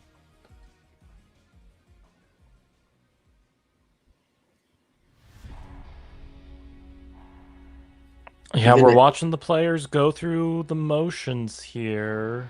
Yeah, even if 6 has like a Gorgon's Gaze or something, that's just, stopping the 2 that Nimisail would be healing. Those are being taken from 6 at that point, so. Yeah. What do we see? Is that a Nimbug Nexus? I think that was Nimbug Nexus, yeah. A Nimbug Nexus from the Hermes to the Nimisail will trigger the Nimisail to heal another 2. And then Trish could still re-enchant the Nemesis if they wanted. And that's what we see right there. So Trish is back up to 16-ish spirits, I want to say. 15, 16, somewhere in there. I think it's got to be 16. We'll see how many spirits here shortly. But Trish is just, this is exactly what he needed to do in time. He needed to find the Hermes for the 1 Aviolith and getting the Nemisail and triggering that Nemisail 3 times in the span of 2 turns. Gonna, take this game right here.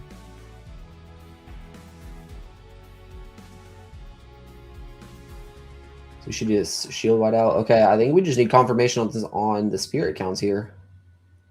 Yeah, well, I mean, assuming the counts were even semi-accurate, Trish ran away with that in terms of spirit count there. Yep, there it is. Trish, we do have confirmation. Trish does win game 3 in time. We don't know the exact spirit numbers, but hell of a game. Well played to these 2 casters, 2 of the best in the world. I mean, 6 just won card party. Making top 4 in the first tournament after not even a week later. Absolutely insane. And once again, Trish, our current world champion, has not had the best luck in finals in the past. We'll see, at least in premier tournaments, we'll see if he can change it this time around. Yeah, finally win something that's not worlds. One of the best players in the game, best to ever do it. Yeah, I cannot wait to see Trish's deck in finals. I feel like we still didn't get to see too much, but it's just wild. These, you get these top players, you give them toolbox decks, and they just find ways to win. Yeah. I wonder how much of that healing stuff was cited in from Trish. I wonder if Nemisail is a normal part of their deck. But Cthulhu, we have confirmation, is the other contestant in finals. Perky, you and Jacques are going to be on the mic for that. I'm sad to not be joining you, but I will see you on the other side when we know who the winner is. But you all stay here for this exciting last clash of the day. We'll see you all again soon.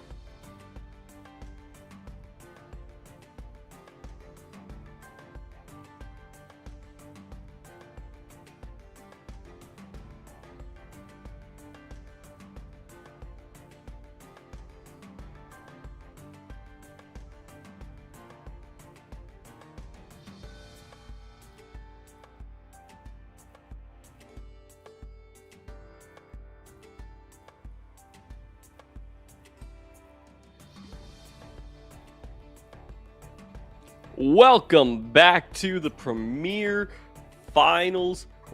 It is now, we have gone through all these rounds of Swiss. We've gone through all of Top Cut, and now we're here at the finals. Cthulhu, already a Premier champion in this season, in this year, and we have Trishula, world champion, our most recent, our first ever world champion Trishula. This is an incredible finals to have. We've seen them already on stream, each of them, Trishula twice, and Trishula just closing out that fantastic round last time with just good old Elestrals fundamentals. As time used to be a much bigger factor in older matches, and Trishula is just showing I still know how to do that too.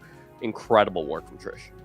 Yeah, and on the other side we have Cthulhu, and like you just said, Cthulhu, winner of a previous finals. I don't remember the exact number, but very high on the leaderboard right now as well. Going to gain another huge amount of QP today, regardless of the outcome of the finals here.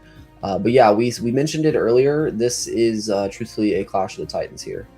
Yeah, just when it comes to those QPs for Cthulhu, just stack them up. Just give me more. I want more. I want more money. I want more bread. Give me more QP. And has been doing it on their signature deck with Thunder. Went from Thunderstorm over to Hera, and Thunderstorm in a meta where people weren't really believing in Thunderstorm, and has shown them to be a Thunder master. And Trishula showing us that they have been a master of the game. So across multiple archetypes. So going to be a very awesome finals to watch. Yeah, and while both of these casters already have their invites to Worlds, there's still, a lot on the line right here. I believe if casters cross the threshold of 500 QP, they get a $500 stipend, and I want to say 1,000 QP is a $1,000 stipend as well. So we're going to go ahead and try to lock in those funds for Worlds next year. Yeah, just be able to show up to Worlds. It was in Vegas last year. It could be anywhere the next year. Very exciting. Just this whole season has gone by so fast. It feels like it's been really great so far, and we're seeing not necessarily new faces win premieres all the time, but it's the people that have been rumbling around top 16, top 8 that have really elevated themselves to, I'm a consistent contender, I'm a consistent winner. And then there's a couple of the old guard of, yeah, I'm gonna top 8 again and again and again, no problems.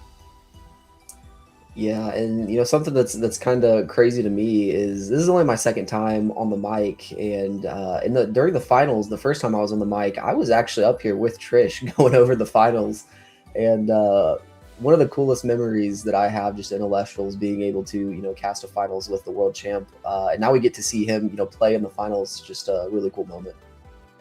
Yeah, he's played in a few finals, he's commentated in a finals now, he's he's just done it all, and he's really just there's not much else to accomplish in the game. There really isn't. He's just taking a victory lap and taking more victories in that victory lap. It's very impressive. Just I'm sure he's taking the game very seriously now.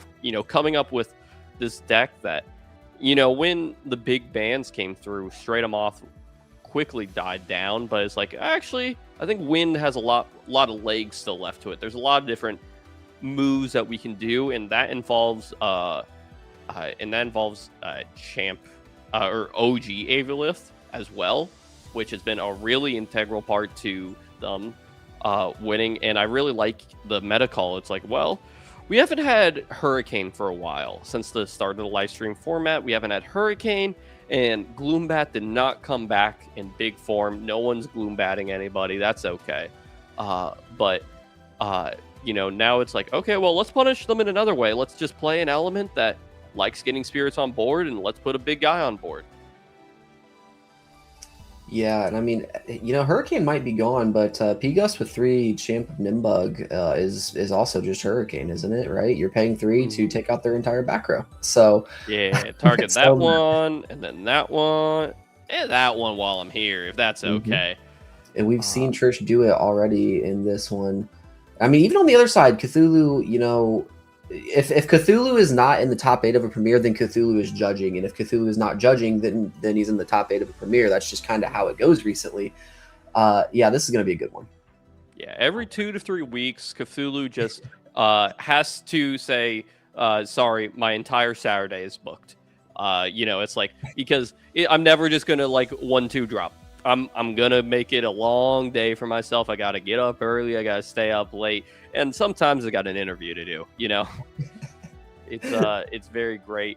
This match is just about to get started. We're about to get the finals of this fantastic Sunstrike Premier started. Trishula will be going first as soon as the players and judges are ready.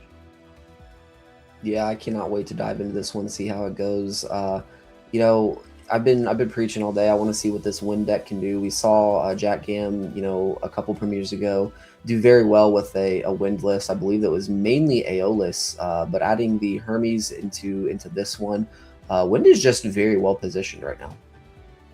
Yeah, it's just, I've been seeing like all sorts of comments on the meta of like what decks are good, what decks are bad, and Hera did convert their like large meta share into top slots and into a final slot here on the side of Cthulhu. But only 6 players were on the Hermes Aeolus wind build, and now one of the best players to ever touch the game. But converting a small deck like that is like, maybe there's some sauce even past the top spots in the Premier. There's a lot of play in Elestrals on what is the most powerful cards. Yeah, it looks like we are going to go ahead and hop into this one. We'll see a mulligan on Cthulhu's side right there, expending some Zaptors. Gonna go ahead and draw a new 5. Trish, meanwhile, going to keep his hand. So we'll see what actually happens here. Looks like there was 6 off of the top specifically, I believe. And then Cthulhu will go ahead and draw his cards, and we'll get off to the races. Yeah, the mulligans less impactful on Cthulhu's side because the Hera decks, they don't really bleed out. They kind of die all at once, or they win over time. The mulligans do matter for this win deck. They like to spend a lot of spirits, and so each one that they have access to is like another play that they get to do. And we're going to start out with this Hermes immediately searching for I'm guessing Cyclovenom to start with Toxoswarm. Yeah, there we go. Get the Trickery online immediately. I like this start. Yeah, we've seen this one before. This is a very strong start for the Hermes side of the deck. I have not actually seen a lot of Hermes being played in Sunstrike format, and that's kind of crazy to me just because this Cyclovenom and the Toxoswarm are insane cards for the deck. I mean, obviously they're bringing Trish to the finals right here. At least part of bringing Trish to the finals. Just very good cards, being able to get to your Trickery consistently. It's one of the best cards, one of the most fun cards in the game. And we will go ahead and see the Toxoswarm cash right here and grab the Trickery. Yeah, the loss of, or the regain and then re-loss of Champ Avialift did a number on the Hermes decks, and then the general loss of the speed of the Aeolus decks made them have to find a new identity, and with each other they can do anything. Friendship is ever powerful for these wind divines. It definitely is, and it looks like we will see the Trickery hit the hand. 2 cards on the field, most likely knowing one of them, and Trish will go ahead and pass the turn to Cthulhu here. Cthulhu is going to draw for turn and figure out how do you want to interact with this board. The Hermes in the back means that anything that you commit to could be dealt with a carry-off. The Cyclovenom in the front means that there's a Trickery in the back, which causes all sorts of headaches, not now, but in the future. And there's another back row, which could be anything. An Altar of Stars could cause all sorts of tricks. And is that just an expend the draw to start out the game? I believe that is an expended jar right there. The Owloon going to the Underworld. I'm going to go ahead and set 3 and pass the turn back over to Trish. Set 3 versus the deck that has been showing OG Avialift like right now all day. Huge punish gonna potentially draw 3 and attack for 2. Does Cthulhu have a response? And when you have to respond to OG Avelith, you feel bad because it's like, if you Gorgon's Gaze it, it's like, I guess I didn't need to, set myself up to be Gorgon's Gazing this, but I guess, now that I'm here. Yeah, and I mean, the Gorgons is just so obvious here. I mean, we're going to take 2 anyways, so might as well go ahead and take 2 and stop Trish from drawing 3. Just makes too much sense. Feels bad, but it's what you have to do. Yeah, it's that's sort of the opportunity cost of it, and he's going to think maybe about uses the Trickery now to go into Cycle Venom to still attack for 2. And draw 3. Or draw 2? We're still drawing cards. In response to the Gorgon's Gaze, okay, you use Trickery to destroy the Aviolith, and then the target, it fizzles. There is no target, so Gorgons does not suppress the effect or negate the effect on the chain, meaning you still draw the 2 cards for the 2 back row, and the Cycle Venom still gets to attack because it wasn't Gorgon's Gaze, just the spot that the Aviolith that wasn't its spot was targeted. And that was a blowout on the side of Trishula, and Cthulhu is suddenly on the back foot. Yeah, we are off to the races right here after an insane Trickery play, but we will immediately see it met with an Arcolith on Cthulhu's side right here. Trish having 2 attack position Elestrals will allow Cthulhu to go ahead and normal cast the Arcolith.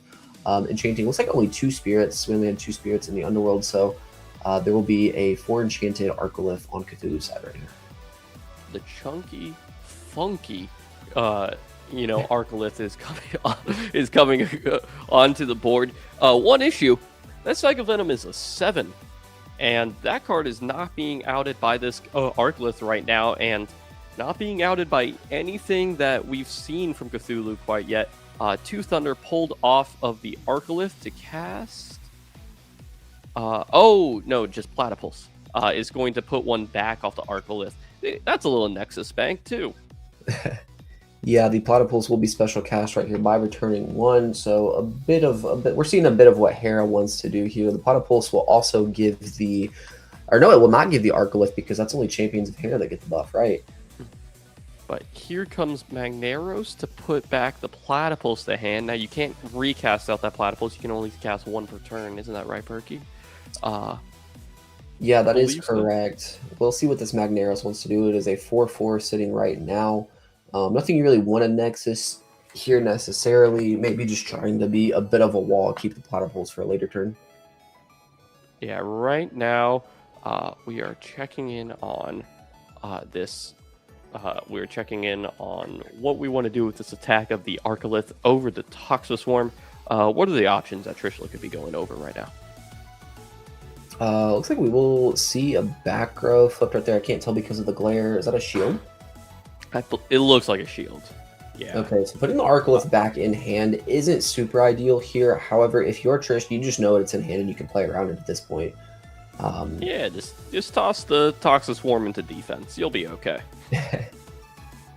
Definitely something that you can do. Gets a bit annoying here. However, you could also just extend for a bunch of damage to try doing that. As we see an Aeolus flipped right there. Aeolus flipped up.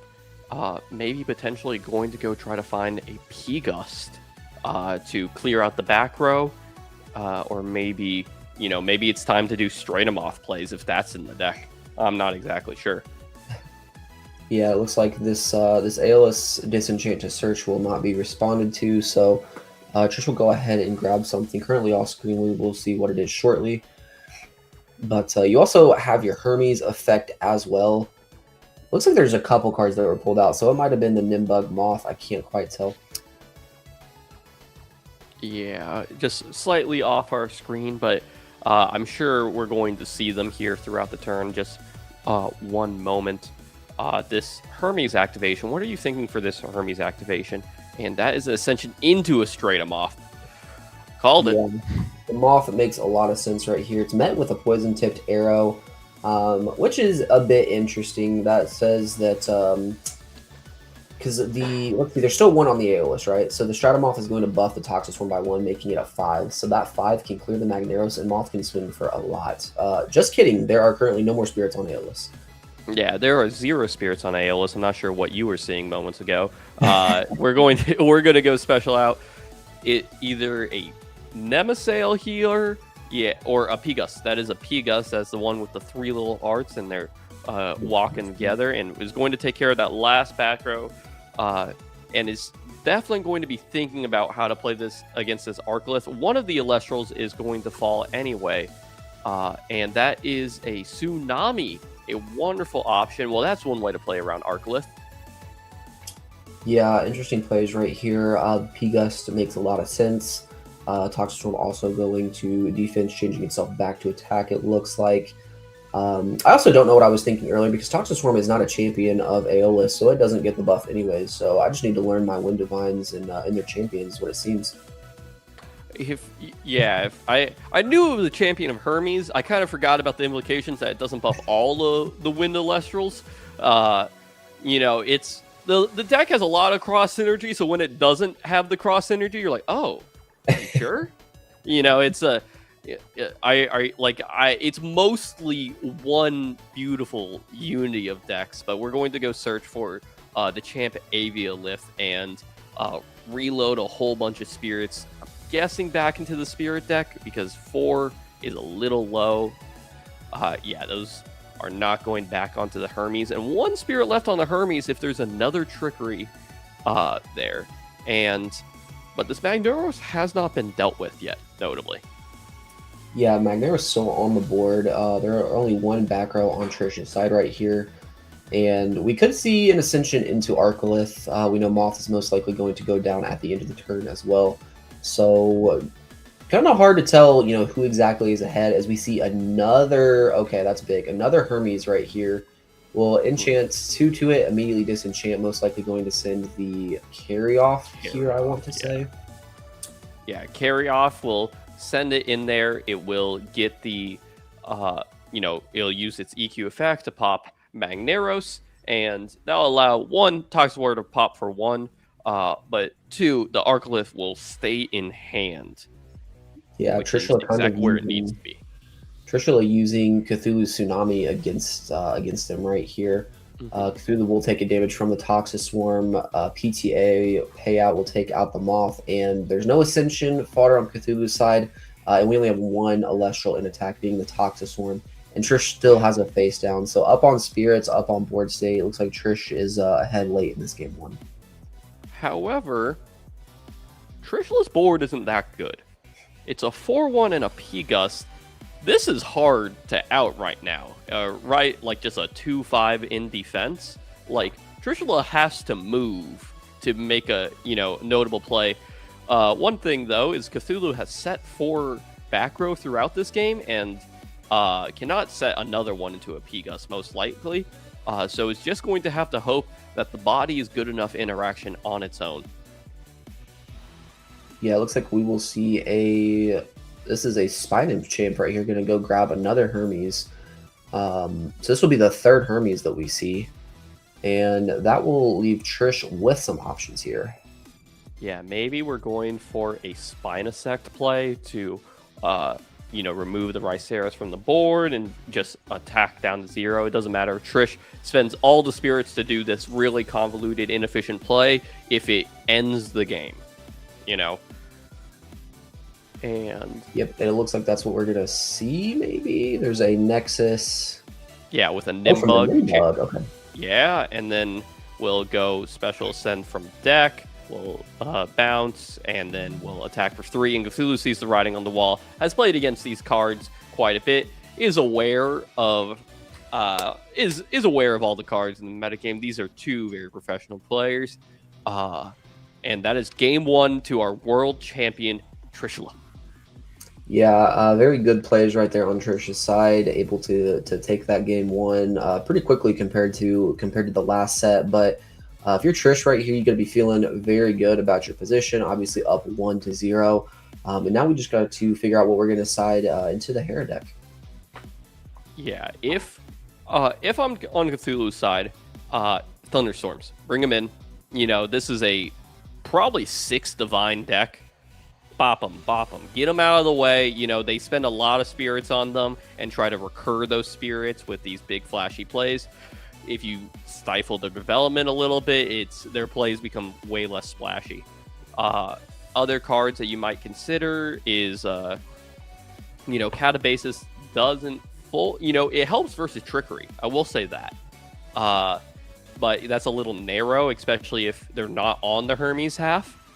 Meanwhile, Trishula on the Wind half, if there's another P-Gust, you want to be able to answer the Heras. Probably wants to swap the interaction, maybe from, less like, shields and maybe like more like Nexus effects. But really the deck could have anything. I'm not sure cards like Monsoon of Eurus is where like Trishula would want to be on the deck though. Yeah, I mean, something else Cthulhu just has to bring in, if they're not already in the deck, is the Pandora's Box. That will, saving a Pandora's Box for a very, pivotal activation of Hermes or Aeolus can win you the game on the spot. We've seen that, back in live stream format against the Hermes deck, especially going first. I think that's something that could be very powerful here if you're Cthulhu. Yeah. Notably, Cthulhu also, after a mulligan, kept a hand that they felt inclined to expend a draw after. The expended draw might have been to try to bait Trishula into playing into Arcalith, but so it's like maybe it was just like, well, I'll play a little slow, maybe take a little damage to be able to like break the board. Now Cthulhu knows they're going first and is able to set up a really powerful board. Maybe Rice Ridge turn 1, as we've seen, is a very common line these days. Yeah, and something I want to point out here is, one of the best ways to be the best player in the game is to know the meta that you're playing into. And Trish had the perfect call on this one, knowing that he's going to see a lot of Hera today. I mean, Hera is our most represented deck of the day, and playing the P-Gus and the original Aviolith to punish the Hera and to punish setting multiple face downs. Looks like Trish and the rest of the players on the Aeolus and Hermes made a very smart decision today. Yeah, where it felt like Trishula won that game was actually on Trishula's turn 2, where it was cast out the Aviolith to punish all the back row. In response to Gorgon's Gaze, I'm going to Trickery it out to still be able to attack for 2 and still get my draw. Back-breaking play right there. Cthulhu's hand was sort of forced once they set all the back row. Is like, I got a Gorgon's Gaze here, but it felt really bad for them. Yeah, I think if you're Cthulhu, you're probably going to try to take a different approach early in this game. Definitely don't want to, expend a draw on the first turn. It's just too important to try to establish something, get some kind of tempo going. So assuming we'll see something different here from Cthulhu early. Yeah, players are figuring out their opening hand, shuffling up, resolving mulligans, and Cthulhu will be going first in this second game, I assume, and is going to take a mulligan again. And so is Trish. Even playing field. Yep, so we're both going to go down to 18 spirits right here, draw a new set of cards. Going first, you're Cthulhu, committing to the mulligan, knowing that you're playing the world champion up 1-0 doesn't feel too good, but seeing that he's going to copy you and also expend the 2 spirits got to feel a little bit better. Yeah, it's like, oh, I'm already down a game, and now I'm going to be down a couple. Oh, he's with me. That's good. It's like, it's not over yet. I don't have to worry about dooming, right? Just yet. And there's a lot of play, and judging from these players' performances and how they consistently show up tournament after tournament, there's a lot of skill in this game, and a lot of expression in how they sequence what they play, when they play it. A lot of different things going on here that allow these two to be some of the best players. Oh yeah, and as we get into this game too right here, I'm sure we will see some more plays that will prove that point time and time again. Mm-hmm. Yeah, just figuring out the mulligans, looking at the open hands, cutting the decks, make sure everything's fair. They're just trying to play a clean game versus the opponent because they're just here to play the game. What can they say? Yep, as we see another 6 off the top. I'm wondering if 6 is like Trisha's lucky number, 6 off the top to the bottom for Cthulhu right here. We will go ahead and draw a second hand. Hopefully this one is a bit better than the last one on both sides. Yep, looking at it, checking it out, and is going to start out with the classic starter of Elestrals. Good to see that it's still around. Yep, Astrabbit hitting the board right here. This is exactly what you want to see if you're Cthulhu going first into a rabbit. The only thing that would be better would be a Hera right next to it. Yeah, it's now I wonder if Cthulhu is going to think a little different about how much back row they set, because those avialists are only good if there's multiple back row, are only castable if there's multiple back row, and are only excellent if you place a whole bunch. If you just set 2, and maybe one of them is a Gorgon's Gaze, or one of them is a PTA, not a bad exchange, honestly. Yeah, I mean, it just goes to show another synergy in Trish's deck, the Aviolith and the P-Gus, and how they play so well together. If you don't play enough back row, P-Gus is going to tear you apart, and if you play too much back row, Aviolith is going to tear you apart. As we see the Exalter, Champ of Aeolus, cast out right here, that will allow Trish to go into the deck and search for an Aeolus or an Island of Aeolia. Yeah, the island has not been all too important, but it's going to fire off a PTA here. Do not get your footing. Cthulhu likes the idea of exchanging spirits early, exchanging cards early. The Hermes and the Hermes Aeolus win deck has access to a lot of cards, so they have a lot of card advantage. They don't have a lot of spirit advantage, so if you go down a little bit on spirits early just to make sure that they have to spend a couple more spirits, they're going to run out quicker than you do. Yeah, and I mean, this is just a classic play right here. The rabbit backed up by the poison-tipped arrow turn 1, so strong, gives Cthulhu the advantage early. And the only difference nowadays is that Hera can go ahead and grab you those spirits back. So we will see an Aeolus played right here. Looks like for 3 spirits, Trish will go ahead and disenchant 2 to search a 1-cost Wind Elestral from the deck. Cthulhu will let that go through.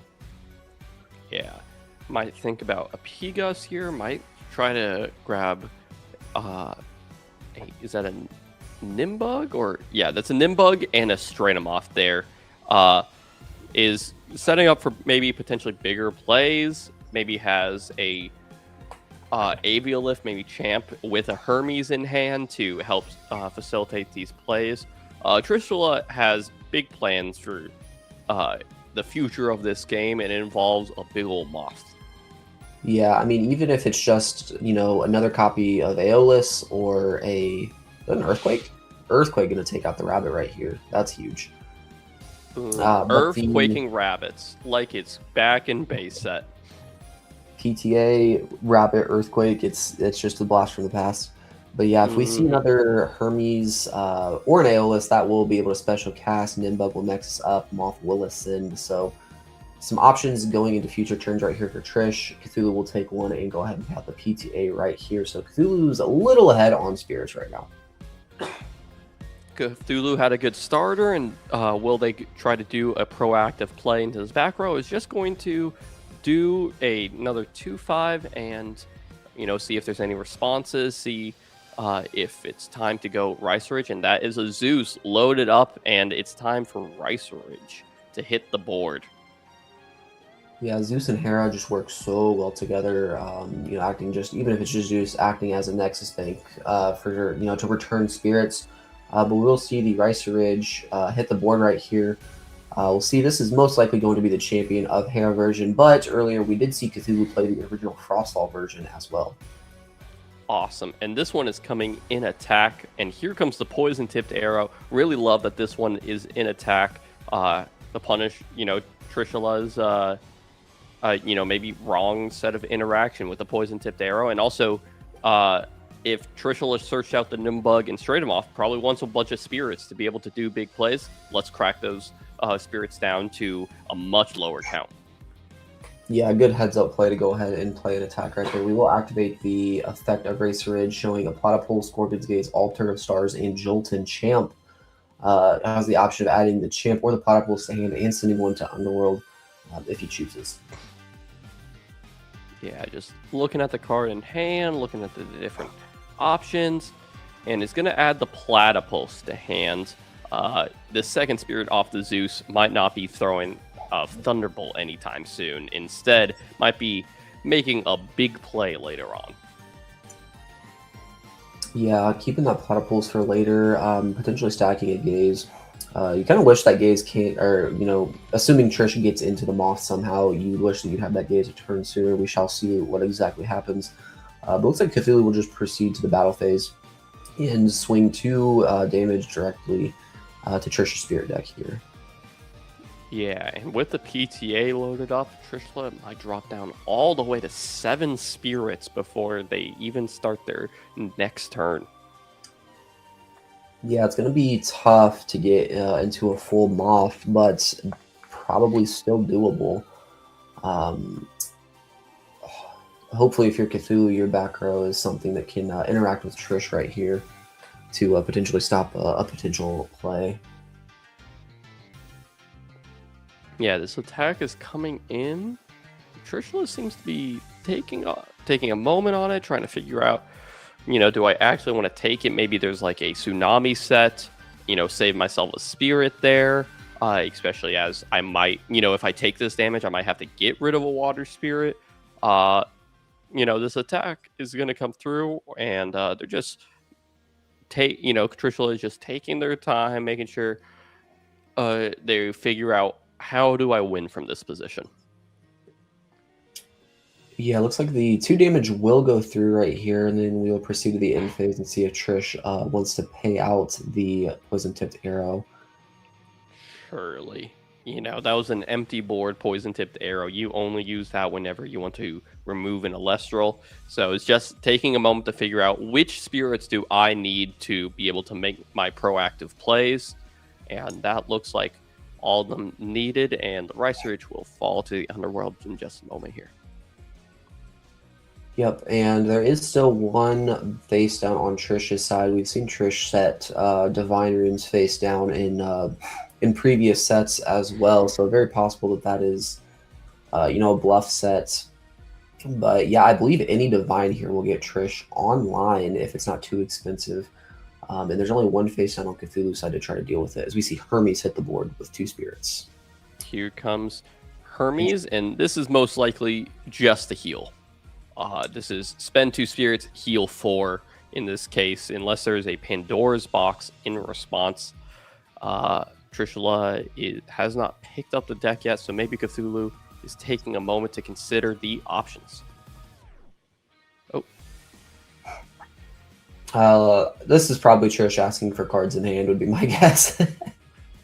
Yeah. I believe, there's some over there, or maybe they're just discussing something with the judges. Just making sure that the game is played well over here in the finals. Just wants to, keep it fundamental, keep it close, and is going to go into the deck for, I'm guessing, the Champ Aviolith here. Yeah, Champ Aviolith makes too much sense. Go ahead and heal up some other spirits. I'm interested. We haven't seen a Champ Carry-On played this game from Trish, have we?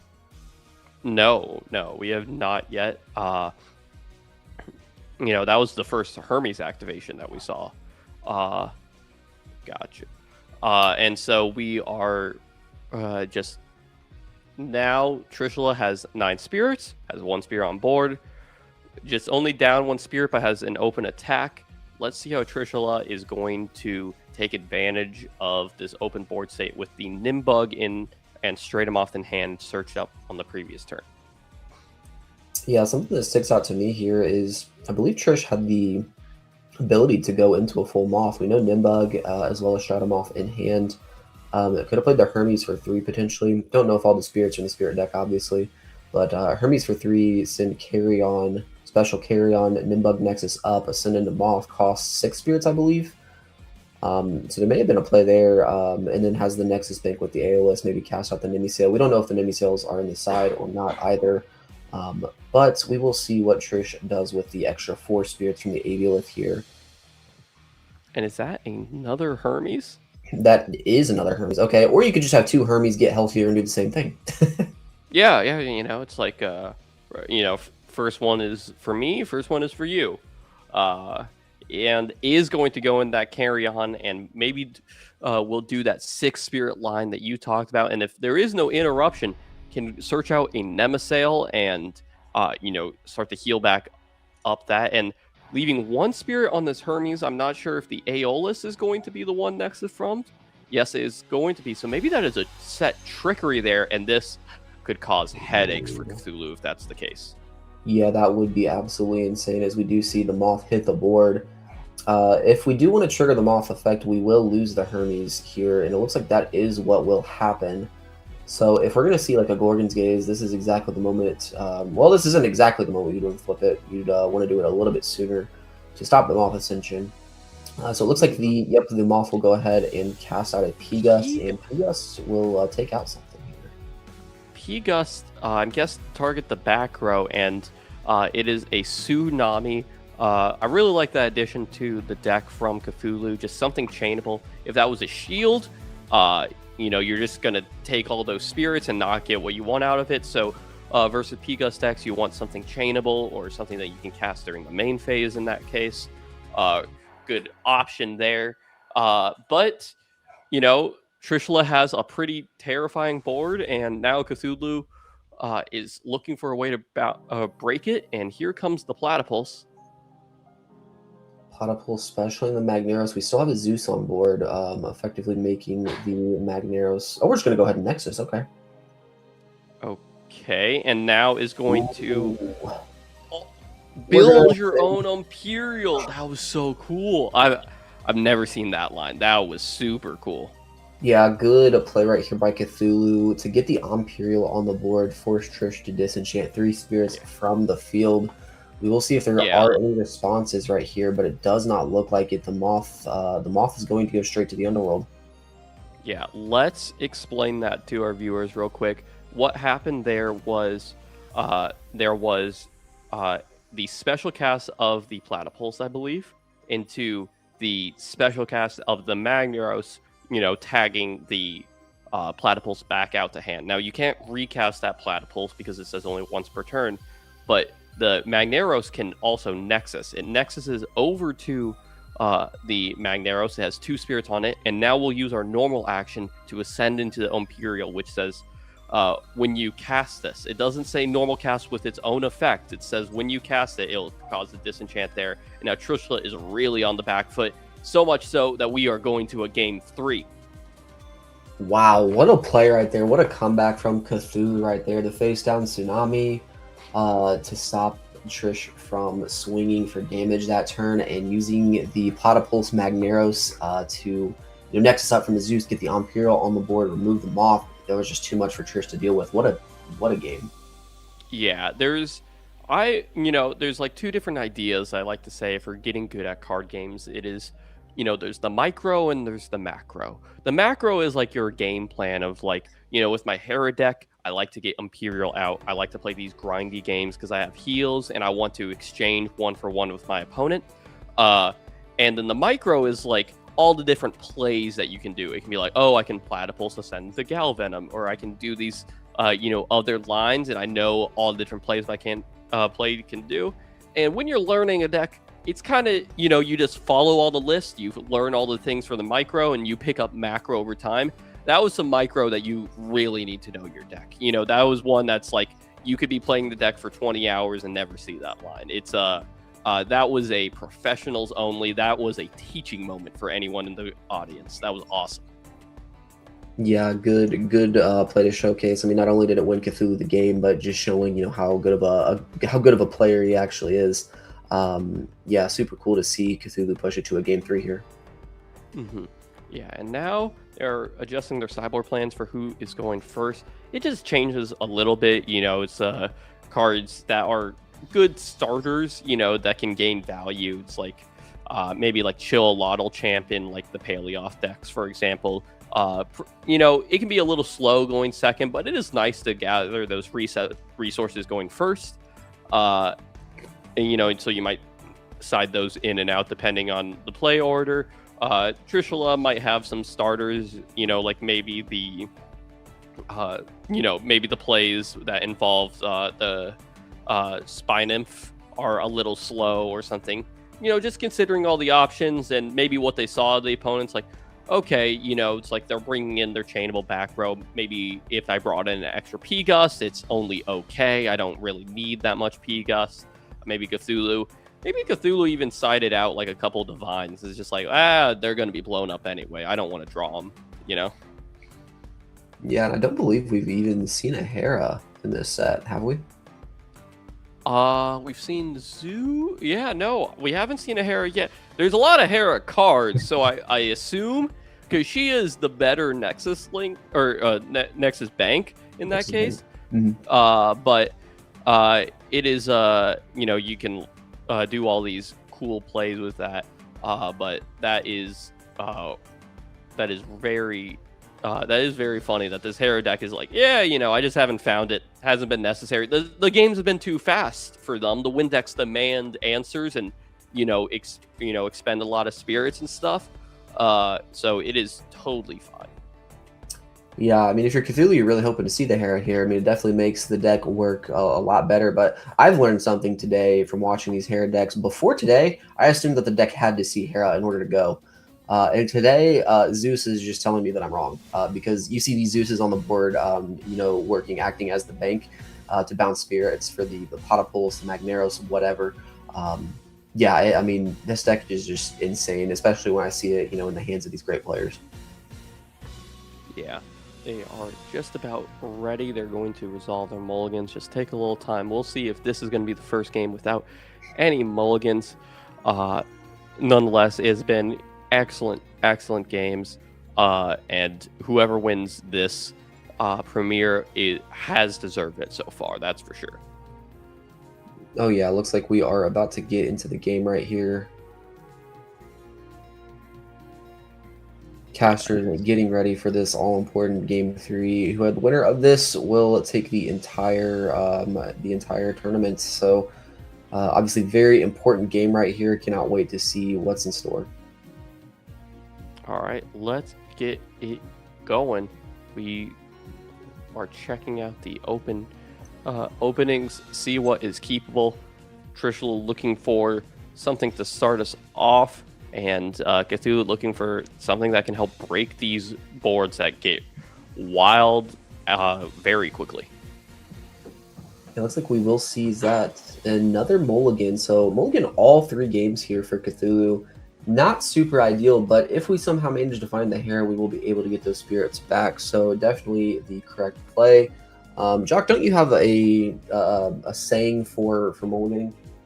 I already said it earlier today, but I'll say it for anyone who's tuning in for the grand finals. A mulligan costs you your first 2 spirits. A bad hand costs you your last 2. Make sure you go get the good cards. Find the good interaction. Any of your tutor targets are actually bricks in your hand, and eventually you're going to reach a spot in a game where you look at them and it's like, I have an unplayable hand, and you knew that from the beginning. Is what is really the case is. Yeah, it's that's definitely one of the ways to take the next step to becoming a great player is learning when to mulligan, when to double mulligan, when to triple mulligan if you're down that bad. But learning when to just bite the bullet and do it, definitely one of the ways to make it to the next level. And here we have a Spy Nymph start us off. Go find that Hermes. The Hermes decks loves finding Hermes. But this is going to be the slower start. We aren't going to be able to get the guaranteed trickery with the Toxoswarm Cycle Venom line. So, Cthulhu might have a little bit more time to set up, and we might have a little more back and forth. Something that the Hera deck loves, doing a little back and forth and healing and thriving in that. Yeah, and I think if you're playing this Hermes Aeolus deck, I think you might just be fine with this coming a turn later. Obviously, it's not super ideal, but you've got the Earth Spirit under the Spy Nymph, so it's not like you're going to trickery that anyways. So in this case, not super ideal, but still a pretty good opener for Trish here. Yeah, Cthulhu now. What does this opening hand entail?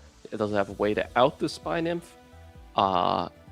Nope, is just going to do the probably the Riceros play. We'll first cast it out in attack. I like that. Just I might get rowdy with it. I don't know.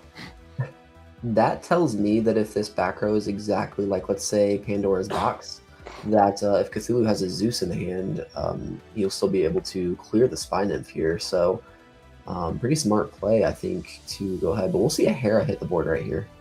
I really like your analysis there. That I saw that in attack, and I was just like, I don't know. I guess if you're going to ascend, it doesn't make a difference. But that is a really smart play, to threaten the thought of like, well, if you have Box, I have Zeus, and I'm going to beat you up in that way.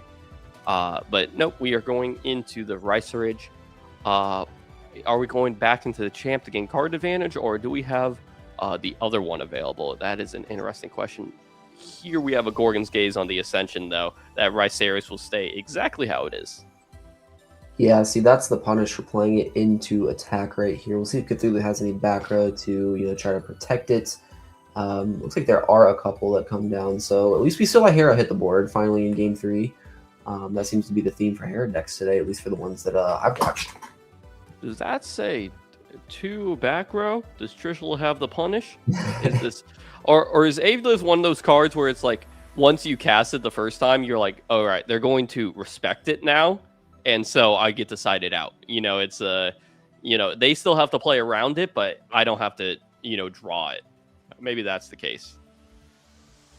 Yeah, it's definitely an option at that point if you're trying to get into the mind games, but looks like we will see the Exaltair chant be cast right here, allowing Trish to search. We'll see if Cthulhu has a response, and it looks like there is a Pandora's Box flipped right here.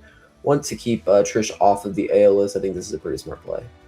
Yeah, keep him off the AO list because, even if you try to stop like the AO list search, there could potentially be another search. It's just keep them off of, ever having a Nexus Bank and, have any plays that they can, like, link together.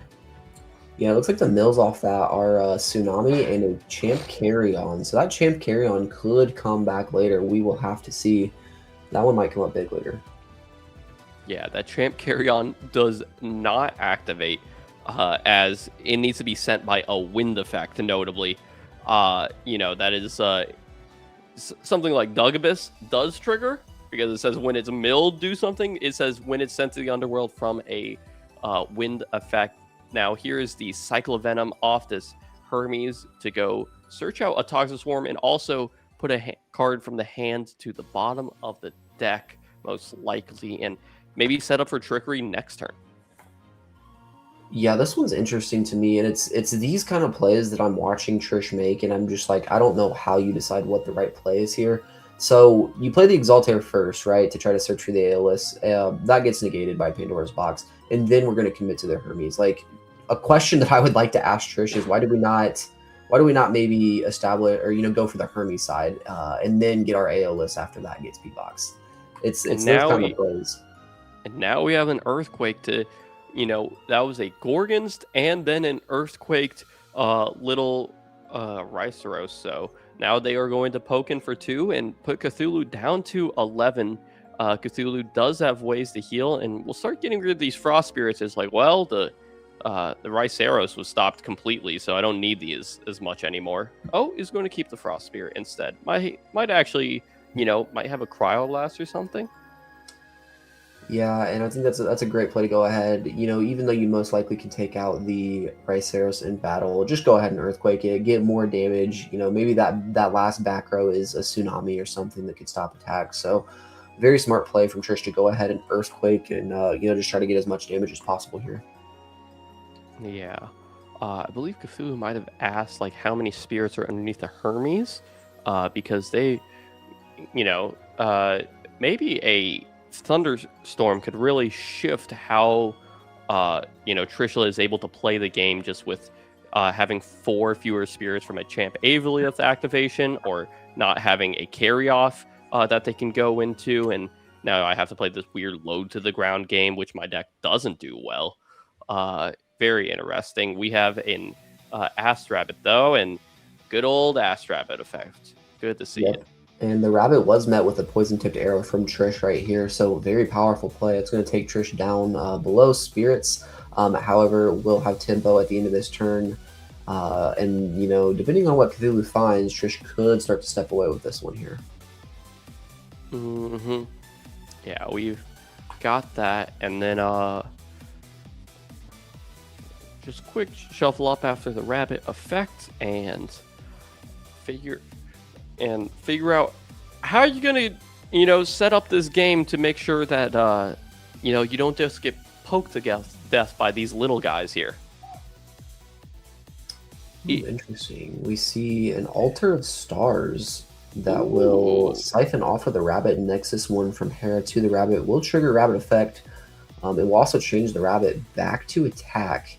So notably, it is a 0 attack currently, but if there is a Zeus, the Rabbit can at least clear the Spy Nymph here. Is that how that works? Yeah. Oh, wait, no. It's a 0 attack. What am I thinking? Okay. Because Zeus does, so it's negative for the case of, like, if you are going to, like, give it more buffs, like, if you, like, maybe, like, dice it or something, like, the negative does come up there, but if a number is negative, I believe it stays as 0, like, on board, and zeros don't crash. Yeah, no, that's just a mistake on my part. I always I always seem to think that Zeus buffs you. It does not. It lowers your opponents is what it actually does. But no, that is that is an Earth divine that we haven't seen today, and we could. Oh, and there's Earthquake. Thunderstorm and Earthquake. Takes one to know one, but I mean, Trishula is ahead on board. Is going to pay out this PTA and has initiative now. Cthulhu, though, has the healing from Hera. Simplified board state, healing 1 a turn, very powerful. Yeah, the Spy Nymph has just been sticking around here. Nothing on Cthulhu's side anymore. The ability to heal 1 every turn will be pretty powerful for Cthulhu right here. Trish looking to establish more Elestrals here in order to offset the heal 1 from Hera every turn. So we're getting word that Cthulhu forgot after all those sequences that Rabbit was under PTA and was trying to crash with this Spy Nymph here.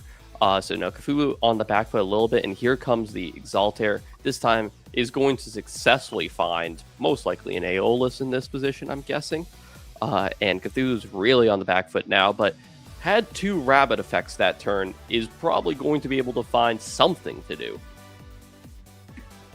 Yeah, and I'm interested to see if this Aeolus will be used here. We do not have a cast, but Aeolus can special cast the Galaxy Champ if Trish is on it to extend for more damage, especially if he has a way to protect it. I'm just trying to maximize damage here against Cthulhu, who can easily heal with Hera.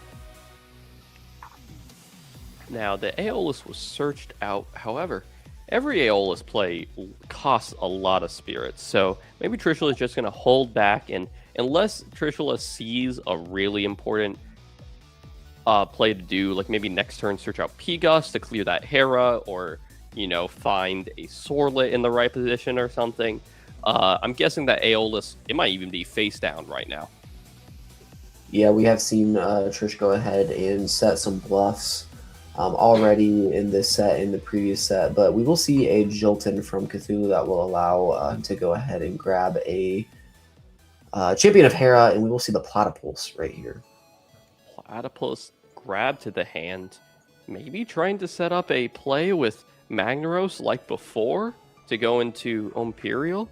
That would be very cool. Nonetheless, the Platypus is added to the hand, and all sorts of possibilities are available for Cthulhu starting next turn.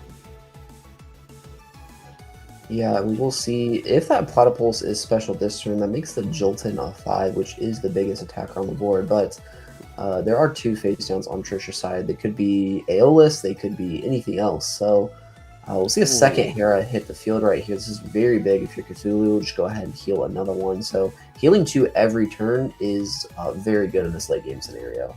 Yeah, and here comes this Platypus, and it is coming in attack because it gives all champions of Hera, including itself, I believe, +1/+1, so that Jolton can walk over the Exaltair, and the Platypus can walk over the Spy Nymph.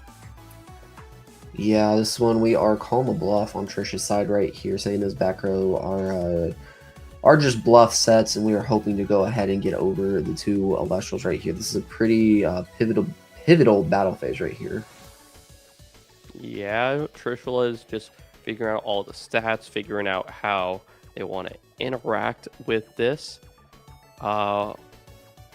Just making sure everything is up to snuff here, and is considering the different options, figuring out how many spirits are left in the deck, trying to do math in this sort of calculatable end state.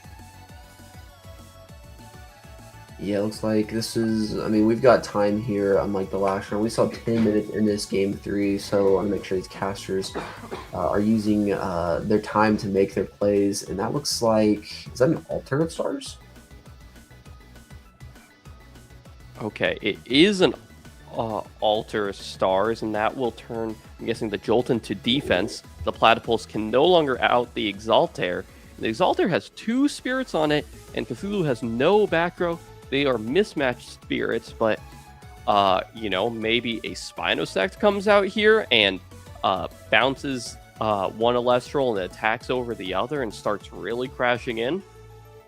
Well, something else we could do is, we know Trish has an Aeolus in hand. Aeolus searches Nimbug and searches the Moth. So we could, you'd have to put 3 on the Aeolus, 4 on the Aeolus, I believe. Search for Nimbug, search for Moth. That is not the play we're going to take. We are going to go with a Toxiswarm right here. Toxiswarm, do we have another Hermes in rotation here? Or is this just a 4/1 for 4/1 sakes? Because this Toxiswarm, or this Trickery, is turned off while there is no Hermes around. Now, Cthulhu might be running out of cards, and that's what Trishula wants to lean on for this Hera gameplay. Yeah, there is no face-up Hermes right now, so that Trickery is just a card set in the back row. And right here, Cthulhu has to take 1. We'll drop down to 4. We'll be able to heal back up to 6. But might be running low on resources that do anything. Yeah, we know Trish has, I'm not sure if there's any cards in hand. I don't think I see any. So we know the 2 of the face downs being Trickery and the Aeolus that were searched on the previous turn. Cthulhu having 2 Heras up is pretty annoying to deal with if you're Trish. And I think Trish might have had a route on that last one, depending on the spirits to get into Moth and potentially P-Gust. Still clearing, I want to say still able to clear both Elestrals and maybe a Hera. I could be wrong. Yeah, and Cthulhu is just going to expend to draw after healing up with the Heras, and then is just going to pass the turn over. No back row set, just say, okay, well, how much damage can you deal to me? Let's do some math, and Trishula is probably doing some math. All you need to do is 6. There's 3 on board. Can you get an extra 3 onto the table? Yeah, I think this is pretty easy for Trish right here. We see a Hermes anyways. We know Aeolus is there as well, so Hermes will go ahead and disenchant, and you're probably sending the Aviolith here to heal. Guessing you probably need the Aviolith, or that's Spy Nymph? Spinosect, maybe? Yeah, Spinosect to Nexus 2.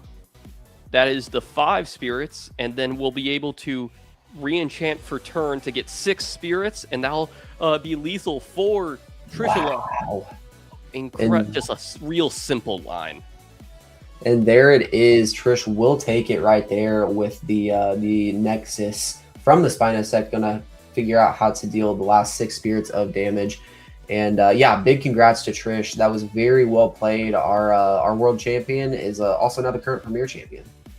Yeah, our current premier champion, our current world champion, and doing it with a deck that did not have a huge meta representation, and honestly looked like a deck I couldn't play. It looked hard to play. There was a lot of options. That was incredible. Wow, congratulations to Trishula, and congratulations for Cthulhu. Really awesome play with the Hera deck. Just, every part of the Buffalo, using the cards in all sorts of different ways and tricks to, squeeze out advantage wherever they had it. And eventually, it's just guys attacking with spirits underneath them. That's all that got across. Yeah, and I mean, it worked out well. I mean, we saw Trish pilot that deck perfectly. Some very good plays from Cthulhu as well. Unfortunately, didn't see the hair in the first 2 games. Ended up finding it in game 3, but it was a little too late. Trish put on a masterclass right there on a deck that looks super technical. I think there may be like a whole 3 people that could play it to a high level. So yeah, big shout out to Trish. Yeah, that is incredible. This is actually Trish's first webcam premiere win, which is very funny. Trish, current world champion. Before that was, a perennial like runner-up and top 8er. It would happen all the time. Trish never got the big win. Finally got the biggest win, and is now just like, well, I'm still goated. Actually, I'm still going to go win, and doing it with this really awesome brew. Loved it. Yeah, and I don't know the exact numbers, but Trish might have the most second places in Premier history. So huge congrats to Trish for finally getting the first webcam under the belt. Not to mention Worlds, like we said, but yeah, this is just really cool to see. Yeah, and congratulations to Cthulhu as well. Cthulhu nearly became our first 2-time Premier winner of the season. That was crazy. I know you. If you were watching the entire broadcast, you saw Six's picture twice. That was a card party event, slightly different than a Premier. Still a lot of good players there. But yeah, Cthulhu nearly became our first, our 2-time Premier winner of this season. There was a lot of incredible plays, a lot of incredible players in this top cut, and for our best, essentially at the end, our world champion to come out on top couldn't have been more poetic. Yeah, big shout out to Cthulhu as well. I will say, if you're a competitive caster, watch out for Cthulhu. He's becoming a problem for people to play against. I mean, we've seen a second place, we've seen a win already. This is the second place of this season. So it's awesome to see. Fell a little bit short in this one, but I can only imagine what's going to come.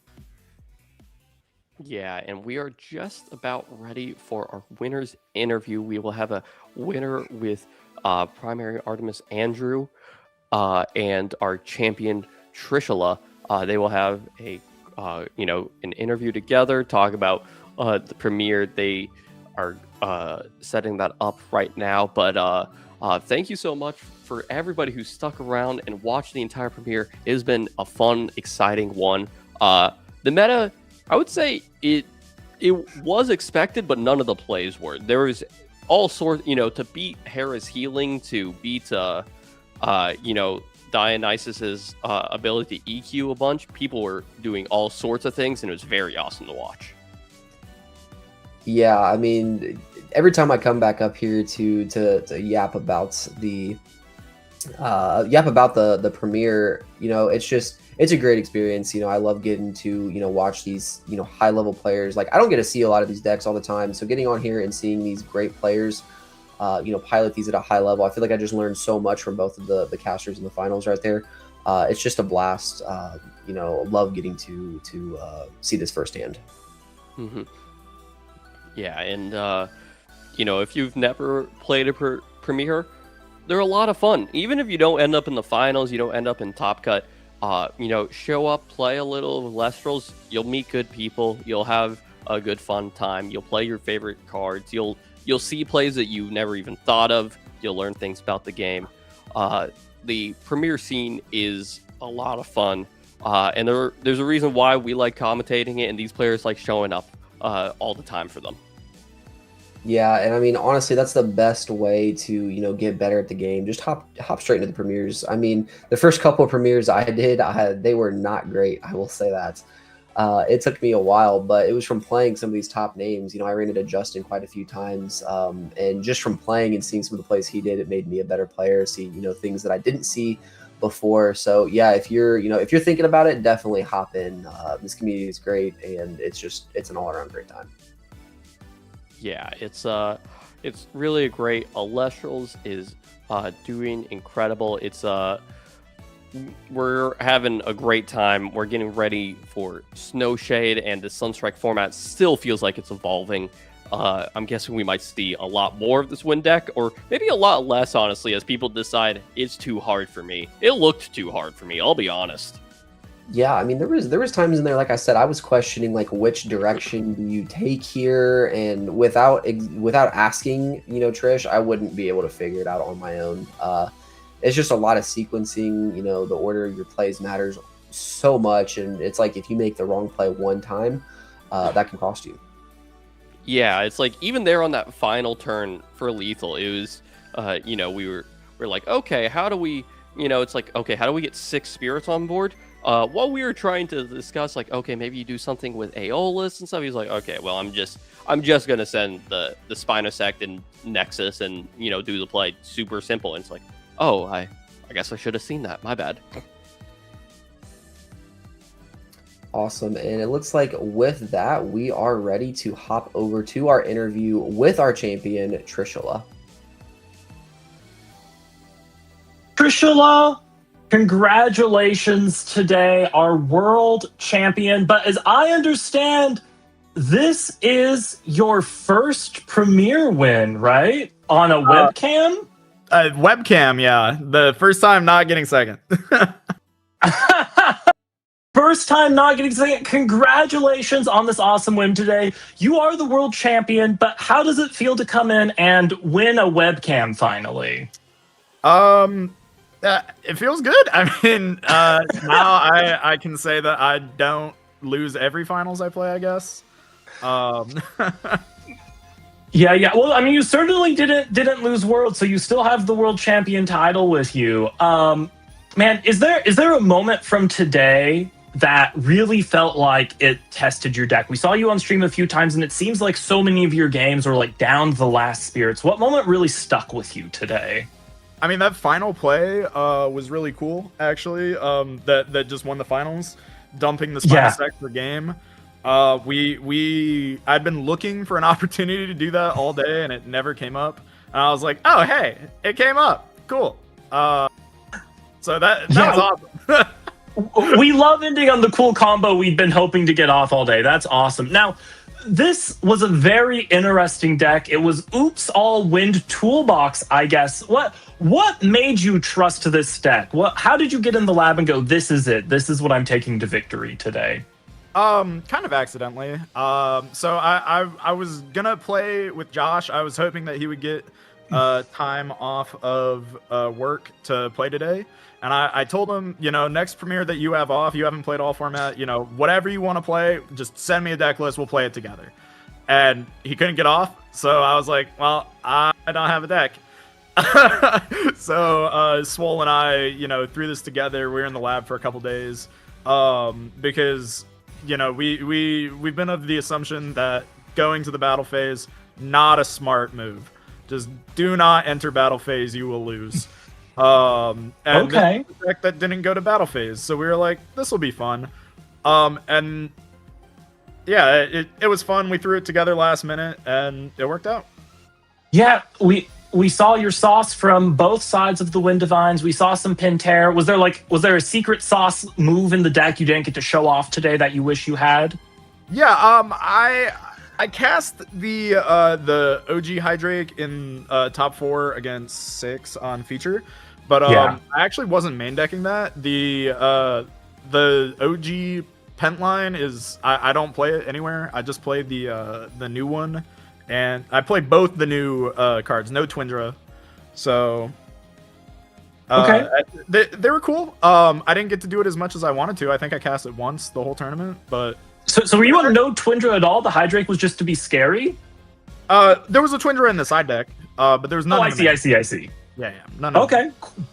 Well, this is your first webcam win, as weird as that is for our world champion. But as the world champion, do you have some advice or inspiration you'd like to give aspiring casters out there who are looking at this world champion be another winner today and go, man, how do I get to that level? Yeah, just don't lose. Yeah. Awesome. Yeah. That is the best way to do it. Win all your games. World champ diff. World champ diff. That's it. Go practice hard, become the world champion, and then fortune will follow you. Because you couldn't break the curse of being second until you became the world champion, right? So that's what it is. World champ diff. Yeah, but don't practice. Practice is devil magic. Don't do that. Oh, don't do the practice. Yapping is all you need to do. You just sit in VC and just yap. Okay. You get the reps in, but you do them verbally instead of with cardboard. Yeah, why do I need to play the cards? I know what they do. Well, like, I don't need to play them. I know what they do. I'll play them when I sit down. Like, it's fine. That truly is the world champ diff. The whole game inside your head so that you can just talk through a deck and it will be reality. That's how you do it. Well, it's been wonderful to have our world champ back here on the call today. You mentioned Swole earlier, but do you have any other shout outs for casters you'd love to send some love to for your win today? Of course. Shout outs to Swole for building the deck with me. To Josh, as always, and the rest of the Cabal. Love you guys. Mwah. Also, shout-outs to the Eddies. Shout-outs Six for not beating me and making me play a finals. I'm very hungry. Yeah, and I don't know. Shout out the whole community. I love you guys. Well, thank you so much, Trishula. We look forward to seeing you again in the winner's circle, I'm sure, in the future. Promises.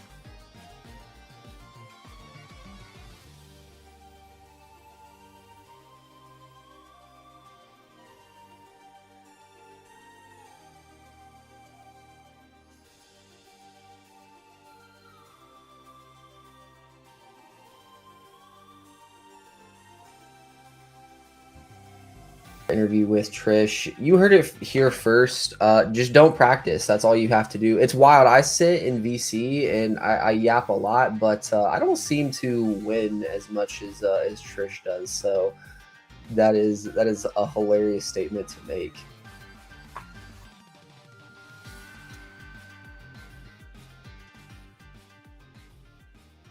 And thank you to Andrew for getting that interview for us. I've had so many questions for Trish all day, and I probably won't get the chance to ask, but hearing that the Twindra was in the side makes a lot of sense. I'm curious if you can side like the 3 Sunstrike Hydrake and then take one of them out for the original base set Hydrake, if that's what was happening there. And I'll have to ask if that's possible, because bringing the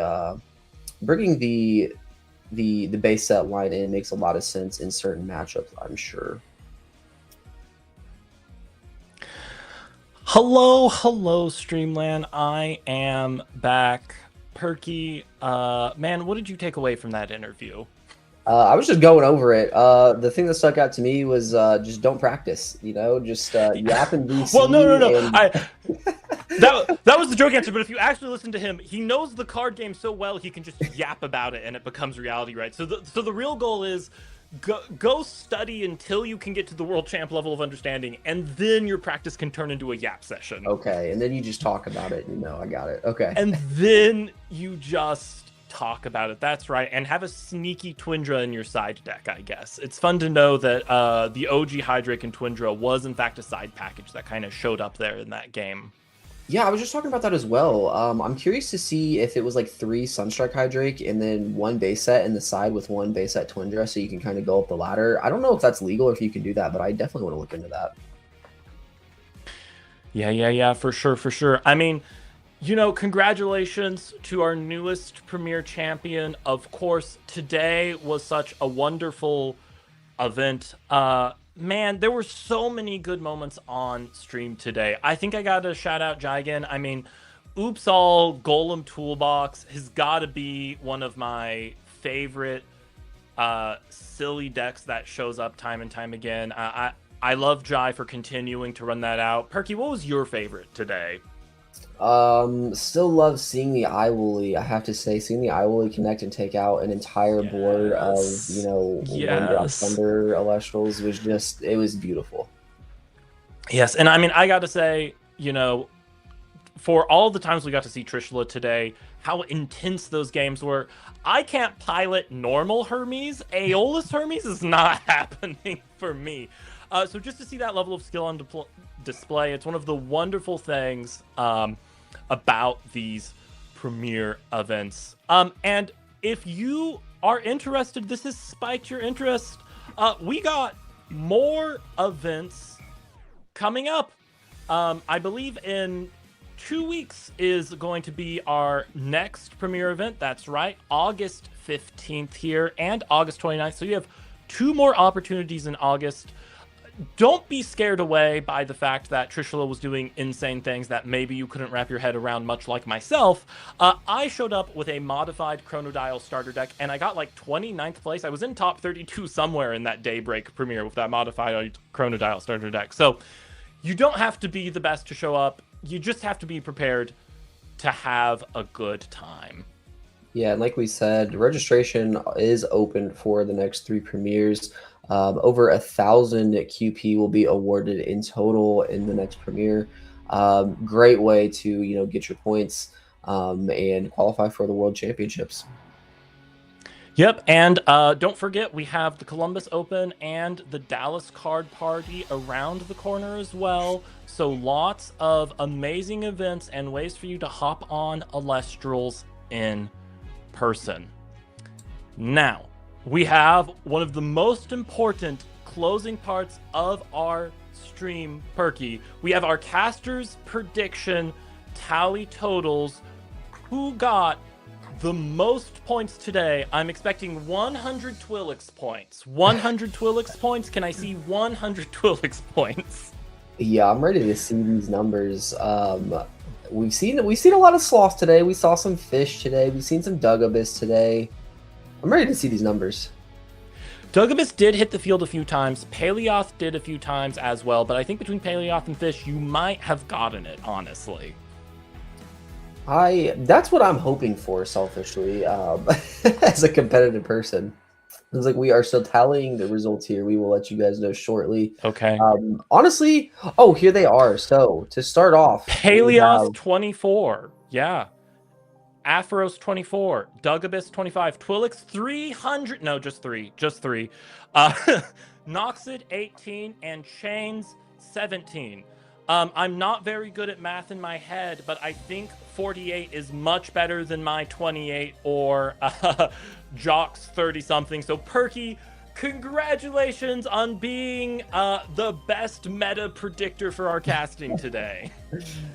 Thank you. These were pretty easy picks, I will say. I may have asked some people what they thought and took some inspiration for others. But I will say 35 for Jock on Noxid and Chains is way more than I expected for Chains. That is there must have been a lot of fire discard like hiding in the recesses of the tournament we just didn't get to see today. Oh yeah, I mean it's like we've been saying, Elestrals is one of those games where like anything can come up and win at any point in time. We just saw 2 premieres ago fire discard win. Very very similar a list that we're under, and yeah, I mean Chains can also be played in other the Champion Hephaestus deck. There's a lot there. Well, what a great day today. Please sign up for the next premiere and bring 100 Twilix so Twilix can do better next time. But we're now reaching the end of this lovely stream. But this lovely stream would not be possible for all of the wonderful judges and helpers and production who's behind the scenes making sure our cameras are all nice. Thank you to all the people who spent your days making this event a reality. Yes, and thank you to you guys at home for watching as well. We really appreciate you guys and spending your time and your day with us to watch some of these amazing casters. Absolutely right. It's been a long day, so we'll let you get to it, but we hope to see you next time on August 15th. And before then, hit up hashtag PlayElestrals. We'll see you there. Have a wonderful rest of your evening, everyone.